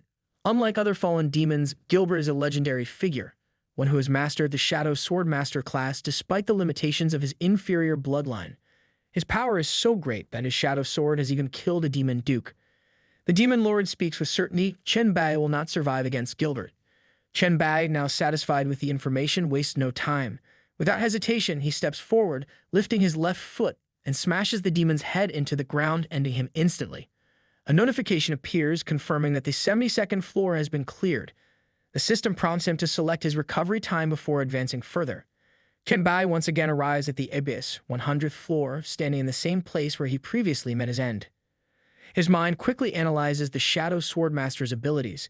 In addition to having a one-hit kill technique, this class is capable of using shadows to launch unpredictable and deceptive sword attacks. He recalls that the Shadow Swordmaster is a third advancement class of the Night Assassin, an S-tier combat specialization. The power behind it is undeniable. However, despite having no direct advantage against a Shadow Swordmaster, Chen Bai knows that his own attributes surpass those of a fallen demon. This gives him a fighting chance. As he moves carefully, he begins formulating a strategy. To counter Gilbert's attacks, he reminds himself to always stay cautious of his own shadow, avoid large, shadowed areas, and keep moving. A new idea crosses his mind. While running, he considers spreading a virus. If Gilbert patiently waits for an opening, he will eventually try to exploit a weakness. The virus could serve as an unexpected weapon, something that might be able to infect him. Time passes and Chen Bai starts feeling exhausted. The constant vigilance required to stay on guard against Gilbert is mentally and physically draining. He realizes that if he does not recover his energy soon, his focus will slip. His only choice is to access his saved status to restore himself. Before he can act, a sudden bright light flashes in front of him. The intensity is unexpected, making him question if this is one of Gilbert's tricks. A sense of danger rises in his chest. Something feels wrong. In an instant, a sword flies straight toward him, but he reacts just in time, dodging the attack. Immediately after, Gilbert emerges from the shadows, launching a full-force strike, meant to end the fight in a single blow. This time, however, Chen Bai is prepared. He is extra cautious, fully aware of Gilbert's tactics. As the blade swings toward him, he moves swiftly, raising his weapon and deflecting the powerful attack. For the first time, he successfully blocks the strike of Gilbert. The battle is no longer one-sided. Gilbert suddenly halts his attack. His stance relaxes, and he acknowledges Chen Bai's victory. He instructs him to sheath his blade, signaling that their battle has reached its end. Gilbert then reveals the true reason for his defeat. The trial's restrictions have prevented him from unleashing his full power, placing limitations on his abilities. However, even if he had been at full strength, it would not have mattered. Chen Bai's virus has already infected him. He explains that the last attack he just delivered was the final strike at his maximum strength. With his body weakening, he can no longer continue. Chen Bai is momentarily stunned. The battle had seemed far from over, yet Gilbert himself declares the fight is finished. Still uncertain, he questions the words of Gilbert, trying to confirm if this is truly the end. Gilbert responds with confidence. He acknowledges his caution, understanding why he hesitates to accept victory so easily. He then offers him a future challenge. If Chen Bai ever clears the full Abyss trial, he is welcome to return and face him again on the 100th floor under real battle conditions. However, Gilbert makes one thing clear. With Chen Bai's current strength, he is far from capable of surviving the true depths of the Abyss. Despite this, he looks forward to the day they meet again, expecting him to grow much stronger. His form begins to fade and his body dissolves into the air, leaving nothing behind. A notification immediately appears, confirming that the 100th floor has been cleared. The system prompts Chen Bai to select his recovery time. Chen Bai takes a deep breath, reflecting on Gilbert's words. He recognizes the difference in their strength, but does not let it discourage him. Instead, he sees it as a goal to surpass. His eyes remain focused as he accepts the challenge. Next time they meet, he will be ready. When that moment comes, he will not rely on tricks. He will face Gilbert's swordsmanship head-on and prove his strength. At the 200th floor of the Abyss, Chen Bai steps into a magnificent palace filled with an elegant yet eerie presence. He calls out, addressing the lord of the 200th floor, expecting to begin the trial battle. Seated calmly on a luxurious sofa is fallen angel Lord Elmia, a six-winged fallen angel at level 10. A notification appears confirming that there are no special conditions for this floor. Chen Bai looks around and comments on the state of the palace, questioning why cleaning it up seems so troublesome. Elmia responds with an unexpected answer. She admits that she had originally intended to let him proceed immediately without a fight. However, curiosity got the better of her. Rising gracefully from her seat, she walks toward a dining table surrounded by sofas. She sits comfortably, exuding an air of casual authority, and invites Chen Bai to join her. Chen Bai approaches, his expression showing caution and curiosity. He wonders what exactly Elmia is interested in. She wastes no time and asks the question on her mind. How did someone with his level of strength manage to reach the 200th floor? She acknowledges that Gilbert, though a skilled fighter, is limited in his thinking, relying too much on practice and sneak attacks. Even if Chen Bai managed to defeat him, the challenges ahead will be much more difficult.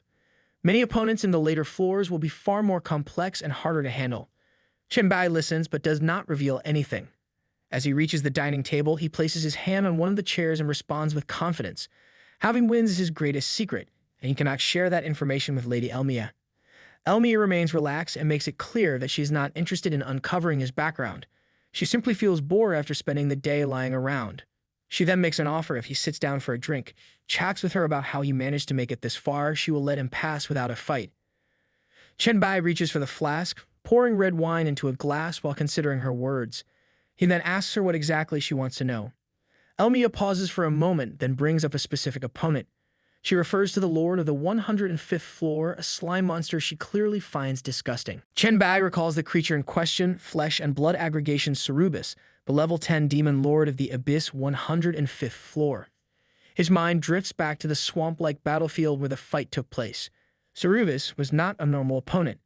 His form resembled a mass of writhing meat, a pool of living flesh that spread across the ground like a sticky, pulsating swamp.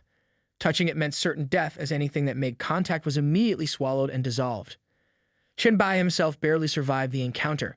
The moment he touched Cerubus, the creature devoured half of his body in an instant. Elmia listens with intrigue before asking the most important question.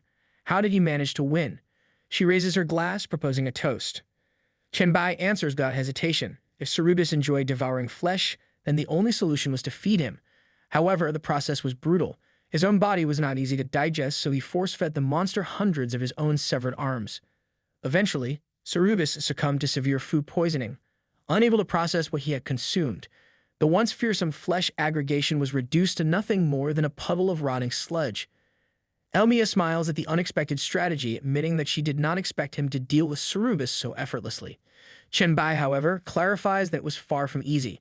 The pain of repeatedly tearing off his own arms was excruciating. The battle may have seemed simple, but the sacrifice required was beyond what most could endure. Elmia, still enjoying the conversation, brings up another name, Fingo, the 136th floor demon lord. She refers to him as a smelly old creature, questioning why he ever bothered leaving the sea in the first place. Chen Bai immediately recalls the battle and admits that his victory was only possible because of a good piece of equipment that was gifted to him by Fingo's own grandson. Hearing this, Elmia laughs, clearly amused by how Chen Bai took advantage of the situation.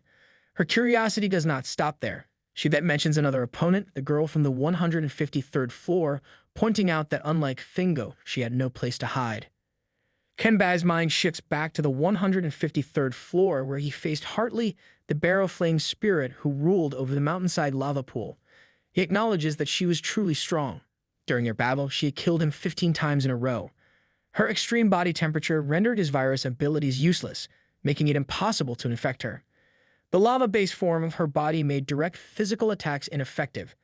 Even when she sustained injuries, she would simply retreat into the lava pool to recover instantly. The fight dragged on for 5 full days, with both of them continuously battling until the lava pool overflowed completely. Eventually, she became exhausted and her relentless aggression faded.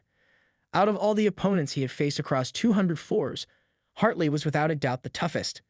Elmia listens with interest, but then reminds Chen Bai that if he is talking about difficult opponents, the 186th floor demon lord is just as bad. At the mere mention of that name, Chen Bai quickly refuses to continue. He insists that during such a pleasant conversation, there is no reason to bring up that memory. His thoughts briefly return to the 186th floor, where he encountered Amanda, the filthy queen, inside her massive, rotting pit. Unlike Hartley, whose strength was formidable, Amanda was simply disgusting. Among all the beings in the abyss, no one was filthier than her. She lived comfortably inside a giant pit filled with rotting corpses and excrement, thriving in the putrid stench. Chen Bai tried his best to erase the memory of that nightmarish floor, but now the mere mention of her name brings it all back. He sighs and sets his wine glass down, saying he cannot even now drink this wine. Elmia acknowledges that Amanda is not particularly strong, yet no demon dares to challenge her or seize her territory. The sheer disgusting nature of her existence is enough to keep others away. She then shifts her attention back to Chen Bai, noticing something peculiar. She points out that, despite all their conversation, he has not taken a single sip of his wine. Chen Bai remains calm and responds with a careful explanation.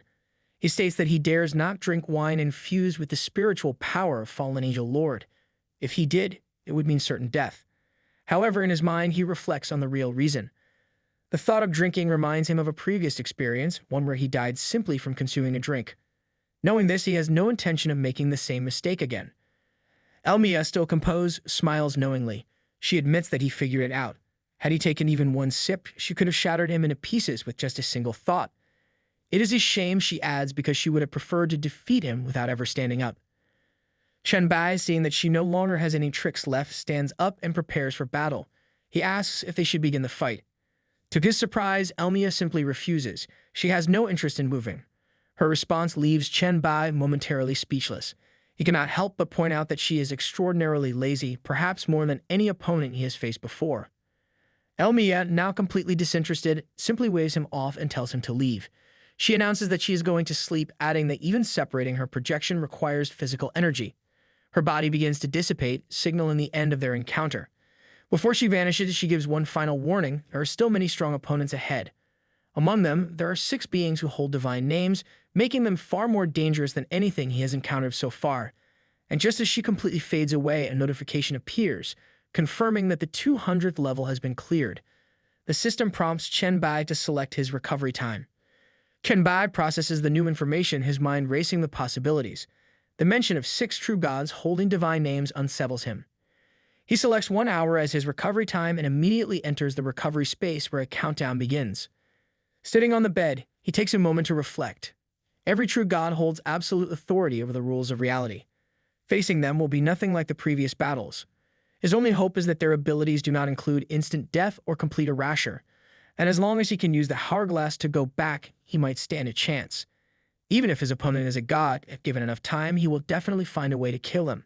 Later, on the 235th floor of the abyss, the land stretches endlessly, covered in a vast wilderness. The air is heavy with silence, and an eerie stillness lingers in the atmosphere. Salisbury, the alien lord of the abyssal eye demon clan, is watching Chen Bai from a distance, was lying motionless on a mountain stone nearby. The single glowing eye of Salisbury is locked onto Chen Bai. A system notification appears, stating that the special conditions for this floor remain unknown. Chen Bai appears trapped under mind control, his body unresponsive and his expression vacant. His consciousness is locked within an illusion, his mind no longer his own. Salisbury observes with satisfaction. The human before him is now caught in an endless dream, unable to break free. His laughter echoes through the wilderness as he wonders what kind of sweet illusion Chen Bai is experiencing. Inside the illusion, Chen Bai sits on a throne surrounded by beautiful women, each one devoted to him. A young elf girl kneels before him, speaking with admiration and reverence. She pleads for his acceptance, declaring that he is her god. She offers her entire existence to serve him, claiming it would be her greatest honor to become his servant, tool, or even an object for his use. Chen Bai listens but remains unmoved. He tests her sincerity, asking what she would do if he ordered her to give up her power and die. Without hesitation, she insists on her loyalty, promising that she will prove her devotion no matter what. However, Chen Bai tells her to stop acting and adds that her words of loyalty are empty, nothing more than a desperate attempt to survive. Her ambition is too great for her to truly submit to anyone. In her life, the concept of loyalty has never existed. Chen Bai steps closer to the elf girl, lifting her chin with his fingers. He looks into her eyes and declares that he is willing to spare her life. She lowers her head and expresses gratitude, insisting that she would do anything for him. Without hesitation, Chen Bai hands her a collar chain and gives a command. He tells her to wear it and tie herself to the gate, serving as a watchdog. Her body trembles slightly. Chen Bai watches her reaction and throws the collar onto the ground. She does not move immediately. Instead, she stands silent and still, her head lowered in hesitation. His gaze sharpens and he questions her reluctance. He demands to know if she refuses his order. After a brief moment of hesitation, she finally picks up the collar, fastens it around her neck, and accepts her fate. She declares her complete submission, stating that serving as his dog is her greatest honor. In reality, Chen Bai remains seated on a rock, completely trapped in the illusion. His lips move slightly, murmuring words from his dream as if lost in deep conversation. Salisbury, the abyssal eye demon lord, stands before him, watching with amusement. He finds it entertaining to see Chen Bai lost within the dream, unaware of what is happening in the real world. Chen Bai, still under the illusion's control, continues speaking. He acknowledges the elf girl's response and remarks on how it suits her role. Salisbury smirks, impressed by how Chen Bai plays along with the illusion. He reassures him that once his soul is fully absorbed, he will forever remain inside this sweet dream, trapped for eternity. However, before Salisbury can make his move, 3 swords suddenly materialize behind him. Without warning, they pierce straight through his body. A notification appears, revealing the true special condition of the 235th floor, to see through and break free from Salisbury's illusion. Chen Bai opens his eyes and breaks free from the illusion. He acknowledges that the dream was beautiful, but it was not real. No matter how tempting it was, staying in it forever would be meaningless. Salisbury, now wounded, struggles to understand what just happened. He questions Chen Bai, demanding to know at what point he had seen through the illusion. The fact that Chen Bai had broken free without him noticing leaves him in shock. Chen Bai explains that identifying the illusion was not difficult.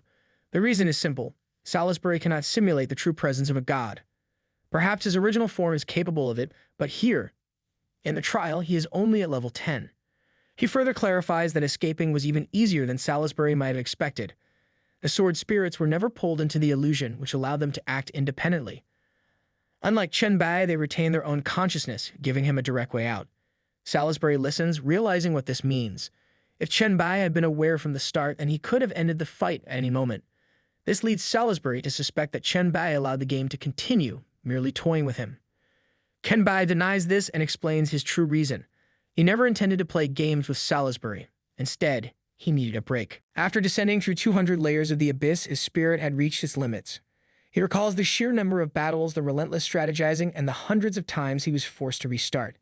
The overwhelming fights, calculations, and betrayals had drained him beyond what simple physical and mental recovery could fix. Even though his strength and energy could be restored, the burden of accumulated pressure and confusion remained.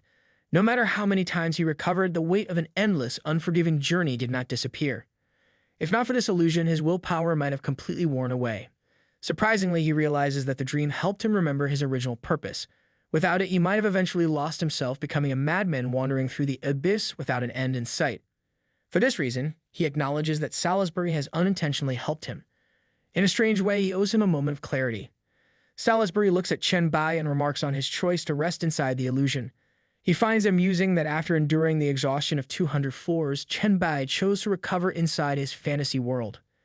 He reassures him, however, that there are not many battles left ahead. Chen Bai listens carefully and asks if they are approaching the final floors. Salisbury begins to walk away, casually revealing that fewer than 300 floors remain. However, not all of them are occupied. Many of the layers are empty. Chen Bai, hearing this, corrects his assumption. Even if a layer does not have a current floor lord, the will of the abyss will summon a former lord to fight in their place. He recalls how the smoke demon from the 215th floor had previously ruled over the 192nd floor, proving that past floor lords are still active in the trials.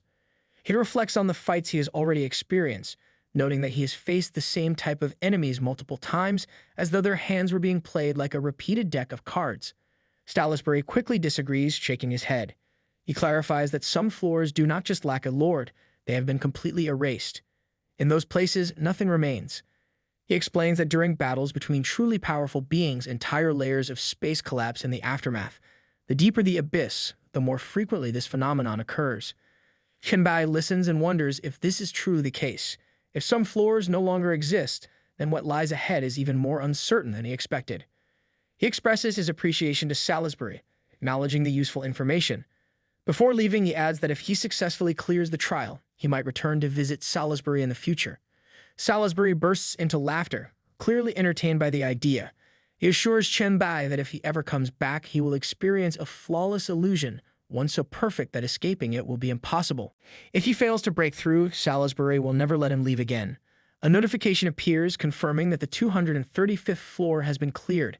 The system prompts Chen Bai to select his recovery time. Without hesitation, he chooses 1 second, refusing to waste any time. He clenches his fists together and prepares himself. His energy surges, and he declares that he will continue fighting while he is still in his peak condition. Another notification appears, informing him that the 236th floor has collapsed, automatically transporting him to the 237th floor. Before he can react, a second notification follows, confirming that the 237th floor has also collapsed, moving him straight to the 238th floor. Then yet another notification appears, announcing that the 238th floor has also been destroyed, forcing him into the 239th floor. Chen Bai takes a moment to process the situation. For the first time, he realizes that collapsed floors can actually be skipped. His thoughts race as he wonders how many floors will be skipped in total. A final notification appears, transporting him directly to the 279th floor. Chen Bai reflects on the significance of this. He has skipped 44 floors in an instant. The number seems unbelievable. He starts to question how so many floors collapse. If he ever gets the chance to look back, he might ask the fallen angel Elmia or Salisbury for an explanation. Just as his feet touch the ground, another notification appears. The 279th floor is revealed. His next opponent is the Bull Demon Lord, the Lord of Beasts. Baphomet, a special condition notification follows, stating that in order to defeat Baphomet, he must first navigate through a maze before engaging in battle. Chen Bai processes the name before him. Baphomet, the Lord of Beasts. Recognition flashes in his mind. He has heard of this entity before. Baphomet is known as the god of the Torn tribe, a sacred figure worshipped by the barbarian class. This means he is not just another floor lord, he is one of the 6 true gods that the fallen angels warned him about. He takes his first steps forward and immediately notices the change in atmosphere.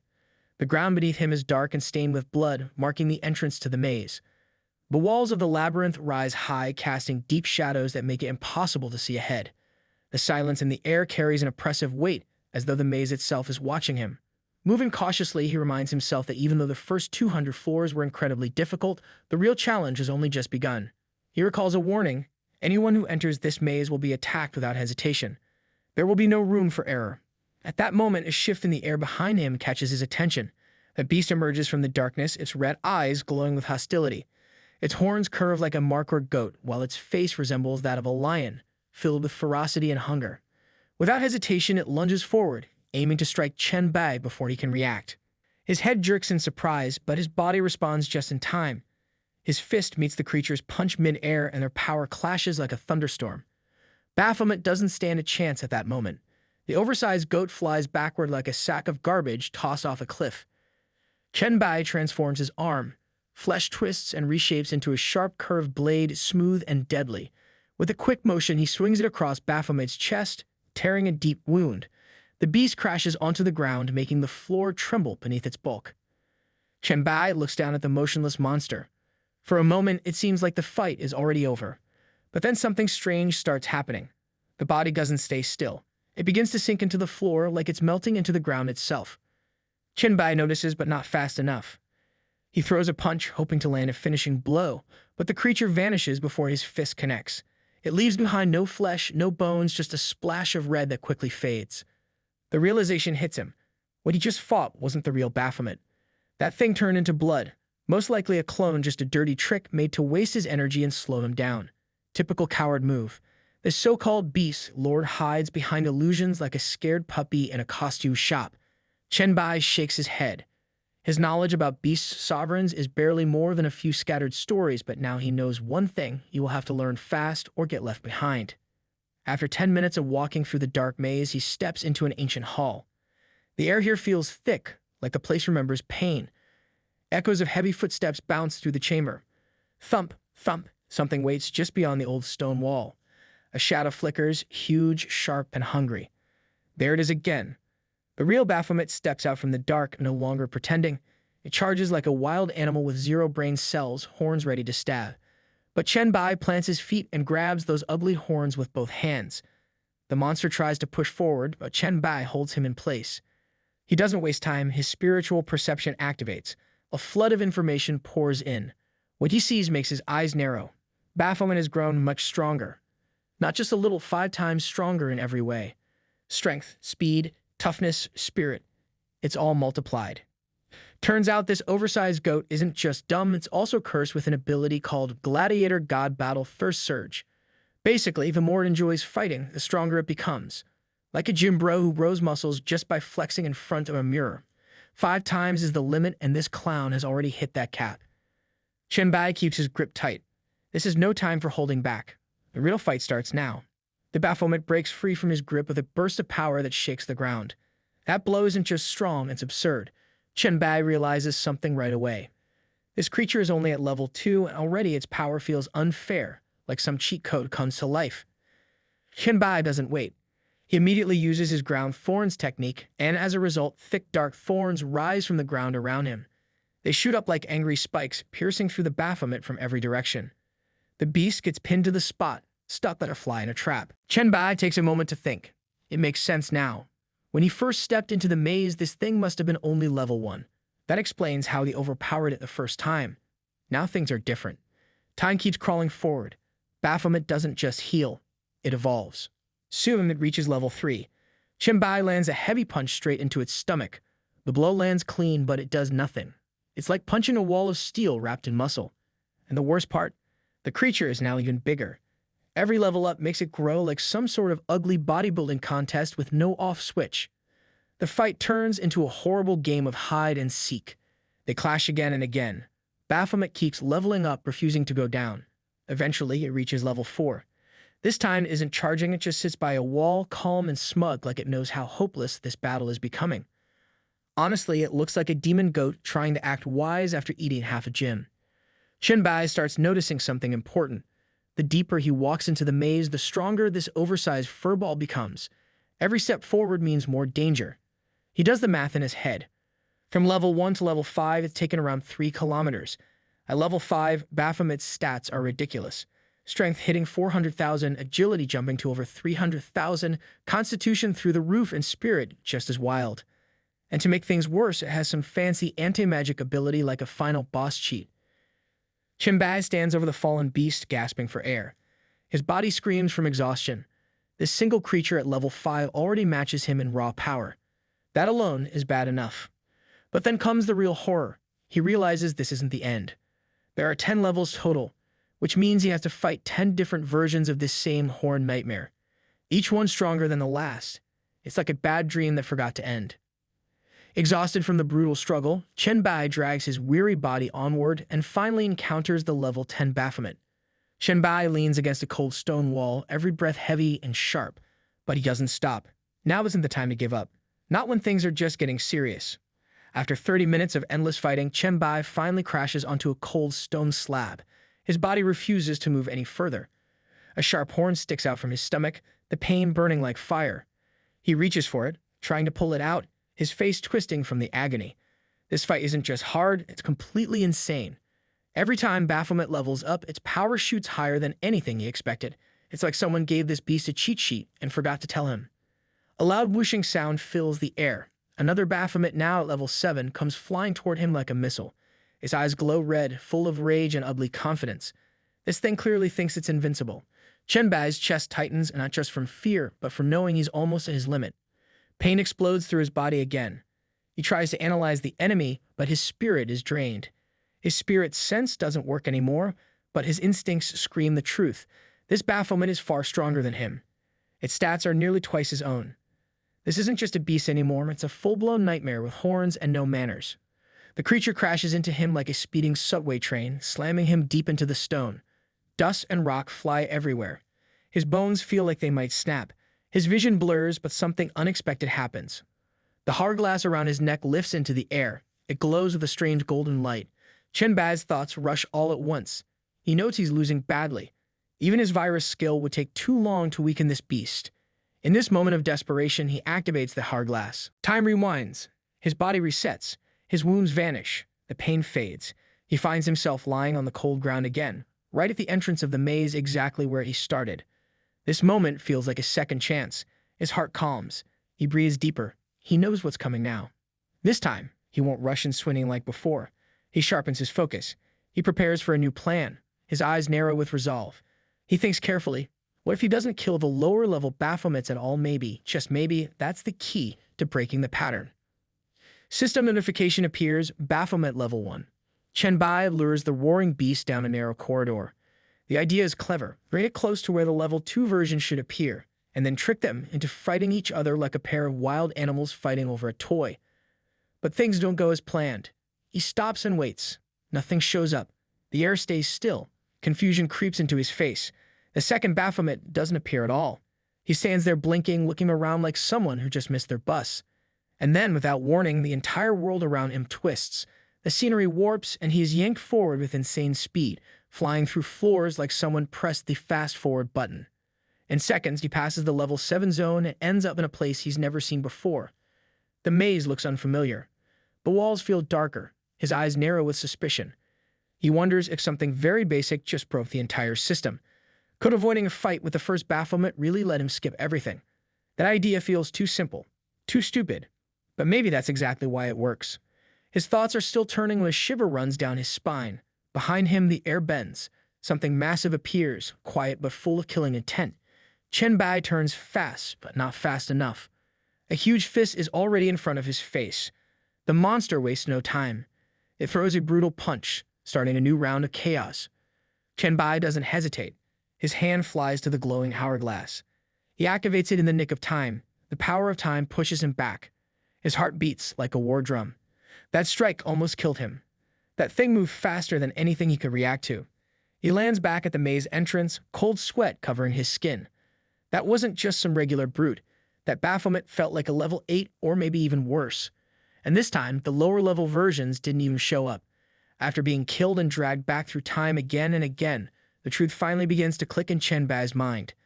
The pattern isn't random. This labyrinth has only one Baphomet, just one. And it is always the same monster, growing, chasing, learning. If he kills it early, it doesn't really die. It just respawns deeper, with more strength. If he lets it live, it would relentlessly pursue him like a gym rat who got denied protein powder. A clear strategy begins to form in Chen Bai's mind. He imagines a mental map of the maze. Near the entrance, the Baphomet is weak, almost pathetic. Its stats are low, its attacks are sloppy, and its arrogance is bigger than its actual strength. That early version could be finished off easily, but the real problem begins later. The deeper it follows him into the labyrinth, the more power it stacks up, like some boss fight on steroids. Every few steps deeper, its attributes skyrocket. Strength, speed, endurance, all of them explode like fireworks. If he keeps moving forward without a plan, it's only a matter of time before the beast catches up, looking like a demon version of a gym influencer trying to trend on monster TikTok. Chen Bai knows what he must do. He has time. Not much, but just enough. That means one thing: he can finally make use of the virus. The Baphomet may grow stronger physically, but if its mind collapses from within, all that power becomes useless. He opens his system screen and studies it with care. What comes next might change everything. A new skill catches his eye. It came after unlocking telekinesis, but he never paid it much attention before. Now it looks like a game changer. This ability allows him to split his spirit into tiny worms, yes, spirit worms. Once these worms infect a target, the enemy's mental stability drops fast. Not just a small dip, but a full collapse. It creates a storm of negative emotions, the kind that messes up thoughts and leads to full-blown mental chaos. In extreme cases, it could even push someone toward total self-destruction. For the first time in a while, hope returns. This dumb, overgrown goat has been buffing itself with some weird, hormone-fueled battle high. But no matter how strong it becomes, if its mind falls apart, then it's just a walking bag of muscles with no control. Chen Bai realizes that these negative emotions can suppress the unnatural strength boosts of Baphomet. And once that happens, it's game over for this ugly beast. With confidence returning to his eyes, he steps into the maze again. His walk is calm. His mind is focused. Baphomet might be charging through the levels like some unstoppable gym freak, but now the tables have turned. This time, Chen Bai isn't running. This time, he's hunting. Chen Bai grabs the Baphomet by its horn and starts running like he's dragging a sack of potatoes. The creature struggles, but at level 1, it's too weak to resist. It probably still thinks it's scary with its big horns, but right now it's just a powerless goat with muscles that don't matter. Chen Bai keeps pulling it along the maze, speaking to it like it's some lost kid who needs encouragement to grow up. The sarcasm is thick. Eventually, they reach the center of the maze. There, without wasting time, Chen Bai finishes the creature off. The body drops, but the fight is far from over. The beast doesn't stay dead. It reappears almost instantly, reborn at level 2. Now it's bigger and louder, and the system shows all of its abilities have been multiplied by 3. The monster charges in full of pride, but it's still useless. Chen Bai easily dodges the attacks. Then something unexpected happens. The big scary goat starts coughing like it's got a chest cold. Panic spreads across its face. Its attacks stop. It starts to shake. Status info confirms it. This fool is infected with a lung disease. Every second, its stats drop lower, breathing becomes harder, movement slows down, and it can't stop coughing. On top of that, the mental worm in its head is driving it toward emotional breakdown. It's now both sick and sad, basically the weakest boss of all time. Baphomet stumbles and kneels, still coughing and cursing. Chen Bai watches with calm confidence. It all makes sense now. Leveling up didn't remove the infection or the mental damage. That's because its level up isn't healing. It's more like breaking a limit. But if the base is already cracked, then powering up only makes the crash bigger. Victory feels close. 1 hour passes, and in the maze center arena, Chen Bai grabs the wheezing beast and hurls it high into the air. He already knows what he's doing. Each level up gives it more strength, but doing it midair limits its ability to defend. He keeps doing this again and again, forcing level after level until the monster hits level 9. Then comes the next clash. This time, Chen Bai uses his sword. The attack is sharp and full of energy, but for the first time it gets blocked. Baphomet raises a giant poleaxe and meets the blow with a loud crash. The weapon shakes the arena. Chen Bai steps back, surprised. Just a moment ago, this thing was barely standing, and now it's matching his strikes. Rage pours out of the beast like smoke from a volcano. Its entire body glows red with fury. Its stats are now sky high, maybe even higher than before. But then Chen Bai looks at the system info again. The lung infection is still active. It never went away. He finally understands level 10 unlocks something else, an extra ability called Indestructible Body. No wonder the stats have jumped again. Something strange happens. The loud, violent monster who was once roaring and swinging weapons now sits down in front of Chen Bai like a tired statue. Its voice sounds slow and dull. It starts talking nonsense about how fighting is boring and pointless. It looks like a retired gym trainer who just realized protein shakes won't fix a broken heart. The system screen flashes with a clear update. The mental worm is still active. Emotional disturbance is at its peak.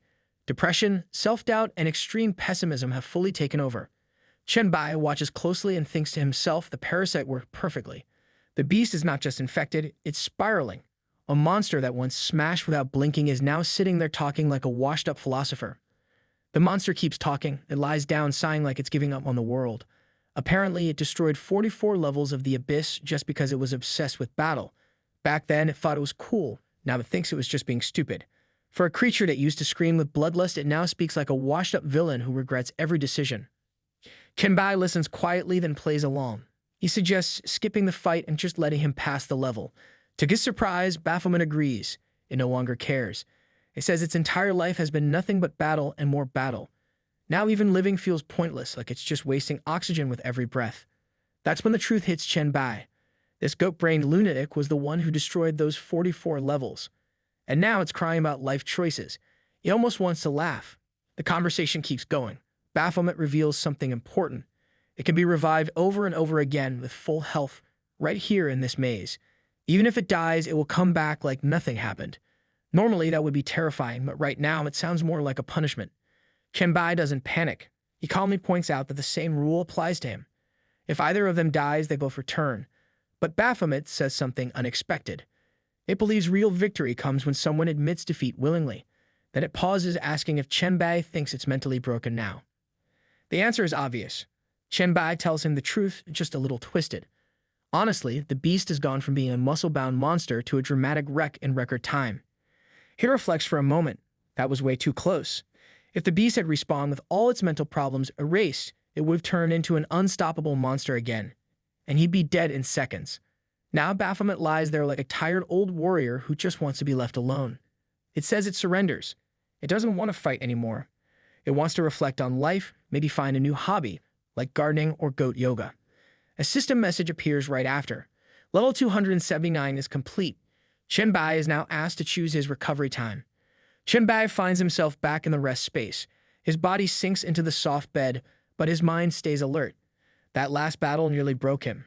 He thinks back to it, trying to measure the danger. The final stats of that horned maniac Baphomet were probably sitting around 3,000 per attribute. Compared to that, his own average stats, barely over 500, seem laughable. If it wasn't for the mental worm, he'd be fertilizer in the maze right now. The skill saved his life, plain and simple. Now that the first so-called god has been taken down, his mind begins to drift to the next challenge. If that depressed goat was just the beginning, what kind of overgrown freak show is coming next? Soon a new system alert pops up, flashing across his screen. It's a warning. Abyss level 350. This isn't just another floor. It's a towering structure, one massive column, like a pillar holding up the world. Giant chunks of land float around it, connected like pieces of a broken puzzle. In the distance, the largest landmass draws his attention. That's where the Eye of the Abyss sits, watching like some creepy cosmic camera. Every level after the first now carries these strange cone-shaped eyes hanging from the sky. They hover upside down with volcano-shaped craters rising from the ground below. Thick purple beams stretch between them, surrounded by twisting black energy that looks alive. Chen Bai steps into this bizarre new realm. His first thought focuses on the one skill that's carried him so far. The mental worm continues to be a game changer. Since clearing level 279, he's only had to retreat 3 times. For the Abyss, that's almost a miracle. But level 350 gives him a bad feeling. Something about this place feels heavier. Just when the thought finishes, a figure appears ahead. The system identifies it quickly. Level 350, Serpent Demon Lord, World Devourer, Winifred, level 10. And the special rule is to survive the 9-headed trial. Failure means death. Of course. Chen Bai doesn't even get a moment to process before the monster appears. The enormous serpent rises like a nightmare, its body coiling with power, and 9 massive heads swaying in the air like it's showing off. One of the heads slithers closer to him, smirking like it's already won. It makes a proud announcement, calling first dibs on killing him like it's some kind of party game. This thing is the second god, the legendary world devourer, a beast that holds the power of endless hunger. Chen Bai quickly accepts the truth. He knows almost nothing about this monster. No tricks, no background, no real plan. He's probably going to die. Several times. The ninth head of the serpent leans in close, speaking in a soft, almost flirty tone. It looks at Chen Bai with wide eyes full of fake curiosity, asking what kind of trial would suit him. Then it makes a weird comment about his appearance, asking him if he is the most handsome man among humans. Apparently, this snake has been spending too much time watching human romance dramas. Chen Bai keeps a straight face and responds with smooth charm. He compliments the snake like it's royalty at a beauty contest.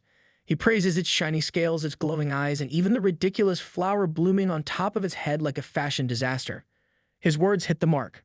The ninth head lights up like a shy schoolgirl, clearly flattered. It declares Chen Bai has passed the test with flying colors. Politeness apparently beats power in this snake's book. Chen Bai bows and continues the performance, calling it a lovely lady. The head giggles, blushing like this is a rom-com and not a life-or-death trial. Next, the ninth head nudges the eighth awake. The eighth rises slowly, yawning like someone who overslept for class. Its test is the simplest yet. It asked a basic math question, something any 5-year-old would answer. Chen Bai says the obvious answer, and just like that, he passes again. This one reminds him of the fallen angel from level 200, fancy title, Zero Actual Danger. Now the seventh head speaks up. This one is different. It sounds like a hippie with too much love for flowers and sunshine. It says it doesn't like fighting and wants to come up with a better test, something peaceful. The voice drifts off, and before it can even think, heads 5 and 6 cut in. They're tired of waiting. Head 5 speaks first. It says it controls water. Head 6 jumps in, claiming it rules over fire. Both of them sound like angry siblings fighting over who gets the last cookie. Chen Bai asks what kind of test they have for him. But instead of a proper trial, the two heads start arguing. Head 5 complains that fire doesn't respect water. It wants Chen Bai to agree that fire is dumb for not understanding that water can easily put out fire. The firehead snaps back, calling water weak and bragging that flames can burn through anything. The argument turns toward him. Both ask Chen Bai to choose his side. Basically, they want to know who's right and who's foolish. Chen Bai realizes this isn't just a question. It's a trap. One wrong answer and he could get burned or drowned. 2 notifications materialize in front of Chen Bai, both of them carrying life or death implications. The first one tells him that the trial of the Devourer of Water requires him to support water and make the Devourer of Fire admit its inferiority. The second notification flips the script, stating that the trial of the Devourer of Fire demands that Chen Bai support fire and force the Devourer of Water to concede that it's the weaker element. Each option seems like a trap. No matter which side he chooses, the other will deem him wrong. Failure means death. It's a lose-lose situation, a puzzle with no possible solution. Chen Bai stands still, his mind racing as he stares at the notifications. The gravity of the situation hits him. There's no way out of this. If he takes the wrong side, he'll be dead. If he says nothing, he'll still be dead. This isn't just a trial, it's a game of survival designed to break him. Head 5, annoyed at Chen Bai's hesitation, asks, with an almost condescending tone, why he's standing there looking so dumbfounded.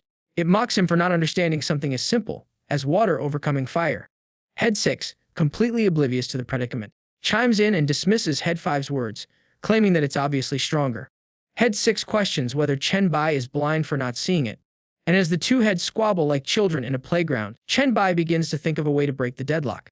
The puzzle before him seems unsolvable by ordinary means. The only way to break the impasse, he realizes, is to eliminate one of them entirely. Without hesitation, he swings his sword, hoping to cut through the tension. But his attacks fall short. His strikes miss, completely failing to hit their mark. Both heads look at him, wide-eyed and confused, as if they can't comprehend why a human is swinging a weapon at them. They're so caught up in their own self-importance that they didn't even see it coming. Head 5 stammers in disbelief, asking what Chen Bai is even doing, while Head 6, incredulous, demands to know why he's trying to attack. The other heads, clearly entertained by the spectacle unfolding before them, watch in amusement. Head 3, never one to pass up an opportunity to mock, calls the two heads retards, plainly unbothered by their lack of self-awareness. Head 4, ever the sarcastic one, chuckles at the situation, saying that it's no surprise Chen Bai would want to cut down these two fools. After all, they've handed him a dilemma that's impossible to solve. For a moment, Head 5 stays silent, perhaps realizing that it's been playing into Chen Bai's hands without even knowing it. Then, as if the weight of their foolishness finally hits, Head 5 speaks up. It understands now. The two-headed trial is designed in such a way that no matter how Chen Bai answers, it's a trap. He can't win. Either way, he's bound to lose. Head 6, unable to resist the urge to confirm its own brilliance, agrees with a smug sense of satisfaction. Yes, that's right. It's a foolproof plan, one that guarantees a trap no matter how Chen Bai reacts. Chen Bai can't help but chuckle, seeing the absurdity of it all. The villains, with all their power, had fallen into their own trap without even realizing it. It's almost laughable. Suddenly, Head 6, eager to end the awkwardness, declares that Chen Bai has passed the trial. He doesn't need to worry about it anymore. Head 5, now equally aware of the trap they've set, agrees. All Chen Bai has to do is pick a winner, declare which element is superior, and the trial will be over. Chen Bai shakes his head in disbelief. These so-called powerful beings are nothing more than childish and erratic entities. They act like spoiled children, constantly bickering about who is stronger. He can't understand how they got so caught up in their pride and stubbornness. Then, with a little smirk, he asks them if they care so much about strength and weakness, why haven't they ever competed against each other before? Head 5, trying to sound serious, explains that they are one entity, and if they went all out, it would be like committing suicide. Head 6 quickly nods in agreement, adding that if it weren't for this, it would have already turned Head 5 into a pile of ashes. Head 5 then throws back, claiming that if anyone should have been drained dry, it's Head 6. The argument continues like an immature spat between siblings, and it's all starting to feel ridiculous. Chen Bai, still calm, points out that this situation is the perfect opportunity for them to fight. After all, they've come to the trial as projections, nothing more than shadows. So, why not compete with everything they've got? It's a far better option than dragging him into their petty dispute. Besides, he knows nothing about them. Head 5, after some thought, agrees that this is indeed a good opportunity. It says this is the perfect time to teach Head 6 a lesson. Head 6, not backing down, sarcastically hopes that after it loses, Head 5 will finally learn to respect who's stronger. Just as the two heads are about to get heated again, Head 1 steps in. It tells them both to stop fighting, reminding them they can continue their argument after the trial is over. The two heads, acting like children caught in a tantrum, both reluctantly agree, calling Head 1 Big Brother, as if they were obeying a parental figure. Next, it's Head 4's turn to set its trial. It speaks with an air of mystery, explaining that its trial is simple. It was born wandering the stars and had never been to Blue Star before the cosmic trial began. It asks Chen Bai to tell it a story or shares some history about Blue Star. Head 7, not want to be left out, chimes in. It wants to know if Blue Star has any beautiful scenery or delicious food. It says that if Chen Bai can tell him about these things, he will pass its trial. Head 2, who seems to enjoy deep thinking, expresses interest as well. It asks if humans have any famous philosophers or thinkers. If Chen Bai can share their thoughts, it will consider him having passed its trial. These trials are a joke. One is asking for a history lesson, another is curious about food, and the third is interested in philosophy. They're supposed to be ancient, powerful beings, but they act like a group of tourists on a school field trip, eager to know what the world has to offer. Head 3 grows impatient with the others. It scoffs at the idea of a long conversation and demands to go first. It has no time for boring chit-chat. Without waiting for any response, Head 3 opens its mouth wide, and a dark hole begins to form. A powerful, ominous force starts gathering within, as if the very air around it is being sucked in. Head 3 blows at Chen Bai, calling him a little brat, and warning him to brace himself. It claims that this move, the first skill it created after reaching level 10 and obtaining the power of devouring, is coming for him. Chen Bai has no chance to dodge, and the attack is going to hit him head-on. Chen Bai quickly realizes the seriousness of the situation. This head already has the power to create its own skill at level 10. No wonder it's considered a god. He doesn't hesitate and immediately forms protective layers around himself, drawing on his mental strength. He thinks about the nature of the attack. The flying speed is slow, and the devouring range is limited, but the suction power is enormous. He decides to block it using telekinesis first, hoping that this might help. The black hole continues to grow, expanding larger with each passing second. Chen Bai focuses harder, using all his telekinetic power to push against the pole, but it's not enough. The force keeps increasing. He starts wondering if this is the true power of devouring. The force feels far more intense than his black light virus, which only devours flesh and blood. This is something much stronger, something beyond his current capabilities. Head 3, clearly enjoying the show, launches the attack directly toward Chen Bai. It taunts him, boasting that this is just the initial version of its devouring bomb, and that it's still limited by its level 10 power. The head sneers, wondering aloud if Chen Bai really can't block such a simple attack. Chen Bai isn't fazed. With a calm mind, he transforms one of his hands into a shield, positioning it to absorb the full force of the attack. He braces himself for the worst, the energy of the black hole pressing against him. Head 2 appreciates the move from Chen Bai. It comments that Chen Bai is matching the speed of the attack, slowly retreating in sync, and attempting to use his regenerative abilities to feed the black hole's devouring power. It is commendable. Head 3 chuckles, recognizing the move. It praises the cleverness of Chen Bai, acknowledging that the human has figured out that the devouring skill has limits. But then, with a sinister grin, Head 3 adds that once the devoured energy reaches its maximum, the skill will explode in a devastating blast. The arrogance in Head 3's voice is like that of a kid showing off a toy without realizing how many times it's been played with and broken. Chen Bai, however, is focused, feeling the immense pressure on his shield. Suddenly, without warning, his shield cracks under the strain. A massive explosion follows, sending shockwaves through the air. The force is powerful enough to shake the very ground beneath them, and Chen Bai's shield is completely destroyed in the process. Looking at the immense dark explosion caused by the black hole, Head 3 can't help but boast about the damage, claiming that the explosion is 3 times the energy it absorbed. It sounds so proud of itself, like it just invented fireworks. Head 9, who has been watching, looks surprised and worried. She turns to Head 3, asking if it's really going to blow the human to pieces. She seems like she can't quite believe the over-the-top explosion is enough to end it. Head 3 smirks, clearly enjoying the chaos it's caused, while Head 7, the peace-loving one, covers its eyes, unable to witness such violence. It even expresses disapproval, claiming that a peaceful soul like theirs can't stand to see such bloodshed, please. Head 7 is a joke, a self-righteous fool pretending to be above the fray. From the smoke, a faint sound of cuffing breaks the silence. Head 9's eyes widen with surprise and then delight. She cheers, clearly relieved, as it seems the human is still alive. Apparently, the explosion wasn't nearly as deadly Head 3 thought. Chen Bai steps out of the smoke, his body already beginning to regenerate. He smirks, commenting on the explosion's power, but it's not enough to kill him instantly. Chen Bai calmly looks over at Head 3 and asks if he has passed the test. The question is almost casual, as if he's been through this 100 times before. Meanwhile, Head 3, not willing to give up its flashy show, starts forming another black hole in its mouth. It's clearly not done trying to impress. It calls out to Chen Bai, telling him he's impressive for still being unscathed. But this time, it's promising the second show, an improved version of the attack. Before it can unleash its power, Head 2 steps in, stopping Head 3 in its tracks. It tells Head 3 that its test is already over and to stay out of the way. Head 3, somewhat disappointed, mutters to itself that it should have just used the improved version from the beginning. The frustration is clear. It can't seem to get its act together, and it's beginning to look foolish. Head 2 then turns its attention to Chen Bai, asking him to complete the trial by explaining the philosophy of humans. Head 4, eager to jump in, says it wants to hear about human history. Head 7, who clearly can't wait to get to the important stuff, asks about blue stars, good food, and beautiful views. The requests are all over the place. One wants philosophy, another history, and the last just wants a travel guide. Chen Bai, clearly amused by the randomness of the tests, winks and says it's simple. He begins narrating the story, carefully crafting an answer that satisfies their ridiculous demands. It's almost too easy. After a while, Head 2 comments that Chen Bai's human philosophy is quite interesting, admitting that he's passed the test. Head 4 also chimes in, questioning if this really is history, but agreeing that Chen Bai has passed. Head 7 nods eagerly, passing him as well.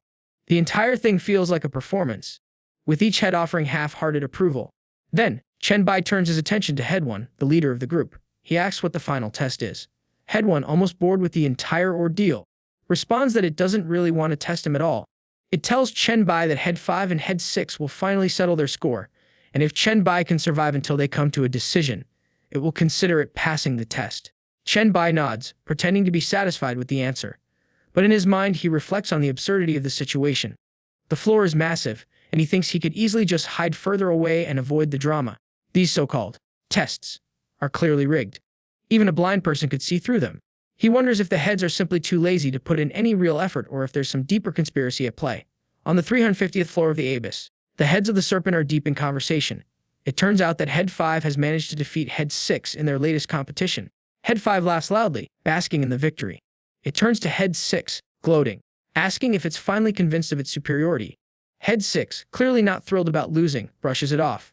It mutters something about how Head 5 at level 10 beating Head 6 at the same level doesn't really mean much. They were both young back then, and Head 6 just can't accept the loss. Head 5 continues to taunt, laughing it off with sarcastic remarks. It claims maybe its level isn't high enough, or perhaps the environment was bad, or maybe it just wasn't awake enough at the time. Every excuse imaginable is thrown out. It's as if Head 5 can't help but rub it in. Head 3, tired of the childish bickering, yells at them to settle down. It's already irritated. It knows that the second and fourth brothers didn't really put up a fight and let that human pass, but it's losing patience with the constant back and forth. It warns them not to test its limits any further. Head 4, attempting to calm things down, tells Head 3 that letting the human pass is actually a smart move. It's an investment. By letting the human through, they stand to gain more than they lose. After all, if he can pass the Baphomet's trial, there's a real chance he might clear the Abyssal trial and even become the Lord of the Abyss. The potential power of the human is something they can't afford to ignore. Head 2 adds its thoughts, building on Head 4's argument. Just think about it, an Abyssal Lord who owes them a favor, and who also has the power of devouring. The benefits could be enormous. The potential is staggering, and they all know it. Head 3, however, isn't easily convinced. It grudgingly admits that there might be some merit to the idea, but still doubts the human's ability to succeed. The wolf god on the 375th floor, with his mysterious ability to assassinate without a cost, is too dangerous. Head 3 can't imagine that this kid will make it through. Meanwhile, Chen Bai is on the 375th floor of the Abyss. Staring at the challenge before him, he has to assassinate the wolf god Yengdu, a level 10 entity. No special conditions to make it easier, just a straightforward kill. He reflects on the task at hand, knowing that an assassination is never simple. It's going to be troublesome, especially since stealth is required. Stealthy assassinations are exactly the kind of thing Chen Bai is worst at. The pressure of needing to strike perfectly, where one mistake could cost him everything, doesn't sit well with him. He'd rather face something that allows for a bit of room to breathe. But now, there's no choice. Just as he's contemplating how difficult this is going to be, his foot catches in a rope trap. The rope clicks, and before he can react, he's yanked off the ground hanging by his foot in the air. He curses under his breath but quickly adapts. With a swift motion, he uses his shape-shifting blade form, transforming his left arm into a sharp blade. The blade cuts through the rope, and he prepares to land. However, as he falls, he spots a row of pointed horns on the ground below. Thinking fast, he adjusts himself midair, his foot grazing the ground as he leaps backward, narrowly avoiding the deadly spikes. But just when he thinks he's escaped, he lands directly on a fungal web. Sticky trap-like substance begins to strain under his weight, and with quick thinking, he slashes through it.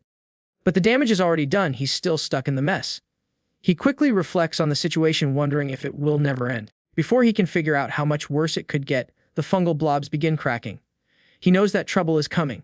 The next moment, the blobs explode, one by one, sending violent shockwaves in all directions. Chen Bai's reflexes are put to the test as he barely manages to dodge each explosion. He keeps moving, jumping and twisting in the air, narrowly escaping death. Finally, after what feels like a lifetime of avoiding traps, he lands on his feet, panting and cursing under his breath. "Damn it," he mutters. The real test hasn't even started, but already he's been forced to use up his saved status, a resource he had hoped to save for the real challenge. The absurdity of it all hits him. This floor is filled with more traps than real threats. He's being forced to fight the environment itself instead of the so-called wolf god. The real challenge hasn't even begun yet, and these ridiculous obstacles have already drained his resources. Just then, a sudden creaking sound cuts through the air, sending a jolt of panic through Chen Bai. He quickly scans the area, cursing under his breath as the realization hits him. This place is filled with traps, and there's no end to them. Feeling the pressure mounting, he decides to take a drastic step. With a fierce determination, he activates his ultimate move, the Hellfire Armor. In an instant, a massive explosion of dark energy erupts around him, and the surrounding traps are neutralized, their hidden mechanisms rendered useless. In the aftermath of the explosion, Chen Bai lets out a frustrated snort. His thoughts turn bitter as he reflects on the absurdity of the task before him. Assassination and the wolf god. No, this floor should be called the god of traps. It feels more like a sly, underhanded game than a real test of strength. The enemy is less of a god and more of a coward, hiding behind a web of tricks and deception.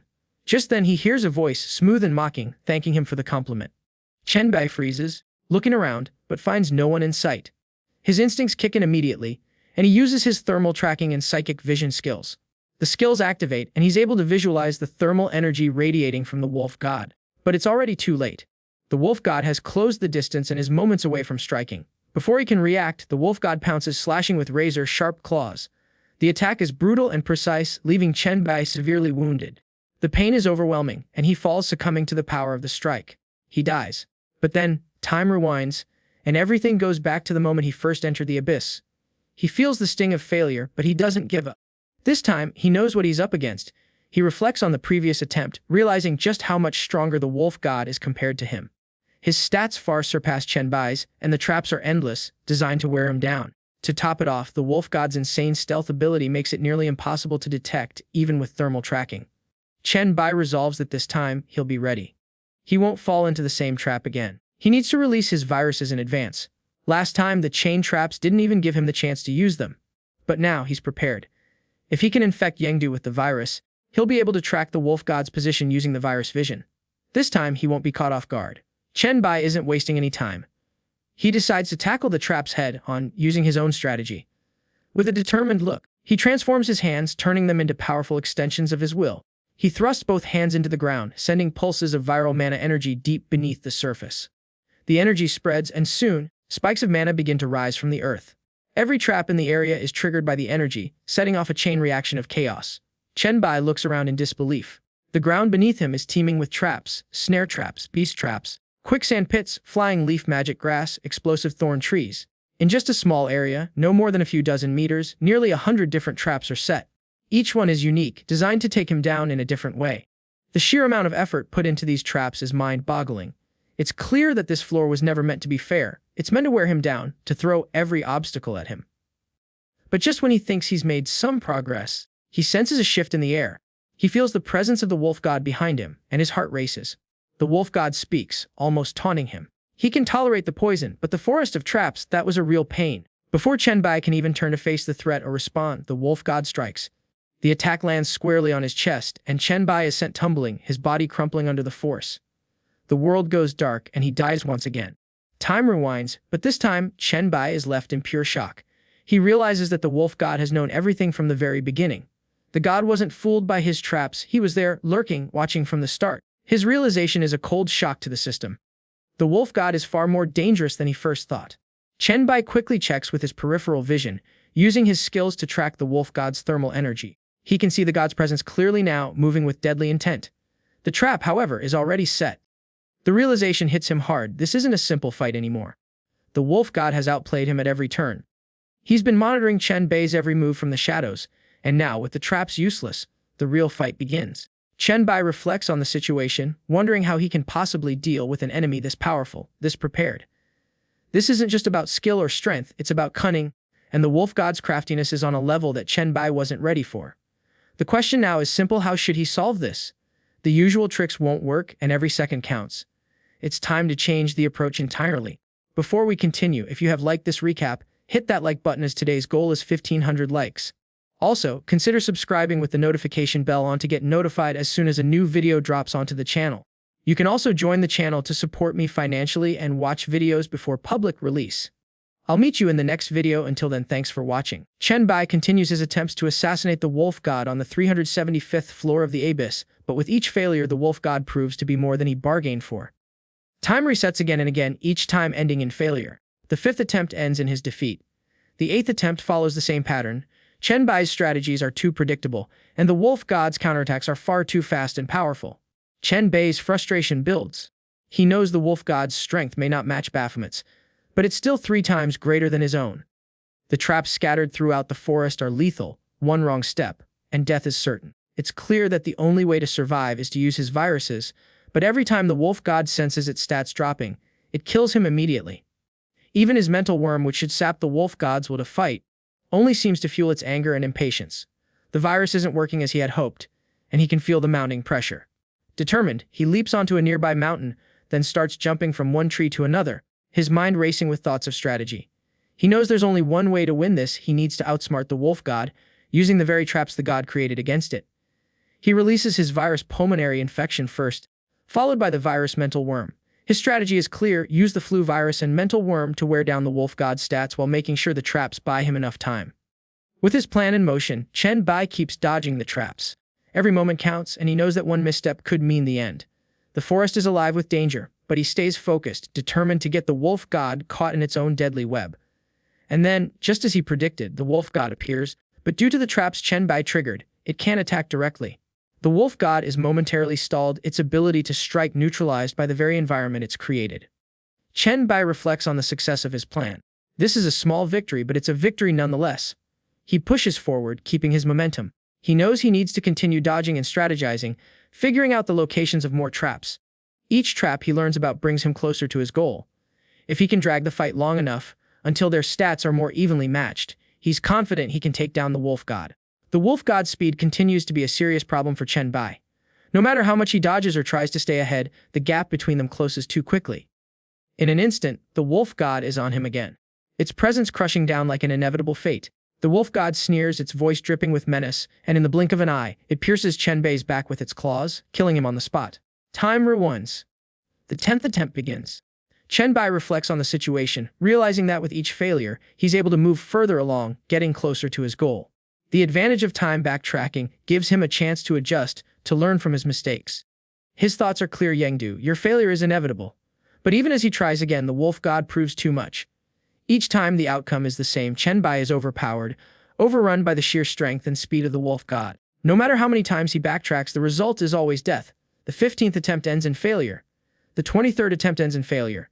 Each time, the wolf god finds a new way to kill him, using a variety of methods to cut through his defenses. This time, the wolf god's approach changes. It rushes at him with even more fury, declaring its intent to torture him to death.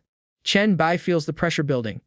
He knows that the more impatient the wolf god becomes, the more likely it is to fall into its own traps. That's his chance. Chen Bai quickly adapts, transforming one of his hands into a shield just in time to block the wolf god's attack. The weight of the blow is immense, and he braces himself. His instincts tell him that this attack will be different. Here it comes, he thinks. The wolf god's killing intent is glaringly obvious. Just like the previous attempts, it can't control its rage and charges straight into the traps Chen Bai has set. The wolf god's blind fury works in Chen Bai's favor. The impact hits and the shield breaks apart under the force. Chen Bai is sent sliding backward, but he manages to stay on his feet. His arm regenerates almost instantly, ready for the next phase of the battle. Chen Bai reflects on the power of the punch. This time, the wolf god's stats are less than twice his own.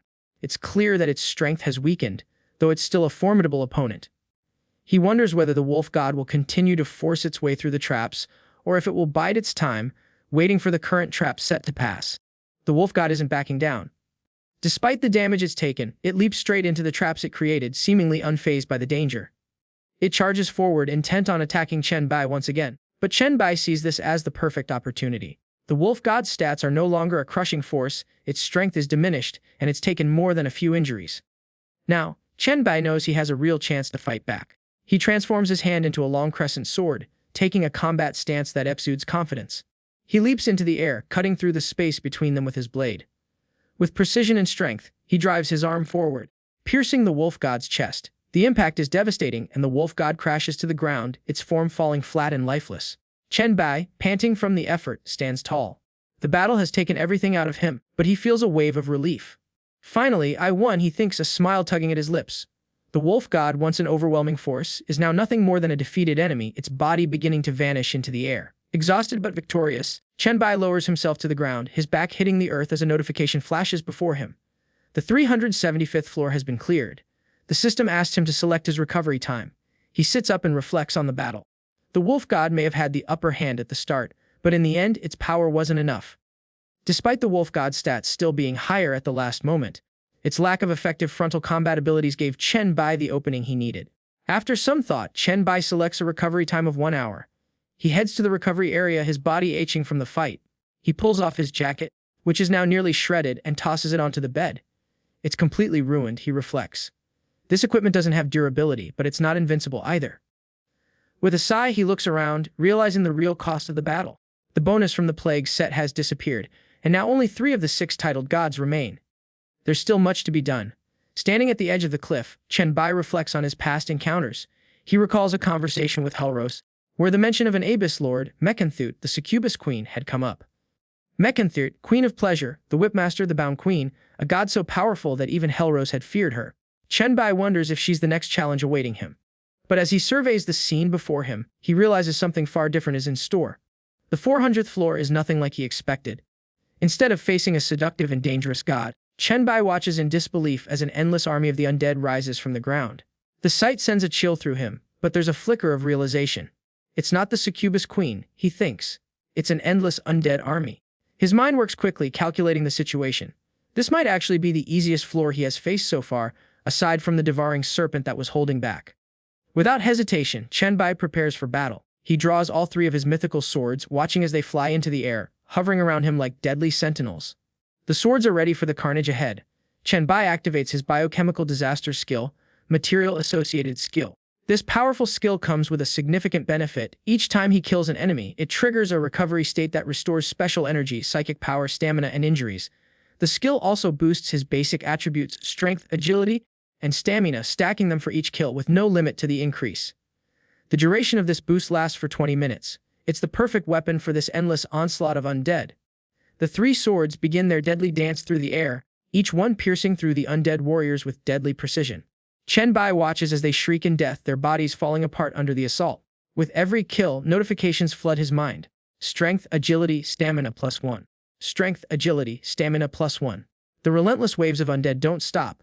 But with every strike, Chen Bai grows stronger, his power increasing as he cuts down more and more of the army. The floor is proving to be a test of endurance, but the undead are no match for his speed and the relentless power of his mythical swords. The real challenge, it seems, is not in the enemies before him, but in the time limit he has to make the most of his skill. Every second counts as he piles up strength, stamina, and agility, knowing he must use every advantage before the skill runs out. Chen Bai charges forward, his three mythical swords slicing through the undead with ruthless efficiency. The swords work like extensions of his will, cutting down one enemy after another. This feels familiar to him, like the times he fought to defend a city. However, this time, there's no one to protect. His mission is clear: destroy. The newly acquired flying swords give him a massive advantage, enhancing his ranged abilities and allowing him to deal with enemies from afar. With each swing, his stats climb, and he's now able to keep them above 2,000, a clear sign of his growing strength. Determined to make this battle memorable, Chen Bai decides to finish it with style. He jumps from the cliff, activating his earth-shaking strike. The force of his landing sends shockwaves through the ground, breaking it apart and sending the undead flying in every direction. The scene is one of chaos and destruction, with the enemy forces scattered by his overwhelming power. However, just as the dust settles, Chen Bai senses someone approaching. He quickly activates his psychic shield, raising the barrier just in time to block the incoming attack. The force behind it is so immense that the shield cracks under the pressure, leaving him stunned. His head spins from the impact, and he realizes how close he came to being struck down. The attacker reveals itself: Gabur, the leader of the undead, dressed in a black death robe. The dark energy surrounding him is almost suffocating, and Chen Bai feels an intense weight in the air. Chen Bai assesses the situation quickly. Gabur's psychic spear is incredibly strong, and his own psychic energy is not currently buffed. He knows he needs to end this fight fast or risk being overwhelmed. Without hesitation, Chen Bai transforms his left arm into a deadly claw and charges at Gabur. With one swift motion, he pierces the undead leader's gut, creating a deep hole in his body. Gabur, somehow still alive, responds with a tone of amusement, impressed by the persistence of Chen Bai. He praises Chen Bai for being full of surprises despite lacking the strength to back it up. Chen Bai reflects, after all, this isn't the first time Gabur has ambushed him. It turns out Chen Bai has been killed by Gabur twice already. He's been through this cycle of death and time backtracking, and now, it's finally his turn to get the upper hand. Gabur falls to his knees defeated. Chen Bai thanks the leader of the undead for the compliment but knows there's no time to waste. He has more battles ahead, and the next challenge is already calling. Gabur, on the verge of his death, appreciates Chen Bai, adding that their paths will cross again, but this time with more to discuss. Chen Bai walks away without looking back. From behind, Gabur tells him, saying that someone named Macantooth is waiting for him. Chen Bai wonders about Macantooth for a moment but then decides to move forward.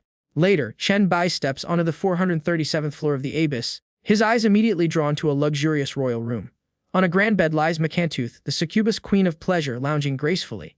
She is breathtaking, her red hair flows around her face like a fairy halo, and her little devilish horns and tail add a mischievous allure to her beauty. Her presence is overwhelming, enough to make anyone lose their focus for a moment. Chen Bai stands frozen, momentarily caught by her charm. Macantooth greets him with a soft voice, acknowledging his progress through the abyss. The way she speaks, so smooth and inviting, seems to draw him in even further. Chen Bai, however, quickly shakes off the effect. He reflects on the situation, realizing he's been captivated by her beauty. So this is Macantooth, he thinks. She's stunning, no doubt, but he can't afford to be distracted. The seductive aura surrounding her is dangerous, and he knows exactly what she is, a succubus, using her charms to manipulate and trap her prey. He must resist her tricks, or he'll fall into her grasp like so many others. Macantooth notices his hesitation, and calls him in a seductive tone. She tells him she can feel his desire, claiming that it's natural and shouldn't be suppressed. But despite the tempting offer, Chen Bai doesn't move. He stands his ground, staring at her, still aware of the threat she poses. His mind races, reminding himself not to fall for the temptation. Noticing his resistance, Macantooth smirks and decides to take matters into her own hands. Slowly, she rises from the bed, walking towards him with a measured, confident stride. She teases him, claiming that his desire is so strong it's about to burst, and implies that it must be unbearable. With each step, her allure grows stronger, and Chen Bai feels a small part of him start to waver. She inches closer, running her tongue along her lips in a gesture meant to test his resolve. Then she demands that he kneel before her. She tells him that with his looks she could easily make him her pet, completely under her control. Chen Bai stands still, frozen by her proximity. She towers over him, ordering him to bow and kiss her feet. Her long whip hangs by her side, ready to leave marks on his skin, an intimidating reminder of her power. For a moment, he feels an overwhelming urge to submit, the seductive charm of the succubus nearly breaking through his defenses. Mekentooth promises that well-behaved, obedient pets will be rewarded by their owner. Chen Bai, still fighting his inner turmoil, feels his will begin to waver. Slowly, he kneels before her, his body betraying his resolve. Mekentooth's smile grows wider, pleased with his submission. She looks every bit the epitome of beauty, a being that embodies temptation in its purest form. With a mocking tone, she comments on how predictable males are, even though Chen Bai has lasted longer than most. Despite his endurance, she believes him to be just like the rest, lowly, willing to give up everything in pursuit of desire. Then, suddenly, Chen Bai finds himself at the restaurant of Hellrose. Beauty Queen Herlos is sitting in front of him by a dining table. Chen Bai stands beside her, and for a moment, everything feels familiar and comforting. He doesn't realize it yet, but he's caught in an illusion crafted by Mekentooth. Casually, Chen Bai begins speaking with Hellrose. They talk about the methods she had taught him to control desire. Chen Bai can't help but mention how well they worked, especially when it came to the succubus he faced during this mission. She had posed no real threat to him at all, thanks to the teachings that Hellrose had passed on. Hellrose, sitting gracefully, smiles knowingly. There's a flicker in her eyes as she explains that the method she taught was specifically designed to counter beings like Mekentooth, the goddess of desire. Then she shares a fascinating story about the succubus, revealing a surprising side to her.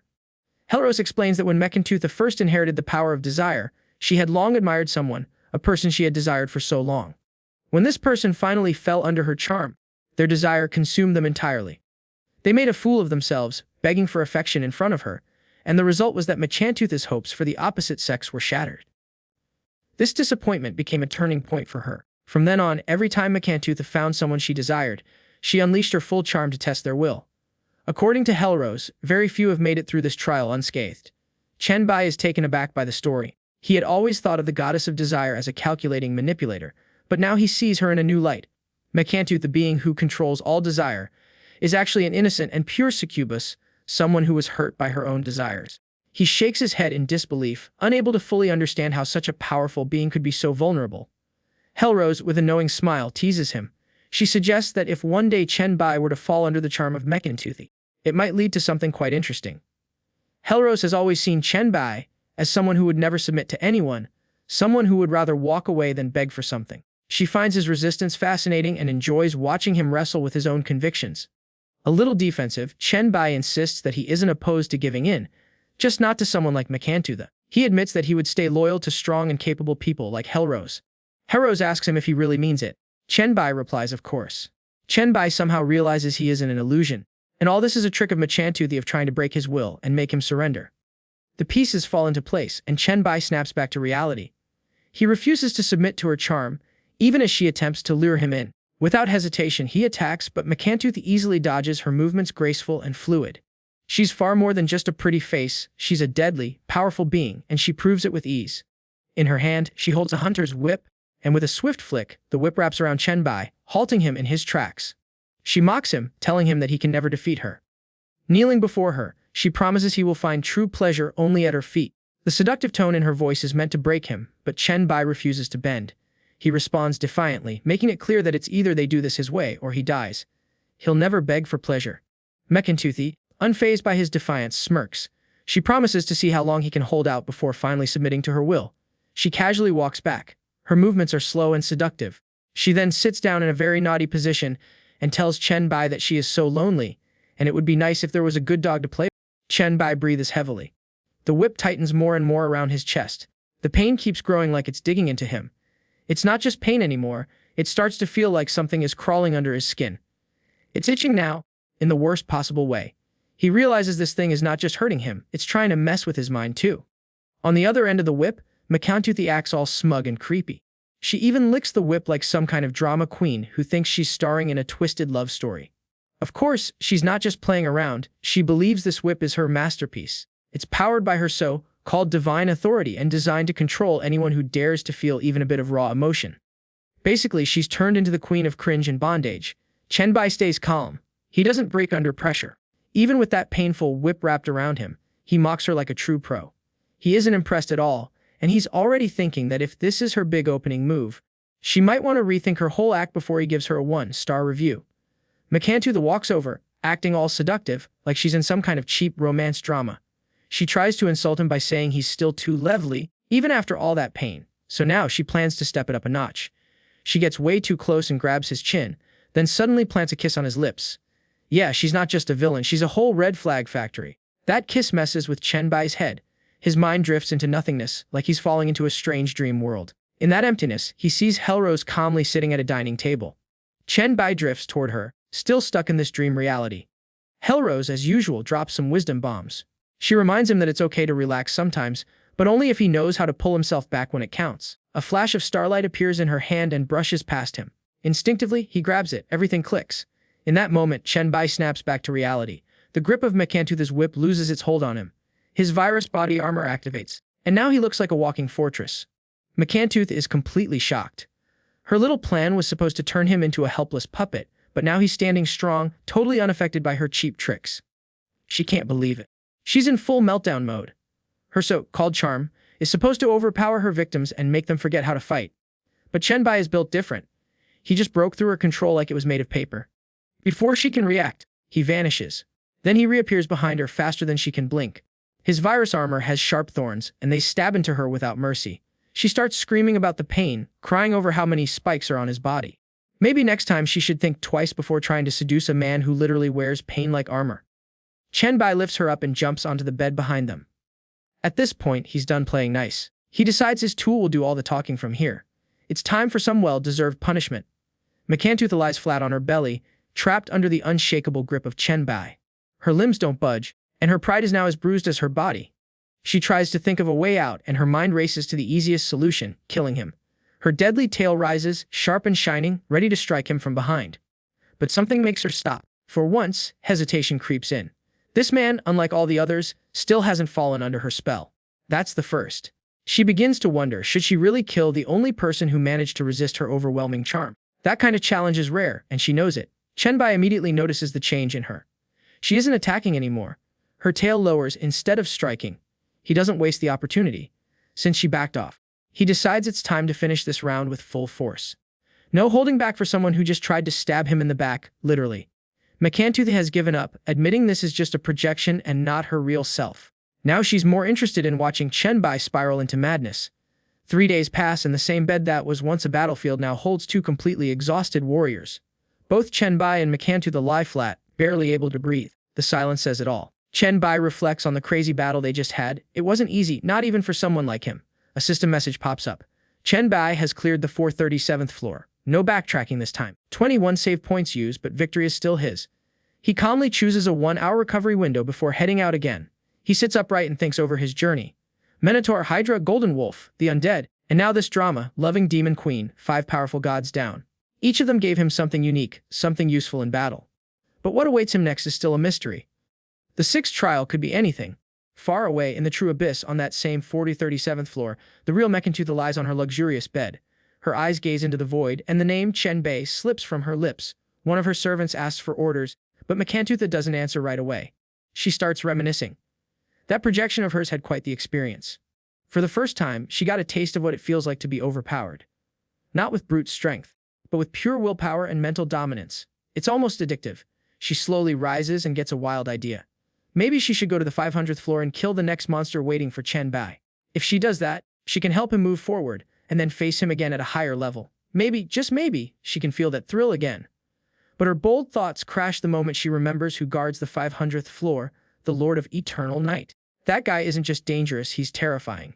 Even Mangantooth, with all her fake charm and over-the-top confidence, knows she wouldn't last 5 seconds against that beast. She sighs, already admitting defeat before even trying. All that big talk, only to back off at the first real challenge. Truly fitting for someone who thinks licking a whip is sexy. What a disappointment. Later on the 500th floor of the Abyss, Chen Bai finally arrives at the last stage of the trials. He looks up and sees his final opponent, the Lord of Eternal Night, Agars, sitting like a boss on top of a cliff, acting as if he owns the whole place. Chen Bai, standing below, stares him down without a shred of fear. Agars, dressed in that typical over-the-top demon royalty fashion, tries to sound dramatic and mysterious. He acts like he's reading from a script, declaring that Chen Bai's journey is supposed to end here. According to him, Chen Bai might have made it far, but he'll never become a legend. Classic villain behavior, full of big words and zero results. The system then confirms it. This guy really is the Lord of Eternal Night, Agars. Level 10, the strongest of the strong. But strangely, there are no special conditions to clear this floor. That alone feels suspicious. Chen Bai, clearly not in the mood for this theater performance, just grins. He's not here to talk. He jumps into the air, planning to end the fight fast and move on. But the moment he makes his move, the Agars vanishes into thin air. Not even a puff of smoke, just gone. Now that's just rude. Chen Bai immediately switches into hunter mode. He activates heat tracking, tries using psychic vision, and even spreads a bunch of deadly viruses, everything from influenza to pneumonia to the mental worm variant. The whole battlefield turns into a biohazard zone. He climbs up the cliff to get a better view. Still, no sign of Agars. Not even a shadow. His heat sensors can't pick up anything in this thick darkness. Psychic vision also fails. Everything seems designed to block his detection. Chen Bai knows what this means. He'll probably have to die a few times just to figure out how to beat this guy. Nothing. It starts feeling like a really long loading screen. Then, suddenly, a system message pops up. The 500th floor is cleared. Recovery time selection available. Chen Bai stands there, confused. That's it, no battle, no damage. And he just cleared the floor. It doesn't make any sense. He starts wondering if this is some sort of trap. Things were never this easy before.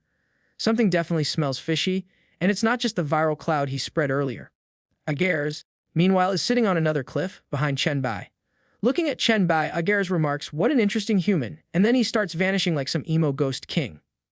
Then, right before disappearing completely, he mumbles something cryptic about looking forward to meeting again. Chen Bai turns around and tries to process what just happened. What does he mean by this, and why did he let him pass? The dude dodged the fight and dropped a mysterious message before ghosting away. Chen Bai curses Agars. These riddle-loving weirdos always leave behind some cryptic words, acting like the universe revolves around their half-baked philosophies. In his eyes, anyone who talks in riddles instead of being clear should be kicked off a cliff, preferably their own. Chen Bai, not in the mood to waste time, picks the shortest recovery option available, just 1 second. However, the system gives him a reality check. Turns out, the shortest valid choice is 1 minute. Anything less, and he'll be thrown right into the next floor without a break. Instead of hesitating, he taps yes like a champ and gets ready for whatever's next. He is instantly teleported, landing on the 51st floor. Or at least, where it used to be. There's nothing there now, just a mess of collapsed space. The system then informs him the entire floor has broken down. Without missing a beat, it moves him forward again. Now he's floating through the abyss, drifting in darkness once more. His thoughts grow heavier. This pattern is becoming too familiar. Floors are skipping like broken chapters in a story. He wonders how many more have been erased. So far, he's defeated 6 god-level bosses. That means there can't be many left, or so he hopes. But reality doesn't care about his hopes. The system keeps going and skips over 99 more levels. No warning. No explanations. The next thing he knows, he's slammed onto the ground of Abyss level 600. The system then delivers 2 pieces of news. First, there is no current lord ruling this floor. Second, it's about to extract the phantom of the former demon lord. Chen Bai knows instantly that this won't be anything good. He stands still, and his eyes narrow. 100 floors still remain, and the system pulls out a monster from the history books. A new message appears. Abyss level 600, demon clan incarnation of evil. Level 10 boss of Satan. Chen Bai freezes his mind, refuses to believe it. This is Satan, the traitor who turned against the abyss itself. The twisted genius who created hell. The original god of evil. And now, somehow, he's here reborn as a phantom. A thick red mist gathers in front of Chen Bai and begins to twist into a human-like shape. The air grows heavy. The pressure increases. And then a voice echoes through the darkness. That voice claims surprise. Satan didn't expect his mind to wake up again in the abyss. Even in this broken-down section, his presence is still overwhelming. Chen Bai stares, stunned, unable to accept what he's seeing. Satan has actually come back from the dead in some form. And he's standing right here. The phantom claps, amused. Clearly, Satan has been waiting centuries just to act like a theater performer with monologues nobody asked for. He sees Chen Bai and assumes this must be the challenger who reached this level. He even tries to play friendly, asking who Chen Bai is. In his mind, Chen Bai just sighs. This guy talks too much. The real devil isn't horns and fire. It's someone who can't shut up in the middle of a fight. Without saying a word, Chen Bai hides one hand behind his back and starts releasing his deadly viruses. Satan keeps talking. He mentions how his real body no longer exists. He goes on about peace, saying he doesn't enjoy violence. He even suggests having a casual chat, and as if they're two old friends catching up over tea. Chen Bai, standing quietly, doesn't even bother replying. Satan notices Chen Bai staying quiet and decides to test him. Clearly chatting isn't on the menu, so the demon lord skips the small talk and charges him for a punch. But Chen Bai, ever the prepared one, quickly activates his Hellfire shield just in time. The fiery defense holds strong, blocking the explosion of force from Satan's punch. Satan pauses, clearly surprised. He even sounds impressed for a moment. Turns out, Chen Bai is using Hell's own flames against its original master. That's bold. Brave, but Satan, being the overdramatic villain he is, treats this like some epic betrayal. He claps back with a reminder, he is the ruler of Hell, and who does Chen Bai think he's borrowing power from? In a dramatic move straight out of a stage play, Satan snaps his fingers. And just like that, the Hellfire obeys. It coils around Chen Bai like a venomous snake, locking him in place. Chen Bai can't even twitch a finger. The power he used to protect himself now becomes his prison. Frustration builds inside Chen Bai. He's stuck. If he stops using the Hellfire armor, he can dodge, but that would leave him exposed. If he keeps using it, then Satan will just keep locking him down like this. Either way, he's cornered. There's no winning in this state. It becomes clear he might need to rewind and approach this differently. Satan watches with that smug, "I'm so clever" expression. He tosses a fake pity party for Chen Bai, saying how sad it is to come this far just to die here. Then, without shame, he tosses in a surprise offer. Cooperation. Chen Bai, still burning and bound, isn't buying it. He pushes back and questions if this is how Satan wants to cooperate. Realizing he might have jumped the gun, Satan pretends to be polite and snaps his fingers again. The Hellfire melts away from Chen Bai's body, setting him free. Now face to face, Chen Bai demands to hear the real deal. What kind of cooperation is Satan babbling about? Satan, sounding more like a used car salesman now, explains that his real body is long gone. Only this phantom version remains, created through the Abyss trial. But in his eyes, this is a perfect chance to make a comeback. Chen Bai narrows his eyes. To him, this is just a phantom. Nothing real. Nothing dangerous yet. But Satan has an answer for everything. He claims the Abyss build projections based on what's left of a being's life force. And if someone manages to carry that life force out of the Abyss, then even someone like Satan could come back for real. Chen Bai asks the most obvious question, what's the cost of this? Satan, still pretending to be generous, insists there is no price. Just walk out of the Abyss carrying his soul fragment. That's all. No danger, no deal with the devil, just perks. He even throws in a bonus of a slice of his ancient hell legacy. Because clearly this demon is desperate for a ride out. In his mind, Chen Bai is already rolling his eyes. A deal with zero risk and unlimited reward. Yeah, sure. And cows probably fly in hell too. He isn't dumb enough to fall for the oldest trick in the villain handbook. Still playing along, Chen Bai asks how exactly he's supposed to help. Satan then pulls out a ring. He claims this shiny little trinket can hold his life imprint. All Chen Bai has to do is take it out of the Abyss. And once Chen Bai takes him out, this ring will be his. Chen Bai grabs the ring and stares at it in surprise. The system pops up, revealing this is the legendary Solomon's Ring, a top-tier SS-level treasure from the Lord of Hell himself. This ring boosts strength, agility, and body toughness by half. It adds 200 points to spirit and over 3,000 points to every other stat. Talk about overkill. The ring holds the soul imprints of the 72 most powerful demon lords of Hell, known as the Pillars of Demons. That means it can call and command these demon big shots, kind of like a demonic group chat but with way deadlier members.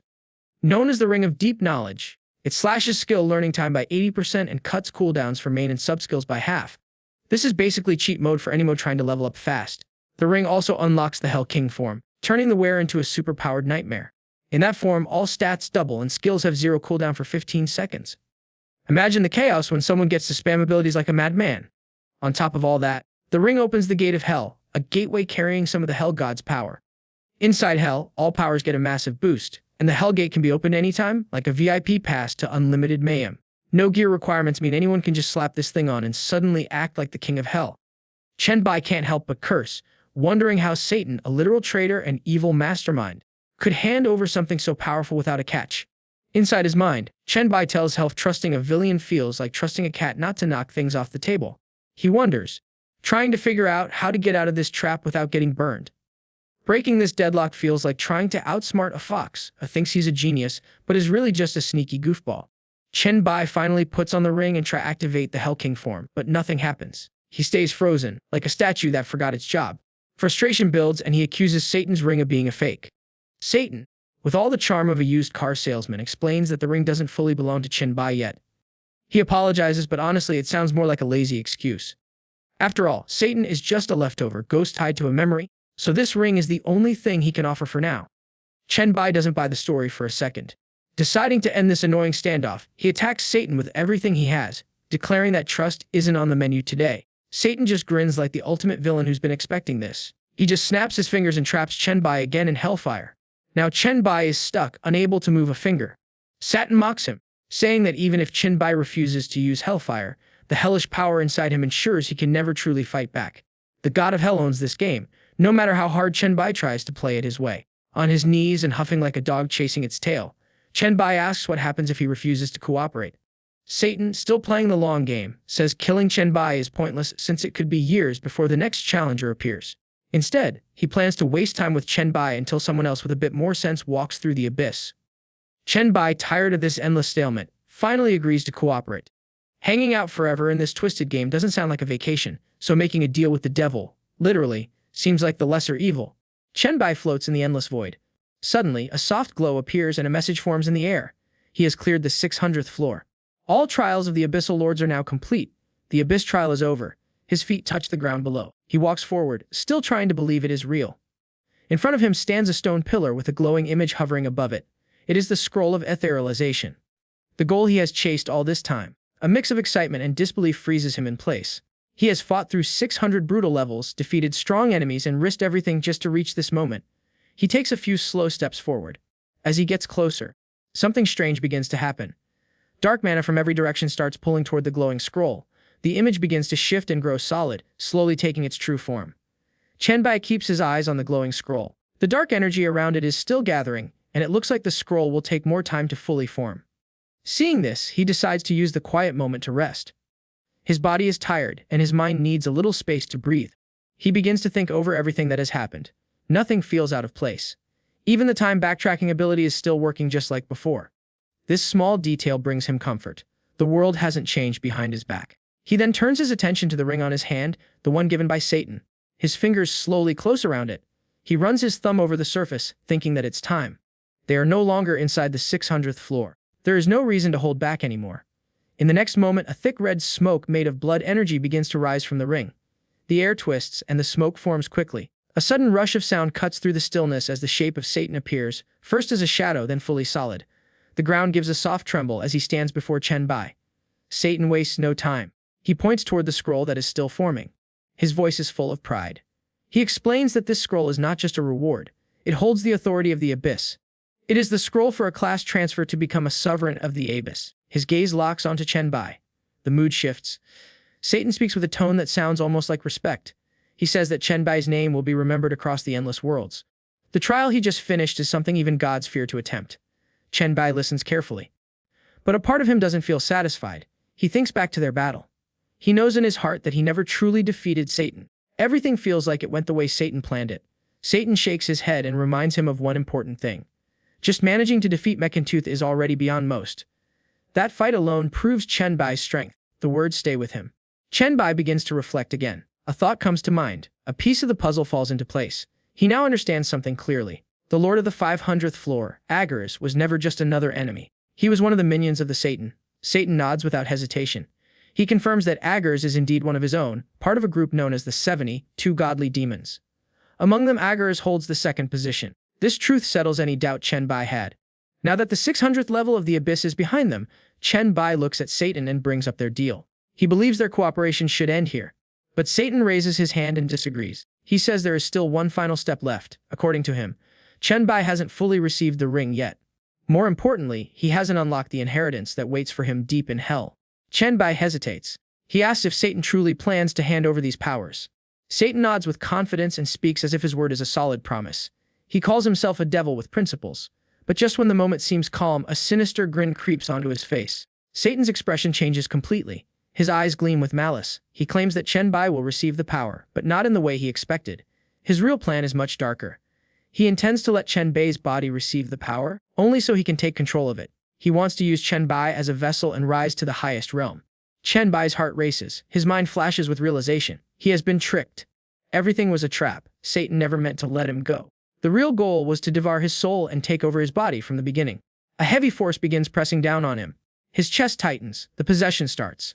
His body shakes as Satan's power enters. Dark energy pours out from every direction. It wraps around Chen Bai like chains made of pure evil. The air becomes thick and suffocating. Satan's voice echoes, full of madness and joy. He declares his return, claiming the title of Abyss Sovereign. This is only the beginning. He plans to take over all the worlds once more. Chen Bai feels the change happening inside him. His eyes slowly begin to turn blood red. He struggles to hold on to himself. He can feel his soul slipping, leaving his body little by little. Everything feels wide open and exposed. Panic rises. He knows his defenses are gone. There is only one option left. Without wasting another second, Chen Bai calls on his most trusted power, the ability to backtrack time. He activates it, hoping to undo what has just begun. Chen Bai disappears before Satan can finish the possession. This leaves Satan in shock, and his eyes widen with disbelief. He cannot understand how a human soul just slipped from his grasp. This should not be possible. Confusion and rage build in him. His perfect plan has failed. In the blink of an eye, Chen Bai returns to an earlier moment. He finds himself once again at the point where he had just cleared the 600th floor. The world feels familiar.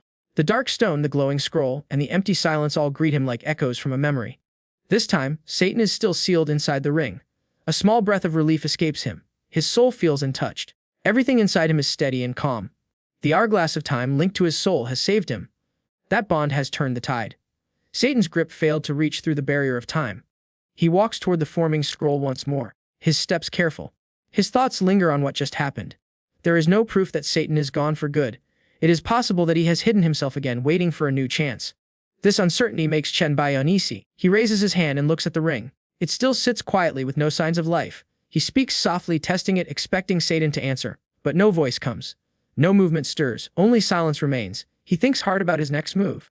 Trusting the silence would be a dangerous risk. The ring had always been the object Satan used to tie his soul to the living world. Leaving it intact could bring disaster later. His decision becomes clear. Holding the ring tightly in one hand, he turns his other hand into a sharp claw, preparing to crush the ring for good. But just before he can destroy it, something unexpected interrupts him. A magical screen appears in the air. It shows detailed information about the ring. The name, the powers, the conditions all appear clearly. It is called the King of Hell ring, connected to the demon Solomon. Right now, the ring's true power is locked away. Most of its strength is sealed by a shattered barrier. Only by collecting the souls of the 72 demon gods can the seal be lifted step by step. The ring offers boosts to all attributes. It holds a rare ability, the power to open a gate to hell. This portal can be used to travel back and forth, but only once every 10 days. However, most of its features remain out of reach, hidden behind missing souls. The message ends with a bold line. The ring is meant for the one who dares to sit upon the throne of the Hell King, but only if the lost powers are gathered once again. Chen Bai lets out a sigh. The ring in his hand, though filled with potential, is clearly broken and sealed. He sees it as a defective item. That thought makes the idea of destroying it easier to accept. His grip tightens as he prepares to crush it. But right at that moment, something surprising happens. A tiny version of Satan suddenly pops out of the ring, floating in the air like a little genie. His size is small, and his face carries a mix of panic and forced charm. He quickly tries to stop Chen Bai, calling for peace and asking to talk things through. Chen Bai lowers his hand slightly, surprised by the strange sight. His expression shows a mix of amusement and caution. The little Satan, still hovering above the ring, puts on a pleading face. He tries to appear friendly and respectful. With a deep bow in mid-air, the tiny demon begins speaking in a flattering tone. His words are full of praise. He calls Chen Bai the strongest and most respected person across all realms. He says Chen Bai's power is unmatched and that his name will echo through the universe. Then, with both hands pressed together and big, pleading eyes, he begs to be spared. Chen Bai does not look impressed. His expression turns cold. He reminds the little demon that flattery means nothing without trust. After everything, Satan has shown himself to be the kind of being who should never be trusted. The small Satan begins to sweat. He quickly speaks again, trying to explain. He says he has nothing to offer right now, not in his current state. But he insists that the inheritance he mentioned before, the one hidden in hell, is real. It was never a lie. Chen Bai crosses his arms. He calls it an empty promise, nothing more than a trick. The little demon panics even more. He points out that Chen Bai should be able to sense the truth in his words. He repeats again that the treasures are real, and Chen Bai will receive them. Hearing this, Chen Bai finally makes his decision. His voice becomes firm. He says that if he ever decides to collect those treasures, he will release Satan again. But until that day comes, the little demon will remain sealed away inside the storage bag. The tiny Satan puts on an innocent face, trying one last time to win sympathy. In a soft and hopeful tone, he asks if he can come along. He wants to stay close, clearly afraid of being locked away again. Chen Bai remains calm and answers firmly. He explains that only the inventory created by the will of the universe is completely secure. That place ensures no tricks can happen, no matter who or what is inside. The little demon has no choice in this matter. Without wasting more words, Chen Bai seals him away. The small Satan vanishes back into the ring, now stored deep inside the secure inventory. With that settled, Chen Bai turns back to the glowing scroll. The last bits of dark energy finally come together. The scroll floats gently in the air, solid and ready. A bright flash confirms the success. The system announces that the scroll is now fully his. It is the second SSS-ranked class transfer scroll he has received. The system then shows the full details. It is the Abyssal Overlord scroll. This class belongs to the deepest part of the abyss. It represents the end of all things. The scroll describes the abyss as a place filled with madness and endless violence. It is the dark heart of the universe, a place that eats away at everything. Even the gods stay away, and not even the will of the universe can reach its bottom. The scroll lists the class change requirements. The person must be at least level 10 and must have cleared the full abyss trial. Chen Bai meets both conditions. But he knows better than to trust everything completely. He thinks carefully. The regular inventory might not be as safe as it seems. Some things are better locked away together. He decides to place the scroll alongside the calamity of living beings, another dangerous item he carries. His next goal becomes clear. He just needs to summon Lido and complete the final quest. Once that is done, he will unlock the ability to switch between two powerful classes at the same time. Before we continue, if you have liked this recap, hit that like button as today's goal is 1,500 likes. Also, consider subscribing with the notification bell on to get notified as soon as a new video drops onto the channel. You can also join the channel to support me financially and watch videos before public release. Back to the story, Chen Bai is standing once again in the first layer of the abyss. The land around him is empty, dry, and lifeless. Dust drifts across the cracked ground under a gray sky. He takes a deep breath and pulls out the special coin given to him earlier, the one from Lido, the god of trade.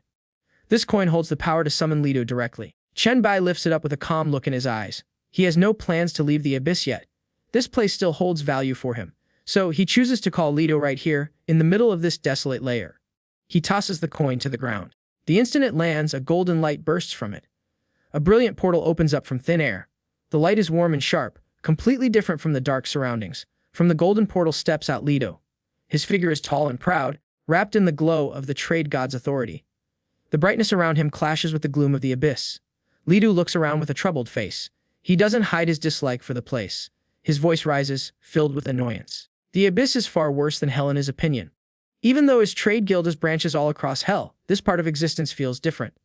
Demons here are too wild, too foolish. They don't understand business, don't honor deals, and don't know the value of negotiation.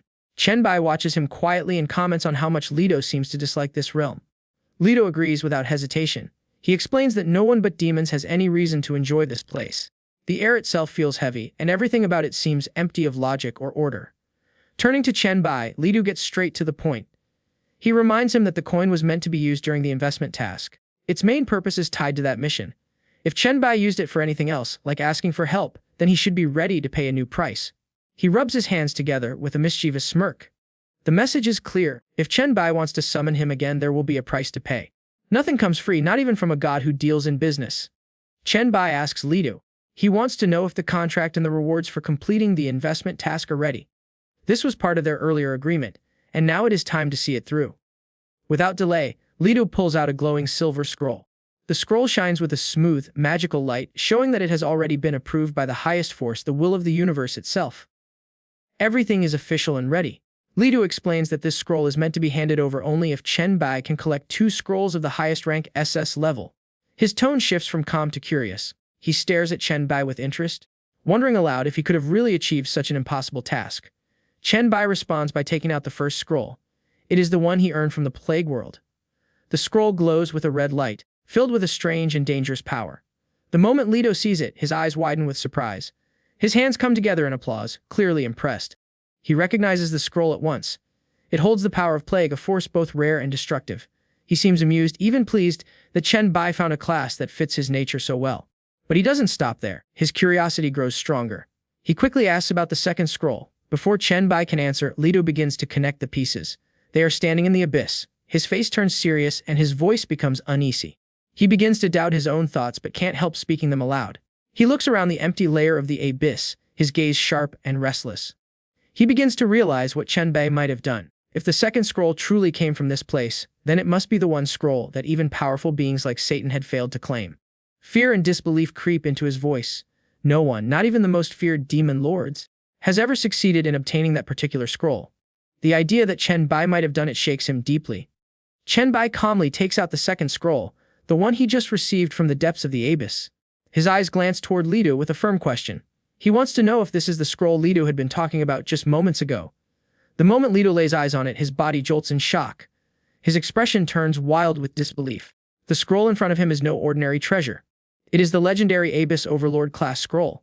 His mouth falls open and his eyes shine with excitement. The name of the scroll spills from his lips in a mix of awe and desire. Then something strange happens. Another figure appears behind Lido. It looks exactly like him, but its face carries a darker expression. Greed and hunger twist its features. That version of Lido rushes forward, eyes locked on the scroll like a beast about to strike. A wave of killing intent bursts into the air. Chen Bai notices it immediately. His instincts scream a warning. That version of Lido might be planning to snatch the scroll away. His body tenses for a fight, but then the figure disappears in a flash. The tension fades as quickly as it came. Lido is back to smiling. His mood seems light, and he speaks in a kind tone. He praises Chen Bai for achieving what no one else could. Again, he looks proud, maybe even impressed. From his side, Lido takes out the promised reward. It is the scroll he was holding for this moment. The dual-class scroll meant for the one who completed his task. He tosses it toward Chen Bai without hesitation. Chen Bai catches it carefully with both hands. His eyes stay fixed on the scroll, but his mind is elsewhere. A single thought lingers. Just a second ago, Lido was ready to kill for the Abyss scroll. Then suddenly, he gave up and handed over the reward as if nothing had happened. Something about that moment doesn't sit right. Chen Bai wonders what changed in that split second, what exactly was going through the mind of Lido. Lido brings out a document and opens it in front of Chen Bai. It is the investment agreement that was prepared earlier. With a proud look, he points out that everything is now official. He is ready to move forward with his investment in Chen Bai. The agreement clearly states Chen Bai's identity and confirms that the conditions have been fulfilled. The goal, to collect 2 SS-level scrolls, has been completed. As a result, Lido is handing over the dual-class scroll. In return, Chen Bai must, over time, repay this debt with items or resources equal in value to the scroll. The type of repayment is not fixed, only the value matters. Lido smiles confidently and declares that the deal is complete. From now on, the two are bonded by this agreement. They are now long-term partners. Chen Bai glances at the document and quietly reflects on it. There are no limits on when or how the repayment must happen. The contract gives him space and trust. It is clear that Lido sees real worth in him. The flexibility of the deal shows that this is more than just business, it's also a sign of confidence. Then Lido speaks again. A new idea has come to his mind. He suggests that if Chen Bai ever rises high enough to control the Abyss, they can bring in the Goblin Merchant Guild. With that, they could start teaching even the mindless demons the value of trade. Lido seems eager to spread his business, even in a place as wild as this. Chen Bai agrees without hesitation, giving a calm nod, but deep down, he sees through it. This was likely Lido's plan from the start. The Abyss is massive, with each layer as large as a planet and filled with rare and untapped resources. For a trade guild, the profits here could be enormous. Lido stands to gain much more than he lets on. The two then reach out and shake hands, sealing their deal. One is the investor, the other the recipient. Lido bursts into loud laughter, clearly pleased with how things have turned out. The deal is made, and both sides know that the future holds far more than just this one agreement. Lido then leans forward. His eyes seem full of excitement. He politely asks if Chen Bai could use the scroll now. He wants to witness the transformation with his own eyes. The chance to see such a rare miracle unfold in real time is something even a god of trade finds thrilling. Chen Bai nods without hesitation. He is ready. A notification appears in front of him, showing the full details of the scroll. It is no ordinary item. This scroll is a product of the highest level of goblin craftsmanship, combining their most advanced industry and alchemy. It gives the user the power to hold 2 job classes at the same time. All the skills, stats, and growth from both classes will work together, creating unmatched strength. The scroll is a treasure once kept under heavy protection by Ryud, the goblin god of trade. The scroll requires that the user is at least level 10 and has not gone through any previous class changes. Chen Bai meets both conditions. He grips the scroll tightly, then crushes it in his palm. A powerful sound echoes as the scroll breaks apart, and a new message confirms that his class limit has been raised. He can now take on 2 job classes at once. Right away, a purple aura begins to flow out of his body. The energy thickens and spreads fast. It feels alive, strong, and filled with ancient force. Lido watches closely, unable to look away. Suddenly, the ground beneath them trembles. The entire layer of the Abyss starts to shake. Waves of mana explode outward from Chen Bai like a storm, and the energy spreads far across the land. Lido quickly reaches for his mask and covers his face. He stares at the growing power and mutters to himself. He senses it clearly. The terrifying combination of plague and abyss powers now gathered inside one person. The surge of power spreading from Chen Bai doesn't stop at just the first layer. It reaches deep into the abyss, traveling far across every corner. From the first floor all the way to the 600th, every lord feels the sudden shift in energy. A strange pressure fills the air, shaking the balance that held for ages. On the 100th floor, the demon lord stares into the dark sky above. His senses sharpen as he picks up on the rare disturbance. The abyss rarely trembles like this. His thoughts circle around one idea, that the human might have reached the end of the abyss. On the 200th floor, the goat lord leans forward on his throne, his eyes filled with frustration. He remembers the strange battle that made him give up without even fighting properly. Rage returns to his face. His hand slams down on the armrest, refusing to accept what now feels like defeat. On the 300th floor, the massive 9-headed snake stirs. Head 6 turns to Head 3 and asks about a bet they made. Head 3 bounces in excitement and proudly confirms their win. Laughter rings through the air. The 400th floor holds Lady Mechantooth. She lies lazily on her bed, her gaze half serious. But now, her lips curl to a smile. That human has made it far. For the first time in a long while, something truly interesting has appeared. Deep within the 500th floor, Lord Agars is overcome with joy. His eyes light up with hope. He begins to believe that Satan has finally taken over the body of that human. His heart races with pride and devotion. He shouts in triumph and dreams of rising again. In his mind, their rule will spread from the depths of hell to the entire multiverse. Far away, back in the real world, the change is felt too. Back in the villa, the girls of Chen Bai stop what they're doing. Their eyes stay locked on the screen floating before them. A grand announcement appears in glowing letters, catching everyone's attention. The message is clear. Chen Bai has become the first to complete a full class transition. His name is now known across the stars. The cosmic trial moves into a new stage. Regional rankings have now been unlocked. The world is watching, and everything is about to change. Meanwhile, in the White Eagle Empire, one player is inside the Dry Shift amusement park, trying to complete a job change trial. The area looks like an abandoned carnival, filled with broken rides and strange lights. A giant clown charges at the player with wild speed. The attack is fast and strong, but the player moves just in time to dodge. This player is Anthony. His talent is special. It is called the Dry Shifter, and it holds the rare SSS grade. He jumps up onto a large rock nearby. His chest rises and falls as he tries to catch his breath. The clown stands a short distance away. It laughs loudly and without stopping. Its body begins to change. A long balloon-like fists stretch out from its sides. Its whole body spins fast, turning into a wheel, still laughing in a strange, high-pitched voice. Anthony continues to climb a bit higher on the rock. His eyes are fixed on the clown. He uses one of his abilities of being a dry shifter and his body transforms. His legs turn into the body of a snake. One of his arms changes into a spinning saw. He moves quietly and hides behind a smaller rock nearby. The clown does not stop spinning. Its balloon fists fly around in circles. Then, suddenly, Anthony comes out from behind the rock. He rushes forward and uses his saw arm to cut through the spinning balloon fists. The sound is loud and sharp. In one last move, he strikes upward and slices through the clown's head. The clown's body falls to the ground, no longer moving. Anthony breathes hard and says to himself that he has finally won. This trial is over. He has completed it, and in return, he receives a special scroll. It shines with many colors. He says something more. He speaks about someone named Chen Bai. He admits that Chen Bai has always been ahead of him. But now, he feels this time will be different. He says he will be the first one to finish the job change and tells the world to remember his name. He holds the scroll and breaks it with a tight grip. The light flashes around him. Then, a sudden message from Cosmic Will appears in front of him. The screen shows that someone else has already finished first. It says, "Congratulations to the evolver named Chen Bai for being the first to complete the job change." The message adds that the Cosmic Trial Arena is now moving to its next stage and will start the regional leaderboard. Anthony stares at the screen. His body freezes. His eyes go wide. He cannot believe what he sees. He had tried so hard. He wanted to be the first. But again, Chen Bai has beaten him. His body drops to the ground. His knees hit the broken floor. A loud scream comes from his mouth as he curses his loss. He feels the same pain again, just like before. Only one step away from victory, yet it was taken again. Then another message appears. It says that his job change is now complete. He has gained the profession called Trickster Clown. It holds the rare S grade. All across the world, every player receives the same important message from the Cosmic Will. The message says that Chen Bai is now the first person to finish the job change quest. The news spreads fast. Inside the global group chat, players begin to talk with great energy. Messages appear one after another, flooding the screen. Yessie is the first to say something. She tells the others that Chen Bai has just completed his job change. She then brings up Han and says that it must be the SSS grade profession he spoke about earlier. Han replies with a calm tone. He confirms that it must be that exact profession. He adds that sadly, he still lacks some experience and cannot start his own job change just yet. Overlord joins the conversation next. He tells Han to stop complaining. He reminds everyone that Han already owns a rare job change scroll. Right now, most players do not even have one. Another player named Sword Immortal sends a message with anger. He complains that the requirements for the S-rank shoe-mount disciple profession are far too strict. Lightning 5 Whip reacts quickly. He curses Sword Immortal and says that if he keeps showing off like this, he will block him from the chat next time. Crow also speaks up. He tells everyone to be quiet. He looks at 5 Whip and reminds him that he has already got a special investment task from Rito.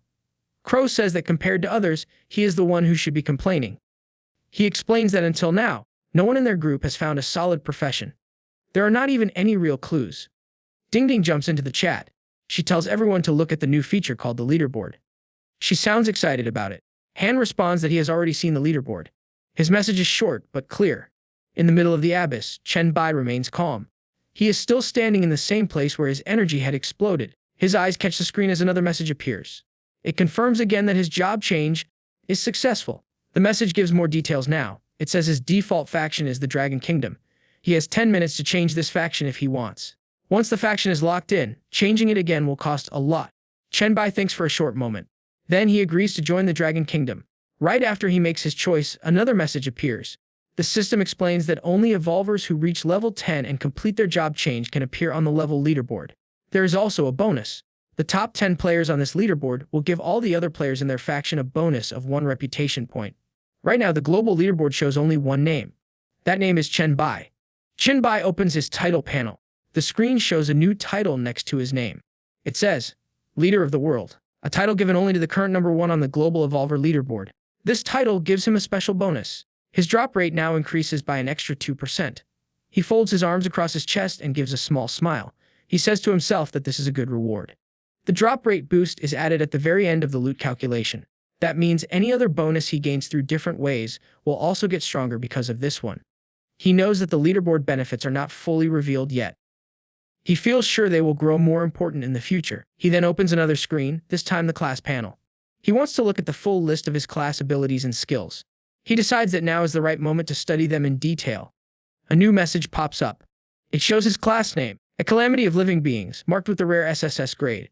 This class gives him a powerful growth pattern. Every time he levels up, he gains 10 points in both strength and agility. He also gains 15 points in constitution and spirit. On top of that, he receives 20 free attribute points to assign as he chooses. The system lists his class powers next. The first power is called Plague Control. This allows him to control any plague-type creature or any being infected by plague, as long as their attributes are not higher than his own. His class also boosts all plague-related skills. Any virus or fungus effects from him or his class abilities get stronger through this passive effect. The second power is Plague Immunity. This makes him fully immune to all plague venom and any special harmful effects related to infection. This means that most status effects from monsters or poison-based enemies can no longer harm him. 2 class skills appear below the powers. The first is named Son of Plague.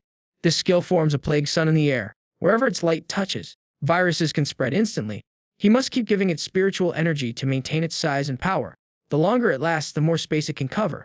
The second skill is named Misfortunes Never Come Alone. When he uses this, any enemy already infected by a virus will also receive the Black Death effect. Their bodies will show black spots. Each spot deals viral damage. These marks can grow with every new infection. Each one adds more harm. Some may even trigger instant death, though the chance is small. Chen Bai studies the information quietly. He begins to understand how deadly and complex his new class can become. But something bothers him. The number of class skills is low, only 2 skills. That seems strange for a class marked as SSS grade. He decides that reading the descriptions is not enough. He wants to see the skills with his own eyes. The text on the screen feels unclear. He tells himself it is better to test them one at a time. He lifts his hand slowly and activates the first class skill, Son of Plague. A large green sun forms in the sky above him. The sun glows with bright, sickly light and begins to rise higher. A strange energy spreads from it, touching everything nearby. Inside the dark layers of the abyss, monsters stop moving. Their eyes turn toward the green light above. None of them understand what it is. A moment later, their bodies begin to shake. Coughing sounds echo through the empty space. One by one, they fall to the ground. The light from the green sun is too much for them. In every direction, monsters collapse. Wherever the plague sun shines, death follows. Even creatures hiding in corners cannot escape. The light reaches them too, and their bodies give up. Chen Bai watches all of this. He feels shocked by how fast the plague spreads. He tightens his fist and ends the skill. The glowing sun fades away, shrinking into nothing. A new figure appears nearby. It is the god of tricks, Rito. He claps slowly with a wide grin. He says that the result is impressive. Within just 3 seconds, most demons around the area have been wiped out. Only silence remains for kilometers. Chen Bai replies with a calm tone. He tells Rito not to praise him too much. He thinks it might be a bit of an exaggeration. Rito shakes his head and tells him it is not. He lifts his hand and shows something new. A golden mask now covers his face. He tells Chen Bai to take a closer look. Chen Bai notices the change and reacts with surprise. He speaks carefully. He did not expect even Rito to be affected. The infection has reached him too. Rito nods without emotion. He confirms that it is true. He adds that Chen Bai's power is real and strong, but it comes with a weakness. His current spirit power is not enough. It cannot support full control over the Plague Sun's wide area. Using it without care can create danger for allies too. Chen Bai takes in the warning. He agrees with the words. He cannot clearly see what happens hundreds of meters away.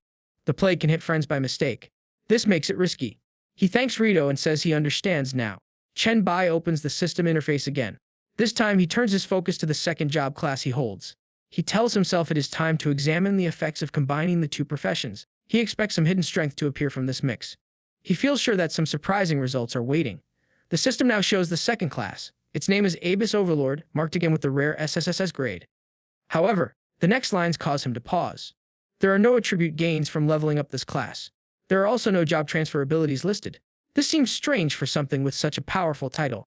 He feels confused. He takes a moment to think. He tells himself not to panic. He wants to see the class powers and skills before making any judgment. Soon the system reveals the list of job powers. 3 of them are shown. The first one is called Infinite Abyss. It gives a permanent effect. Every time he gains a level, all of his current attributes increase by 2%. This bonus adds up over time, making even small gains become big. The second power is named Endless Abyss. It links directly to the world itself. The level cap for this job is not a fixed number. Instead, it equals the number of abyss layers that exist. The more layers are discovered or created, the higher his maximum level can go.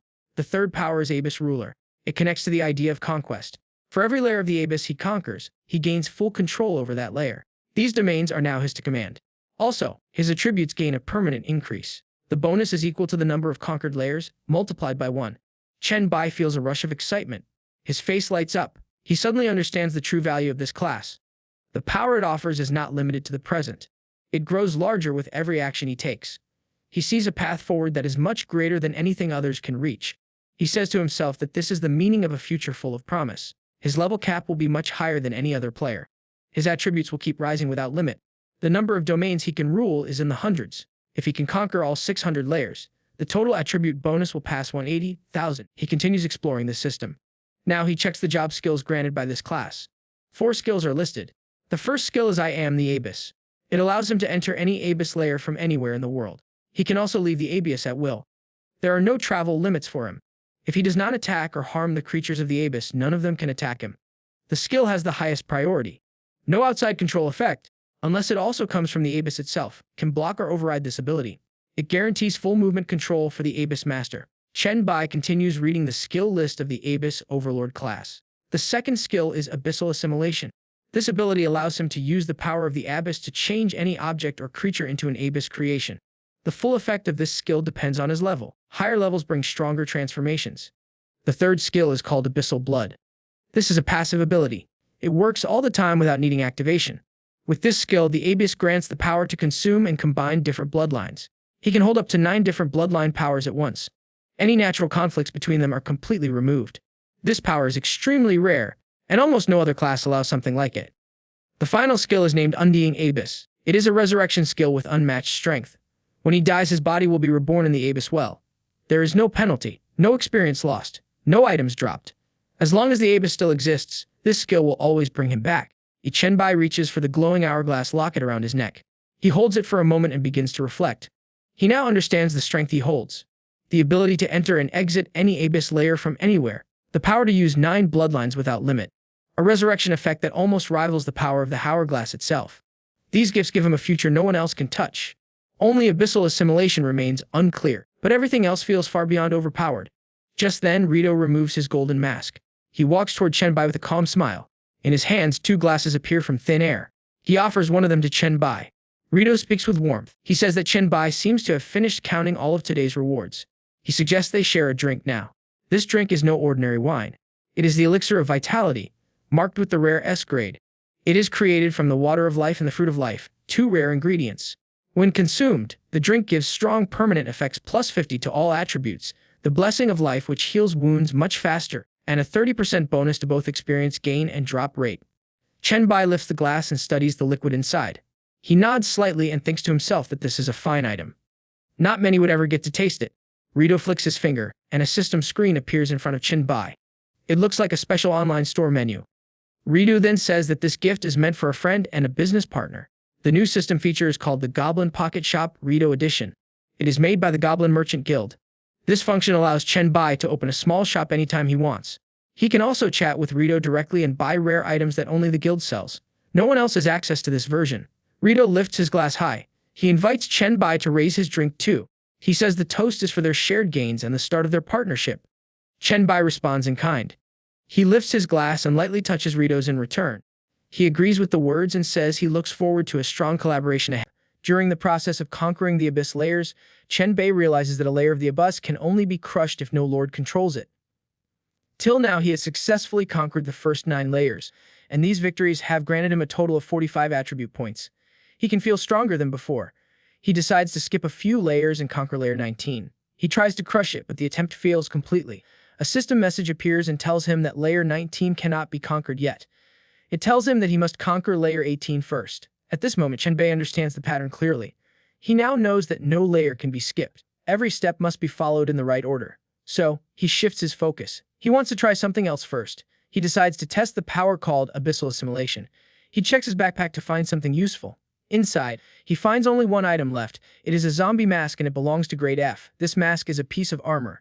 When worn, it increases strength and constitution by 2 points. There is nothing else in the bag. Earlier, he removed everything to make space for demon bloodline potions. Chen Bai uses abyssal assimilation on the zombie mask. After the process finishes, the mask changes. Its grade goes from F to E. It also gains new powers. The mask now allows the user to recover health, refill energy, and heal wounds after killing enemies. It also grants him a new ability to modify a demon. Chen Bai feels curious. He begins to wonder what this ability might do to a human if used. Suddenly, another memory comes to him. He remembers that he has one more item. He pulls it out. It is a golden spear, and it is also grade F. This weapon behaves strangely. Whenever he tries to use it, the spear fights back. It even burns him when he grabs it. He starts to think about trying abyssal assimilation on this weapon too. He wants to see what changes it will bring. So, he tries it. But even after using abyssal assimilation, the spear continues to resist. It does not change easily. At this point, Chen Bai realizes something. The spear is no ordinary weapon. It is evolvable. The power level is still too high compared to the zombie mask. Unless the gap becomes smaller, he knows he cannot fully control it. Chen Bai starts to feel concerned. If he cannot find a better way, he might lose too much strength. This will leave him too weak for any future remodeling. So, he chooses to try another method.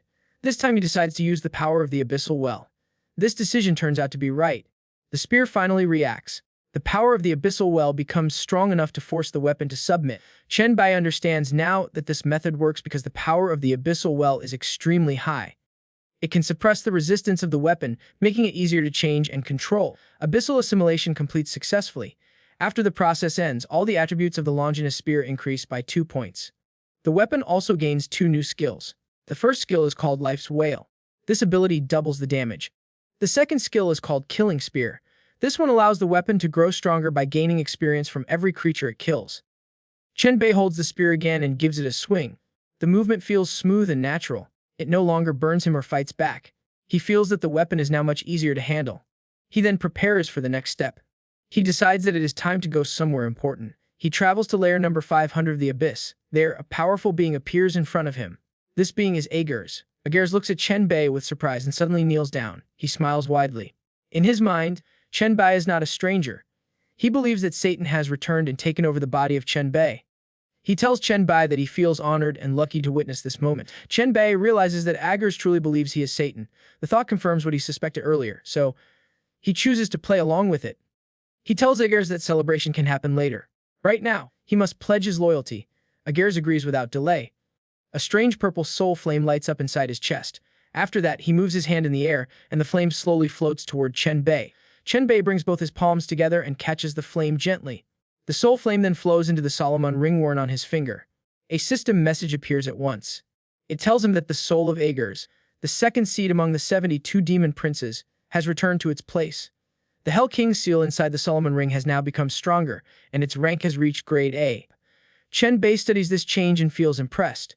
He quietly notes that this is a big improvement. He thinks that Agers truly deserves the position of second in command. He becomes curious and wonders what more value Aegers might have. He then tells Aegers that his body still lacks power. He asks if Aegers has anything useful right now to increase his strength. Aegers listens and immediately responds. He offers something special to Chen Bai. It is a bloodline essence of the Hell Demon Lord, and it belongs to the SS rank. Aegers says that this is the only useful thing he has at this moment. Chen Bai receives the essence and makes a remark. He says that it is not bad, though it would have been better if it were SS rank. Still, he accepts it. These words suddenly trigger something in Aegers. A realization hits him, and his expression changes quickly. He stands up from the ground with a sharp gaze. He now feels sure that Chen Bai is not his real master. He recalls that the true master had full knowledge of this essence and was the one who gave it to Aegers long ago to be used after leaving the abyss during demon transformation. Chen Bai responds with mockery. He jokes about the situation and tells Aegers that it would be better to just accept him as the new master. But Aegers becomes serious and gives a clear warning. He says that submission is not something Chen can force. Aegers demands to know where the real master is. In exchange for this information, he says that Chen's life will be spared. Chen remains calm. He tells Aegers that he is now the dominator of the abyss, and this title gives him a powerful rule of protection. According to this rule, if he is unable to harm any creature of the abyss, then no creature from the abyss can harm him either. This balance keeps him safe. Aegers still refuses to submit. He is stubborn and not the one who shifts his loyalty easily. Just then, something unexpected happens. Baby Satan comes out from the Solomon ring. This little Satan wants to be in good books of Chen Bai as he hopes to be released someday. Satan guides Chen Bai about Aegers. He explains that Aegers remains deeply loyal to higher purposes. He always stays focused on helping the advancement of powerful levels in the abyss. Aegers senses something. He says to Chen Bai that he can sense the presence of his master. He wants to know where the real master is. Chen decides to reveal the truth now. He tells Aegers that the master Satan is still alive. But at the same time, Chen gives him an offer. He says that Aegers can choose a new path and worship him instead. There is a chance for Aegers to work together with Satan to serve Chen Bai. After saying this, Chen Bai tells Aegers that before that he must wait here for now, and he himself teleports the 4037th layer of the abyss. There, Chen Bai meets the powerful and beautiful queen named Mekentooth. Chen speaks with her. He tells her that he is looking for someone who can answer his questions and guide him through the abyss. He wants help with moving forward. Mekentooth gives him a compliment. She praises him for his strength and skill as the Abyss Lord. She agrees to help him, but she places one condition. She says that his questions must be creative and not simple. Chen Bai smiles and accepts the challenge. He takes out a whip and cracks it through the air. He feels ready to teach her a playful lesson. They both have a great nafty session, and during this time, Chen Bai asks every question he needs answered, and the queen gives him all the knowledge he seeks. Later, she lies across the bed with a soft expression. She wonders if Chen Bai still has more questions. She tells him that her knowledge runs deep, and she believes he could still learn much more from her. Chen Bai is sitting beside her without a shirt. He responds calmly. For now, he says the answers are enough. Nothing feels exciting anymore. He admits that hurting her without using the whip is impossible for him. She comes closer with a playful look and tells him that he will simply have to try harder next time. Her voice becomes low and tempting. She shares that even her true self, far beyond this projection, remembers everything that just happened. That memory now burns with desire for it to happen again. Chen Bai gives a sly reply. He says that their time together can last longer than anything she imagines. The queen looks pleased. She wants to keep this private moment between only the two of them. Her trust in Chen Bai grows. She believes he will not make her wait too long. She steps close and gently licks his neck. Her touch is warm and slow. If Chen Bai ever causes her to feel impatient again, the consequences may be difficult. But this only makes him more curious. The danger feels fun to him. Sometime later, in the high-end villa district of Demon City, a young boy named Wei Ho enters a luxurious house. His eyes light up with joy. Inside, he finds two invisible sisters, Yan Qiu and Yan Shu. He never thought he would see them again. Their presence surprises him. Yan Qiu quickly warns him not to stay. She tells him to leave at once and not invite danger. Her tone as Seer repeats the warning. She also tells him to leave right away. Wei Ho, however, shows no fear. Instead, he makes a bold comment. He says the sisters are excellent ghost servants, but they need training. Wei Ho possesses a special gift. His talent is called Ghost King S-ranked. It belongs to the S rank. Every time he kills a creature, his mental power becomes stronger. He has the ability to transform those creatures into ghost servants, and his control over spirits is extremely powerful. The situation quickly turns violent. The sister duo acts first. Together, they launch a powerful attack. They use the combined force of both good and evil spirits. The technique forms a sharp psionic stab that rushes toward Wei Ho. Wei Ho does not panic. He blocks the attack with ease. He brushes it off and says these moves feel like simple tricks to him. He then raises his hand and releases his own ability. A strong force bursts out from his palm. The wave sends both sisters flying backward. They hit the wall hard, but before Wei Hao can react further, something strange happens. Both girls pass through the wall like shadows. Wei Hao stands still and watches. He speaks his thoughts aloud. It looks like the girls somehow slipped through the solid wall. He begins searching for them again. He says that he never meant to kill them. He keeps his voice low as he sneaks through the hallway. He also tells the girls that hiding is useless now. Their fate is sealed. Sooner or later, they will become his ghost servants. If they do not behave, he warns, punishment will follow. Wei Hao opens the door to a nearby room. He steps inside quietly and looks around. What he sees next freezes him in place. Both girls sit on a sofa, calm and unharmed. Between them sits a young man. Wei Hao recognizes him right away. It is Chen Bai. Chen Bai turns toward the girls. His tone sounds relaxed but cold. He brings up what Wei Hao said earlier about punishing them. Then he asks the sisters how they would like Wei Hao to die. Yan Qiu replies first. She says it would be fun if Chen Bai tore him apart using claws. Yan Qiu follows, saying that Wei Hao is a bad person and should vanish without delay. Wei Hao bursts into laughter. He warns them not to feel safe just because they now have someone on their side. He says that even their so-called master will not escape.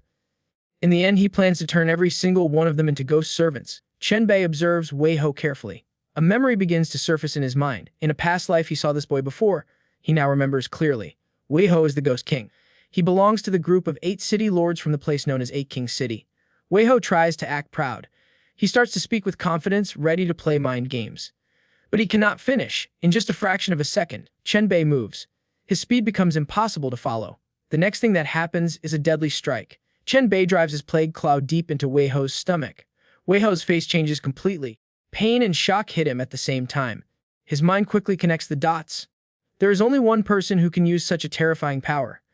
Wei Hao realizes that this is none other than the White Emperor. Chen Bai confirms the guess. Wei Hao starts coughing heavily. His body weakens fast. Chen Bai looks at him with cold, sharp eyes. Thoughts run through his head. He reflects on what kind of person Wei Hao really is. In his view, this man is dangerous and evil. He always bullies the weak, fears the strong, and shows no mercy. Wei Hao finds joy in slow torture. He kills others just to turn them into ghost servants. It is believed that hundreds of innocent evolvers have suffered at his hands. Chen Bai no longer holds back. He strikes again with the plague claw. This time, he uses his full strength. His claws slice through the body of Wei Hao and tear it into 2 clean halves. After this final blow, the room becomes quiet. Wei Hao is gone. Chen Bai now feels that this kill is not just necessary. It is also something good. Removing a person like that brings value to the world. Yan Qiu runs up to him. Her eyes shine with relief and gratitude. She thanks him with a full heart. Later, Chen Bai walks down the hallway with both ghost sisters by his side. They stop, and Chen Bai opens the goblin store. He tells them that both of them have now reached level 7. He plans to check if there are any suitable transfer scrolls available for their growth. The goblin store opens, and from within it, a familiar figure appears. It is the Lord Rito. He appears with a strange warmth and authority. He greets Chen Bai with a calm expression and reminds him that their last meeting was not so long ago. He then asks if Chen Bai comes today with good news, or if he needs something important. Chen Bai answers both parts at once. He says that he brings good news and also has a request. First, he informs Ritu that he has already mastered the first 9 layers of the Abyss completely. He tells Ritu that he may now choose a location anytime to set up the Goblin Merchant Guild in the Abyss. Second, Chen Bai speaks about the 2 girls. He says he wishes to help them find transfer scrolls that match their abilities. Ritu turns his attention to the sisters. His expression changes slightly. He notices something unusual.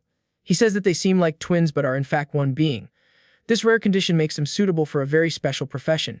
He says they also match his requirements for investment. A scroll appears in Rito's hand. He passes it to Chen Bai with care. The scroll carries the title of Bound Spirit Transfer Scroll, rated B-Twa. The profession connected to this scroll belongs to the undead class.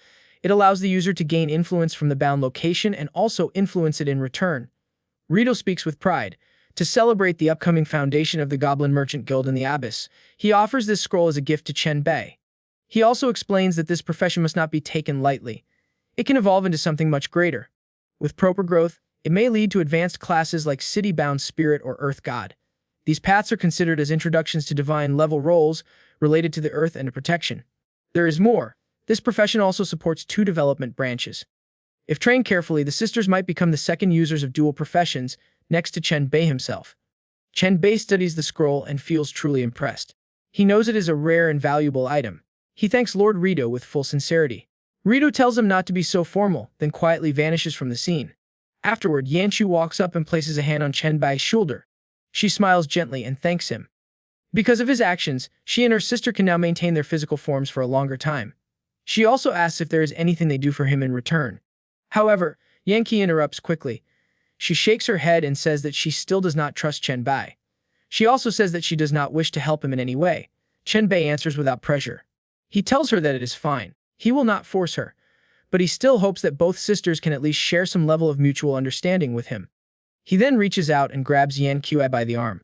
He gives her a teasing look. He asks if she agrees with that idea. Yan Qi becomes angry. She raises her voice and warns him not to push his luck. She threatens that she will bite him to death. Chen Bai replies in a calm and playful way. He says that she can try it if she dares. Yan Qi loses patience. She snaps back at him and says he really asked for it. Yan Qi watches from the side and lets out a quiet sigh. After the light teasing with Yan Qi, Chen Bai is now relaxing in the room with a cup of tea in his hand.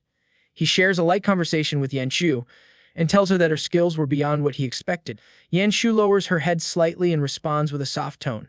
She says that she feels happy knowing he appreciated her efforts. A sharp silence follows.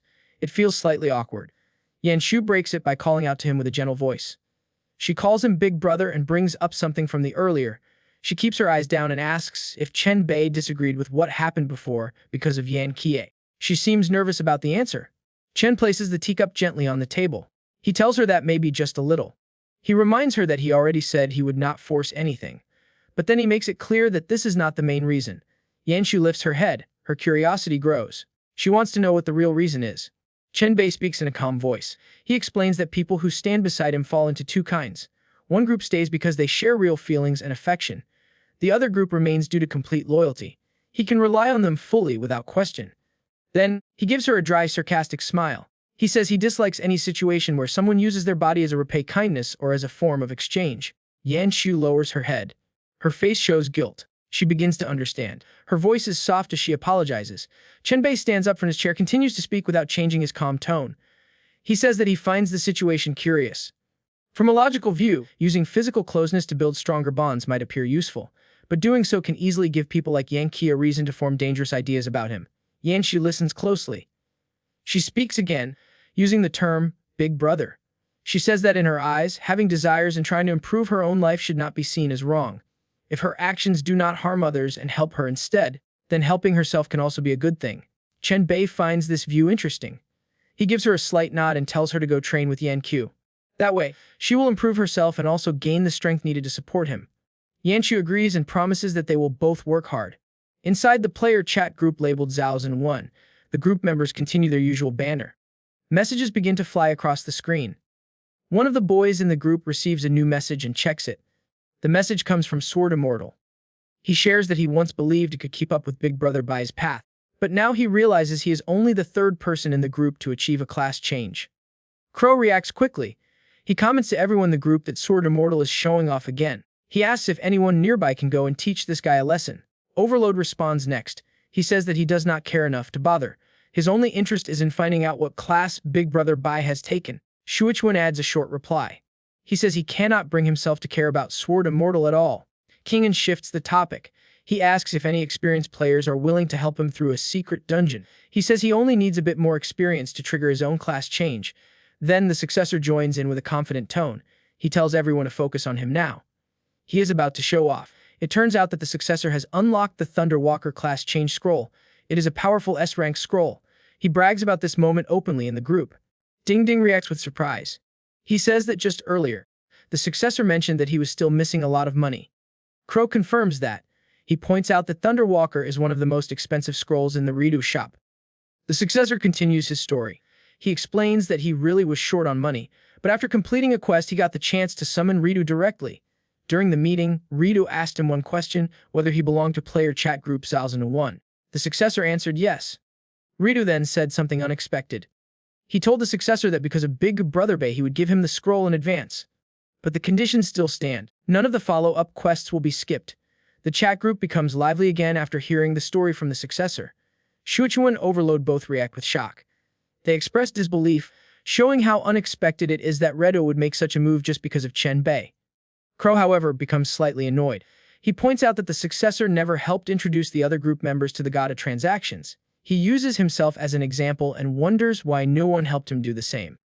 The successor gives a casual reply. He says he forgot that Crow still had not found the way to meet Ritu. He promises to help next time. Crow stares at the screen and becomes more frustrated. He cannot believe the successor can be so relaxed about it. The words, "next time," do not comfort him. He feels that he cannot rely on him at all and wonders silently what he is supposed to do now. Yezi joins the chat to calm things down. She reminds everyone that there is no need to panic. Even if some group members are behind, with Big Brother Bai still around, there is no reason to worry. Lu Huai supports that thought. He says that Chen Bai continues to surprise him again and again. In his eyes, even the gods seem to show respect toward Chen Bai now. Yezi lets out a long sigh. She says none of that matters right now. In her view, the real question is different. She wants to know when Big Brother Bai will appear in front of her. Her words suggest that she has been waiting far too long. Lu Huai responds with a bit of surprise. He seems caught off guard by how direct Yezi sounds. Meanwhile, King Han changes the topic again. He brings up his earlier request. He asks the group if there is still no one who has a good dungeon where he can join and gain some extra experience. He is still hoping to reach his class change soon. After going through the system messages, Chen Bai pauses for a moment.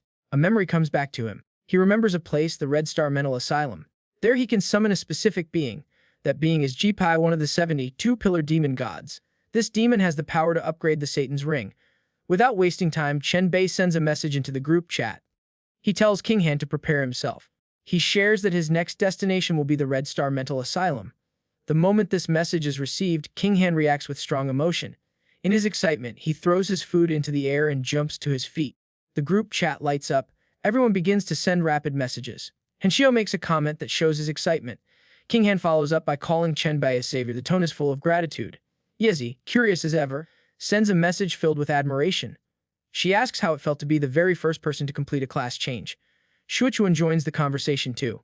He tries to confirm something important. He asks Chen Bai if his new class is really SSS rank. The successor adds a loud and dramatic comment. He tells everyone to step aside. He says he is now going to kneel down and shine Chen Bai's boots. He shares a moment from earlier. When Ritu handed him the class scroll, Ritu also mentioned Chen Bai. Ritu did not say much, only 2 words, but those words were powerful, unbeatable. Hearing this, Chen Bai reflects in silence. He knows that Ritu is not careless, that God always speaks with a purpose. In this case, Chen Bai senses what is going on. Ritu must be helping him build up his image and status. It is clear now that the god is guiding things in a careful, deliberate way. Chen Bai sends out a message to the group. He informs everyone that he is about to take King Han to the Red Star Mental Asylum. He also adds that anyone who is currently in Magic City can join them if they wish. Crow responds right away. He asks if Bai would allow Meng Meng to link them up. He says he wants to witness Bai's heroic posture with his own eyes. Chen replies with a soft refusal. He says that Meng Meng's ability is still needed for other important things. He prefers not to overuse her powers right now, but he promises that next time, when he finds a new dungeon, he will definitely take Crow along. Crow accepts the answer without complaint. He politely thanks Bai and calls him Emperor. Ding Ding joins the chat and says that she is in Magic City as well. She asks if she should wait at the entrance of the Red Star Asylum. Chen Bai pauses and recalls Stranger. Ding Ding is Na's life. In his past life, she was a well-known evolver, famous for her skills as a puppeteer. He sends a message back asking if she can make it. He says they will meet at the entrance. Ding Ding replies with energy. She says that if she cannot even reach the entrance in time, then she would lose all dignity and have no face to show on the field. Later, Chen Bai arrives at the entrance of the Red Star Mental Asylum. He looks around. There are only a few people nearby. King Han, who stands beside him, makes an observation. He says the dungeon's entrance is not hidden at all. Since this dungeon is one that Bai already cleared before, it has gained some attention and become a little more popular. They begin walking toward the dungeon entrance together. Chen turns to King Han and speaks in a calm tone. He tells him to stay alert once they enter. It is important to watch all quest prompts related to the Red Star Asylum. If anything changes or seems unusual, he should report it right away. King Han nods and gives a confident answer.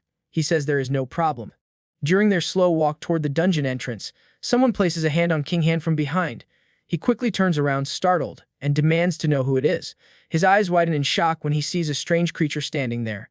The form is unusual, and it shakes his nerves for a second. A girl stands just behind the creature. She begins to laugh softly. She steps forward without hiding her identity any longer.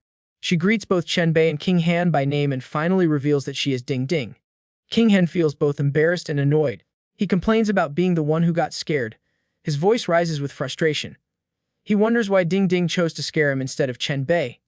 To him, it feels like she targets the weak while avoiding the strong. Ding Ding responds without hesitation. She jokes that if she tried to scare Emperor Bai, her paper dolls might vanish in an instant. She says that it only makes sense to pick on someone who cannot fight back as hard, like King Han. Her words strike directly at King Han's pride. He answers with anger. He claims if there had been even a hint of killing intent, he would have torn those paper dolls into pieces without delay. He insists that he is not weak. He calls himself a tough, iron-blooded man. Chen Bai stands quietly and watches them go back and forth like quarreling children.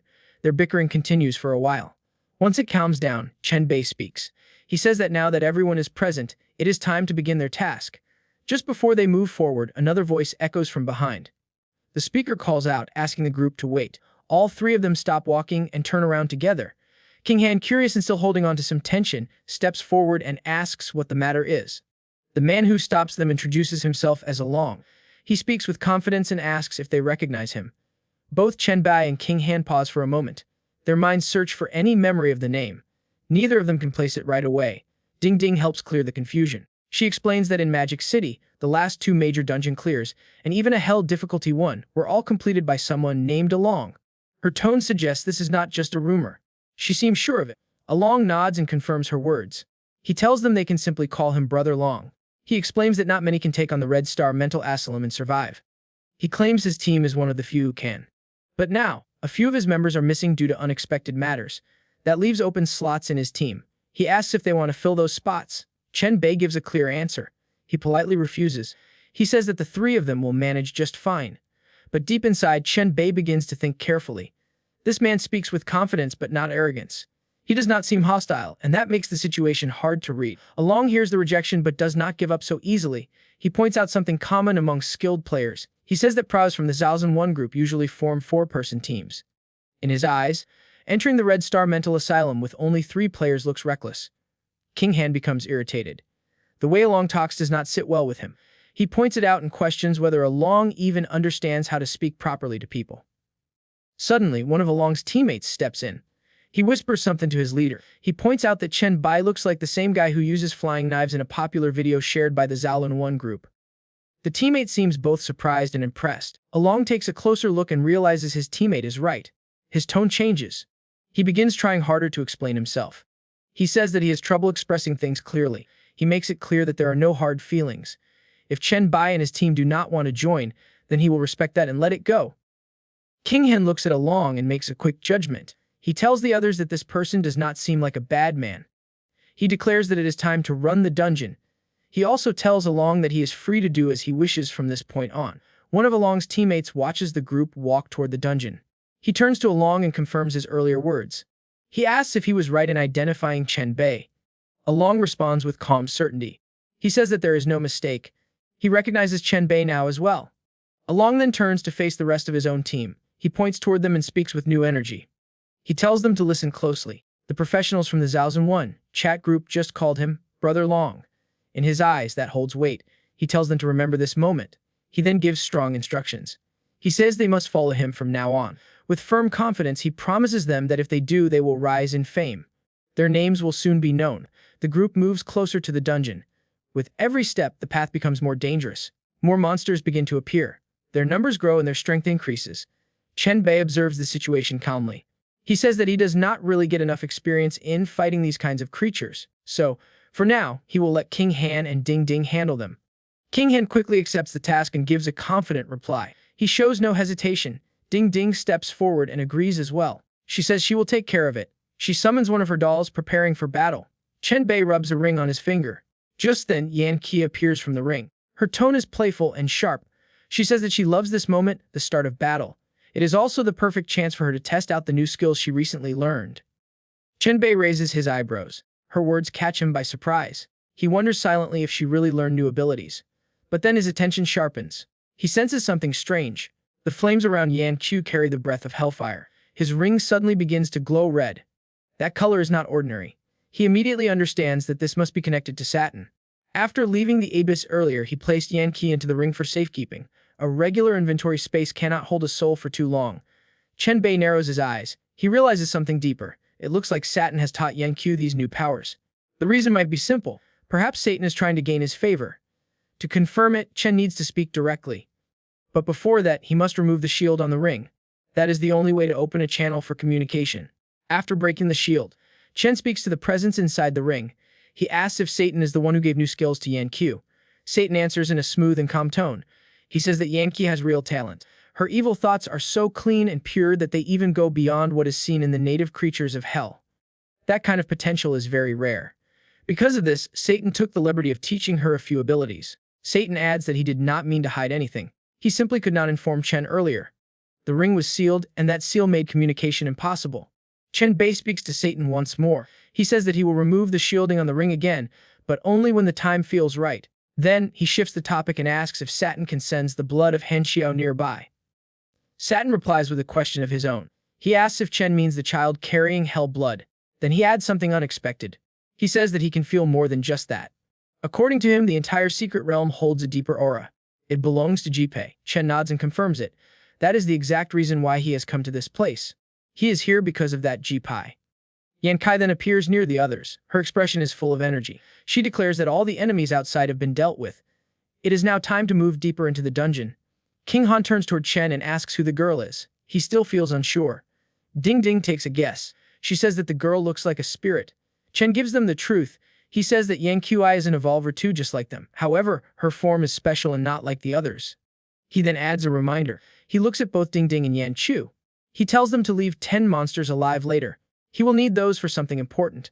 Ding Ding reacts with surprise. She asks if it is even possible to keep monsters alive and wonders what exactly needs to be done with them. Yan Qi makes a short comment. She seems bored. If she cannot kill everything, then the fight feels less exciting to her. King Han speaks again. He explains it to everyone. He says that the reason for leaving those monsters is because Chen Bai plans to summon Jipei, the 16th demon god, among the 72. After they defeat the boss monster of the dungeon, the real one will appear. Ding Ding becomes uneasy. Her voice changes slightly. She reacts to the idea of summoning a demon god. Fear spreads across her face. Chen calmly tells everyone not to worry. He explains that the highest level inside this dungeon is only level 12. Because of that, Jipei's strength will be limited. There will be no real danger. He also adds one more detail. Even if summoning raises the dungeon's difficulty all the way up to hell level, nothing bad will happen near him. His presence alone will keep the situation under control. Ding Ding still looks nervous. She repeats, demon, hell difficulty with a quiet breath. Sweat forms on her forehead. King Han notices and teases her. He laughs a little and asks if she is actually scared now. Ding Ding admits that she still feels fear, but her trust in Chen Bai remains firm. She says that she believes in Bai no matter what. King Han quickly jumps in to boost everyone's spirit. His voice is cheerful, urges them to move fast and head straight to the dungeon boss. Yan Qi joins the energy with excitement and echoes the same thought. She says it is time to start killing again. The group pushes forward through the dungeon. In the hallway outside the dean's office, King Han defeats another monster with ease. He calls it done and announces that they are ready for the next part. Chen Bai watches his performance. He praises King Han for doing much better now compared to the first time they entered this place. King Han responds with humility. He says that without the help of Yan Qi and Ding Ding, he would not have managed it alone. Yan Chu turns to Chen and asks who the next target should be. Chen tells her that only 16 monsters are left now. He reminds her not to create trouble and asks her to return to the ring for rest. Yan Qi lets out a long sigh but obeys. Ding Ding watches and laughs quietly at the interaction. Soon they all enter a secret room inside the dungeon. The atmosphere here is different. All the remaining monsters are already tied up with ropes. Their bodies hang lifelessly. Ding Ding looks around. The room feels heavy. She asks if this is the place where the summoning of Jupei will happen. Her voice carries hesitation. She notices the thick smell of blood and the strange feeling that fills the air. Chen Bai nods and says that they are here because of King Han's work. Now he can deal with the next step calmly. He explains that the fine control needed for spiritual constructs is still difficult for him. His grasp on it is not perfect yet. King Han gives his view. He says that the problem might be the strength of Chen Bai's spiritual power. It could be too powerful, which makes precise control harder. Chen Bai listens and agrees. The explanation makes sense. Then, Chen Bai takes out a golden coin from his storage. He raises it and tosses it into the air. The coin turns slowly in the light. He says that this is the next step. All 16 monsters are tied upside down, their bodies fixed to large wooden crosses. These crosses form a full circle in the middle of the room. Blood flows from each monster's head, dripping downward. The thin streams gather and draw clean lines across the floor, all leading to the center of the circle. Ding Ding stares at the scene. The setup feels overwhelming. The thick blood that crosses and the silence of the room, all of it makes her feel deeply unsettled. A chill runs down her spine. A system notification appears above them. The message announces that the dungeon Red Star Mental Asylum has triggered hidden conditions. Because of that, the dungeon's difficulty has increased. The new difficulty level is now upgraded to Hell. Right after this, a dark portal opens in the middle of the summoning circle. A large, clawed hand pushes out through the swirling black energy. A voice echoes out from within. It says that he is very displeased. In the next moment, a full figure emerges. The demon god Chen Bai steps out from the portal. His body is surrounded by a crackling lightning aura. His eyes burn with fury. His voice is heavy with scorn.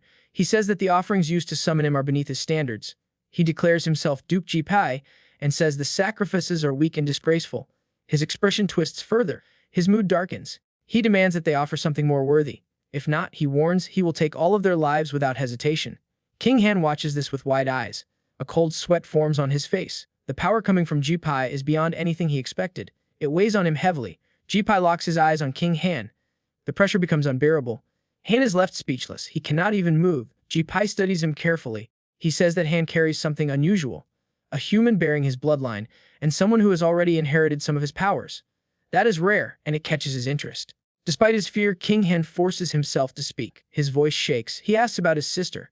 He wants to know if she is in Chen Bai's hands. Chen Bai's mood snaps. His expression becomes violent. He speaks with thunder in his voice. He accuses Han of overstepping. He says that just having a bit of his blood does not mean safety. If Han believes that, he is completely wrong. Chen Bai says he will kill him without hesitation. King Han goes silent. His courage fades.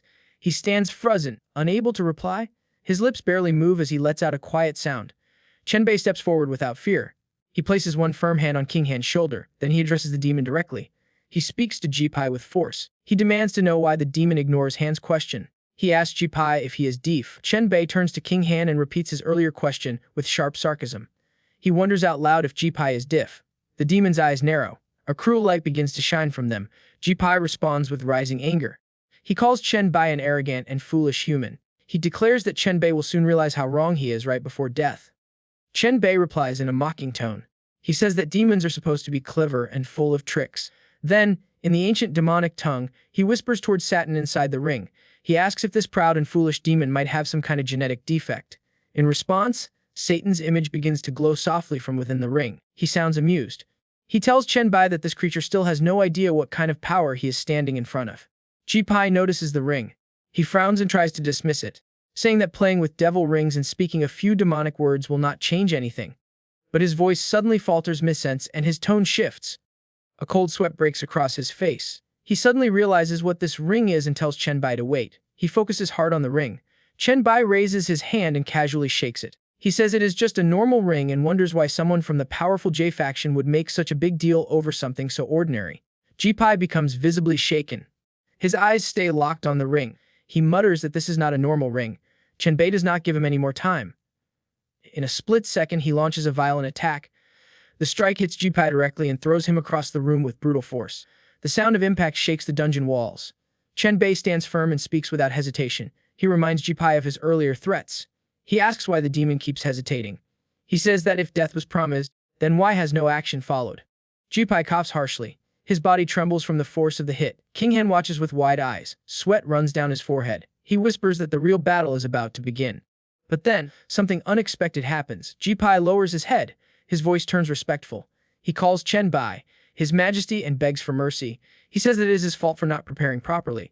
The change in tune shocks everyone. The powerful demon, now speaking with respect and fear, does not match his earlier arrogance. Chen Bai steps forward calmly. He tells Chen Bai that if the fear is only about the ring, then there is no reason to be afraid. He gives a clear challenge. He invites Chen Bai to take action. Chen Bai's body stiffens and his voice trembles slightly. He repeats the words back. The thought of taking action now sounds more like a threat to himself than to others. Chen Bai removes the shield from the ring. He speaks with sharp clarity. He says that if Chen Bai wants the ring, then kill him. It will be his.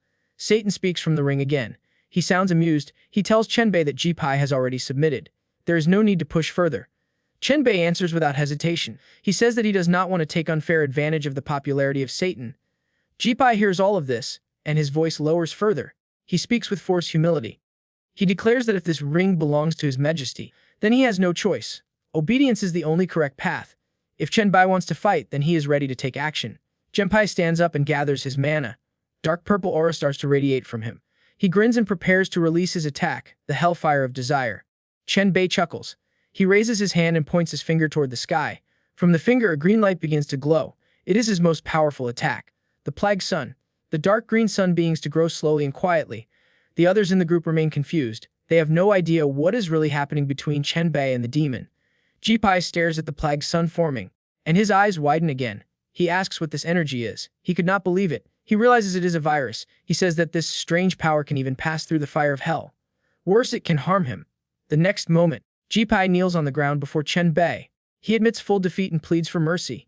He says that His Majesty must have forgotten something and begs him to stop. Chen Bai does not reply. He watches silently. Chen Bai speaks to Satan in the ring and says that in the end, Chen Bai never fought with full strength, and the reason is fear of his presence. Satan appears once again and chuckles in a relaxed way. He says that Chen should not sound so surprised. After all, he is the Lord of Hell. Chen Bai nods. He decides that it is time to end this. His right arm begins to shift and twist. It transforms into a large purple plague arm. Power flows out in every direction. The energy feels heavy and unnatural. Chen Bai speaks clearly. He tells Chen Bai that the demon does not have the courage to fight. Then there is only one path left. He must follow orders. Chen commands Chen Bai to separate his soul from the body. There is still something useful left in it. Chen Bai stays on the floor. His body trembles. He coughs again, weak and defeated. He agrees to obey and does not resist. Chen Bai walks closer and places his plague-covered hand on his throat. The demon cannot move. With a slow pull, Chen extracts the soul straight from the demon's body. A system notification flashes in front of him. The first message says that devouring this special species gives 5,000 virus points and 2,000 exclusive evolution points for the Blacklight virus. The second message explains that the skill Hellfire has been obtained. It is now fused with Chen Bai's existing ability, Hellfire Burning Bodhi. The third message gives him a choice. Since this creature carries a bloodline, he must now decide whether to absorb it or reject it from his body. Chen Bai reads each part carefully. He nods and says that this is a solid improvement. Then, he looks at the soul floating before him. He tells Chen Bai to offer a part of that soul willingly. It is time to complete the pact. Chen Bai answers with submission. He says it will be his honor. A portion of the demon's soul breaks off and moves towards Chen Bai. The essence fuses with the King of Hell's ring. A glow surrounds it for a moment. Another system message appears. It confirms that the 16th of the 72 demon gods, Chen Bai, has returned to his rightful place. Because of this, the magic ring known as Solomon's Ring upgrades once more. Its new level is now A5. King Han steps forward and reminds Chen Bai of something important. He asks if Chen can help him ask Chen Bai about his sister. Chen nods and agrees. He turns to the floating soul of Chen Bai and gives the command. Chen Bai answers in a calm and obedient tone. He says that the girl is in hell. She now goes by the name Rika. According to him, she has been given good resources and lives with freedom. He adds that he does not know her current location, but if he receives any news, he will inform them. Chen Bai listens to the reply and shows mild surprise. He says that Chen Bai seems to treat others pretty well. Chen Bai continues with a faint smile in his voice. He admits honestly that he is kind to every bride. In the circles of hell, they even call him the Duke of Love. Satan hears this and cannot resist adding his comment. He says that the demon's real title is closer to the cedar of self-love. Chen Bai laughs softly. He then asks if Satan has anything else to say. If needed, Chen Bai says he can release him from the ring temporarily. Satan replies with interest.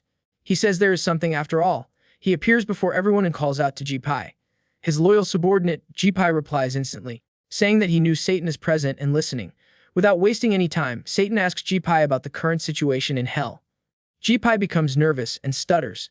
He says that he needs a moment to recall. Satan loses patience. He tells Chen Bai to stop stalling and speak at once. Chen Bai gathers himself and starts to explain. He says that at this time hell is ruled by Lord Beelzebub. This demon has taken over the position of Satan and claimed his inheritance. He has declared himself the new Lord of Hell. There is more. Chen Bai explains that Beelzebub is trying to raise every trace of Satan's existence. Even the memories of newly born devils are being controlled. Most of them do not even know the name of Satan anymore. Hearing this, Satan blazes with rage. He grows violent and his voice trembles with fury. He repeats the name, Beelzebub, and shouts with rage, "How dare he!" And that was it from today's video. I hope that you liked the video, and if you did, hit that like button as the goal for today is 1,500 likes. Comment next part down below to see what happens next. Also, consider subscribing with the notification bell on to get notified as soon as a new video drops onto the channel. You can also join the channel to support me financially and watch videos before public release. I'll meet you in the next video. Until then, thanks for watching.